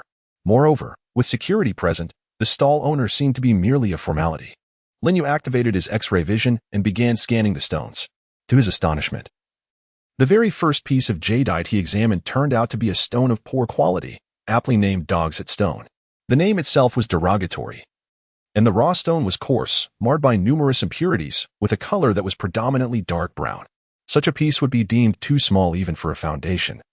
Showcasing that one could find virtually anything here, it all depended on one's discerning eye. Li Fuqiang, observing Lin Yu's intense scrutiny of the stone, eagerly inquired, "Lin Yu, what's up? Did you spot something valuable?" Lin Yu quickly waved his hand. The stone bore no number and was available for direct purchase, and he feared that Li Fuqiang might impulsively place a bid. Moments later, Lin Yu shook his head in response and proceeded to the next stall. At the second stall, his gaze fell upon a jadeite raw stone with a number. Upon inspection, Lin Yu discovered it was a high-quality, jelly-like apple-green jade. The skin of this piece was quite thin, indicating that the appraisers had likely recognized its quality, hence its early number. According to the printed flyer, the earlier the number, the higher the starting price. Lin Yu advised Li Fuqiang to consider this piece as a backup option, suggesting they assess the price later and acquire it if it was reasonable. Continuing his search, Lin Yu came across a fist-sized jade raw stone that surprisingly contained some hibiscus jade. The material inside was abundant, with careful carving. They could yield 2 bracelets and a few small pendants, potentially worth tens of thousands. Lin Yu turned to the stall owner, pointing at the stone, and asked, "How much for this piece?" The owner glanced up, took in the rough surface of the fist-sized stone, and immediately lost interest, thinking they were mere tourists. He lowered his head again, returning to his book, muttering 2,000. A faint smile appeared on Lin Yu's face as he replied, "I'll take it." The owner set down his book and retrieved a QR code from his bag for Lin Yu to scan. Li Fuqiang hurriedly stepped forward to complete the transaction. Upon confirmation of payment, the owner gestured for them to take the stone. Lin Yu grasped the piece in his hand and moved on to the next stall. After 2 hours of browsing, nearing mealtime, they finally departed from the stalls. During this time, Lin Yu had identified a numbered piece that was a large chunk of icy jade, which he insisted Li Fuqiang note down as a must-have. Among the spoils of their exploration, this was the only piece that caught Lin Yu and Apos' interest. He had no desire for the smaller stones, as they would not significantly aid Li Fuqiang. The earlier purchase was merely to ensure a good start. After all, it was often said that beginnings set the tone for fortune. Lin Yu casually placed the raw stone into his pocket, believing in the importance of containing one's luck. This concept was rooted in the ancient wisdom that wealth often does not last beyond 3 generations, typically due to an inability to maintain fortune. Arriving at the conference's dining area, they grabbed a quick bite before resuming their quest for raw stones. Time was of the essence. Lin Yu did not wish to place all their hopes on the auction and needed to identify several pieces first. Once again at the stalls, Lin Yu felt revitalized after a brief rest and accelerated his scanning pace. Li Fuqiang, watching Lin Yu's brisk movements, felt a pang of anxiety. Was there truly a lack of quality stones? Since Lin Yu's previous victory at the stone gambling event, Li Fuqiang had come to trust Lin Yu's discerning abilities completely. The last time, Lin Yu had approached the task with the same speed, neglecting to physically handle the stones. Suddenly, Lin Yu halted and turned back toward a jade raw stone he had just scanned. Li Fuqiang, caught off guard, bumped into Lin Yu, rubbing his sore nose. He queried, "What is going on?" It was indeed fortuitous. Had Lin Yu not quickened his pace, he might have overlooked this fine specimen. This was a piece of glutinous ice apple green jade, impressively large, about the size of 2 basketballs. Although the skin was thick, the interior material was plentiful. If acquired, it could be utilized for mass production of mid to high-end bracelets, precisely what Li Fuqiang needed at this moment. Seeing Lin Yu's focused examination, Li Fuqiang eagerly asked, "Did you find something good?" Lin Yu nodded, gesturing for Li Fuqiang to remain silent. The stall owner, noticing Lin Yu's interest in the stone, immediately put away his phone. Eager to engage, "Are you gentlemen interested in this piece? Would you like me to shine a light on it?" Despite its unassuming appearance, once illuminated, it will surely reveal its high-quality interior. Lin Yu, amused by the owner and Appo's eagerness, thought to himself how much relied on mere words. "How much?" he asked directly, avoiding any banter. The owner slowly extended his hands, stating 500. Lin Yu burst into laughter upon hearing the price. After a rough calculation, he estimated that selling this piece would yield at most a little over 1,000. After accounting for various fees and intermediaries, Li Fuqiang would hardly make a profit. Although Li Fuqiang intended to procure some stones for immediate use, Lin Yu had other plans. With his X-ray vision, he saw no reason to settle for anything less than a fair deal. "How about a discount?" Lin Yu suggested slowly. "You're quite bold," the owner replied. "Though I may appear youthful, I have studied jade for several years. This piece bears high gambling risks with such a thick skin. Even laser inspection would struggle to reveal its inside." The owner felt a bit embarrassed as Lin Yu unveiled his attempt to intimidate him. "It seems I underestimated you. Please state your offer," the owner managed awkwardly. "Didn't I just say I want a discount? That means cutting it in half," Lin Yu replied. "One cut brings poverty. Another brings wealth. I've said all I can. This is my highest limit, and I cannot go higher." The owner hesitated to argue but was interrupted again by Lin Yu. "With such a thick skin, if you dare to open it, I would indeed pay 500. The owner pondered, realizing that Lin Yu's reasoning was sound. If he opened it and revealed green jade, 500 might be a stretch to obtain. Conversely, if it turned out otherwise, he would struggle to sell it even for 50. After a moment of contemplation, the owner nodded, indicating a deal was struck. Lin Yu was confident that the owner would not dare to open the stone. If he did, Lin Yu would know precisely where to make the incision to secure an even lower price. The owner retrieved a PS machine from beneath the stall to facilitate payment. These machines were specially requested due to the high-value transactions often involved. Just as Li Fuqiang prepared to pay with his card, a voice interrupted from the side. "I'll take that piece." Lin Yu and Li Fuqiang turned their heads and were taken aback by the unexpected presence of a familiar figure. That who approached, supporting a woman who weighed over 200 pounds. The hefty woman directed her gaze at the stall owner and declared, "The flyer states that the highest bidder wins. You haven't received payment yet, so I can raise my offer, right?" The stall owner, hearing her intention to bid higher, eagerly nodded. Of course, of course." Zhao Du cast a scornful glance at Lin Yu, his eyes brimming with resentment. Lin Yu and Li Fuqiang were both taken aback. They had not anticipated that this person, whose funds had yet to be unfrozen, could intrude upon their affairs. Truly, fate had conspired against them. Lin Yu recalled a familiar silhouette from earlier, which had puzzled him before. It was indeed Zhao Du. Upon hearing the stall owner and Appo's approval for her to increase her bid, the woman exclaimed, "Since he can't afford 500, I will bid 500. The owner's eyes sparkled with excitement. Today was fortuitous, as he had not expected such a lucrative patron. He then turned to Lin Yu and said, "Sir, what do you think? The highest bidder wins, and this lady's offer surpasses yours. Will you raise your bid?" Lin Yu narrowed his eyes, feeling the derision emanating from Zhao Du. The raw stone was no longer profitable if it exceeded 500. It was evident that these two were merely trying to irritate him into raising his bid. Lin Yu calmly replied, "I no longer want it." He then gestured for Li Fuqiang to move on to another stall. Li Fuqiang hesitated, wanting to resist, but was swiftly pulled away by Lin Yu. Zhao Du watched Lin Yu's retreating figure, feeling a sense of satisfaction swell within him. Leaning against the hefty woman, he cooed, "Jingjing, you truly are wonderful." The woman affectionately caressed Zhao Du and Apos' face, responding, "As long as you and Apos re happy. Whatever pleases you, I shall comply." Their interaction was as flamboyant as it was greasy, reminiscent of a young girl playfully teasing a boy. This spectacle caused the stall owner to cover his mouth in disbelief, retreating to the shadows of his stall. Nearly losing his lunch, Lin Yu and Li Fuqiang arrived at the next stall, where Li Fuqiang regarded Lin Yu with confusion. Sensing Li Fuqiang's unspoken thoughts, Lin Yu spoke. "I know you possess considerable resources, but that raw stone isn't worth the trouble." Realizing the truth in Lin Yu's words, Li Fuqiang sighed in relief and said, "All right then, from now on, it and amp, Apos, it's all up to you. I and amp, Apos, just be the wallet." Lin Yu smiled, choosing not to elaborate further, and resumed his search for raw stones. Dismissing Zhao Du entirely. If he had managed to crush Zhao Du once, he could certainly do so again.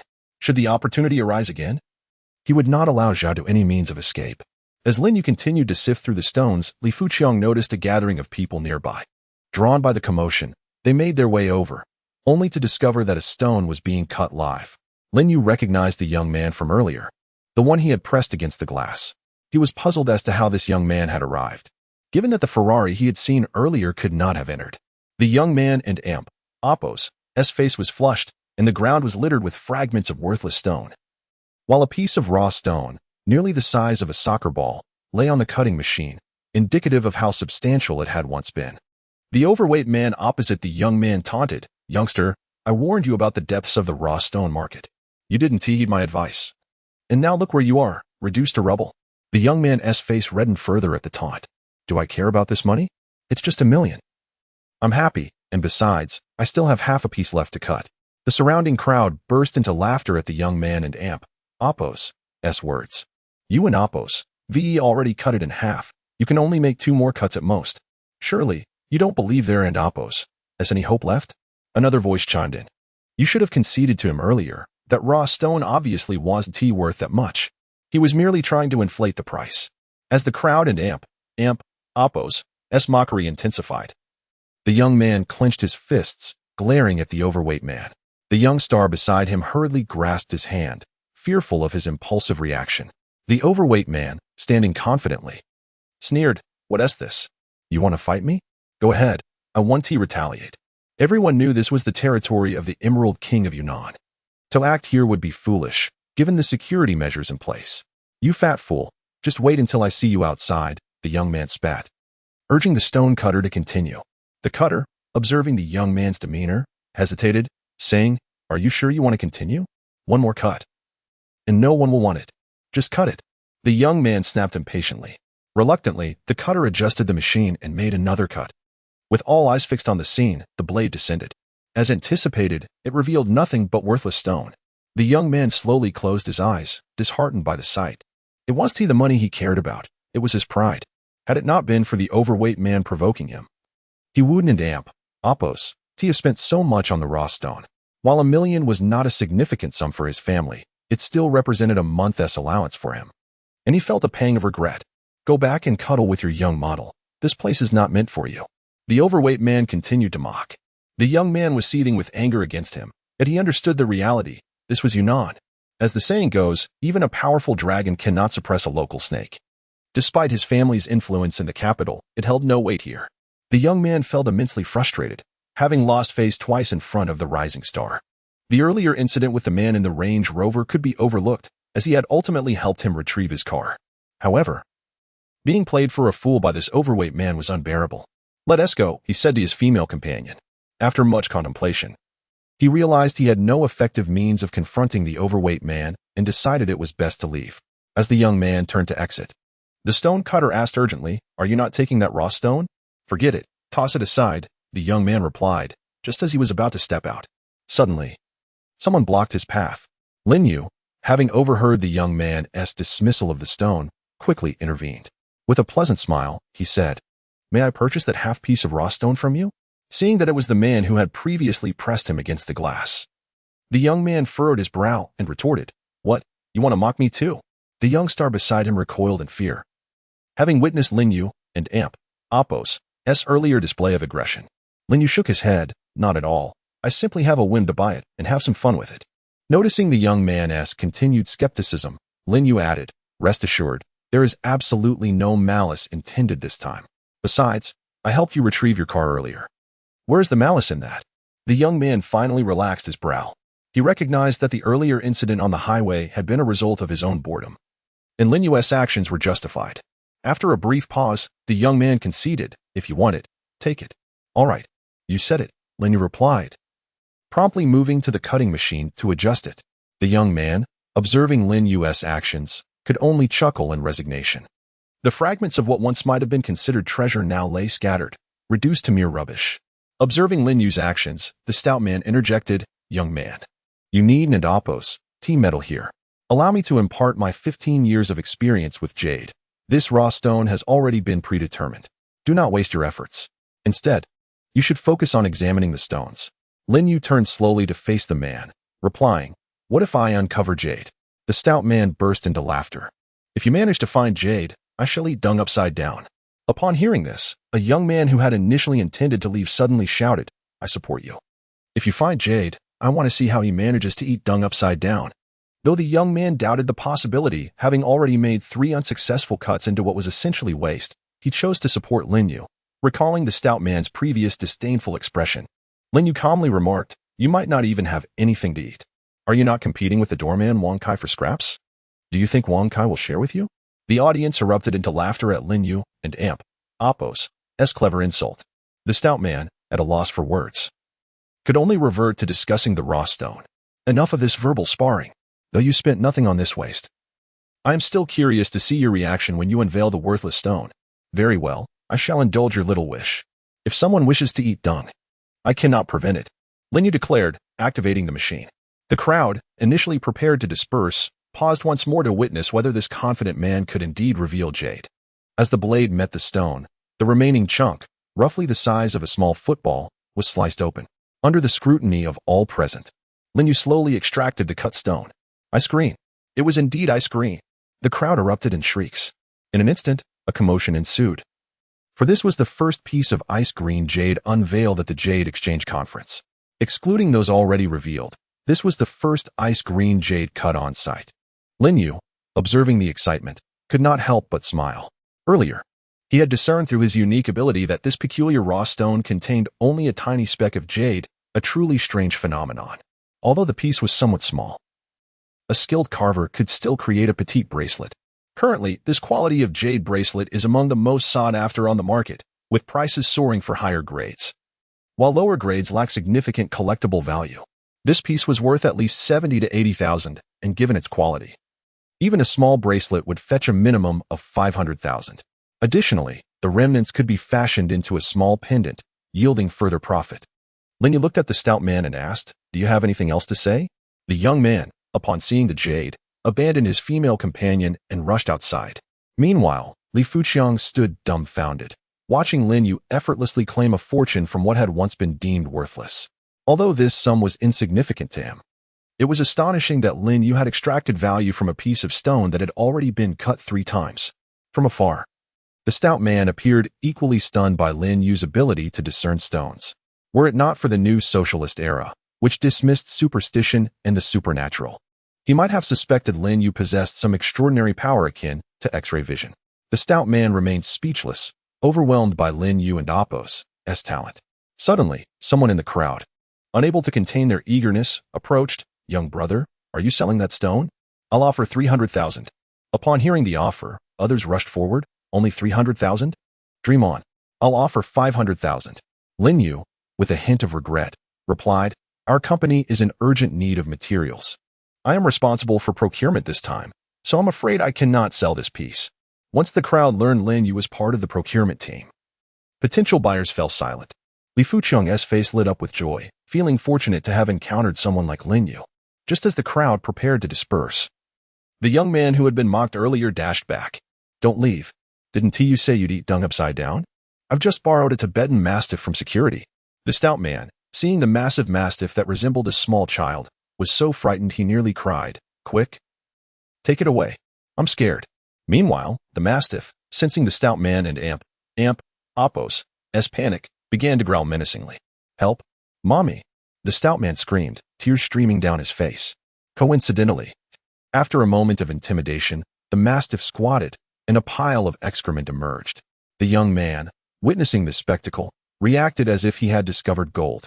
Much to the amusement of the crowd, who thought, is this what they mean by seeing excrement as treasure? Quick, quick! Didn't you say you'd eat? Hurry up! The young man shouted excitedly at the stout man, who was already in tears, pleading with Lin Yu. Brother, I was joking. Please don't take it seriously. Lin Yu observed the young man and Appos' antics and mused. What an amusing character. He spread his hands toward the stout man. I'm not the one holding the dog. You were the one who mentioned eating dung. I didn't take it seriously. It was the dog walker who took it to heart. The stout man, feeling utterly hopeless, trembled as the Mastiff approached him, resembling a lion. I was wrong, big brother.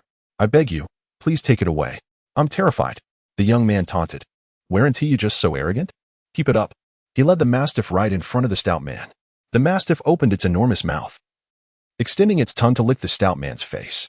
The air thickened, releasing a foul stench.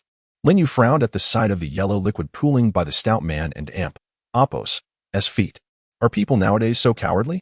Why do I keep encountering this? Lin Yu, clutching the jade, decided to make his exit with Li Fuqiang. The Mastiff, catching a whiff of the odor, broke free from the young man's grip and turned away, distancing itself from the stout man. Good heavens! How severe must his prostate issues be for even a dog to reject him? Someone in the crowd exclaimed, pinching their nose. The gathering quickly dispersed, fleeing from the scene. The young man, seeing the stout man frightened to the point of urinating himself, chose not to pursue further grievances. Having vented his frustrations, and instead hurried after Lin Yu, dragging his female companion along. Lin Yu noticed someone following him, and turned to find it was the young man from earlier. Frowning slightly, he wondered if the young man intended to inquire about the jade in his possession. Upon catching up, the young man gasped, Brother, can we be friends? Lin Yu was taken aback, curious as to what the young man was scheming. The young man, sensing Lin Yu's hesitation, quickly clarified, I genuinely just want to be friends. First, I want to thank you for helping me earlier, and secondly, I appreciate you proving that my judgment was correct. After expressing his gratitude, the young man turned to his female companion with pride, proclaiming, I told you that piece of raw stone would yield results. The female companion, unsure of how to respond, could only offer an awkward smile. By the way, brother, my name is Hao Shaoan, he added, producing a business card from his bag and handing it to Lin Yu. Lin Yu accepted the business card and was astonished to discover it was embedded with 24K gold, bearing only a name and a phone number. After a moment and Appos' contemplation, he inquired, that rough stone is mine, ISN and Appos, it? Of course it is. This amount of money is inconsequential to me. You publicly embarrassed him. Did you see how that overweight man nearly soiled himself? It was utterly hilarious. The young man exclaimed, slapping Lin Yu on the shoulder. Noticing the inappropriateness of his actions, he quickly added with a sincere expression, Brother, truly, I merely wish to make your acquaintance. I hold you in the highest regard. For a piece of waste stone that was cut 3 times to still reveal green under your discerning eye. It is not an exaggeration to call you the king of jade. Lin Yu observed the young man and Appos' familiar demeanor, and his wariness diminished considerably. He appeared to be a person of genuine character. Slowly extending his hand, he introduced himself. Hello, my name is Lin Yu. Upon receiving Lin Yu's acceptance, the young man eagerly grasped Lin Yu and Appos' hand. Hello, brother Lin. You can call me Shaoan. Afterward, Hao Shaoan scratched his nose and inquired, Brother Lin. It seems you are here to procure stones, right? I am merely here for leisure. May I accompany you? Lin Yu glanced at Li Fuqiang, seeking his opinion. Given that the conversation would eventually turn to company matters, he wanted to gauge Li Fuqiang's thoughts. Li Fuqiang nodded. He was somewhat intrigued by Hao Shaoan, a rare individual who remained so enthusiastic even after being beaten up. Seeing Li Fuqiang and Appos' approval, Lin Yu nodded, indicating that it was acceptable for Shaoan to join them. All right. But I can't Appos' teach you anything. Hao Shaoan promptly replied, No, I am just looking for some fun. Thus, the two became 4, continuing their quest for rough stones. By evening, The four had collectively purchased 2 pieces of rough stone. One of the stones, weighing a hefty 20 pounds, was cradled in Hao Shaowen's arms. Although it could have remained at the stall, awaiting collection by Li Fuqiang and Appo's bodyguards, Hao insisted on holding it, claiming that anything chosen by Lin Yu must be of good quality and he wished to witness it firsthand. Helpless, they allowed him to carry it. After all, it was unlikely he could run away with such a large piece. When dinner time arrived at Hao Shaowen and Appo's request, they opened the 20-pound rough stone before heading out to eat. This stone was a type of glutinous ice jade, rich in emerald, suitable for mass production of bangles, and had cost Li Fuqiang $1 million to acquire. Although the profit margin on this material would be minimal, Li Fuqiang was unconcerned about that. Initially, Lin Yu had no intention of taking it, but after a day of minimal success, he felt obligated to meet the company's requirements. The group proceeded to a restaurant for dinner, as the stalls were closed for the night. After their meal, they departed and walked towards a nearby farmhouse inn. As they approached the inn, Lin Yu spotted Xiaodu quietly observing him from a distance. Upon noticing Xiaodu beckoning him with a finger, Lin Yu informed his companions and approached Xiaodu, curious about his intentions. Upon reaching Xiaodu, he burst into a maniacal laugh. Lin Yu, did you ever expect this? I certainly did not. It seems fate has granted me this opportunity. You are here to procure rough stones, right? Do not worry. I will ensure you do not acquire any stones. Starting tomorrow, I shall follow you. Lin Yu regarded Xiaodu's near-manic state with amusement, pondering what he had been through. Xiaodu, misinterpreting Lin Yu and Appo's expression as mockery, became even more frantic. Do you know what a ghastly sight I have become thanks to you? Do you have any idea how repulsive that fat woman is? Do you comprehend the torment of candle wax and whips? I wake up at night, frightened by the sound of grinding teeth, yet I harbor no grievances. The moment she paid for my hospital treatment, I swore to bring you down. Lin Yu observed Xiaodu and Appo's hysteria with a tinge of apprehension. What had he endured at the hands of that hefty woman? It was no wonder he appeared so darkened in spirit. Clearing his throat, Lin Yu addressed Xiaodu. I am always ready to accompany you, but next time, luck may not be on your side.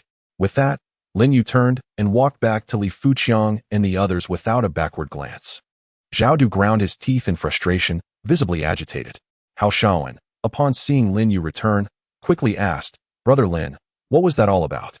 He seems to have some issues, gesturing towards his own head. Lin Yu shook his head. Just an old acquaintance. He gets a bit excited upon seeing me. Let us not concern ourselves with him. Let us get back to enjoying our meal. Only Li Fuqiang understood the depth of animosity between them. But seeing Lin Yu's silence, he refrained from speaking further. After dinner, Lin Yu learned more about Hao Shaowen's background during their meal. Apparently, he hailed from a prominent family in Beijing and was here for a leisure trip with his girlfriend. However, it was evident that his interest in her was superficial.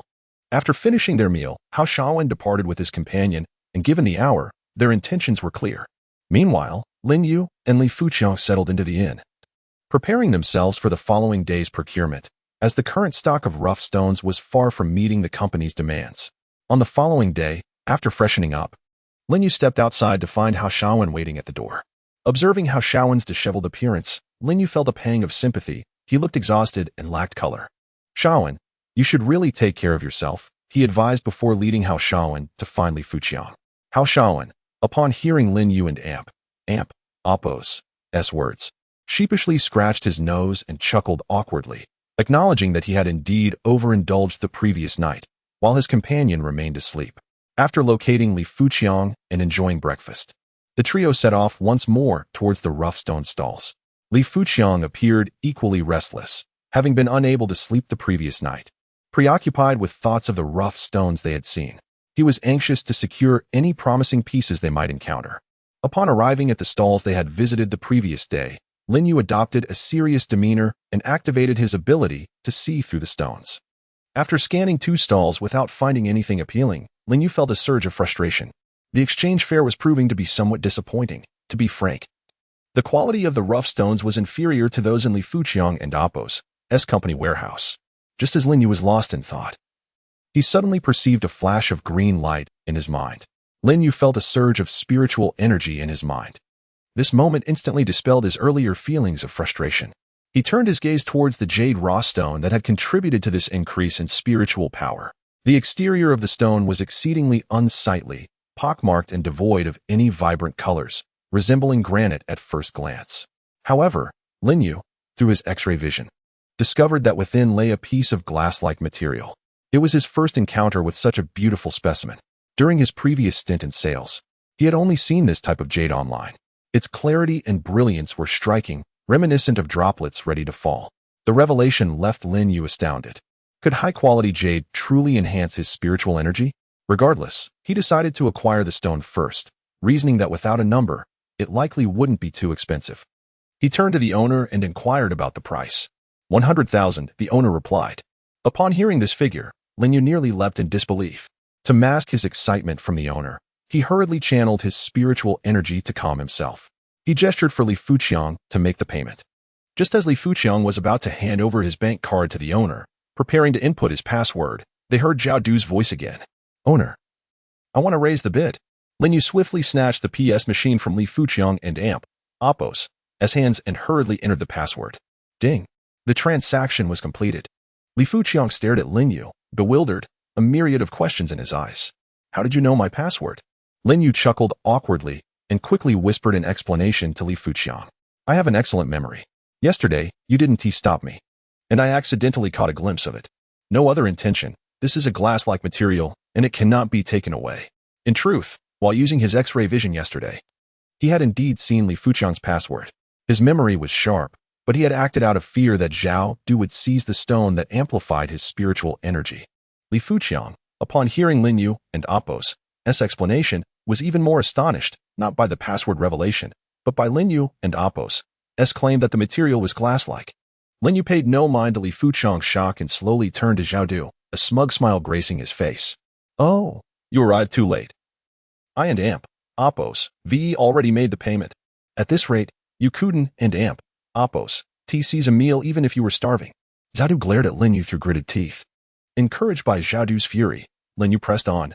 Want to know what this material is? With that, he strode over to a cutting machine, exchanged a few words with the stone cutter, and began working with swift efficiency. In mere moments, he had unveiled the jade raw stone. Holding up the glass-like jade before Zhao Du, he proclaimed, Look, glass-like, just 100,000. This statement sent shockwaves through the crowd. The stall owner rushed out to examine the material Lin Yu held. As others nearby overheard the mention of glass-like jade, they flocked around. Wow, it really is glass-like. Isn't this the one that was unveiled yesterday as Iseong Green? And now it and Appos' glass-like again? Who is this young master that has emerged? Just 100,000? Zhao Du, hearing the murmurs around him and observing Lin Yu's smug expression, felt his anger reach new heights. Meanwhile, the plump woman beside Zhao Du seized his ear. Why didn't you wake me up this morning? If you had, this piece would have been mine. Zhao Du, caught by the ear, cried out in pain. I just wanted you to sleep a bit longer. He felt utterly frustrated. Waking her up would have surely resulted in her morning temper being unleashed. The plump woman, hearing this, let out a huff and released Zhao Du's ear. Lin Yu, witnessing their exchange, couldn't help but shiver. Once Zhao Du was freed, his resentment toward Lin Yu intensified. Lin Yu waved the jade in front of them before returning to Li Fuqiang. Behind him, the stall owner stood, teary-eyed, watching the departing figures in disbelief. Hao Shaowen, seeing Lin Yu approach, exclaimed with admiration, Brother Lin, you are incredible. While I may not know the value of this jade, I have heard it is of the finest quality. Lin Yu waved it off casually, just a small feat yet, as he held the jade. He felt no increase in spiritual energy, leaving him puzzled. Could it be that only high-quality jade could enhance his powers? With this thought in mind, he became more meticulous in his search, scanning the area with increasing urgency, even tuning out Hao Shaowen's attempts to converse. As the morning passed, Lin Yu failed to find another jade raw stone that could augment his spiritual energy. He encountered another piece of glass-like jade, but it bore a number and had already been opened. When he first laid eyes on it, his eyes sparkled with excitement, yet no matter how intently he stared, there was no reaction. Li Fuqiang, observing Lin Yu's demeanor, mistakenly believed that the raw stone held hidden treasures, determined to acquire it. Ultimately, when Lin Yu waved it off, Li Fuqiang refrained from adding it to his bidding list. After lunch, they resumed their purchasing spree without pause.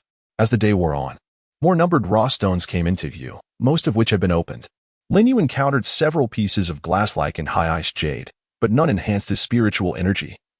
Leaving him disheartened, he did find 2 raw stones suitable for company use, but one was snatched away by Zhao Du and the plump woman, who appeared from nowhere. The other was deemed too large and overpriced, reaching 2 million, which Li Fuqiang eventually paid after much deliberation. This stone weighed over a ton and had been opened, with its surface revealing only a glutinous ice-like material. Despite Zhao and Apos' persuasive efforts, the plump woman refused to raise her bid, fearing that the inner material might be scarce. Losing a gamble here could mean losing hundreds of thousands. Initially, Li Fuqiang hesitated to bid further, but upon Lin Yu and Apos' nod of encouragement, he raised the offer by another 200,000. Lin Yu had seen through his X-ray vision that this jade contained 3 colors, a typical spring green, and had ample material. According to Li Fuqiang's company's needs, it could yield 500 bracelets, promising a substantial profit, which satisfied Li Fuqiang's urgent requirements. Thus, Lin Yu encouraged him to bid confidently. As the day wore on, Lin Yu failed to find any more promising materials. However, he noticed a pattern. He had seen most of the raw stones numbered below 100, marking several for Li Fuqiang to bid on. Yet he had not encountered any of the top 10 numbered stones. Eventually, he learned from a local guide that only the auction would showcase the top 10 stones. Upon hearing this, Lin Yu mused to himself, what a clever tactic. With little time left, all reliance on perception. It was easy to slip in a couple of worthless stones, and the buyer would undoubtedly suffer a significant loss. As night fell, after dining, the group returned to their lodge to rest, eagerly anticipating the auction the following day. Hao Shaowen, having finished his meal, departed to find companionship for the evening. Lin Yu had noticed Hao Shaowen and Apos' physical issues but chose not to comment. They were not close enough for such discussions, and Lin Yu preferred to avoid unnecessary complications. As dawn broke, Lin Yu sensed another increase in his spiritual energy, coupled with his recent diligent practice, leading him to further grasp a meditation technique. Lin Yu practiced meditation throughout the night, awakening in the morning with a renewed vigor. After enjoying breakfast, he opened the door only to find Hao Shaowen standing at the entrance, looking particularly disheveled. Lin Yu shook his head and chose to ignore him, heading off to find Li Fuqiang instead. After breakfast, the group made their way to the procurement area. Just as they were about to enter, they were halted by security. Apologies, sir, but due to limited space at the auction house, entry requires a purchase ticket, the security guard stated. Hao Shaowen quickly interjected, asking the price of a ticket while pulling out his phone. 100,000 for the rear seats, 300,000 for VIP front row. The security guard replied, producing a PS machine. How much? Lin Yu asked, thinking he had misheard. The security guard impatiently reiterated, 100,000 for the rear, 300,000 for the front. Hao Shaowen, irritated by the guard's demeanor, was about to speak when someone from behind chimed in, are we buying or not? If you can't afford it. Don and Apos' blocked the way. Turning around, Lin Yu and Apos' group was surprised to find it was the same rotund man from yesterday. Upon recognizing them, the man and Apos' face drained of color, and he hurriedly apologized. I'm so sorry. I'll help my brothers buy tickets. He stepped forward and pulled out his bank card, declaring, I'll take 4 rear seats. Before he could finish, Hao Shaowen shouted, get lost. Don't compare your salary to my pocket money. My brother Lin is here for VIP seats. Faced with Hao Shaowen's anger, the man retreated, only to find that the space had already filled up when he returned to the line. Ultimately, he had to queue again, but when he reached the front, security informed him that tickets were sold out. As Lin Yu and his companions entered what was dubbed the auction house, they couldn't and Apos' help but feel a twinge of embarrassment. Even Hao Shaowen, who had previously spent 900,000 on tickets without batting an eye, sensed that they had been taken advantage of. This was hardly an auction house. It was merely a vacant lot with a makeshift tent and a row of wooden chairs. The so-called VIP front row was simply the first row of chairs adorned with a layer of leather for comfort, accompanied by a bottle of Farmer and Apos' 3 punch. Observing Hao Shaowen's expression, Lin Yu couldn't help but marvel at the auction house's astute profit-making tactics. After the trio settled into their seats, they patiently awaited the commencement of the auction. Before long, the auctioneer entered, raising her sign and proclaiming, Welcome, esteemed guests. The auction is officially underway. Just as she finished speaking, 2 individuals entered the vacant seats beside Lin Yu. To his astonishment, it was Zhao and that hefty woman, persistent apparitions indeed. Lin Yu narrowed his eyes, akin to an eagle fixating on its prey. Zhao, catching Lin Yu's gaze, defiantly glared back, his eyes filled with resentment. Now, we shall commence bidding in sequential order from the back. Please welcome our first stone, number 100. Lin Yu turned his attention to the auction stage upon hearing the auctioneer's announcement. This stone weighs 5 pounds, no need to elaborate further, as I'm sure you all have seen it. Let the bidding begin. Starting price is 50,000, with increments no less than 1,000. 51,000. 52,000. The bidding escalated until it reached 63,000, at which point the stone was claimed.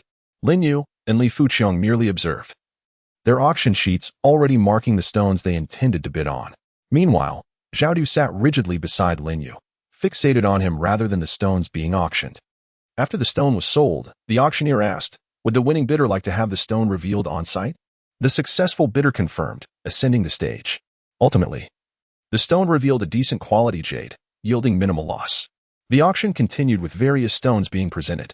Lin Yu and his companions refrained from bidding, simply watching the fluctuating fortunes around them. Laughter erupted from those who profited, while others lamented their losses, an exhibition of life and Apos' myriad experiences. Finally, it was time for the stone Lin Yu had noted on his auction sheet.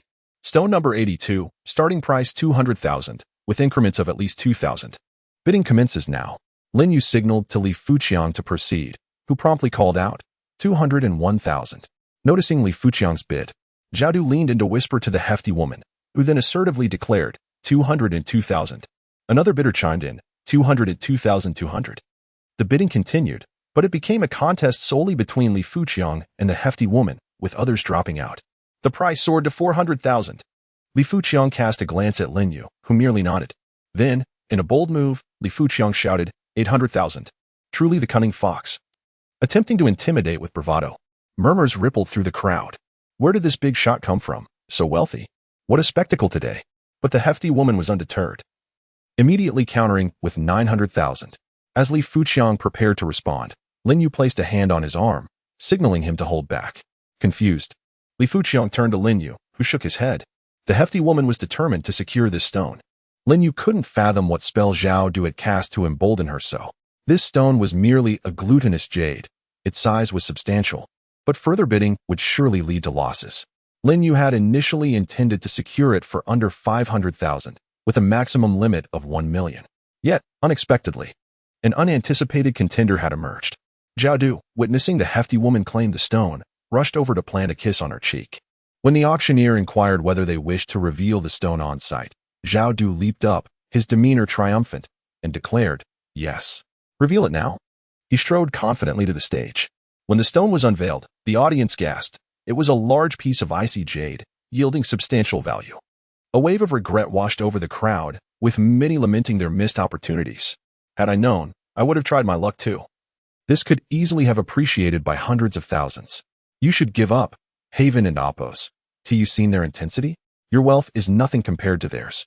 As the crowd buzzed with excitement over the hefty gains, Zhao Du nonchalantly gestured a middle finger towards Lin Yu, relishing in his newfound fortune. Upon returning to his seat, Zhao Du and Apos' voice reached Lin Yu and Apos' ears. See? I told you that as long as we compete with this kid, it's bound to appreciate. A subtle smile crept across Lin Yu's face.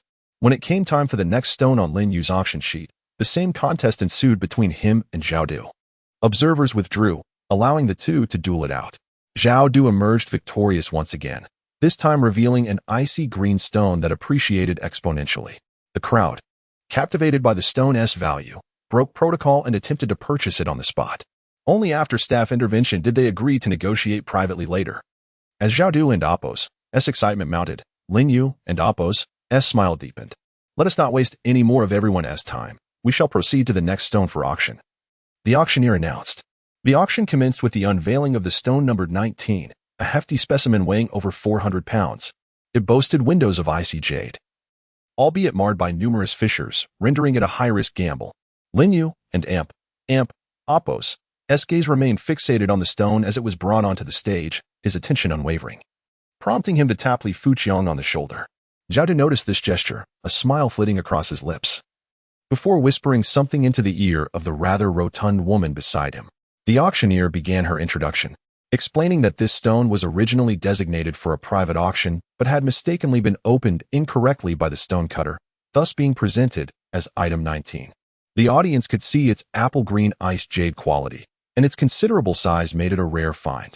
Lin Yu and Apos' helped but smile at the auctioneer and Apos' words, noting the myriad cracks that were conspicuously omitted from her description. The starting bid was set at 10 million, with increments of no less than 100,000. With a swift motion, the auctioneer struck her gavel against the table, signaling the commencement of the bidding. Li Fuqiang, following Lin Yu SQ, boldly placed a bid of 11 million. Before the crowd could register their astonishment, a voice from the corner chimed in with an offer of 11,110,000. The bids escalated rapidly, 15 million, 12 million, until finally, Li Fuqiang reached 15 million, halting his bidding. It was then that the previously silent rotund woman interjected, bidding 15,500,000. Li Fuqiang, undeterred, countered with 16 million, followed by 16,500,000 and 17 million. The onlookers were taken aback, murmuring about the wealth on display. What would the final price be in the private auction later? As Li Fuqiang reached 17 million, hesitation flickered in the rotund woman and Appo's expression. Lin Yu's eyes bore into Zhao Du, his face taut with tension. Zhao Du leaned closer to the woman, whispering something that Lin Yu's keen ears caught, causing a flicker of anxiety to cross his features. After absorbing Zhao Du's words, the rotund woman boldly announced, 18 million. Li Fuqiang grasped Lin Yu and Appo's hand, murmuring, I only have 18 million now. What should we do? Although his voice was low, Zhao Du, seated nearby, caught the words, a smile spreading across his face. Li Fuqiang raised his paddle, inquiring if there was any collateral he could offer. The auctioneer shook her head apologetically, stating there was no means for collateral. With a resigned sigh, Li Fuqiang expressed his disappointment. At that moment, Hao Shaowen chimed in. I have an extra 2 million. Would you like to borrow it? Their eyes lit up with a glimmer of hope, and they nodded eagerly.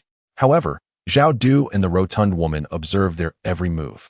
Li Fuqiang, emboldened, raised his paddle again, declaring, 19 million. I refused to believe it. This time, Zhao Du remained silent as the rotund woman countered with 21 million. Upon hearing her bid, Lin Yu and Li Fuqiang appeared deflated, sighing deeply. Zhao Du, now standing, pointed at Lin Yu, berating, Lin Yu, you pathetic fool. Keep bidding. Weren't you so confident? Out of money now, are you? How does it feel to see the stone you desire slip from your grasp? His disdain was palpable as he spat on the ground, embodying the essence of vengeance. 21 million. Once. 21 million. Twice. 3 times. Sold. Congratulations to the beautiful lady for acquiring this stone. The auctioneer continued. Due to the high amount, we kindly ask this lady to come forward and make the payment. If she is unable to do so, the stone will be left unsold, and the bidder will face the most severe penalties from our auction house. The rotund woman proceeded to the stage, producing 2 bank cards from her bag. After a moment of transaction, the PS machine chimed, confirming the successful payment. The auctioneer beamed at the woman, congratulating her on her acquisition, and explained that the stone was too large for their equipment and would require an external cutting machine for processing. Ignoring the auctioneer and Appo's comments, the woman embraced the stone, kissing and caressing it. My treasure, I trust you won't disappoint me. You will surely appreciate and value. The onlookers recoiled in disgust at her display of affection towards the stone. After a rather nauseating show, she beckoned Zhao Du, saying, Come on. Let us go get this stone processed. With that, they exited, Zhao Du trailing behind her, not missing the opportunity to taunt Lin Yu. Many attendees opted to forego the subsequent private auction, following them out to witness the stone processing instead. Once Zhao Du departed, Lin Yu and Li Fuqiang exchanged glances, a hint of a smile gracing their features. With several bidders now absent, the competition for the upcoming bids would be considerably diminished. After a moment and Appo's pause, the auctioneer addressed the audience. Ladies and gentlemen, after an extensive session of bidding, surely you must be weary. We shall now take a brief intermission before proceeding to the next significant segment, the private auction. Lin Yu signaled to Li Fuqiang and made his way outside. The trio arrived at the auction's exterior, where a large cutting machine was operating slowly. A group of stone workers struggled to secure the rotund woman's newly acquired stone. Upon seeing Lin Yu and his companions, Zhao Du rushed over, taunting, Lin Yu, open your eyes and behold. Let us see what the stone will yield. He then turned to Li Fuqiang, adding, And you, if it weren't for you, I wouldn't and Appo's have my funds tied up. You must be feeling quite vexed that I seized this stone, huh? Ha ha. Lin Yu merely smiled, choosing not to respond. As the machine roared to life, it began slicing into one side of the immense stone. The atmosphere grew tense as everyone watched intently, their hearts racing with each passing moment. Yet, Lin Yu and Li Fuqiang remained composed, while Hao Shaowen chattered incessantly beside them. Brother Lin, why did you only bid 2 million? I could easily manage 4 or 5 million. I and Appos, V been saving my pocket money for half a year for this outing. Lin Yu felt a wave of embarrassment wash over him, pondering the extravagant lifestyle from which Hao Shaowen hailed, merely a few million as pocket change. He lamented the state of the world, where the affluent feasted while the impoverished perished. Lin Yu chose silence, urging Hao Shaowen to simply observe. Finally, the cutting machine penetrated the stone entirely. All eyes were glued to the spectacle. When the stone cutter lifted the severed section, a gasp swept through the crowd. Silence enveloped the room. Moments later, a bystander exclaimed, "Is it collapsing?" Another retorted, "Are you blind? It's not just collapsing. 2 million is about to turn into 200,000. No, it won't end amp, Appos, to even reach 200,000, at best, 100,000. The stone revealed only a mere 2 centimeters of ice jade at the window, surrounded by worthless debris. Zhao Du shook his head vehemently, muttering, "Impossible. Absolutely impossible." Meanwhile, the rotund woman stood frozen, as if struck by lightning, lost in thought. Li Fuqiang turned to Lin Yu, astonished, yet quickly regained his composure. Lin Yu's ability to discern stones had repeatedly left him in awe, a fact he had grown accustomed to. Zhao Du remained unconvinced and, in a fit of madness, rushed forward to seize Master Jiesher and Appos' collar, shouting in a furious voice, "Is it you? Did you swap my raw stone?" Master Jiesher, terrified by Zhao Du and Appos' demeanor, hastily waved his hands in denial. At that moment, a voice emerged from the crowd. "Isn't this one already cut? Let's slice it a few more times." "Yes." Seizing this glimmer of hope, Zhao Du implored Master Jiesher, "Hurry, cut it again." Moments later, the second slice was made, yet the outcome was still disappointing, utterly worthless. "Cut!" Zhao Du shouted hoarsely. Another slice yielded no change. "Slice it again."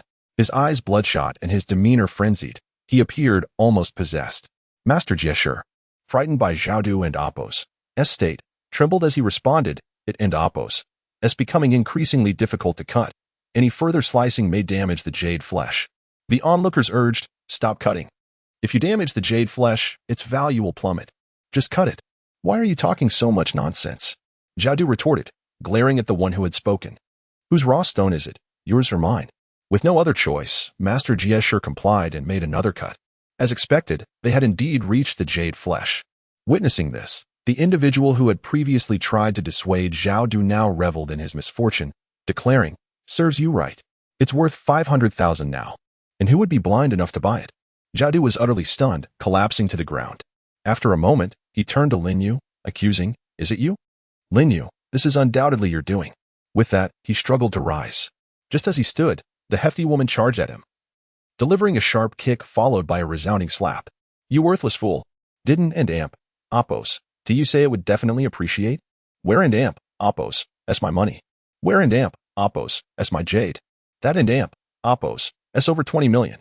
She exclaimed, pulling off her handbag and hurling it at Zhao Du suddenly. Zhao Du pushed the woman over and, from seemingly nowhere, produced a dagger. Blood erupted forth. Zhao Du plunged the knife into the woman's abdomen. "Die, you fat hag. I've had enough," he screamed, continuing to stab her repeatedly. This shocking scene terrified everyone present. "Run, quick," cried one person, prompting a frantic scramble for escape. Li Fuqiang grabbed Lin Yu, intending to flee. Hao Shaowen, however, felt an eagerness to join the fray. Lin Yu positioned himself behind Li Fuqiang and slowly approached Zhao Du in that moment. Zhao Du resembled a bloodthirsty demon, consumed by rage and drenched in blood. "Lin Yu. Ah, it's all your fault. You shall perish too," he yelled, charging at Lin Yu. Without summoning his spiritual energy, Lin Yu met him head-on. He struck Zhao Du's naguan point with his right hand, causing the dagger to slip from Zhao Du's grip due to the pain. Without hesitation, Lin Yu unleashed a flurry of strikes. His left hand, transformed into a palm, struck Zhao Du's rinnying point while his right hand delivered a powerful punch to Zhao Du's Julian point, followed by a kick to his Fosher point. The fluidity of his movements was breathtaking. Following Lin Yu's 3 consecutive strikes, Zhao Du collapsed to the ground. Utilizing the acupressure points from traditional Chinese medicine, Lin Yu had effectively incapacitated him. Observing Zhao Du writhing in pain, Lin Yu slowly crouched down, a smile gracing his face as he gazed at him. "Do you wish to know why? Allow me to clarify your demise." Lin Yu began. It turned out that Lin Yu had conspired with Li Fuqiang the previous night. Sensing that the situation could not continue as it was with Zhao Du monopolizing the raw stones. Thus, Lin Yu devised a plan, knowing Zhao Du's character all too well. However, it was also a gamble, wagering on the woman and amp, Oppo's nature, more precisely, her desires. Li Fuqiang, upon hearing the entire scheme, was willing to join Lin Yu in this gamble. Considering the potential loss of a few million acceptable, given that the procurement had already been substantial. Next came the performance. Lin Yu initially released 2 pieces of raw stone, allowing Zhao to purchase them all. One must bait the hook to catch the fish. One must be willing to sacrifice to reap rewards. Lin Yu had even anticipated that Zhao would mock him by insisting on a live reveal of the stones. Once Zhao and the hefty woman tasted success, it would be time for them to return the favor. The 19th raw stone was a fortuitous tool for Lin Yu's scheme. When Li Fuqiang first laid eyes on it, he too wished to bid, but Lin Yu dissuaded him, having already discerned its true contents through his vision. As the 19th raw stone was presented, Lin Yu began his act. Life is but a performance, reliant upon skill. Every gesture and expression was meticulously observed by Zhao. Yet, was it genuine? Not at all. It was merely what Lin Yu intended for him to see. When Lin Yu heard Zhao whispering to the hefty woman that he had inside information about the stone, which would surely appreciate, he understood the outcome was sealed. The act of raising the bid commenced. And Lin Yu discreetly passed a note to Hao Shaowen during Zhao earlier reveal, instructing him to claim he only had 2 million when asked for funds. Lin Yu and Oppo's aim was to lead Zhao and the hefty woman to believe he was out of money. The bidding escalated, and ultimately, Lin Yu and Oppo's gamble paid off. The woman and Zhao were ensnared by the bait Lin Yu had cast. Hearing this, Zhao glared at Lin Yu, frustration etched across his face. Yet he lacked the strength to retaliate, the pain from Lin Yu and Oppo's targeted strikes rendering him incapacitated for the time being. Did you know? What surprised me most was that you actually killed that hefty woman, Lin Yu remarked, absent-mindedly sketching something in the air. He then turned to glance at the woman lying in a pool of blood. Initially, when Zhao first stabbed her, Lin Yu could have intervened. But he was no saint. The woman had mocked him repeatedly and attempted to seize his raw stones, although a healer by nature. He had no obligation to save the unworthy. I had already stated that I could crush you once. I can surely do it twice. I just didn't anticipate it would happen so swiftly. Rest assured, Zhao, I shall not lay a hand on you again. With that, Lin Yu stood up, casting one last disdainful glance at Zhao before walking towards Li Fuqiang. As he walked away, he left Zhao with an indelible impression. The law shall punish you. Your remaining years will be spent in prison, while I shall become your nightmare. Unbeknownst to Zhao, while Lin Yu spoke, he had cast a curse upon him. Lin Yu cast the Yin Yang 9 killing curse upon Zhao. The interplay of Yin and Yang, with 9 representing the utmost limit, unleashed a surge of malevolent energy that would rampage within the cursed individual and Oppo's body, yet it would not inflict any harm upon their organs. Instead, it subjected the afflicted to a relentless torment, as if they were perpetually simmering in the fires of heaven and the waters of earth, eroding their willpower at every moment. However, just as Lin Yu took a few steps away, he was startled by Zhao's anguished roar from behind. Turning to look, he saw Zhao leap to his feet, his eyes vacant and devoid of any emotion. Stones, I want to play with stones. Hiki, Zhao mumbled, drooling slightly at the corners of his mouth. Lin Yu was taken aback and immediately summoned the scant spiritual energy within him to peer into Zhao and Oppo's neural pathways. To his astonishment, he discovered that Zhao and Oppo's brain was engorged with blood, resulting in damaged neural tissue. The realization struck Lin Yu. The surge of qi had overwhelmed Zhao, driving him to madness. He shook his head, thinking to himself, what a waste of my spiritual energy, it surely benefits you. At that moment, security personnel from the exchange conference, alerted by the commotion, arrived at the scene. Upon witnessing the deranged Zhao, their attention swiftly shifted to Lin Yu, who stood closest to him. Sensing their scrutiny, Lin Yu spoke up, the murderer is him. I merely intervened, and unexpectedly, he lost his mind. Yet the security remained vigilant, their eyes still fixed on Lin Yu. Just then, a man accompanied by a cadre of bodyguards clad in black suits approached. The previously wary security personnel stepped aside, evidently recognizing the man. He regarded Lin Yu and said, You must be Mr. Lin. Our boss requests your presence. Following this, the bodyguards gestured for Lin Yu to proceed. Observing this scene, Lin Yu chuckled softly, questioning in his mind who this boss might be, as the formality suggested a strong invitation. The man remained silent, simply smiling at Lin Yu. Very well, Lin Yu nodded, acknowledging the obvious fear the security personnel had towards this man. surmising he must hold a significant position in the conference. Thus, Lin Yu was curious to discover what this boss wished to discuss with him. He approached Li Fuqiang, informing him of his brief departure and advising that if there was no pressing reason to act, it would be prudent to refrain from doing so. To act excessively is to err. To act minimally is to err less. To act not at all is to err not. Li Fuqiang nodded in agreement, remaining silent. Hao Shaowen attempted to accompany Lin Yu, but was halted by a black-clad bodyguard. Guided by the man, Lin Yu gradually traversed the auction venue and, after some time, arrived at an opulent estate. He was astonished by the grandeur of the manor, realizing the seemingly simple mining area concealed such lavishness. Upon entering the estate, Lin Yu was further awed by a colossal artificial mountain, more accurately termed a jade mountain, carved entirely from a single piece of jadeite. The man spoke, "Mr. Lin, our boss awaits you inside. Shall we enter first and admire the surroundings later?" Lin Yu quickly regained his composure and followed the man's lead, inwardly cursing the malevolent nature of capitalism. Upon entering the villa, Lin Yu was escorted to an office on the second floor. After the man knocked, he received a response from within before pushing the door open. Lowering his head slightly, he announced, "Boss, I have brought the person." He then stepped aside. Lin Yu noticed an elderly man seated in an office chair, who appraised Lin Yu with keen interest.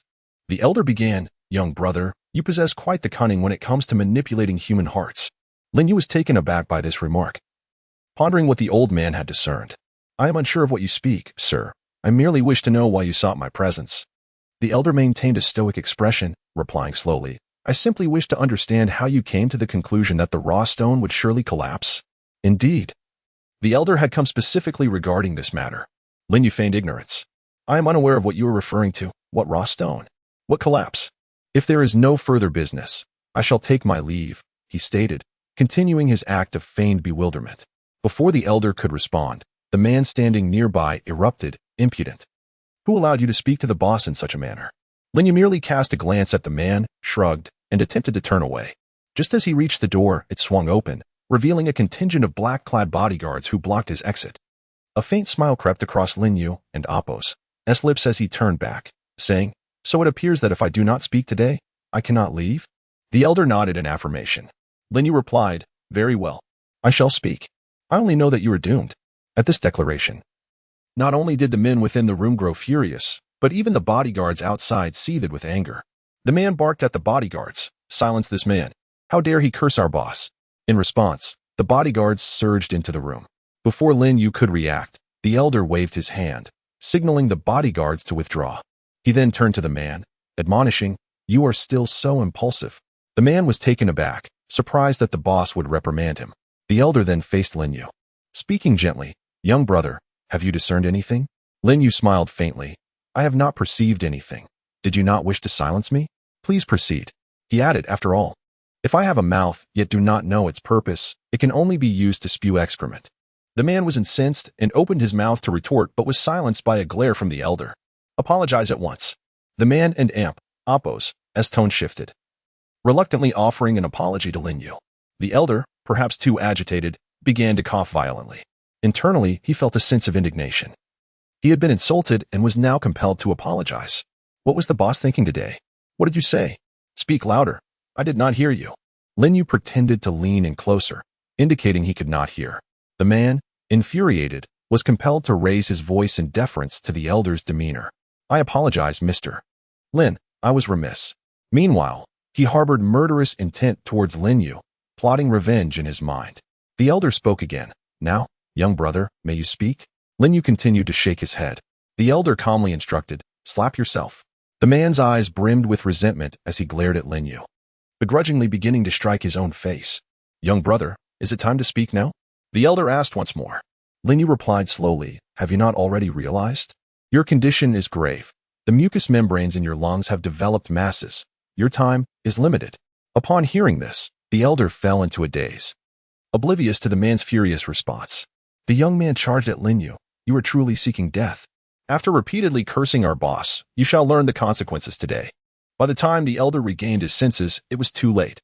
The young man, whom he had adopted from an orphanage, had been sent to Thailand to study Muay Thai from a young age. Upon returning a few years ago, he had remained by the elder and Appo's side, yet for some reason, he continued to refer to him as boss. On his first day back, he single-handedly defeated all the bodyguards in the estate, leaving them sprawled on the ground in agony with just a few minor injuries to himself. The Muay Thai he practiced emphasized speed, precision, and lethal force, delivering swift and decisive blows. However, Lin Yu had already anticipated the young man and Oppo's assault. He merely sidestepped slightly, evading the man and Oppo's elbow strike. Utilizing the ancient martial arts passed down through generations, Tai Xiang Bagua, he deftly pulled the man forward and struck with a palm. A dull thud echoed as the man was sent flying. The elder, witnessing this spectacle, stood in astonishment, unable to intervene, hoping his adopted son would show restraint.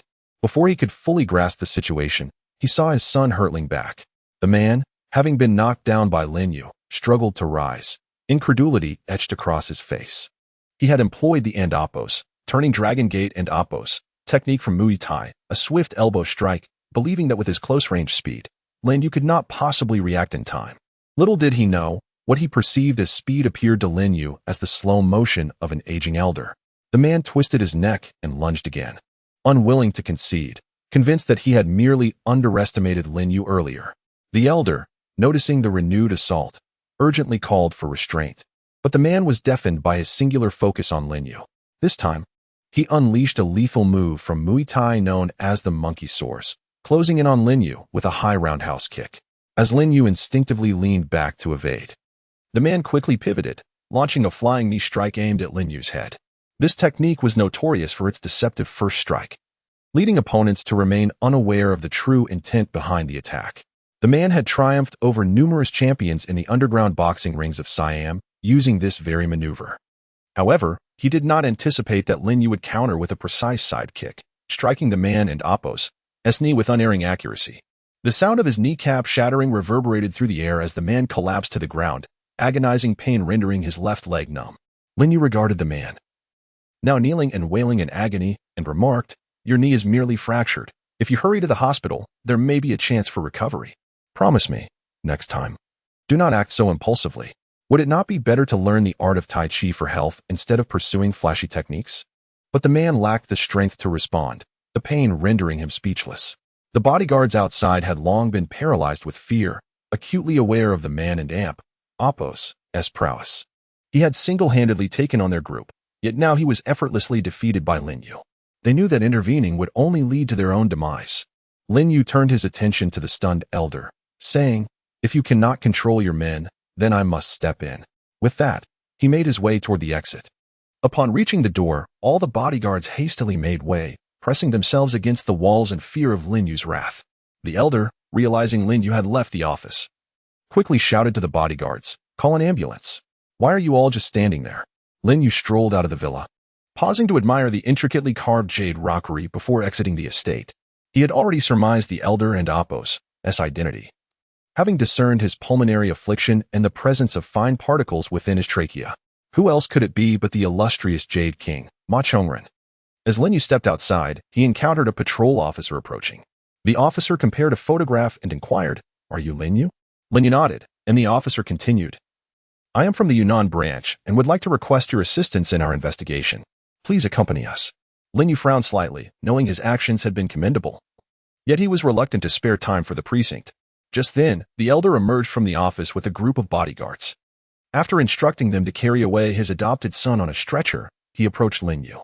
The elder addressed the officer, "This young man is my esteemed guest, Ma Chongren. I can vouch for his actions in subduing the assailant. If you require evidence, I can provide all surveillance footage aside from that of this estate for your review." Upon learning that the elder was the Jade King, the officer's demeanor softened considerably. With Ma Chongren's endorsement, the officer dismissed the request for Lin Yu and Oppo's cooperation and even offered him compliments. Once the officer departed, Lin Yu regarded the Jade King, pondering his sudden change in demeanor. Had he not previously accused Lin Yu of manipulating others? Ma Chongren hastily explained, "I merely wish to inquire whether you might be able to treat my ailment. Please do not hold the earlier incident against me." Ma Chongren had sought the assistance of numerous masters, even the revered national physician Chen Dongshan. Yet his condition remained only manageable, never curable. When he first learned of his illness, every conceivable medical instrument had been employed. However, Lin Yu had merely glanced at him and discerned the ailment, igniting a glimmer of hope within Ma Chongren. The elder had been urging his son to refrain from violence because he sensed Lin Yu was his last hope. As Lin Yu's title shifted in Ma Chongren's address, he fell into contemplation, catching a glimpse of the jade rockery once more. Lung cancer could indeed be treated. However, he would not extend his aid to those lacking virtue. When you cultivate virtue, I shall consider intervening, Lin Yu remarked. This left Ma Chongren pondering the meaning behind Lin Yu's words. As Lin Yu began to turn away, the elder called out, "What do you mean by endopos, virtuous endopos?" Lin Yu continued walking, responding slowly, "Virtue is the healer endopos' duty to cure the sick. It is virtuous to alleviate suffering and aid the populace." Understanding dawned on Ma Chongren as he recalled Lin Yu and Opos' gaze upon the Jade Mountain, realizing that Opos, virtuous and Opos, referred to charitable actions. With newfound clarity, he promptly retrieved his phone and made a call. Lin Yu arrived outside the auction house to find it nearly empty, likely due to attendees participating in a private auction. After showing his ticket to security, he entered the auction hall. As he settled into his seat, he heard Li Fuqiang exclaim, "You arrived just in time. The private auction is just beginning."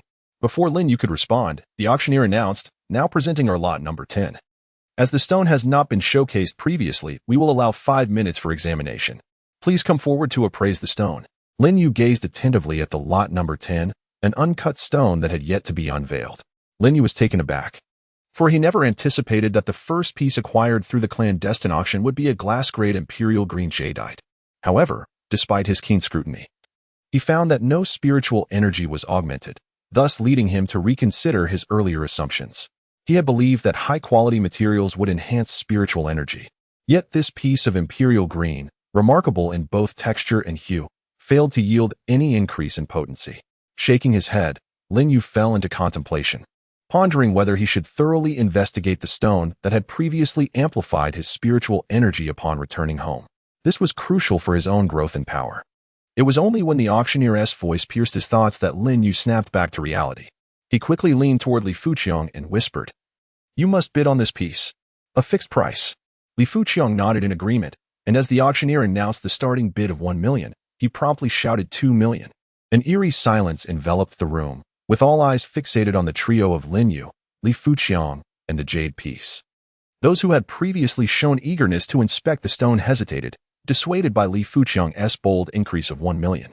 The earlier bidding war between Li Fuqiang and the hefty woman was still fresh in their minds, and the outcome had left them bewildered. As the initial 2 million had dwindled to a mere fraction, doubts arose regarding whether Li Fuqiang was merely a plant for the auction, as speculation lingered on whether he was intentionally driving up the price of a stone that many had deemed promising. Yet, the quality of this material was undeniable, with a delicate skin and a beautifully uniform color. Previously, when the bidders examined the stone under flashlights, its interior displayed a pronounced fluorescence, indicating a high likelihood of yielding exceptional goods. Just as the auctioneer prepared to strike the gavel for the third time, a voice emerged from the corner, announcing, 250,000. Li Fuqiang wasted no time, countering with 500,000. The crowd erupted in astonishment, having never witnessed such a rapid escalation in bidding. Unbeknownst to them, Li Fuqiang was merely biding his time. Lin Yu had urged him to maintain composure, resulting in several stones being snatched by the hefty woman, leading others to assume he lacked sufficient funds. Now, with Lin Yu's encouragement to seize the opportunity, it was imperative for him to assert his financial prowess. Otherwise, he would be perceived as financially inept.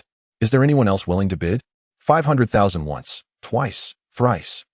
Congratulations to this gentleman for acquiring the first piece from the clandestine auction, the auctioneer proclaimed.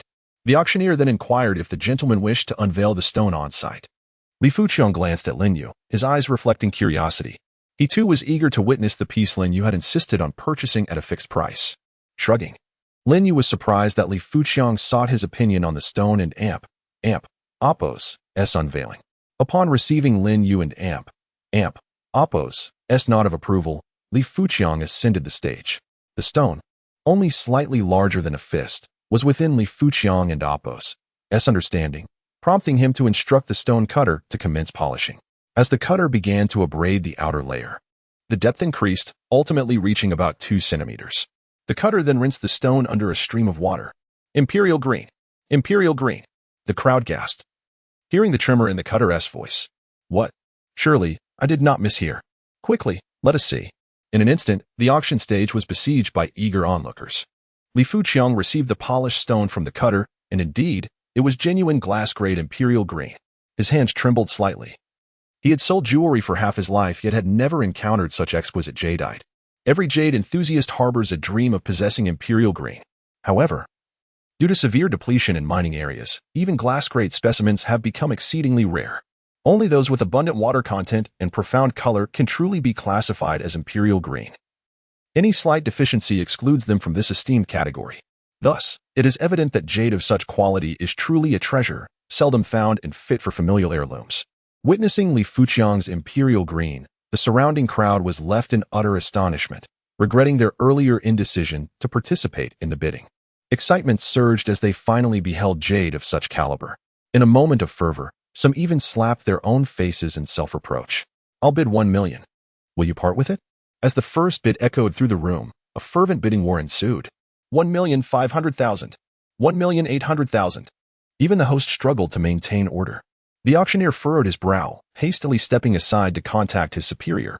Li Fuqiang then slowly turned to Lin Yu, stating, "Although I acquired this stone, I only possess half of the rights. The other half belongs to my friend. I provided the funds, while he contributed the effort in persuading me to bid on this stone. Therefore, I must ask for your understanding. I will not sell it." Lin Yu was taken aback by Li Fuqiang's declaration. As the crowd's attention shifted to Lin Yu, seated comfortably, they recognized him as the individual who had recently secured 2 remarkable stones. "Given that our Jade King has not participated in bidding for many years, I believe the title of Jade King should be bestowed upon this esteemed gentleman," someone remarked. In an instant, Lin Yu became the focal point of the gathering. Feeling the weight of their gazes, Lin Yu stood up, somewhat bashful, and spoke softly. "I trust many are aware that I am a procurement officer for the company, so this stone may not be sold." The room fell silent, disappointment washing over the crowd as they absorbed the implications of Li Fuqiang and Lin Yu's words. Owning an imperial green was a lifelong aspiration for many. As the atmosphere began to settle, the host quickly interjected, "As you have all heard, an imperial green holds tremendous significance for those in the jade business. However, we have a batch of stones. Who knows what else may be available? I kindly ask everyone to take their seats, and let us proceed with the next auction." Upon hearing this, the bidders gradually retreated from the stage, their focus shifting back to the upcoming items while still casting glances in Lin Yu's direction. One by one, stones were presented, yet Lin Yu remained inactive. Following the acquisition of his imperial green, subsequent stone prices soared, offering little opportunity for profit. With the current procurement nearly complete, Lin Yu refrained from encouraging Li Fuqiang to bid further. "Ladies and gentlemen, our auction is drawing to a close, and we will now present our champion lot," the host announced, signaling for the first champion lot to be brought forth. It was a windowed piece of yellow jade. "Please come forward to inspect the stone." Lin Yu observed the stone with a slight frown. Li Fuqiang, still immersed in thoughts of the imperial green, lifted his head at the mention of yellow jade. Who would ever complain about an abundance of exquisite jade? Li Fuqiang glanced at Lin Yu, who merely shook his head and returned to his contemplation. Perplexed, Li Fuqiang watched Lin Yu, but seeing him deep in thought, he opted not to inspect the stone. Soon, the bidding segment commenced. The starting bid is 2 million, with minimum increments of 100,000. The auctioneer proclaimed. No sooner had the words left his lips than the crowd erupted in bids. Unable to secure the imperial green, they were determined to acquire this premium yellow jade. 210,000. 250,000. 3 million. The price escalated to 10 million, ultimately being secured by a bidder at 13 million. The winning bidder chose not to unveil the stone on site. Thus concludes our clandestine auction segment. We extend our heartfelt gratitude for your participation. The Jade Exchange Conference has concluded splendidly, leaving the remaining time for all of you. Colorful Yunnan will always welcome you. The auction attendees gradually dispersed, and Lin Yu couldn't help but shake his head as he observed the individual who had captured the yellow jade. Li Fuqiang noticed Lin Yu's reaction and promptly inquired about the matter. He had wanted to ask earlier, but restrained himself upon seeing Lin Yu deep in thought. Lin Yu slowly articulated, "That was a synthetic piece of rough stone." "What?" Li Fuqiang exclaimed in astonishment. Ho Shaolin leaned in quickly. "Brother Lin, what do you mean by synthetic rough stone?"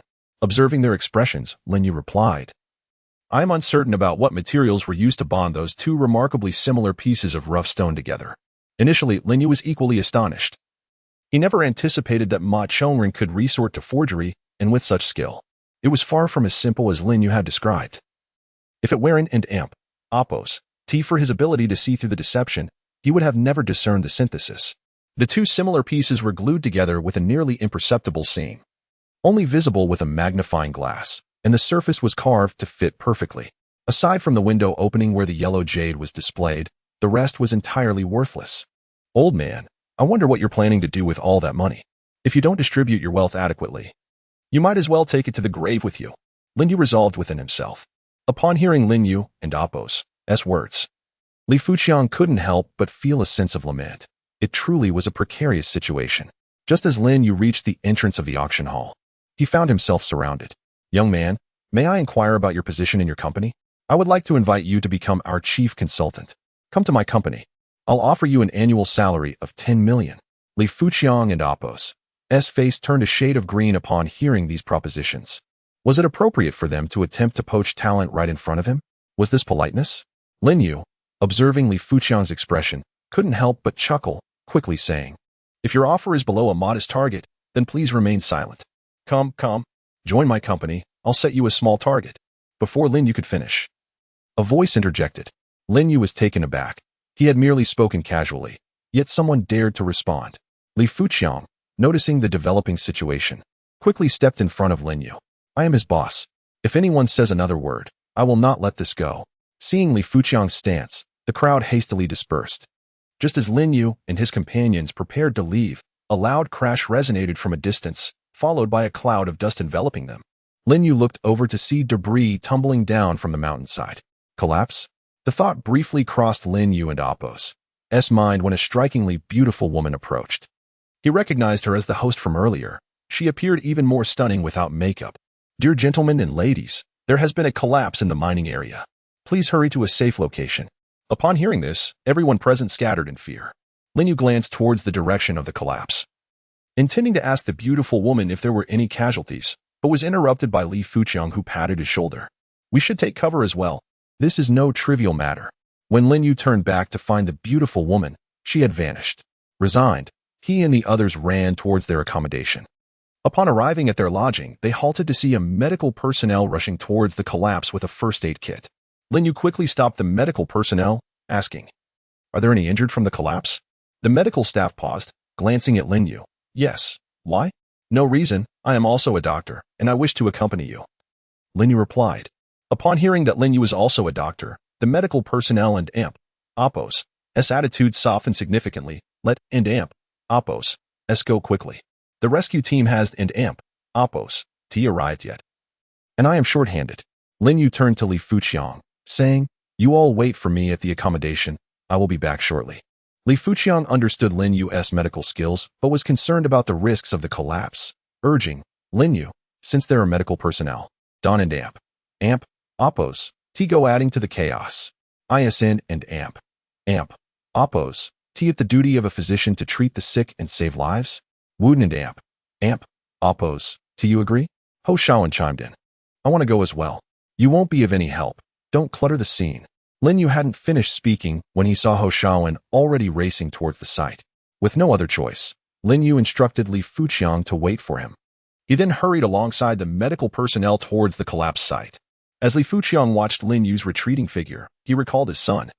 If Lin Yu had intervened back then, he wondered what might have become of his son. His admiration for Lin Yu grew deeper. Upon arriving at the collapse site, Lin Yu found Ho Shaoan already assisting in the rescue efforts. Without hesitation, Lin Yu rolled up his sleeves and joined the fray. As he squeezed into the crowd, Lin Yu spotted a miner trapped in a deep shaft. He observed the 4-meter-deep mine filled with mud, with the miner stuck within it. After inquiring, he learned that the mining area for rough stones was situated above a coal mine, and this miner was one of the workers down there. As Lin Yu contemplated how to rescue him, he heard the voices of firefighters approaching from behind. He turned to see the firefighters arriving promptly. Already equipped and descending into the deep shaft, Lin Yu prepared to assist from above. Once the firefighters descended, they instructed the miner to relax and remain calm. "Could someone bring me a cigarette?" the miner requested. Lin Yu was taken aback by this request, but quickly understood that the miner sought to numb his anxiety with nicotine. Someone above handed a cigarette down. After taking a couple of puffs, the miner nodded, signaling to the firefighters that he was ready. The firefighters swiftly began the rescue operation. After securing the safety ropes and equipment onto the miner, they signaled for the team above to pull.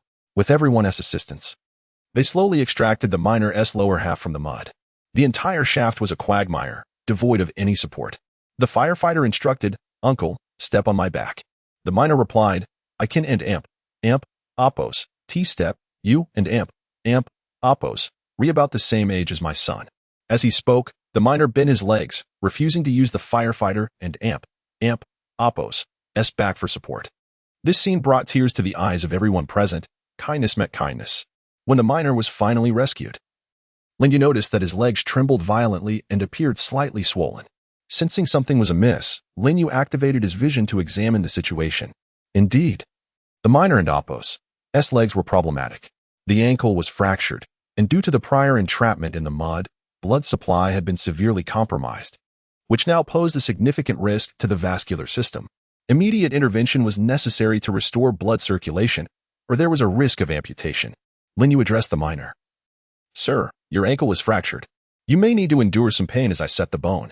The miner, covered in black mud, revealed a bright smile. "Do as you wish. I'm fine with it." Lin Yu nodded and channeled his energy into his hands, preparing to minimize the miner's pain during the procedure. Just as he was about to begin setting the bone, a voice called out from behind. "What are you doing?" Lin Yu turned to see a man in a suit stepping forward, glaring at the miner's foot. "What do you intend to do?" Uncertain whether a fracture warrants caution in movement? Engaging in such recklessness may lead to secondary injuries. Who permitted such folly? If you lack understanding, refrain from meddling. Are you prepared to bear the responsibility should the patient endure further harm? Lin Yu turned to the man in the suit and inquired, "You imply that I lack understanding? Does that mean you possess it? Pray, enlighten me on the proper course of action. What should be done?"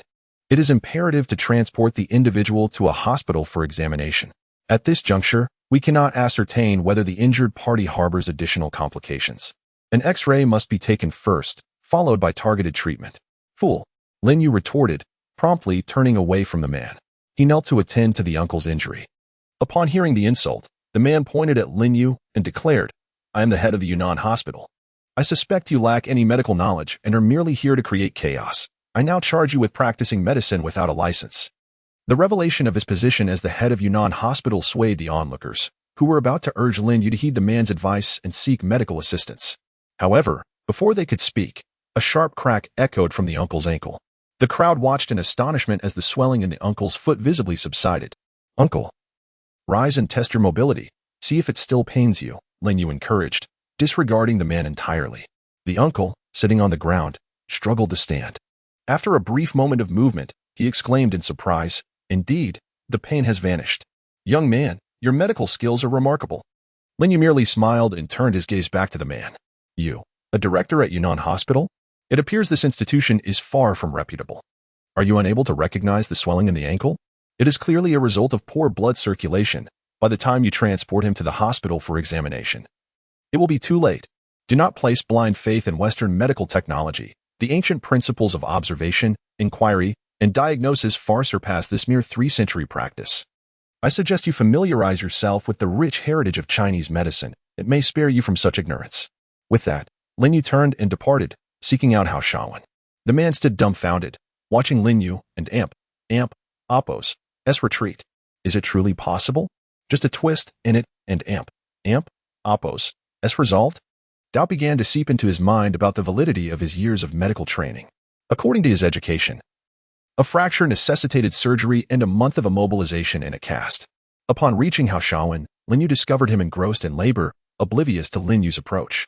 Hao Shawan sensed someone blocking his path but did not look up, stating, "Quickly leave this place. Be wary of secondary collapses."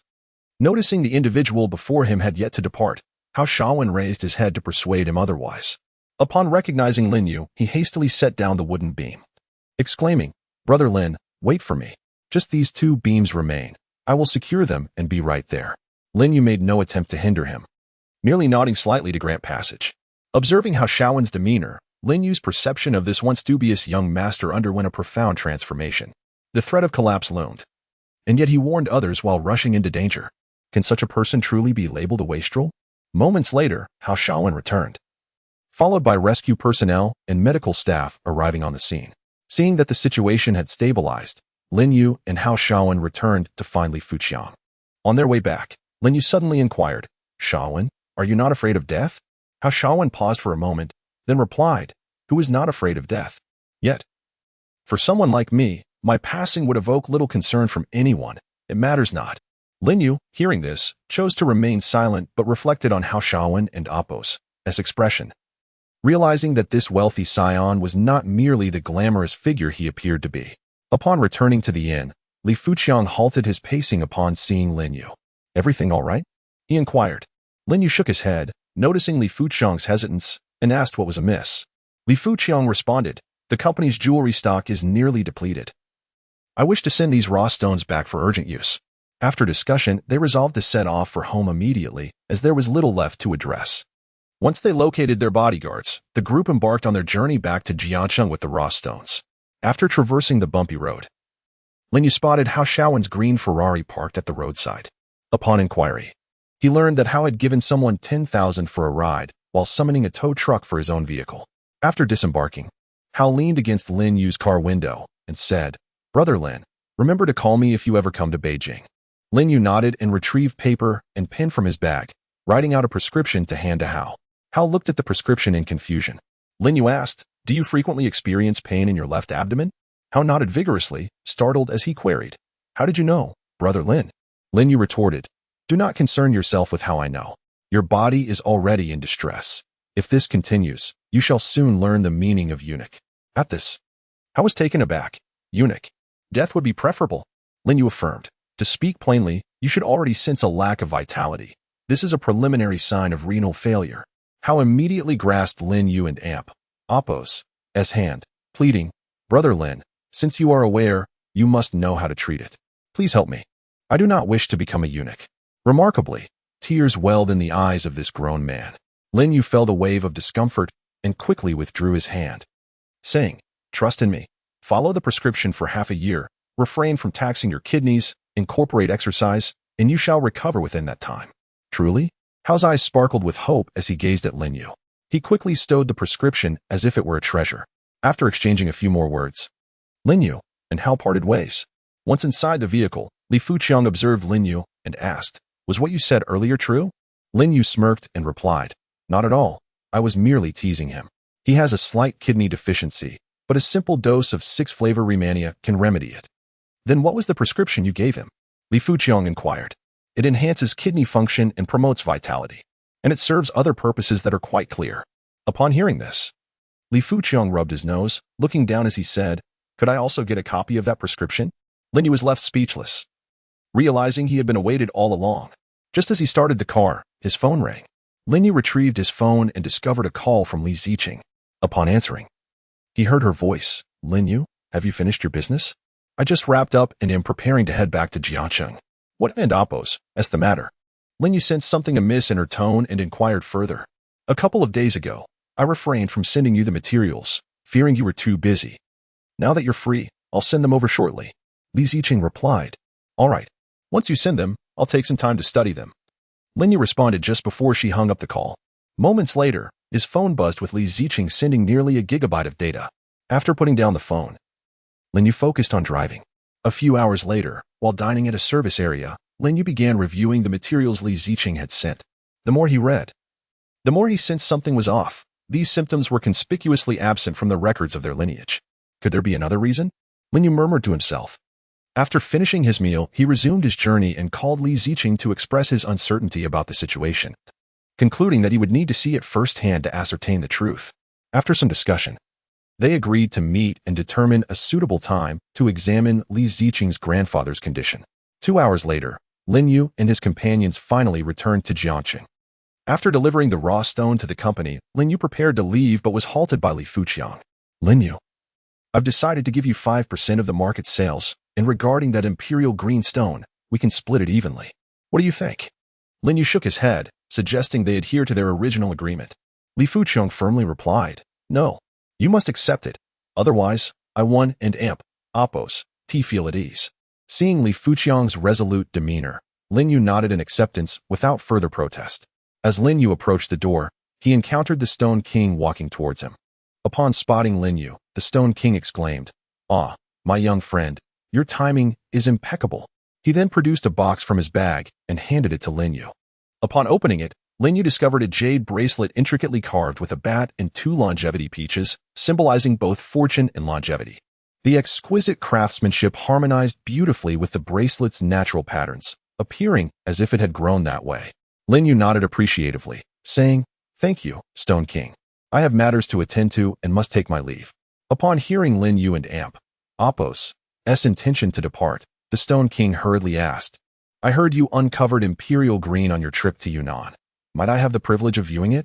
Realizing the Stone King and Apos' timely arrival was no coincidence, Lin Yu asked, "How did you find out?" The Stone King sheepishly admitted, "I gathered some information, but the news has spread within the Jade community. They say a young man in his 20s has consistently unearthed high-quality stones, culminating in the dream of all stone gamblers, imperial green." Lin Yu sighed, reflecting on the truth of the saying that fame often brings unwanted attention. He explained, "That raw stone was procured for the company and is currently with Mr. Li. If you wish to see it, I suggest you contact him." With that, Lin Yu exited the company. Watching Lin Yu's retreating figure, the Stone King lamented, "Truly, heroes emerge in youth. Despite my lifetime in Jade, I have yet to uncover imperial green. Now they call me the Stone King, and it feels like a mockery." Lin Yu drove straight home. Upon arriving at his doorstep, he noticed a package waiting for him. Picking it up, he saw it was from Shanjing. Inside, he found a letter and a card. Examining the card, he noticed it bore his information and the emblem of the Huaxia Medical Association. The letter contained a succinct message. "Lin Yu, this is your identity card from the Huaxia Medical Association, which holds a significant reputation both nationally and internationally. Following the incident with Chen Shan, I took the liberty of applying for it on your behalf." Lin Yu glanced at the photo on the card and mused to himself about how handsome he still looked. After putting everything away, he headed to Su Qingshue's door and knocked. Moments later, Su Qingshué opened the door. Seeing her haggard appearance, Lin Yu felt a pang of sympathy and gently asked, "Qingshué, what troubles you?" Su Qingshué merely shook her head in silence. Lin Yu embraced her, tenderly stroking her hair. As she felt his heartbeat, Su Qingshué slowly spoke, "Lin Yu, how can a person change so drastically?" Lin Yu pondered for a moment before responding, "Qingshué, change is a natural part of life. Consider Zhao Du. We used to be inseparable, but now it's either him or me." Su Qingshué looked up at him, asking, "Will you change?" "Yes, but I will always stand by your side," Lin Yu replied, a warm smile gracing his face. Su Qingshué nodded, "You are all I have now." Lin Yu, uncertain of what had transpired with her, suspected it might be related to Bai Yanqi. He refrained from probing further and, after offering some consolation, stepped outside. After arranging a meeting with Li Ziqing, Lin Yu arrived at the designated location to find her already waiting. Dressed in a short skirt that accentuated her delicate legs and fiery red high heels, she undoubtedly attracted many admiring glances.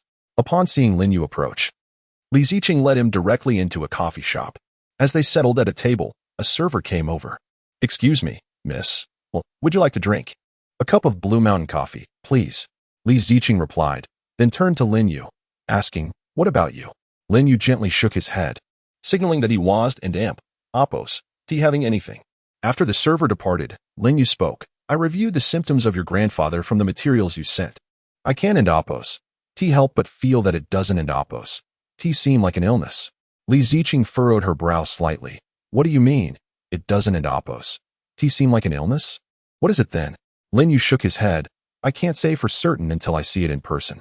When will you be available?" "The family called today, saying my grandfather and Apos' condition has worsened," Li Ziqing said, her brow knitted tightly. "How about the day after tomorrow?" Lin Yu suggested after some contemplation. Su Qingshué and Apos' condition had also been rather poor, and since returning from the countryside, he had and Apos' had the chance to spend quality time with her. He wanted to first be with Su Qingshué and prepare some nourishing medicine for her. Li Ziqing nodded, about to speak when a voice called from a distance. "Ziqing, what a surprise to see you here." Li Ziqing turned to see a man in a light blue Armani tracksuit, polished shoes glistening as he approached. Upon reaching them, the man glanced at Lin Yu before directing his attention to Li Ziqing, asking, "Who is this?" "Ziqing, care to introduce?" With evident disdain, Li Ziqing retorted, "Zhang Xiaowei. Don't act so familiar, we aren't close." "Well, we'll get to know each other eventually, right? One day you'll know my depth, and I'll know yours." The man leered at Li Ziqing. Hearing such crude remarks, Li Ziqing could no longer contain herself and stood to confront him. Just as she rose, Zhang Xiaowei added, "Think carefully. Your grandfather's illness requires my assistance, and your family is hoping for you to be with me. You're talking nonsense. If it weren't for..." Li Ziqing hesitated, unable to finish her sentence. "If it weren't and amp, Oppos, T for what? Had it not been for your grandfather and amp, Oppos, S illness, which only I can treat, you would not even spare me a glance," Zhang Xiaowei retorted. "Yet, I possess this ability," he added with a chuckle. Lin Yu observed Li Ziqing's tightly clenched fists and addressed Zhang Xiaowei. "Would you kindly step aside? You're disrupting my enjoyment of coffee." Zhang Xiaowei turned to Lin Yu, sizing him up with disdain. "Coffee? Do you even know how to drink it? Who do you think you are? I'm speaking, and you dare to interrupt? You're worth less than 100 yuan, and you claim to drink coffee? Do you have any idea how much the cheapest cup here costs? Over 200. That could buy you 2 sets of clothes. Can you afford it?" At that moment, the waiter arrived, carrying coffee. Lin Yu slowly stood up, took the cup from the waiter and Oppos' hand, and poured it over Zhang Xiaowei and Oppos' head. Zhang Xiaowei let out a shriek from the scalding coffee. Lin Yu calmly remarked, "I may not know the taste of coffee, but I suspect you are unaware of its temperature. I thought I would let you experience it." The waiter stood frozen in shock, unsure of what to do. Zhang Xiaowei, disregarding his previous bravado, hurried to the restroom, and the waiter followed suit, concerned for the guest. Once Zhang Xiaowei was out of sight, Li Ziqing turned to Lin Yu with gratitude. "Thank you, Lin Yu." Lin Yu shook his head, responding, "This ISN and amp, Oppos, T typical of you. It doesn't suit your character at all." After a moment of contemplation, Li Ziqing explained, "He was brought by my uncle, claiming he could cure my grandfather's illness. However, his initial demand was to date me. Though my family disapproves, I felt compelled to give it a try for my grandfather's sake." Upon hearing her words, Lin Yu understood Li Ziqing and amp, Oppos' hesitance today. No wonder the man looked familiar. He had seen them together at a restaurant last time. Lin Yu sipped the plain water left by the waiter, but before he could speak again, Zhang Xiaowei emerged from the restroom, his expression twisted with malice. He directed his ire at Li Ziqing. "Li Ziqing, how could you allow this person to humiliate me? Remember, I am the only one who can treat your grandfather's illness. Have you considered the consequences?" Li Ziqing fell silent, her mind in turmoil despite having sought Lin Yu's help. Zhang Xiaowei continued, "I know you possess great strength. If you take care of him for me, I'll forego the dating arrangement and return to treat your grandfather. Delay could be detrimental to his health." Li Ziqing was at a loss, caught in a difficult predicament. Silence enveloped the space. After a long pause, she raised her head to face Zhang Xiaowei, stating firmly, "You will disappear from my sight at once, or I will show you the true temperature of handcuffs." "Fine." Zhang Xiaowei spat bitterly. "Prepare to collect your grandfather's remains." With that, he stormed out of the CAF. As Zhang Xiaowei exited, Li Ziqing rushed into Lin Yu's embrace. "Lin Yu, what should I do?" Lin Yu was taken aback by her sudden action. To him, Li Ziqing had always been a strong-willed girl. Her determination was evident when she faced adversity for the sake of her comrades. It was clear how much her grandfather meant to her. After some thought, Lin Yu reassured her, "Don't worry. I promise to heal your grandfather." Li Ziqing looked up, biting her lip. "Really? You're sure?" "Rest assured. Though I may be uncertain now, it's only because I have yet to examine the data closely. Once I see him the day after tomorrow, I will be confident. Trust me." Li Ziqing nodded, then suddenly realized she was still in Lin Yu and amp, Oppos' arms, and quickly pulled away, her cheeks flushing crimson. She grabbed a cup of water from the table and took a sip. Lin Yu noticed her action and wanted to stop her, but it was too late. The cup was already at her lips.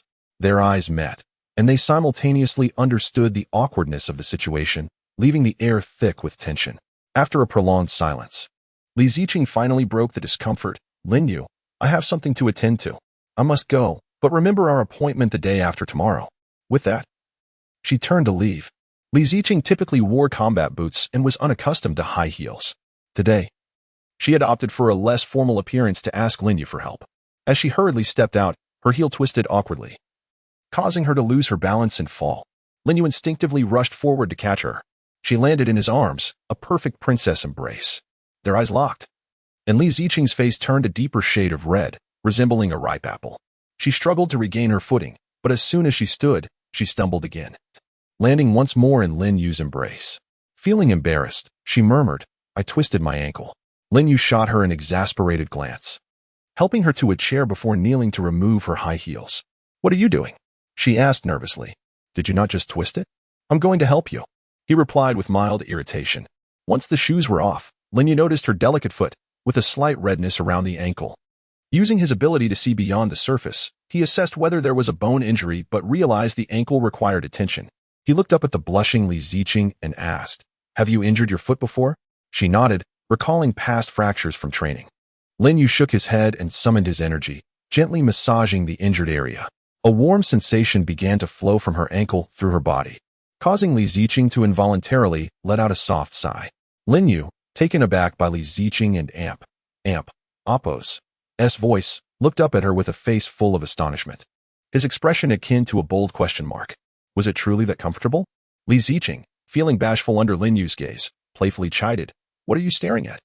Hurry up and massage your own." After a while, the redness and swelling around Li Ziqing and Appo's injured ankle had vanished. Lin Yu clapped his hands, stood up, and inquired, "How does it feel now?" Not only had Lin Yu treated Li Ziqing's sprain, but he had also utilized his spiritual energy to alleviate the chronic ailments she had developed over years of training. Li Ziqing, leaning on Lin Yu, cautiously attempted to stand. After gingerly taking a few steps, she realized she was indeed much better. "Lin Yu, your skills are remarkable. It feels so much better," she remarked, glancing at her foot. However, Lin Yu recalled the tone of Li Ziqing's earlier words, and combined with her current statement, it struck him as somewhat inappropriate. A peculiar expression slowly creeping onto his face. After a moment of distraction, he cleared his mind and advised, "You should refrain from wearing combat training boots for extended periods. Opt for looser footwear instead. Your feet have begun to deform, likely due to years of training. If you wish to avoid limping in your old age, heed my advice." Li Ziqing nodded in acknowledgement before turning to leave, eager to escape the awkwardness of the day's events. Observing her hurried departure, Lin Yu couldn't help but chuckle. However, amidst his laughter, he suddenly remembered that Li Ziqing had yet to pay him, and he lamented, "You asked for my help and still expect me to pay?"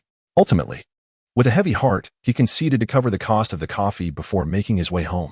Upon returning to his apartment, Lin Yu presumed that Su Qingxue was resting, so he directly approached the door, ready to enter. Just as he inserted the key into the lock, Su Qingxue's door swung open. She stepped out, and upon seeing Lin Yu standing there, she paused for a moment before speaking. "Lin Yu, would you like to accompany me shopping tomorrow? I intend to help you pick out some clothes. Those you wear are quite outdated, yet you seem reluctant to replace them." Lin Yu eagerly nodded, initially intending to suggest a day out with Su Qingxue, but she had preempted him. "Qingxue, please wait a moment. I need to take a shower before we head out for dinner," he said. Su Qingxue nodded and retreated into her room. Shortly after, once Lin Yu had finished his shower, he knocked on Su Qingxue and Appo's door. When she opened it, he was taken aback. Su Qingxue, who had always appeared to him as an ethereal and demure figure, was now clad in an outfit that exuded sultriness and allure. Was this truly the Su Qingxue he knew? She wore a black crop top that exposed her midriff and a figure-hugging skirt, complemented by high heels and black stockings. Her enticing curves were striking, and her slender waist could be grasped with a single hand, while her long, beautiful legs were on full display. Overwhelmed, Lin Yu felt a surge of blood rush to his head, compelling him to draw upon his spiritual energy to maintain his composure. After a deep breath, he managed to ask, "Are you certain you want to wear that?" Su Qingxue, puzzled, replied, "What's wrong with it? Who was it that said I wouldn't wear it for him to see? What's the matter? Don't you want to show it off now?" Lin Yu awkwardly rubbed his nose, conceding, "All right, but if we encounter danger, I'm making a run for it." With a huff, Su Qingxue led the way down the stairs. Once outside the apartment, she inquired, "Should we take your car or mine?" It was then that Lin Yu noticed her Continental GT had also been retrieved. After pondering for a moment, he decided, "Let us take yours. That vehicle is a gas guzzler. It consumed an entire tank on our last trip to Yunnan." Accepting the keys from Su Qingxue, Lin Yu started the car. Once she settled in, she exclaimed, "Lin Yu, I want to go to that stall run by the old man you took me to last time. The food there was delightful. I didn't get enough of it during our last visit." Checking the time, Lin Yu realized the old man should have opened his stall by now, so he drove directly there. Upon arrival, he parked in the same spot as before and escorted Su Qingxue out of the car. The old man, spotting Lin Yu, promptly set down his cloth and approached, exclaiming, "Shaolin, what brings you here this time?" Not short of cash, the old man began to produce money to hand to Lin Yu. "No need for that, old man. Consider it a gift from me this time. If you keep insisting, I might not return." Lin Yu quickly interjected. Hearing Lin Yu and Appo's declaration of not returning, The old man hesitated before slowly retracting his outstretched hand. All right, we'll stick to the usual then? Lin Yu glanced at Su Qingxue, who nodded in agreement. And he affirmed the old man's suggestion. Soon, the barbecue was served. The evening was still early, and with few patrons, the old man took a seat beside them. Shaolin, you didn't properly introduce me to your friend last time. How about now? The old man asked, looking at Su Qingxue. Lin Yu proceeded with the introduction. And unlike Bai Yinshi, Su Qingxue engaged warmly with the old man, and the three of them shared lively conversation. Just then, a group of individuals approached. One of them calling out, "Hey there, beautiful. How about we become friends?" Lin Yu's patience wore thin the last time they had been interrupted during their meal. And he was not keen on a repeat. Rising to confront them, he noticed that while they were a gang, they were not the same ones from before. Get lost. Before I lose my temper, Lin Yu warned. The leader of the gang sneered, "What are you going to do about it?" Before Su Qingxue could utter a word, Lin Yu charged at them, landing a powerful kick that sent the leader sprawling. The thug struggled to rise, blood trickling from his mouth. Wiping the blood away, he spat defiantly, "You've got guts, kid. I'll let you watch as I play with you." At that moment, Lin Yu's mind flashed back to the actions of Zhao Du and Zhang Qian, and a wave of fury surged within him, memories of bloodshed overwhelming his senses. Just as Lin Yu was poised to unleash his wrath, Su Qingxue embraced him, attempting to ground him. The gang, mistaking his stillness for fear, surged forward. Suddenly, a commotion erupted from a distance as a figure known as Mouse Hunter charged in with a group of followers, swiftly encircling the thugs. "What's this? Do you think East District has no one left? Do you dare to cause trouble in my territory?" Mouse Hunter inquired, addressing the leader of the gang. The thug, recognizing Mouse Hunter, replied, "This has nothing to do with you. Let us pass." "And if I don't?" Mouse Hunter shot back, glaring at the leader. "You dare to mess with my brother Lin here?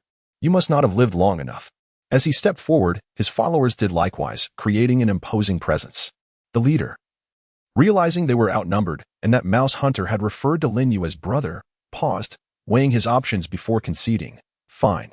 If you insist on protecting him, I'll back down this time, but think carefully about the consequences of opposing me in the North District." Mouse Hunter, enraged by the threat, retorted, "You've got some nerve. Even your boss wouldn't dare speak to me like that on my turf. Brothers, attack." With that, Mouse Hunter brandished a baton and charged forward.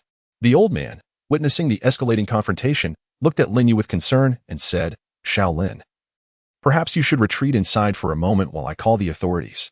At this moment, Lin Yu's emotions began to ease.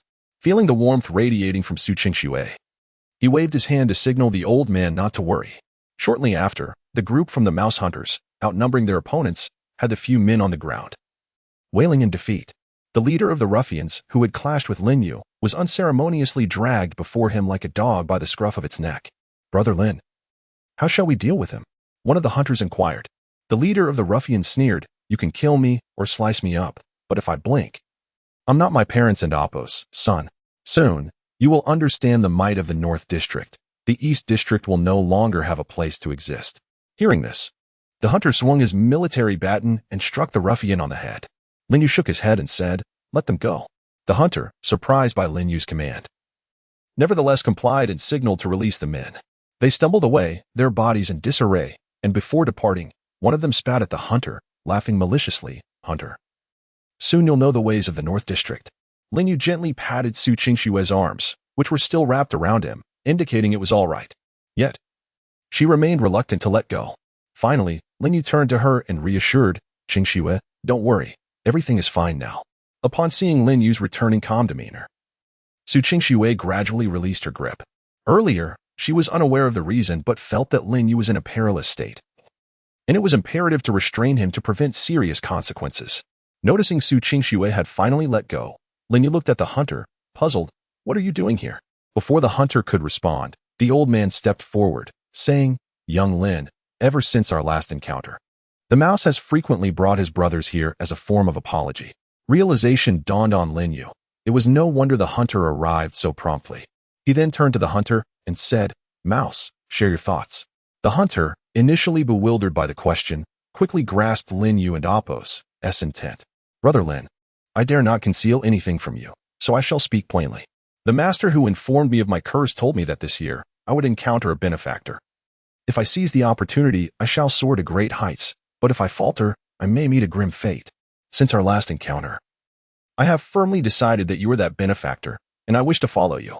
Upon hearing the hunter and Apos' words, Lin Yu smiled slightly, finding it largely in line with his expectations, albeit surprised that the hunter had received such guidance from a wise source.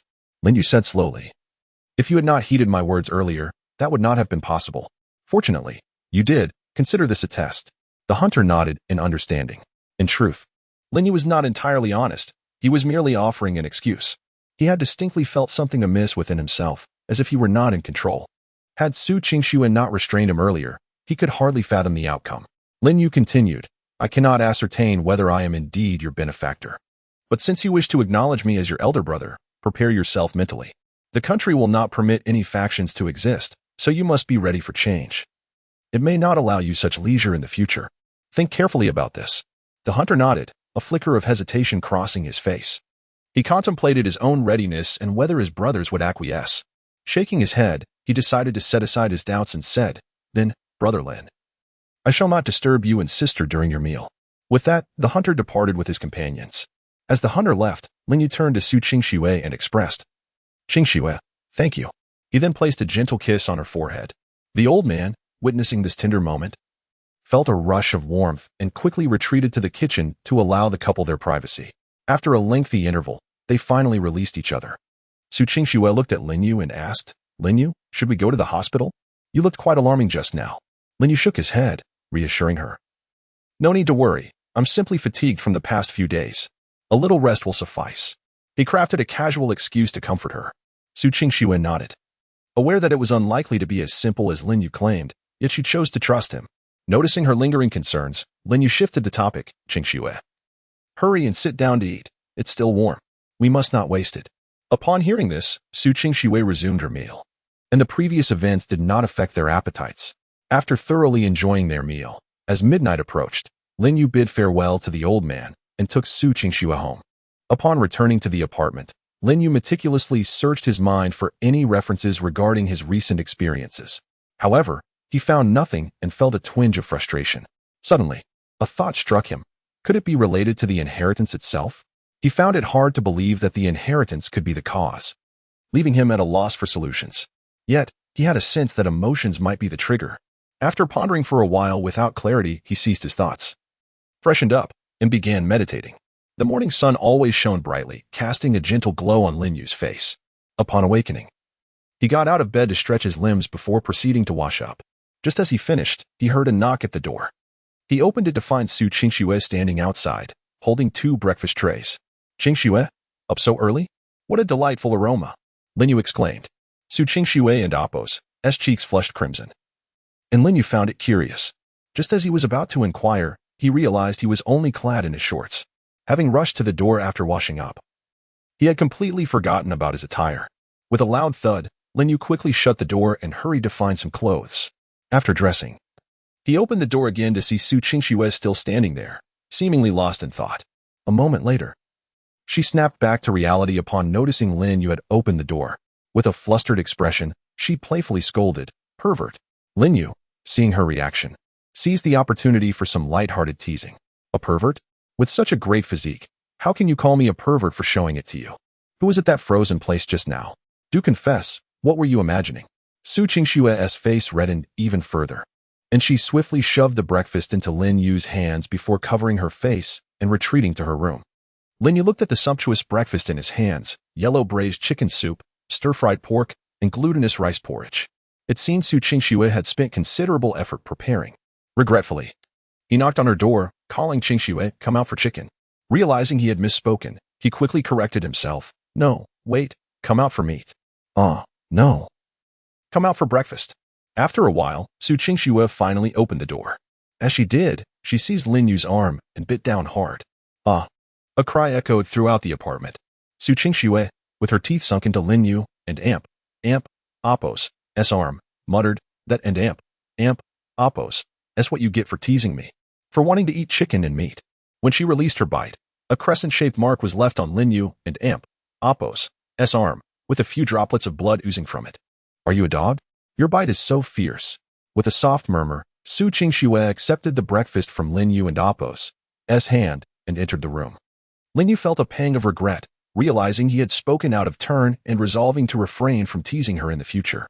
After sharing breakfast with Su Qingxue, she drove him to the largest shopping center in Jiangqing, a place that housed all the prominent domestic brands and even some internationally renowned ones. Su Qingxue, still adorned in yesterday's captivating attire, walked hand in hand with Lin Yu into the mall, drawing envious gazes from onlookers. Upon hearing the toad remark, Su Qingxue chuckled. She leaned closer to Lin Yu's ear and whispered, "They're asking what breed of toad you are." Lin Yu's face flushed with embarrassment. Irritated, he turned to the person who made the comment and retorted, "What? Do you also want to vie for the swan?" Even Su Qingxue was taken aback, never expecting Lin Yu to utter such self-deprecating words. The disgruntled passerby, hearing this, quickly vanished into the crowd, realizing what he had said. Lin Yu felt mortified and hastily pulled Su Qingxue into the throng. They dashed through dozens of shops before finally stopping. Seeing that Su Qingxue was about to mock his earlier statement, Lin Yu interjected, "How about this store?" Su Qingxue glanced over and noticed it was an international brand, so she nodded in agreement. As they entered the store, a sales assistant immediately approached them. Su Qingxue waved her hand and said, "We and Appos, LL browse on our own for now. We'll call you if we need anything." The assistant nodded and stepped aside. Su Qingxue then unleashed her inner shopaholic. She selected garment after garment from the display cases, holding them up against Lin Yu. He stood there like a mannequin, allowing her to work her magic. Finally, she assembled an ensemble that caught her eye. As the chosen outfit was slightly too small, Su Qingxue summoned the sales assistant. Soon, the assistant returned with the correct size, as per Su Qingxue and Appos' instructions. Lin Yu then took the clothes and entered the fitting room. Moments later, Lin Yu emerged, clad in the outfit Su Qingxue had meticulously chosen. Everyone in the store was stunned. Was this the same person from before? Indeed, clothes make the man. Lin Yu's entire demeanor had transformed, thanks to Su Qingxue's careful selection. His tall frame, bronzed by the sun from his days as a salesman, exuded masculinity. His chiseled features and deep-set eyes resembled the vast ocean. Just then, the person who had earlier mentioned setting off firecrackers happened to enter the store. Upon seeing Lin Yu standing there, he paused for a moment before silently exiting. Even after Lin Yu and Su Qingxue had paid, the sales assistants could still be heard discussing Lin Yu's handsomeness. As they left the store, Lin Yu immediately leaned in and whispered to Su Qingxue, "Do you know what kind of toad I am now?" Su Qingxue blushed and quickened her pace. Emboldened by this success, Su Qingxue's shopping spree intensified exponentially. Store after store, Lin Yu's arms filled with new outfits.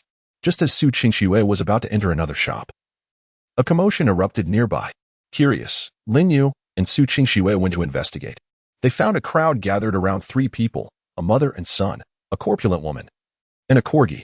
The mother and son were huddled together, weeping, while the obese woman stood nearby, ranting. The woman pointed at the crying woman and shouted, "My dog is worth 700,000, more than your little brat's life." Hearing this, Lin Yu frowned slightly. After listening to the surrounding chatter, he pieced together what had happened. The corgi, which was unleashed, had bitten the young boy. When the boy and Appos' mother tried to reason with the woman, she was slapped to the ground. The weeping woman cried out, "Your dog bit my son, and you think you and Appos re in the right?" The obese woman scoffed and retorted, "Call the police? Do you think they and Appos listen to you or me? I own this entire commercial building. If I say they're and Appos no surveillance, then they're and Appos no surveillance. How dare you touch my dog? Do you believe I'll kill this little brat? How many feasts have I hosted? You want money? I can afford to pay tens of millions." The surrounding onlookers were outraged by the obese woman and Appos' words, but fearing her influence, they dared not speak out. Su Qingxue, her face flushed with anger, was about to step forward and reason with the woman when Lin Yu stopped her. He placed the clothes he was carrying in front of Su Qingxue, indicating for her to hold them, and then stepped into the crowd. Upon arriving amidst the assembly, Lin Yu crouched beside the young boy. Visually inspecting the child and Appos' leg, he discerned 2 distinct bite marks accompanied by a gradual effusion of blood. Engaging his X-ray vision, Lin Yu detected residual rabies virus at the site of the boy and Appos' injury. He promptly retrieved a set of silver needles, addressing the woman with the assurance, "I am a physician. Allow me to staunch the bleeding of your child." The woman, relieved by the prospect of assistance, nodded affirmatively. Lin Yu channeled spiritual energy into the needles, strategically inserting them around the boy's afflicted area. After impeding the spread of the rabies virus, Lin Yu further manipulated his spiritual energy to gradually expel the virus from the boy's system. A viscous stream of black blood emanated from the child's lower leg. Presently, the wound ceased its hemorrhage, and Lin Yu extracted the needles. Ascending to a standing position, Lin Yu directed his gaze toward the corpulent woman, who was engrossed in a telephonic conversation. The woman and Apos' words resonated. Xiaohua, dispatch a contingent to the department store to resolve a matter. Yes, I am on the second floor. Following an indiscernible response, the obese woman concluded the call, pivoting to confront the woman. You shall rue the day you dared to startle my canine. This matter is far from concluded. Scarcely had these words escaped her lips when Lin Yu delivered a resounding slap to her visage, leaving an incandescent mark. The obese woman, recoiling from the blow, commanded her pet, attack him. The corgi, baring its teeth, commenced a frenzied barking assault. Lin Yu, with a mere glance, silenced the canine, causing it to cower with its tail tucked between its legs. The dog, possessing a certain sentience, relied on its olfactory senses to perceive its surroundings. Lin Yu, by merely manipulating his spiritual energy, emanated an aura of dominance, instilling trepidation in the corgi. The obese woman, witnessing the cowardice of her pet, exclaimed, "Worthless beast. What purpose do you serve?" Subsequently, she rose to her feet, glaring at Lin Yu. Do you possess any knowledge of my identity? How dare you strike me? Lin Yu advanced, delivering another forceful slap. In your eyes, humanity is inferior to your canine? In my estimation, you are beneath even a dog. Now, extend an apology to the mother and child. The obese woman, subdued, approached the pair, poised to speak when a boisterous clamor erupted from the periphery of the crowd. Upon recognizing the voice, the obese woman exclaimed, Xiaohua, I am here. The raucous voice outside the throng, hearing the woman and Apos' pronouncement, forcibly parted the crowd, advancing inward. The obese woman, sensing the arrival of her savior, adopted an arrogant demeanor, pointing at Lin Yu. You dare strike me? Allow me to witness your capacity to contend with my associates. The obese woman addressed the man forcing his way through the crowd. Xiaohua, swiftly subdue him. Inflict upon him a lesson in obedience, reserving him for my amusement later this evening. Lin Yu turned his head, registering a modicum of surprise. It was the very individual with whom he had clashed the previous evening. The man, equally astonished, perceived the encounter as serendipitous, having sought Lin Yu and Apos' whereabouts.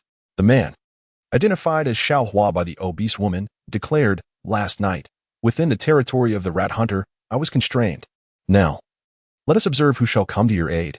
Even the arrival of Jesus Christ shall not avail you, I assure you. Recalling the brutal assault inflicted by the rat hunter the previous night, Xiaohua harbored a reservoir of resentment, caressing his forehead, which still bore the marks of the altercation. Lin Yu interjected, I am the supreme being. I require no protection. Jesus Christ should extend his benevolence to you.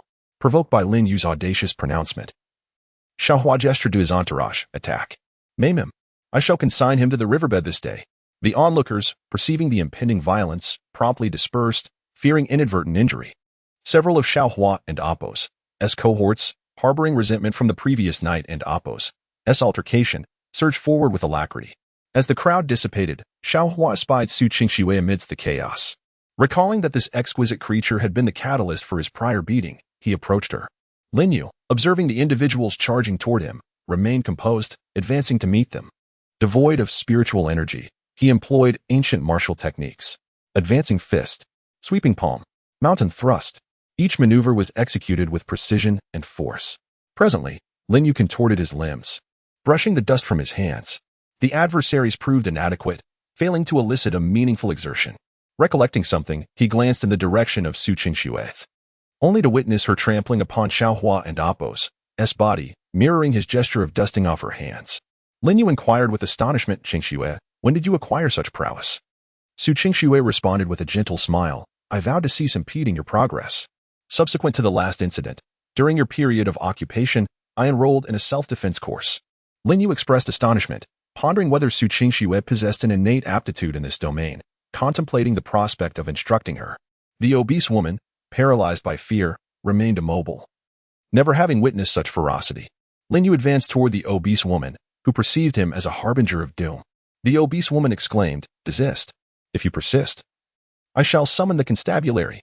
Lin Yu responded with derision, Now you invoke the authorities? Did you not assert the absence of surveillance? As Lin Yu prepared to continue, Li Ziqing and her squad arrived, encircling Lin Yu. The obese woman, witnessing the arrival of the constabulary, rejoiced, exclaiming, Officers, rescue me. This man intends to inflict harm upon me. As Li Ziqing approached, she recognized Lin Yu, her countenance reflecting bewilderment. Lin Yu addressed Li Ziqing. What brings you here? The obese woman, realizing the acquaintance between the man and the officer, despaired. I assumed a shift, intending to request leave tomorrow to accompany you to attend to your grandfather. When I received a report of a disturbance involving organized crime, Li Ziqing explained. Lin Yu acknowledged, gesturing toward the moaning figures on the ground. They're the perpetrators. I have subdued them. Li Ziqing, aware of Lin Yu's capabilities, inquired about the events. Lin Yu recounted the sequence of events to Li Ziqing, the mother and child. Observing Li Ziqing and Apos' inquiry, interjected to provide their account, apprehensive of any misinterpretation. Li Ziqing, having assimilated the narrative, expressed indignation, aghast at the obese woman and Apos' reprehensible conduct. As Li Ziqing retrieved handcuffs, intending to restrain the obese woman, a commanding voice interjected, "Halt." Several officers entered, approaching the assembly. As the senior officer approached Li Ziqing, he furrowed his brow, muttering, "It is this Farrago." Throughout Jiacheng, the woman's integrity was renowned. She dared to defy even the director if she perceived an injustice. After a moment of contemplation, the middle-aged inspector spoke up. "Who did I think it was? It turns out to be our beautiful police flower. What a rare visitor." Upon seeing the newcomer, the overweight woman hurriedly called out, "Cousin, save me." The inspector furrowed his brow at her outcry and scolded, "What are you shouting for? Who in Apos' your cousin now? I am a messenger of justice. I am here to conduct official business." He then turned to Li Ziqing, saying, "Our police flower. Let me handle this matter. After all, I am the one in charge of this area." Li Ziqing scoffed. "Hand it over to you? How do you plan to manage it?" The inspector replied, "What do you mean? Of course, I will handle it impartially." Li Ziqing retorted, "And if I choose not to hand it over? I heard her call you cousin. What if you show favoritism due to family ties?" Upon hearing this, the inspector grew furious. "Li Ziqing, such words are unacceptable. If you keep casting baseless accusations, I will report this to higher authorities." Li Ziqing chose not to engage further in banter with the inspector and continued her actions. The inspector, feeling disrespected, raised his voice, "You must detain this person. Though you are the captain of the city bureau, I am not from your bureau. If we're discussing ranks, the political director of my substation is even higher." Li Ziqing frowned and declared, "I will take her for investigation today. Treating lies as insignificant, equating them to dogs, such heinous behavior demands my direct investigation." With that, she swiftly cuffed the overweight woman. The inspector then commanded his team to encircle Li Ziqing and her colleagues. Seeing this, Li Ziqing's team immediately drew their firearms.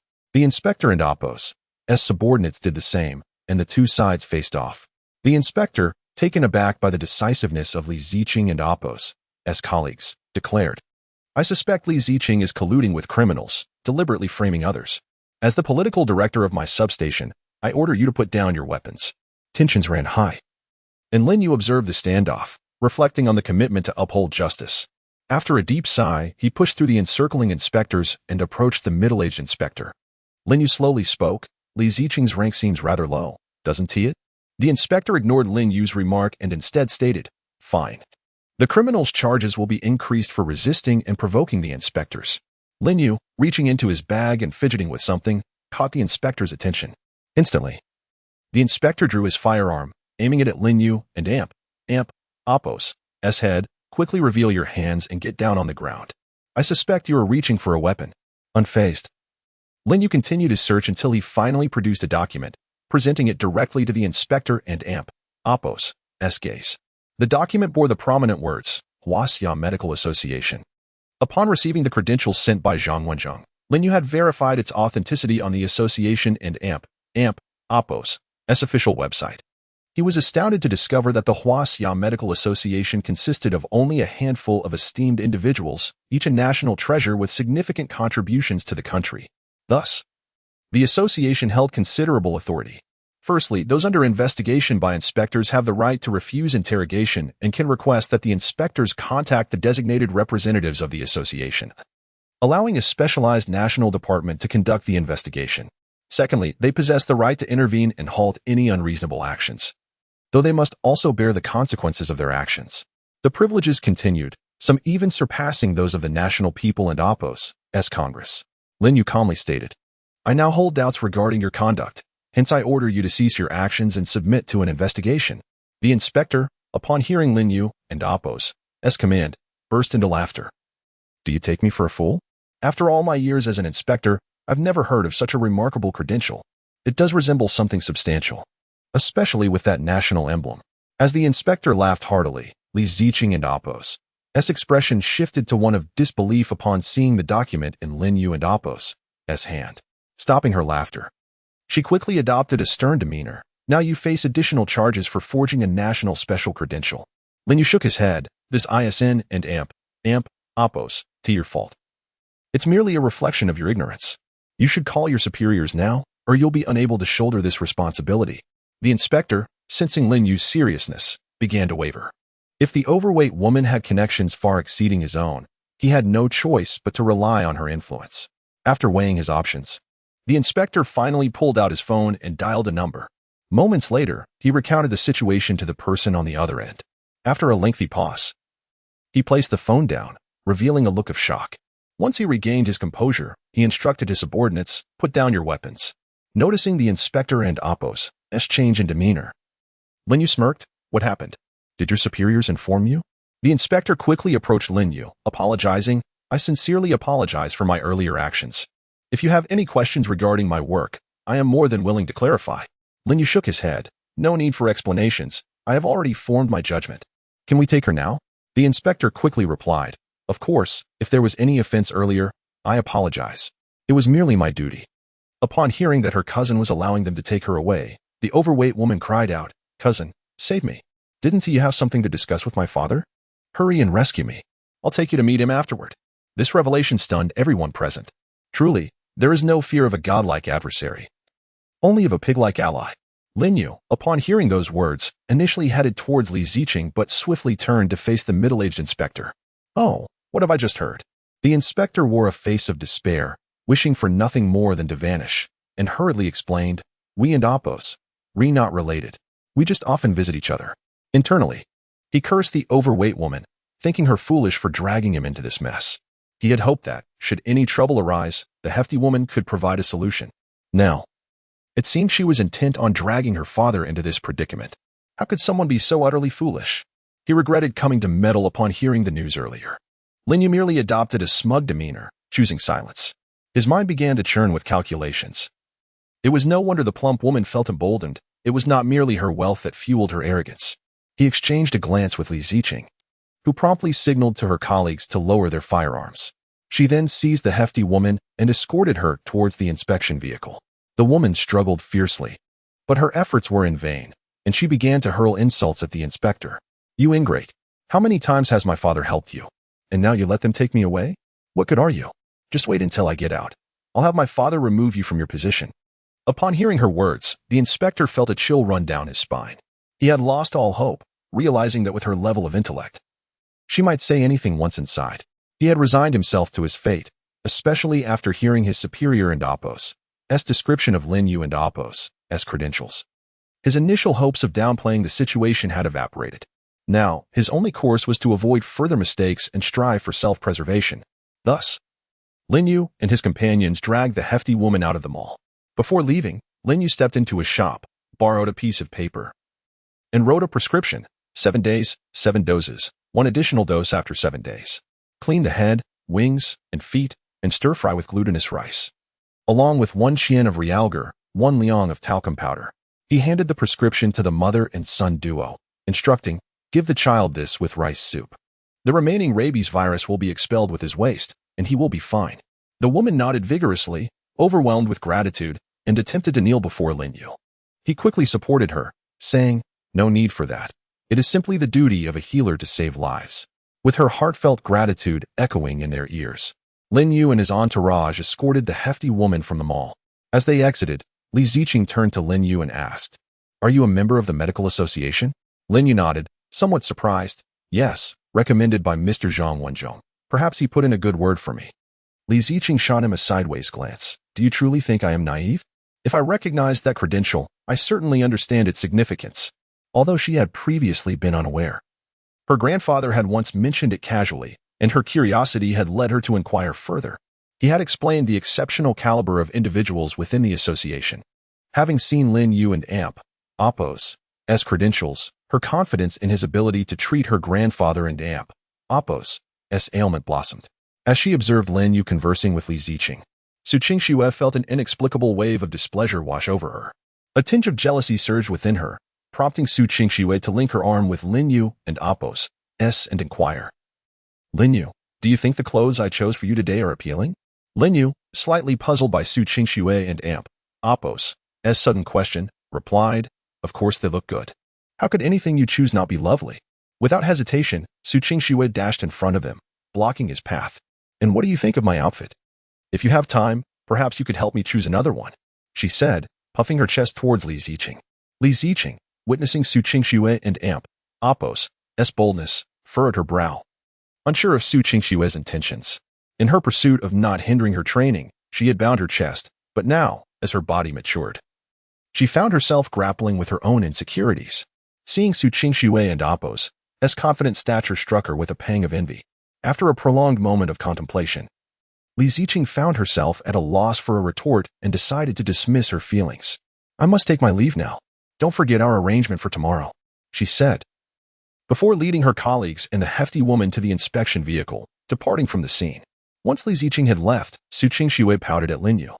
Adopting an accusatory tone, Lin Yu, confess freely or face the consequences. What did you agree upon with her for tomorrow? Lin Yu, captivated by Su Qingxue and Amp, Appo's alluring lips, swallowed hard. Who could withstand such temptation? Su Qingxue noticed his reaction and closed her eyes, awaiting his next move. Seeing this, Lin Yu thought, is this not the hallmark of manhood? He leaned in for a kiss. Ha! What a whimsical thought. Su Qingxue promptly opened her eyes and evaded him, leaving Lin Yu to kiss the air, and then she erupted into laughter. You little fool. Now, hurry up and confess. Realizing he had been outwitted, Lin Yu felt a wave of frustration. However, seeing Su Qingxue's unyielding demeanor, he recounted his conversation with Li Ziqing. After hearing his account, Su Qingxue frowned. You must take this seriously. I don't want you to be imprisoned for failing to cure her illness. Lin Yu smiled faintly, opting for silence as he held his clothes in one hand and took Su Qingxue and Amp, Appo's hand with the other, leading her to the parking lot. Once in the car, Lin Yu dialed Zhang Wenzhang and Amp, Appo's number. It was too long before Zhang answered. Lin Yu briefly outlined the events that had transpired, to which Zhang responded. This is a fortuitous development. I detest such people. If it weren't for their presence, our nation would surely be prosperous. Will you act under your name or the Medical Association and Appo's? If this is substantiated, it would indeed be a significant achievement. After pondering for a moment, Lin Yu replied, under the Medical Association's name, please. Zhang confirmed, are you certain? Do you not wish to take credit for this? Indeed, Lin Yu affirmed. Very well. I shall notify the head of the Medical Association to commence the necessary arrangements. Zhang concluded, keeping the line open. Lin Yu, curious, probed. Is there something else on your mind, Mr. Zhang? Is anyone with you at the moment? Zhang inquired from the other end of the line. Lin Yu furrowed his brows, pondering the significance of the matter at hand, which required solitude. After casting a glance at Su Qingxue, he spoke. Yes, but merely my girlfriend. As Lin Yu was driving, his phone was mounted on a stand, utilizing hands-free mode, allowing Su Qingxue to hear the conversation with clarity. Upon hearing Lin Yu refer to her as his girlfriend, a wave of sweetness washed over her heart. Noticing Zhang Wenzhong's contemplative silence, Lin Yu reassured, rest assured, Zhang Lao, everything is fine. If there's anything, please just let me know. Very well, Zhang Wenzhong replied. In a few days, I shall send you some materials. The matter we discussed previously is set to commence soon. So I hope you are prepared. Lin Yu nodded involuntarily, responding, all right, Zhang Lao, I will review it thoroughly when the time comes. Their conversation meandered through casual exchanges until Zhang Wenzhong concluded the call due to pressing matters. Once the call ended, Lin Yu noticed Su Qingxue gazing at him intently. He hurriedly began to explain, Zhang Lao is asking me to. But before he could finish, Su Qingxue placed a hand over his mouth. The fragrance emanating from her hand intoxicated him with a mix of confusion and delight. Su Qingxue admonished, don't you dare tell me anything. I'm not so petty. I don't wish to hear any secrets, lest I be burdened with keeping them. Lin Yu chuckled, nodding in agreement. Any secret pales in comparison before you. Observing his demeanor, a fleeting shadow of bitterness crossed Su Qingxue's eyes before dissipating. Hurry and drive. You're about to run a red light. Lin Yu finally snapped back to reality, focusing intently on the road. Upon returning home, Su Qingxue dashed to her room, her intentions unclear. Bored. Lin Yu perused the materials sent by Li Ziqing, hoping to uncover any overlooked details. After a thorough examination, he found nothing of particular value, concluding that a visit to the clinic would be necessary the next day. After organizing the new clothes Su Qingxue had bought for him, he checked the time and approached her door. Knocking gently, he called, "Qingxue, it's time to eat." From inside, her voice replied, "Wait a moment. I'll be right out." Lin Yu stood patiently, and soon after, Su Qingxue opened the door, the aroma of delicious food wafting towards him. Clad in an apron, she announced, "I'm ready. Come in and eat."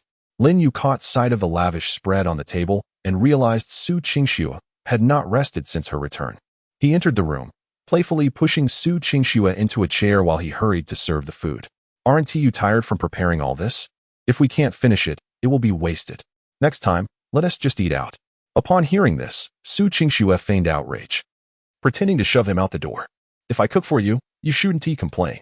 Be careful, you might not get to eat again." Lin Yu assumed she was jesting and, unabashedly, praised her culinary skills. After their meal, Lin Yu suggested Su Qingxue take a rest while he washed the dishes. But she insisted on helping, resulting in a compromise where they each took turns. After cleaning up, she ushered Lin Yu out of the room. As soon as he returned to his own room, his phone rang. It was an unfamiliar number, but after a moment's hesitation, he answered. "Hello, is this Mr. Lin? This is Ma Chongren." Lin Yu was momentarily taken aback. He had anticipated Ma Chongren's call, but hadn't he expected it to come so soon. "What brings the Emerald King to call?" he inquired. "Before you, I wouldn't dare claim such a title. Mr. Lin, at such a young age. Your expertise in gambling stones and medical skills is remarkable." After a flurry of flattery, Ma Chongren finally articulated his purpose. "I have completed the task you assigned and have arrived in Jiangqing. I hope to meet you in person. Please don't attribute any task to me." "That was entirely your own volition," Lin Yu replied hastily. Ma Chongren, in his vehicle, took a deep breath before continuing. Yes. I'm getting forgetful with age. It was entirely voluntary. I'm currently in Jiangqing. Might you have the time to meet?" Checking the time, Lin Yu realized it was not too late and, curious about the extent of Ma Chongren and Oppo's investment, he responded, "All right. Where can I find the Emerald King? I will come to you." After Ma Chongren provided an address, Lin Yu was taken aback. It was one of the most upscale bars in Jiangqing. After hanging up, Lin Yu stepped outside, contemplating whether to invite Su Qingxue but ultimately deciding against it. He drove directly to the location Ma Chongren had mentioned. Upon arrival, he was greeted by a plethora of luxury cars lining the exterior. After retrieving his phone, he called Ma Chongren. Moments later, Ma Chongren emerged with a few bodyguards. Lin Yu waved him over, and Ma Chongren approached with a respectful demeanor. "My apologies for keeping you waiting, Mr. Lin. Please, let us go inside and converse." He gestured invitingly. Nodding, Lin Yu led the way into the bar. The security personnel regarded him with incredulity, as if he were an anomaly. Aware of their stares, Lin Yu paid them no mind. Inside, Ma Chongren guided him toward a private room on the top floor. Upon entering, Lin Yu was once again astonished by the extravagant display of wealth. The room featured a massive sauna pool, an opulent addition in one of Jiangqing's tallest buildings, spanning over 30 stories. The pool was astonishingly 3 meters deep, leaving Lin Yu momentarily irked by the sheer extravagance of the establishment. Ma Chongren invited Lin Yu to sit, and as soon as he settled onto the luxurious sofa, Ma Chongren clapped his hands. Instantly, an array of stunning women emerged from behind a grand curtain, each one more enchanting than the last. Lin Yu was taken aback. Was this a test of character? Who among men could withstand such temptation? As he gazed at the mesmerizing figures before him, he summoned his inner strength to maintain composure. "Mr. Lin, what do you think? Isn't it all about the pleasures of life?" Ma Chongren chimed, his voice dripping with expectation. Lin Yu inhaled deeply, responding slowly. "I had presumed the Emerald King understood my intentions, yet it seems there has been a misunderstanding." With that, he rose to leave. Alarmed, Ma Chongren rushed to stop him, instructing the women, "You may leave now." Upon hearing his command, the ladies quickly exited the room, followed by the bodyguards at Ma Chongren's silent queue. The spacious room was suddenly devoid of company, leaving only Lin Yu and Ma Chongren. In a hurry, Ma Chongren approached the table, retrieving a briefcase and presenting it to Lin Yu. "Mr. Lin, I merely wish to showcase the bar and Oppo's staff to you. Please don't be upset. You command, I mean. It was entirely voluntary on my part." After Lin Yu took the briefcase, He opened it to find it stuffed with documents. He carefully extracted each file and began to peruse them. Among the contents were details of donations. In Central Guizhou, the establishment of Urin Hope Primary School and Urin Hope Secondary School, with a total contribution of 60 million yuan, in southern Yunnan, nearly 30 kilometers of asphalt roads laid. Amounting to 50 million yuan, the establishment of 50 charitable organizations to assist low-income households, totaling 20 million yuan, support for 1,000 impoverished university students, with a donation of 30 million yuan, and a donation of 10 million yuan to the Red Cross Foundation for cancer treatment. As Lin Yu read through the files, a smile gradually appeared on his face, realizing that Ma Chongren had practically done everything possible to help. While Lin Yu was examining the documents, Ma Chongren stood by, explaining, "All these are stamped with official seals, and you can verify them with just a phone call.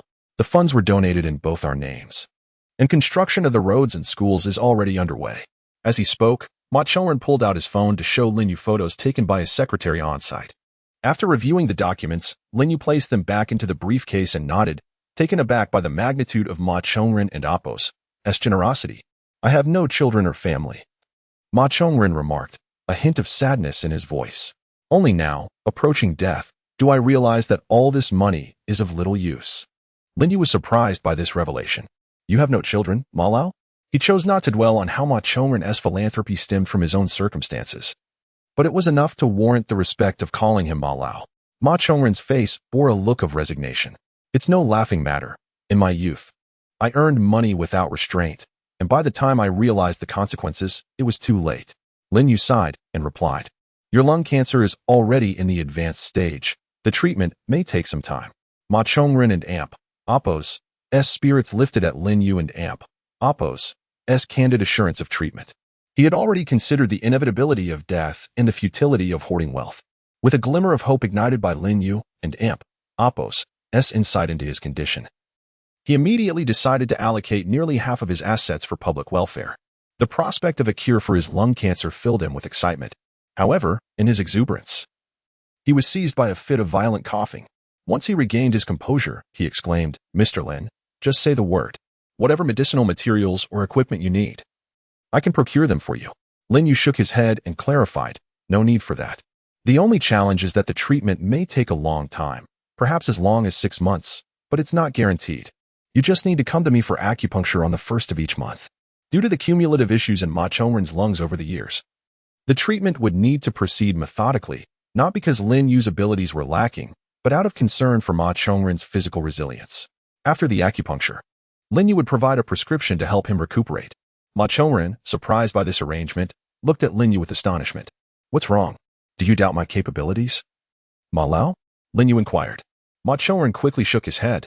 Lin Yu then took out the spiritual needle he always carried. "Ma Lao, remove your shirt. I will treat you now." "Now." Ma Chongren was taken aback. Lin Yu nodded affirmatively. Without further ado, Ma Chongren removed his shirt. Lin Yu consulted his inherited knowledge and began inserting the needle at the designated acupuncture points. Infused with spiritual energy, the silver needles gradually transmitted healing energy into Ma Chongren's body. Lin Yu activated his vision to closely observe the changes in Ma Chongren's lungs. After a considerable time, Lin Yu was drenched in sweat. The dual effort of maintaining his vision while channeling energy into the needles was draining. He could have relied solely on the acupuncture points from his inheritance, but he chose to keep his vision activated, perhaps as a gesture of gratitude for the children Ma Chongren had supported. As the first needle pierced Ma Chongren's skin, he felt an unusual sensation, initially pain, followed by a prickling sensation, and then warmth. Gradually, he noticed that breathing had become easier, and his bronchial tubes felt refreshingly clear. At last, Lin Yu exhaled deeply and slowly withdrew the 9 silver needles. Standing, he inquired, "Ma Lao, how do you feel now?" Ma Chongren donned his shirt and replied, "Mr. Lin is truly a miraculous healer. I feel much more comfortable in my throat. It used to feel congested with phlegm. If you hadn't Appo's mentioned the need for long-term treatment, I would have believed you had cured me already. Your skills are indeed extraordinary." Lin Yu waved his hand dismissively and picked up a pen and paper from the table, writing out a prescription for Ma Chongren. "Follow this prescription daily, once in the morning. It will help restore your bodily functions and clear mucus." Ma Chongren hurriedly tucked the prescription into his pocket and then produced a piece of paper, handing it to Lin Yu. "Mr. Lin, the charitable work was voluntary, and this is your consultation fee for treating me." Upon examining the A4 paper, Lin Yu realized it was a transfer deed for the Heavenly Bar, revealing that Ma Chongren was the owner of the establishment. No wonder the security guard had looked at him strangely earlier. The document indicated that Ma Chongren was transferring ownership of the bar to him. Lin Yu shook his head, intending to return the deed to Ma Chongren. Please accept it. Mr. Lin, this bar was originally collateral from a gambler, and it's too far for me to manage. Ma Chongren insisted. Consider it a favor, besides. How could there be no consultation fee for a medical treatment? Furthermore, I have a small request to see if you could assist me. Lin Yu nodded. What is it? I will help if I can. Ma Chongren explained, my adopted son wishes to apprentice under you to learn traditional Chinese martial arts. Lin Yu was taken aback. He had not expected his opponent, whom he had bested, would want to learn from him. Noticing Lin Yu and Appo's silence, Ma Chongren quickly added, my adopted son has great potential, though he may not be as skilled as you. He believes in the wisdom of learning from the teachings of our ancestors and has expressed his willingness to endure any hardship if you would take him as your disciple. Seeing the earnestness in Ma Chongren's demeanor, Lin Yu nodded. I can agree to teach him, but he must meet my standards. It's not only about enduring hardship. Character is essential as well. Upon hearing that Lin Yu was willing to teach his adopted son, Ma Chongren eagerly affirmed, rest assured, Mr. Lin. Although I sent him abroad at a young age, I have been monitoring his progress. He has some martial arts skills, but he shows little interest in anything else. Lin Yu nodded. Then, Ma Lao, I shall take my leave. I have matters to attend to tomorrow. Remember, the prescription must be followed without fail. Ma Chongren nodded vigorously, realizing the importance of his health. After their conversation, Lin Yu exited the private room and entered the elevator. As the elevator descended swiftly to the first floor, a fleeting figure caught his eye, igniting a flash of anger within him. He rushed outside, but the figure had vanished. Even in death, Lin Yu would never mistake that silhouette. He firmly believed he had not been mistaken. It had to be him. Like a madman, Lin Yu sprinted toward the direction where the figure had turned. After searching for a long while, his robust physique was left panting and exhausted. Thud. With a powerful punch, Lin Yu struck a tree by the roadside, leaving a deep dent in the trunk, a testament to the force he had exerted. Feeling the surge of emotions, he quickly summoned his spiritual energy to regain composure. After a long while, as night deepened, Lin Yu finally calmed down. After exhaling a long breath, he returned to his car and drove home. Once back at the apartment, Lin Yu lay in bed, unable to sleep. The image of that figure flashing incessantly in his mind. Early in the morning, Li Ziqing called him. However, it was merely a brief call, ringing twice before disconnecting. Lin Yu picked up his phone to find a message from Li Ziqing. Are you up? I'm waiting for you downstairs. He hastily jumped out of bed, quickly washed up, and headed downstairs. On his way down, he sent a message to Su Qingxue, informing her that he was going to help treat Li Ziqing and Appo's grandfather. He expected Su Qingxue to still be asleep, but to his surprise, she replied immediately. Go ahead, be safe. Putting his phone away, Lin Yu reached the ground floor to find Li Ziqing standing beside a striking ice-berry pink Porsche Taycan. Seeing the car's exterior and emblem, Lin Yu was astonished. It seemed Li Ziqing hailed from an impressive background. Upon noticing Lin Yu, Li Ziqing gestured for him to get in, promptly opening the door. Lin Yu settled into the passenger seat, and Li Ziqing pressed the accelerator, speeding away. Li Ziqing's car moved swiftly, quickly merging onto the highway. Did you not sleep well last night? You look a bit lethargic, she inquired. Upon hearing this, Lin Yu was reminded of that silhouette. He thought to himself, it's not that I didn't sleep well. I hardly slept at all. If it weren't for the awakening spell I cast upon myself this morning, you would know just how poorly I rested. Noticing Lin Yu and Appo's silence, Li Ziqing continued, is it because you and Appo's heading out today? It seems you might be overdoing it. Lin Yu turned to her in surprise. He never expected Li Ziqing to make a joke.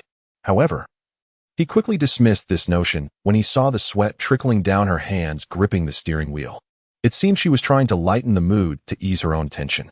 Since you wish to distract yourself, allow me to assist. Lin Yu said with a slight smile. How do you know I'm unable? Wouldn't you need to experience it to know for certain? You can and Appo's make such claims without evidence. Li Ziqing and Appo's face flushed with indignation, and though she was driving, she reached out to swat at him. Are you trying to get yourself killed? Lin Yu quickly raised his hands to block her. Yet, due to the sweat on her palms, she inadvertently slipped past his defenses. Li Ziqing exclaimed, followed by a sharp scream. Lin Yu felt as if his eardrums were about to burst. On the highway, a vehicle swerved erratically, resembling a drunken driver, prompting other cars to slow down and steer clear. Lin Yu noticed that Li Ziqing had released the steering wheel, her hands clutching her chest. He quickly leaned over to regain control of the wheel. Being so close, he caught a whiff of her faint fragrance, stirring feelings within him. After a moment, he managed to bring the car to a stop on the emergency lane, activating the hazard lights. Li Ziqing, her face flushed, glared at Lin Yu with a mix of anger and embarrassment. Throughout her life, no man had dared to come close to her without facing dire consequences. Thus, no one had ever touched her without being swiftly overpowered. Yet, in that fleeting moment, she felt a strange tingling sensation. Lin Yu, observing her flustered demeanor, swallowed hard.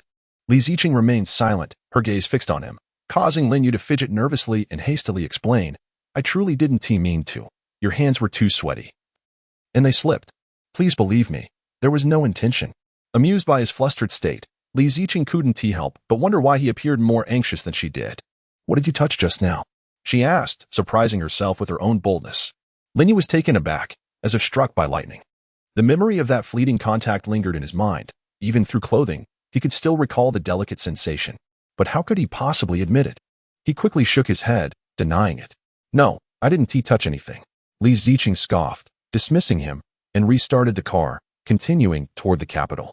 Hours later, they exited the highway, finally reaching Beijing. Li Ziqing turned to Lin Yu and asked, "Are you hungry? Shall we grab a bite before going shopping, then head back?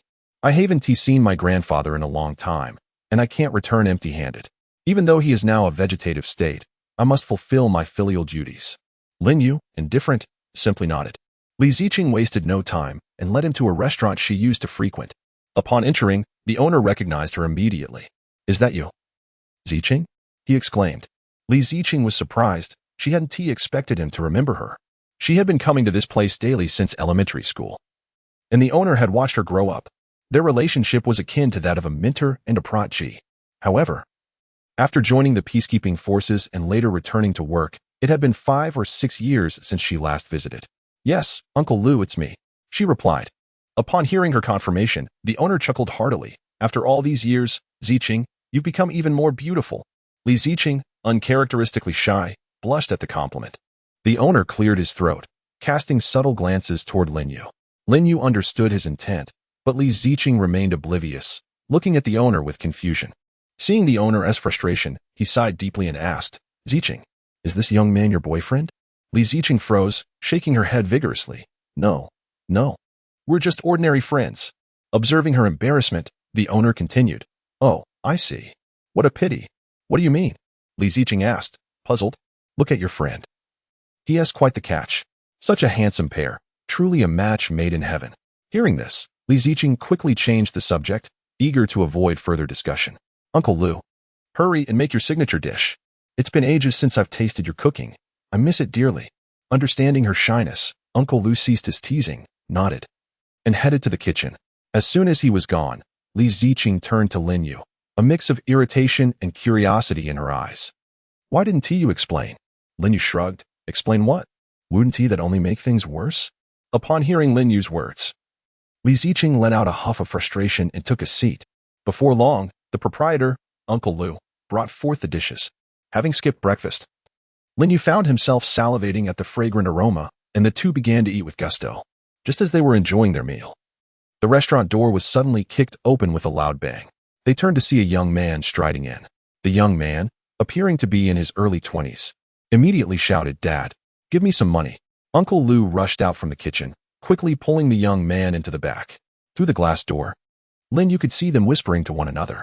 Despite the noise of the exhaust fan, Lin Yu's keen hearing allowed him to discern their conversation.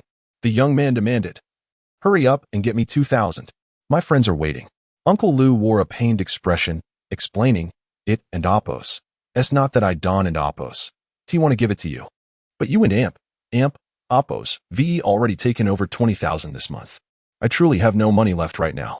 Business is slow, and I and Amp, Appos, VE just paid the rent." Before he could finish, the young man impatiently interjected, "Stop with the excuses. Do you think I'm unaware of your finances? My mom was killed, and you received $1 million in compensation." Hearing his son invoke his mother's compensation, Uncle Lu quickly countered, "That money is meant for your future marriage. You're over 20 now, yet still unemployed. I absolutely cannot give it to you. The young man retorted angrily. So, you're reluctant to part with it? Are you saving it for a mistress? Uncle Lu and Apos' face reflected deep sorrow. I genuinely cannot give you that money. It's reserved for your marriage. If I give it to you now, you'll squander it in no time.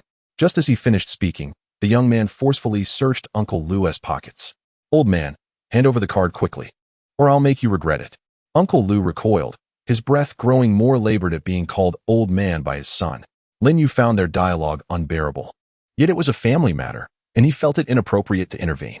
At that moment, Uncle Lu unexpectedly slipped and fell backward with a thud, landing flat on the floor. Upon witnessing this, Lin Yu hastily set down his chopsticks and rushed inside. Li Ziqing, having heard the commotion from the kitchen, quickly followed suit. Upon entering, they found Uncle Lu unconscious on the ground. The young man, however, paid no heed to his father's condition and continued rifling through Uncle Lu's belongings, oblivious to Lin Yu's presence. Without hesitation, Lin Yu seized the young man's collar and threw him aside, crouching down to assess Uncle Lu's condition. Activating his X-ray vision, Lin Yu furrowed his brow slightly upon discovering that a small blood vessel in Uncle Lu's brain had ruptured, indicating a cerebral hemorrhage. This unfortunate incident was likely triggered by the young man's agitated words combined with the trauma from the fall. The young man struggled to rise and shouted at Lin Yu. Are you looking for death? Do you believe I want to have someone kill you?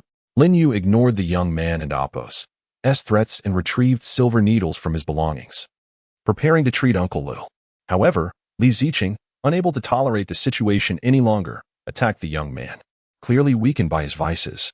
The young man was swiftly brought down by Li Ziqing, who glanced at him with disdain before turning her attention back to Lin Yu. Lin Yu, how is Uncle Lu? Is it serious? Should I call an ambulance? Lin Yu, still focused on Uncle Lu, replied over his shoulder, cerebral hemorrhage. The situation is quite dire. What? Li Ziqing exclaimed. Understanding the gravity of the condition, she knew that a significant amount of bleeding could easily lead to death. For someone like Uncle Lu, experiencing a sudden acute cerebral hemorrhage, the mortality rate could be as high as 30 to 40%. Even if he survived, he could face various degrees of disability. Li Ziqing felt anxious.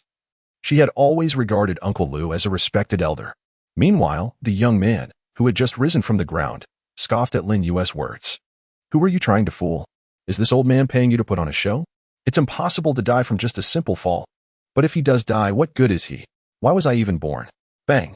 Before he could finish, Li Ziqing swiftly turned and kicked the young man, sending him sprawling backward. Are you even human? Your father is in this state, and all you care about is money. Lin Yu heard the young man's inhumane remarks but remained focused on treating Uncle Lu, knowing that any disturbance could jeopardize the treatment, concentrating entirely on the silver needles. He carefully punctured the acupuncture points on Uncle Lu's head Tianzu, Feng Qi, with each of the 9 needles inserted. Lin Yu aimed to block the ruptured microvessels in Uncle Lu's brain. Time passed slowly, and beads of sweat began to form on Lin Yu's forehead. Yet, he dared not let his concentration wane, not even to breathe deeply. The complexity of this treatment surpassed any he had previously undertaken, as the microvessels were minuscule, measuring only 1 to 2 millimeters in diameter. Li Ziqing could only hold the young man down, ensuring he did not interfere with Lin Yu's treatment. Finally, Lin Yu exhaled a sigh of relief and softly announced, "It's done." Through his X-ray vision, he observed that the blood vessels in Uncle Lu and Apos' brain had been successfully sealed with spiritual energy. The injury no longer bled, thanks to the energy forming a connective tissue over the wound. Next, Lin Yu examined Uncle Lu's nerves to ascertain if there would be any lasting effects. Once he completed his checks, he stood up and approached the young man, a fierce expression crossing his face. Earlier, while dining, Li Ziqing had shared Uncle Lu's story, and Lin Yu had come to understand the kind of person Uncle Lu was. It pained him to see such a fine father unappreciated by his own son. Lin Yu approached the young man, who now appeared fearful, and Li Ziqing, noticing Lin Yu's unsettling demeanor, quickly inquired, "Lin Yu, what are you planning to do?" "Don't worry, just teaching him a lesson. Go check on Uncle Lu." Lin Yu replied dismissively, urging her to tend to Uncle Lu. As Li Ziqing hurried to check on Uncle Lu, the young man, sensing Lin Yu's menacing aura, stammered, "What do you want? If you lay a hand on me, my brothers will not let you off the hook." Lin Yu swiftly formed a spell with one hand, murmuring incantations, and with the other hand, he plunged a silver needle into the young man's forehead. The moment the needle pierced, the young man collapsed. After taking a deep breath, Lin Yu turned back towards Li Ziqing, who was still focused on Uncle Lu and Amp, Appo's condition, oblivious to the young man's unconscious state. Reaching Li Ziqing, she asked anxiously, Lin Yu, why has Uncle Lu woken up yet? Lin Yu felt a twinge of helplessness, silently cursing, if it weren't for my extraordinary legacy. Who would dare claim that silver needles could cure a cerebral hemorrhage? Li Ziqing, noticing Lin Yu's peculiar expression, quickly realized she had misspoken in her haste. Lin Yu, it's not that I don't believe in you. I'm just too anxious. Lin Yu waved his hand. Am I not that kind of person? Let me take a look. Upon finishing his words, Lin Yu once again squatted before Uncle Lu, channeling his spiritual energy into his palm. He gently brushed it across Uncle Lu's forehead. In a moment, the refreshing sensation of the energy roused Uncle Lu from his stupor. Upon opening his eyes and seeing Lin Yu and Li Ziqing, he quickly exclaimed, Where is my son? At this, both of them fell silent. Such a father, even in his unconscious state, was preoccupied with thoughts of his child.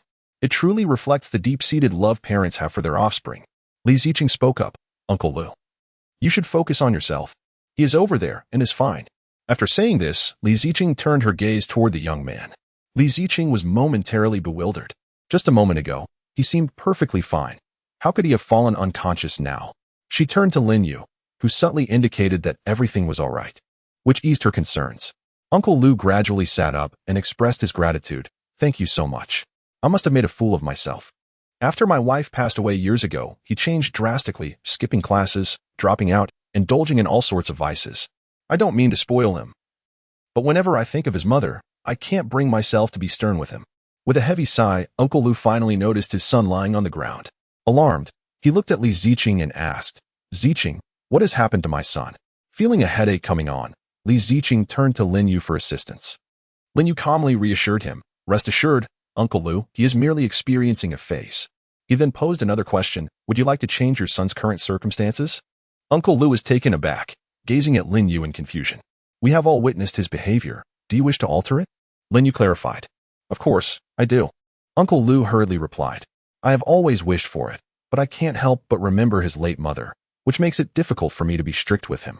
If you find it hard to be firm, then allow me to assist you. If your son shows any signs of distress, do not awaken him, Lin Yu instructed. Uncle Lu, anxious, queried, Distress? What kind of distress? Sensing Lin Yu and Appo's exasperation, Li Ziqing quickly intervened. Uncle Lu, do not worry. Since Lin Yu assured us that nothing will happen, you should trust him. Lin Yu further elaborated, there is nothing to fear. He might just experience nightmares or mutter some things. You need not concern yourself with it. Upon hearing that it was merely a nightmare, Uncle Lu nodded and awaited the situation Lin Yu had described. Lin Yu cast a spell upon the young man, the Dream of Spirits incantation. This spell would allow the recipient to experience the consequences of recent events within their dreams. By using the Lingji needle to pierce the young man's Lingji acupoint, Lin Yu aimed to influence his dreams, ensuring he confronted a more vivid, brutal, and authentic outcome. This was not meant as punishment. While it might have a temporary psychological impact, in the long run, it would be beneficial. Although Lin Yu had intervened in the young man and Appo's dream, he could not predict the nightmares that awaited him. Furthermore, Lin Yu and Appo's interference leaned towards the realm of nightmares, potentially leading to encounters with malevolent entities.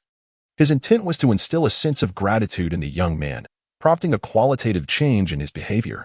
This spell was a modified version of the original Dream of Spirits incantation, which would subject the dreamer to the tortures of the 10 halls of hell, potentially leading some deeply sinful individuals to meet their demise within their dreams.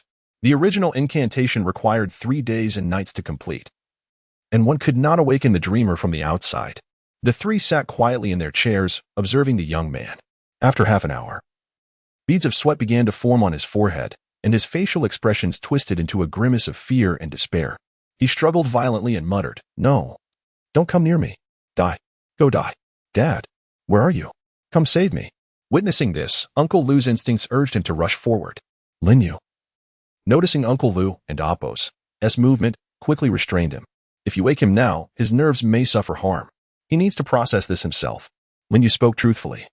This was the very reason he had advised Uncle Lu to remain uninvolved. Upon realizing that waking his son could cause him psychological damage, Uncle Lu halted. The young man and Appo's struggles intensified, and his screams grew louder. Unable to bear it any longer, Uncle Lu felt a surge of anguish at witnessing his son in such torment. Suddenly, the young man opened his eyes and sat up. Uncle Lu rushed forward to check on him, only to find that the young man appeared not to recognize him and began to retreat. "Don't come closer. Stay back," he shouted as he backed away from Uncle Lu. Uncle Lu stood frozen, turning to Lin Yu, who stepped forward and delivered a sharp slap to the young man's face. Li Ziqing and Uncle Lu were left in stunned silence, eyes wide in disbelief. Is this really happening? They thought. After receiving the slap, the young man ceased his shouting and panic.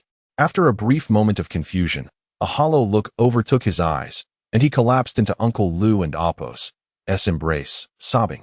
Though he had awakened, the tension from his nightmare lingered, which prompted Lin Yu to administer the swift slap to bring him back to reality.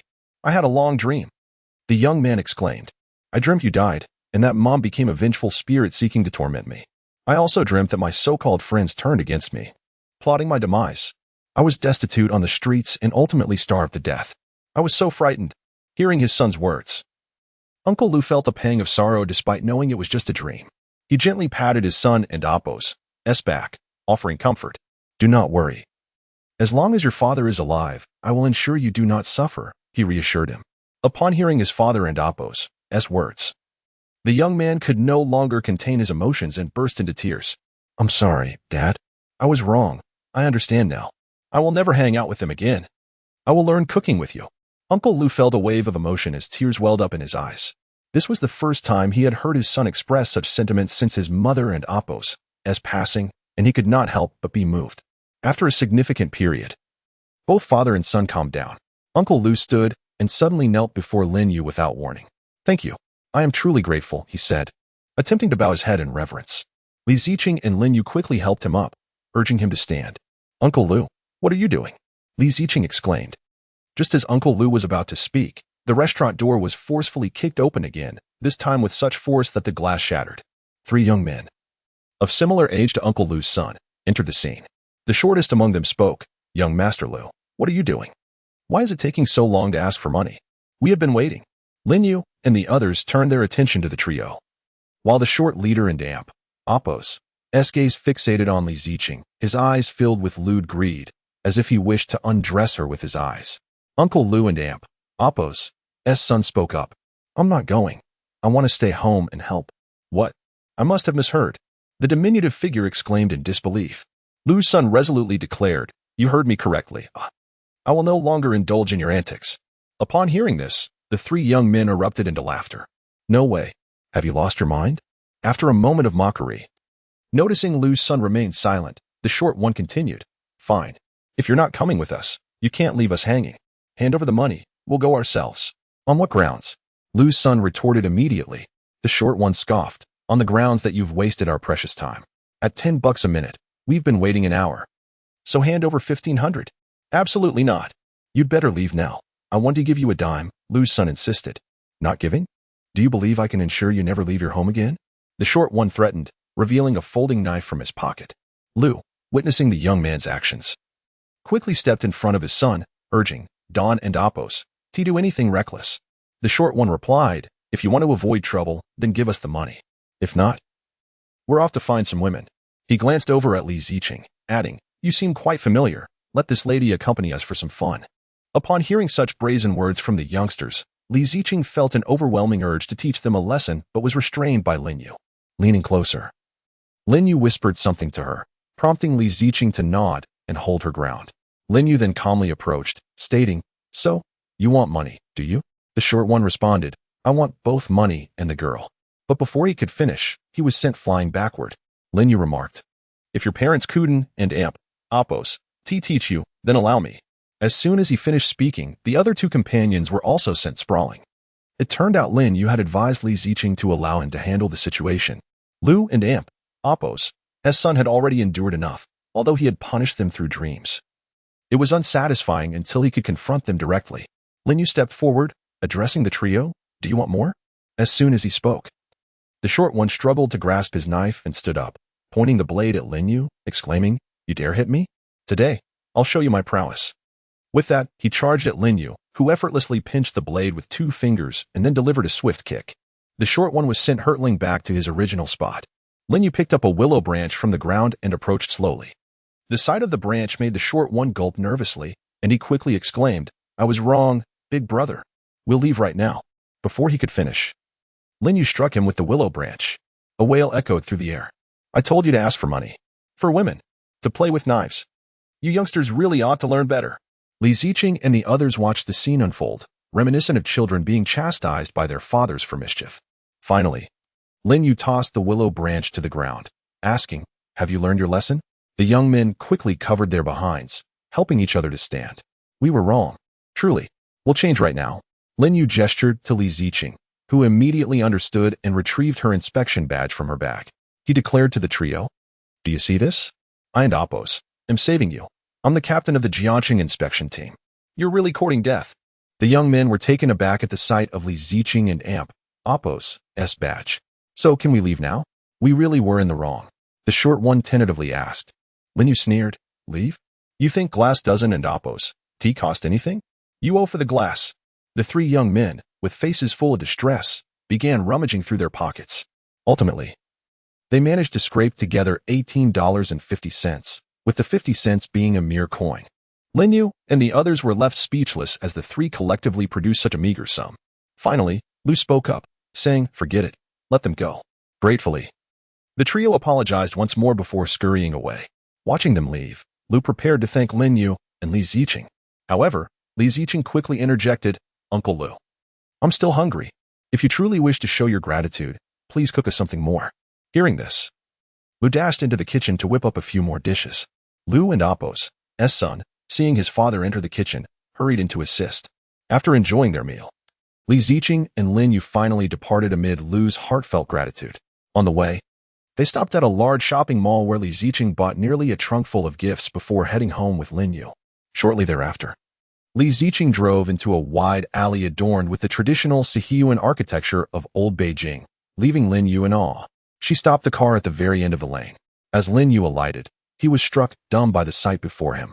Two imposing stone lions stood guard at the entrance, and above the grand door hung 6 plaques, 3 reading "Glorious Home," 2 stating "Pillars of the Nation," and 1 proclaiming "Protecting the Nation and its People." 5 of the plaques were tarnished with rust, while 1 bore signs of recent upkeep, presumably belonging to Li Ziqing. Taking a deep breath, Lin Yu respectfully bowed to the 6 plaques. In that moment, he felt his inner strength surge within him, bolstering his resolve to heal Li Ziqing's grandfather, regardless of the illness he faced. After parking the car, Li Ziqing approached the door, retrieving her keys to unlock it. Before she could insert the key, the door swung open, revealing a middle-aged woman. Upon seeing Li Ziqing, the woman exclaimed in surprise, "Ziqing, you're back." Li Ziqing smiled and nodded. "Auntie, I just returned to check on Grandpa." The middle-aged woman immediately took hold of Li Ziqing's arm, saying, "You're just in time. Your second uncle is discussing something about you. Come, you should hear this." Li Ziqing, bewildered, asked, "About me? What is this all about?" The woman urged, "Don't worry about the details. You'll find out once we're inside." Without retrieving her belongings at the door, Li Ziqing was pulled into the courtyard. Lin Yu hurried to keep pace with her. Under the guidance of the middle-aged woman, they arrived at the door of a room in the back courtyard. Upon entering, they found a group of people who had been animatedly discussing matters suddenly stopped, their gazes fixed upon Li Ziqing. Lin Yu recognized a familiar face among them, Zhang Xiaowei, who stood beside an elderly gentleman, likely in his 60s. Zhang Xiaowei noticed Lin Yu, offering a smile that belied the malice in his eyes. Before Li Ziqing could greet anyone, the middle-aged man in the center spoke. "You've returned just in time, Ziqing. We were discussing your marriage." Li Ziqing turned to the man, confused. "Second uncle, what are you talking about? I'm completely lost. What marriage?" The second uncle then turned to Zhang Xiaowei sitting in the corner, stating, "The marriage between you and Xiaowei." "What?" Li Ziqing exclaimed in shock. As Zhang Xiaowei slowly approached, she realized he was indeed present, her brow furrowing in concern. As Zhang Xiaowei spoke, "Ziqing, are you surprised to see me?" Li Ziqing disregarded his words and turned her attention to her uncle, inquiring, "What do you mean, uncle?" Her uncle responded, "Isn't the Xiaowei coming to propose? I see you're not so young anymore. Why not let the two of you get married? Didn't Xiaowei visit you in Jiangcheng last time? Didn't you two get along splendidly?" Li Ziqing slowly turned to Zhang Xiaowei, her eyes filled with disdain. "Uncle, I will make my own decisions without your interference. Moreover, do you even know what kind of person Zhang Xiaowei is?" Before her uncle could respond, The elder standing beside Zhang Xiaowei interjected, since your Ziqing is unwilling, we shall not press the matter. You may seek someone else. With that, the elder gestured to Zhang Xiaowei, who promptly followed him in a feigned departure. Upon hearing this, Li Ziqing understood the reason for Zhang Xiaowei's presence. It was yet another attempt to leverage her grandfather's illness as a means of coercion. Her uncle, growing anxious, quickly spoke up. Lu Lao, please wait. Let us talk this through with Ziqing. The elder named Lu slowly turned around and said, then discuss it well. I will take Xiaowei to check on old Madame Li's condition. I hope to return with a satisfactory answer. Her uncle nodded vigorously. As Lu and his apprentice exited the room, her uncle turned to Li Ziqing and said, Ziqing, only he can cure your grandfather's illness. We are left with no other option. You wouldn't want anything unfortunate to befall him, would you? If we hadn't consulted numerous renowned doctors without success, would the Li family have sought their help? Why not compromise for now? Let him treat your grandfather, and then we can discuss it further. Sighing, Li Ziqing recognized her uncle and aunt, Apos, dilemma and responded gently, I brought my friend back to treat grandfather. With that, she pulled Lin Yu from the side forward. Only then did the others in the room notice Lin Yu, having previously focused solely on Li Ziqing and the elder Lu. As all eyes fell upon Lin Yu, scrutinizing him from head to toe, her uncle finally asked, Ziqing, are you certain your friend can cure your grandfather's illness? Li Ziqing quickly replied, my friend possesses extraordinary medical skills. I have faith in him. Just then, a sudden voice interrupted. Faith? Ziqing, I always thought you were a sensible person. Yet now you are resorting to bringing in someone to deceive everyone just to avoid marrying Zhang Xiaowei. Li Ziqing, flustered by her uncle's words, hurried to explain. What I said is true. My friend is genuinely skilled in medicine. Skilled? Look at his age. He is around your age. How could someone so young heal a condition that countless esteemed physicians could not? Her uncle continued. At this moment, Lin Yu interjected. If renowned doctors cannot treat old Madame Li's illness, how can you be so sure that these two can? His words struck a chord, leaving Li Ziqing's uncle momentarily speechless. After a moment of contemplation, unable to refute Lin Yu's argument, he resorted to insults. What are you? Do you even know where you are? We are discussing family matters. What right do you have to interfere? As the atmosphere grew tense, her uncle was about to continue his tirade when Li Ziqing's uncle quickly interjected. Third brother, refrain from speaking. Ziqing's friend coming to treat her father is a good thing. Guests are to be treated with respect. How can you speak so dismissively? Li Ziqing's uncle then continued. Ziqing, are you certain your friend can treat your grandfather? Li Ziqing nodded earnestly. Yes, I have seen it with my own eyes. He is truly exceptional. He is a member of the Chinese Medical Association. Upon hearing this, everyone in the room was struck dumb, as if struck by lightning. A collective thought echoed in their minds. How could this be possible? It was not that the Li family could not recruit members of the association, but to have such a young member was simply unbelievable. To their knowledge, the youngest members of the association were all over 50. Just then, her uncle spoke again. Ziqing, you are hopelessly misguided. How can you fabricate such lies? If you do not wish to save your grandfather, that is one thing. But to concoct stories about being a member of the association is absurd. If he is truly a member, I will write my name backward. As soon as her uncle finished speaking, a credential was tossed into his arms. He picked it up and, upon inspecting it, was left dumbfounded. The words Chinese Medical Association were emblazoned across it. Turning it over, he saw Lin Yu's photograph, with all the information perfectly intact. Her uncle stood there, stunned, unable to comprehend that such a young member of the association could exist. Was it a forgery? Unlikely. The credential was something many had never even heard of. The Li family was familiar with the association's members and could distinguish the authenticity of such documents. Seeing her uncle's reaction, Li Ziqing's other relatives and elders quickly gathered to see what could possibly astonish him so. As they approached, they mirrored her uncle's shock and disbelief, their expressions revealing their incredulity. How could this be? He is so young. Is he truly a member of the association? What remarkable achievements lie ahead for him? Could he be the grandchild of some esteemed elder? Li Ziqing herself had not anticipated Lin Yu's directness in throwing the credential at her uncle. This action effectively silenced everyone in the room. Their gazes towards Lin Yu transformed from disdain to admiration and astonishment. Is there still anything to doubt? Lin Yu spoke calmly. If it were not for Li Ziqing and the plaques outside the door, he would have left long ago due to the arrogance of the Li family. Thus, he chose to confront them directly by presenting the association as credential, wishing to avoid further unnecessary dialogue. Li Ziqing's uncle quickly interjected, No. Please do not take offense, young friend. It is simply that you are so young and accomplished. We find it hard to believe. Li Ziqing had always held her uncle in high regard. After her parents' sacrifice, he had taken excellent care of her. Seeing him say this, she hastened to ease the tension. Uncle, Lin Yu is not bothered by such things. Shall I take him to see grandfather? Her uncle nodded eagerly and turned to open the door. Just as he did, Zhang Xiaowei and his mentor returned to the doorway. What is going on? Have you reached an agreement? Lu, the elder, inquired. Before her uncle could respond, Li Ziqing declared, my friend will assist in treating my grandfather. There is no need for your concern. As soon as she finished speaking, the two mentors burst into laughter. You've got to be kidding. You actually believe this young boy? Zhang Xiaowei, standing beside the elder, clutched his stomach in mirth. Only then did the third uncle mockingly interject. This young person has already become a member of the Huaxia Medical Association at such a tender age. Do you think this is a joke? It seemed I had misintroduced someone. After all, I had painstakingly arranged for Lu to meet my second brother, only to discover that the individual was utterly unappreciative. When the master and disciple heard about the Huaxia Medical Association, they were equally astonished. A member so young? However, moments later, the elder Lu composed himself. While Zhang Xiaowei remained in shock, the elder Lu slowly articulated, what of the medical association? How many national medical masters do you think are not part of it? Even if they come, it's merely nonsense. I have stated that only I can cure the symptoms of old Master Li. Upon hearing the elder and Apos' arrogant words, Li Ziqing could no longer contain herself. She grasped Lin Yu and Apos' hand and headed for the exit. I believe Lin Yu can cure my grandfather and Apos' illness. And we don't need your meddling. Observing the two as they left the room, the elder Lu scoffed and addressed those remaining. Very well. I shall go witness just how formidable these members of the medical association truly are.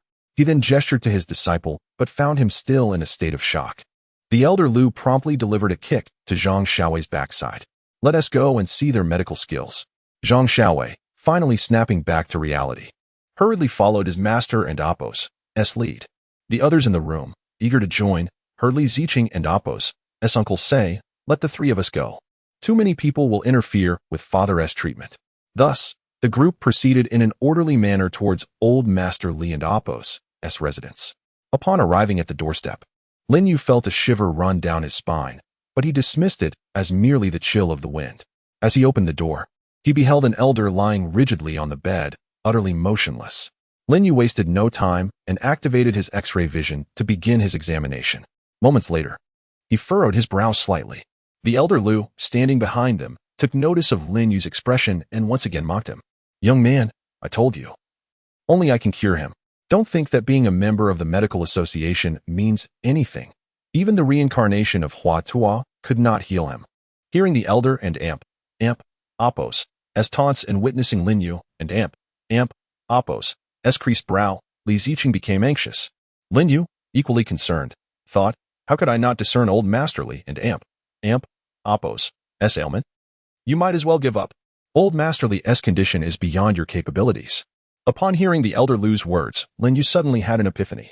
Not even the reincarnation of Hua Tuo can heal him? That chill. In the midst of summer, how could there be a cold wind? Could it be that the old master is not ill? Having pieced this together, Lin Yu mobilized his spiritual energy to sense the surrounding aura. His spiritual energy expanded the pores of his body, allowing him to feel the intense chill swirling around him. Forming a cross with his fingers, he activated the spiritual eyes inherited through his lineage and infused his vision with spiritual energy. Instantly, his eyes transformed into a golden hue. Though to Li Ziqing and the others, they appeared normal. With his spiritual eyes now open, the malevolent energy that had gathered in the room became visible to Lin Yu. To his astonishment, he saw a cluster of souls from the land of cherry blossoms gradually eroding old Master Li's body. Lin Yu and Apos' furrowed brow finally relaxed, and a faint smile appeared on his lips. The inheritance records stated that the souls of the deceased, unable to find their way home, would remain attached to their slayers. This explained the Chinese principle of returning to one's roots. Many soldiers, after sacrificing their lives, were to have their remains returned home for burial.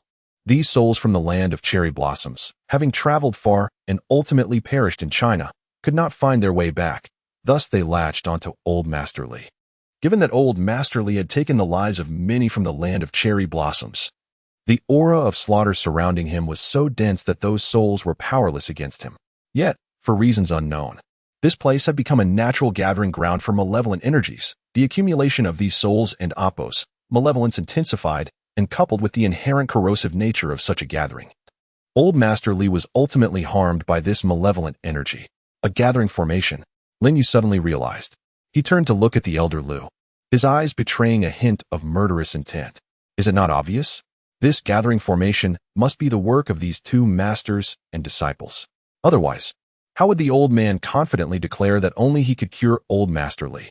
The elder Lu, observing Lin Yu, mocked him again. What is the matter? Even you, a member of the Huaxia Medical Association, cannot discern what ails the old master. Lin Yu did not respond to the elder Lu, but instead inquired of Li Ziqing. Ziqing, is there a high vantage point near your home? After pondering for a moment, Li Ziqing replied, yes, I have a stargazing platform built above my room for convenience. Quickly, let me there, Lin Yu urged. Not wishing to question Lin Yu's urgency, Li Ziqing promptly guided him out of the room. The elder Lu, overhearing Lin Yu and Appo's search for a high point, displayed a flicker of unease. As Lin Yu passed by the elder Lu, he placed a cold hand on the elder and Appo's shoulder, saying icily, take care of yourself. The gathering formation must have its items placed in the 4 cardinal directions to collect the surrounding malevolent energy.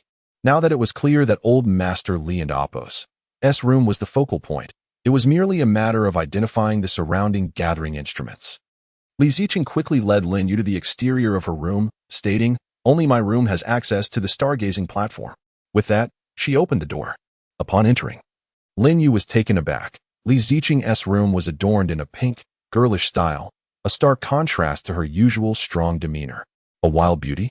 Seeing Lin Yu's astonished expression, Li Ziqing's cheeks flushed. What are you staring at? Haven't you seen a girl's room before? And what about my grandfather's condition? Recovering from his stupor, Lin Yu reassured her, don't worry, I've found a solution. I'll explain later. He gestured toward the staircase in the corner. Li Ziqing quickly nodded, indicating that they should climb up. She ascended first, and as Lin Yu followed up the ladder, he suddenly realized something was amiss. Li Ziqing was wearing an exceedingly short skirt. Glancing upward, he hastily averted his gaze, silently chanting, I see nothing. Emptiness is form. Form is emptiness. When Li Ziqing reached the top and looked down, she suddenly became aware of her own attire. Her previously rosy cheeks deepened in shade. Once Lin Yu arrived at the stargazing platform, he cleared his throat a couple of times, striving to suppress his restless emotions. Observing Lin Yu and Appo's serious demeanor only made Li Ziqing more bashful, her face nearly burning. Once he had gathered his thoughts, Lin Yu began to chant silently, mentally rehearsing the necessary incantations for the 4 gathering instruments. He felt a sense of urgency. For some of the souls that had latched onto old Master Li had already begun to infiltrate his body. Thus, Lin Yu was compelled to seek out the gathering formation rather than first deal with Zhang Xiaowei and his master. Without hesitation, Lin Yu leapt from the 6-meter-high stargazing platform, leaving Li Ziqing in a whirlwind of confusion. He dashed towards the nearest location to place a gathering instrument. Shortly thereafter, he arrived at the first designated spot. After a careful examination, he unearthed the buried artifact. Without delay, Lin Yu recited a mantra over the artifact before returning it to its original location. Simultaneously, blood began to trickle from the elder Lu's nose while still in old Master Li's room. Zhang Xiaowei, filled with concern, quickly asked, Master, what's wrong? The elderly man of the Lu surname waved his hand dismissively and addressed Li Ziqing's second uncle, I shall take my leave now. If the old master's ailment remains untreated, you may summon me again. With that, he offered no opportunity for the second uncle to persuade him otherwise and exited the room without delay. Observing the departure of the master and his disciple, Li Ziqing's third uncle glared furiously at his elder brother. Look at what you've done. You've angered elder Lu, and where is that Lin Yu now? I cannot fathom why you would trust that young man. The second uncle, hearing his brother's grievances, wore a look of resignation. Meanwhile, Lin Yu had arrived at his next destination, retrieving a string of 5 emperor coins that hung from a willow tree. After reciting a series of incantations, he returned them to their original place. Just as the Lu elder reached the entrance, he suddenly coughed up blood. Zhang Xiaowei was about to speak when his master urged, Hurry, we have no time for explanations. If we do not leave now, it will be too late. Zhang Xiaowei dared not disobey his master's command, quickly supporting him as they hastened their pace. On Lin Yu and Appo's side, he promptly extracted the inhuai ensnared by a white rope. along with all the paper effigies beneath the stone mortar. Without exception, after silently reciting the incantations, Lin Yu restored them to their rightful positions. The core of the gathering malevolent energy had already been dismantled by Lin Yu. With a few deft alterations, he transformed this malevolence into a gathering formation. Once everything was prepared, Lin Yu set off again, racing towards the old Master Li's chamber. As Lin Yu reached the entrance of the courtyard, he spotted Li Ziqing waiting there. With no time for explanations, he gestured for Li Ziqing to follow him into the courtyard. Just as they approached the old Master's room, Li Ziqing's phone rang. Lin Yu paid it no heed and entered the room first. Upon entering, he heard the furious rebuke of Li Ziqing's third uncle. "How dare you return? You've already driven Elder Lu away. What do you intend to do now? I warn you, if you do not bring Elder Lu back today, the Li family will not let you off lightly." Lin Yu disregarded Li Ziqing's third uncle and approached the old master directly. Activating his spiritual vision, Lin Yu settled cross-legged upon the old master's bed. The sight of Lin Yu ignoring him further enraged the third uncle, who could hardly contain his fury at seeing the young man seated so defiantly. "You insolent wretch!" he bellowed, charging at Lin Yu. Yet, as the third uncle drew near, he was sent flying backward. Lin Yu glanced over and remarked, "If you wish to spare your father's life, I suggest you keep quiet." Lying on the ground in confusion, Li Ziqing's third uncle pondered what had just transpired. He felt an invisible force gathering around Lin Yu, with all the strength he had exerted rebounding onto himself. The second uncle, upon hearing Lin Yu and Appo's words, chose silence and made no move. Had the onlookers been able to see, they would have noticed the gathering malevolent spirits slowly converging towards Lin Yu, as well as those that had already begun to infiltrate the old master's body. The energy emanating from Lin Yu's Baihui point resembled a vortex, drawing in the malevolent spirits. However, as the malevolent spirits approached Lin Yu's Baihui point, they transformed into a stream of white light that was absorbed into Lin Yu's consciousness. Although Lin Yu could have employed a more straightforward method to dispel these spirits, he opted not to waste such valuable resources. The teachings of his heritage revealed that all things could be transformed into spirit. Thus, Lin Yu utilized the technique of energy transmutation to absorb all the malevolent spirits into his mind, where they could be refined by his spiritual power. Nonetheless, this approach carried its own risks.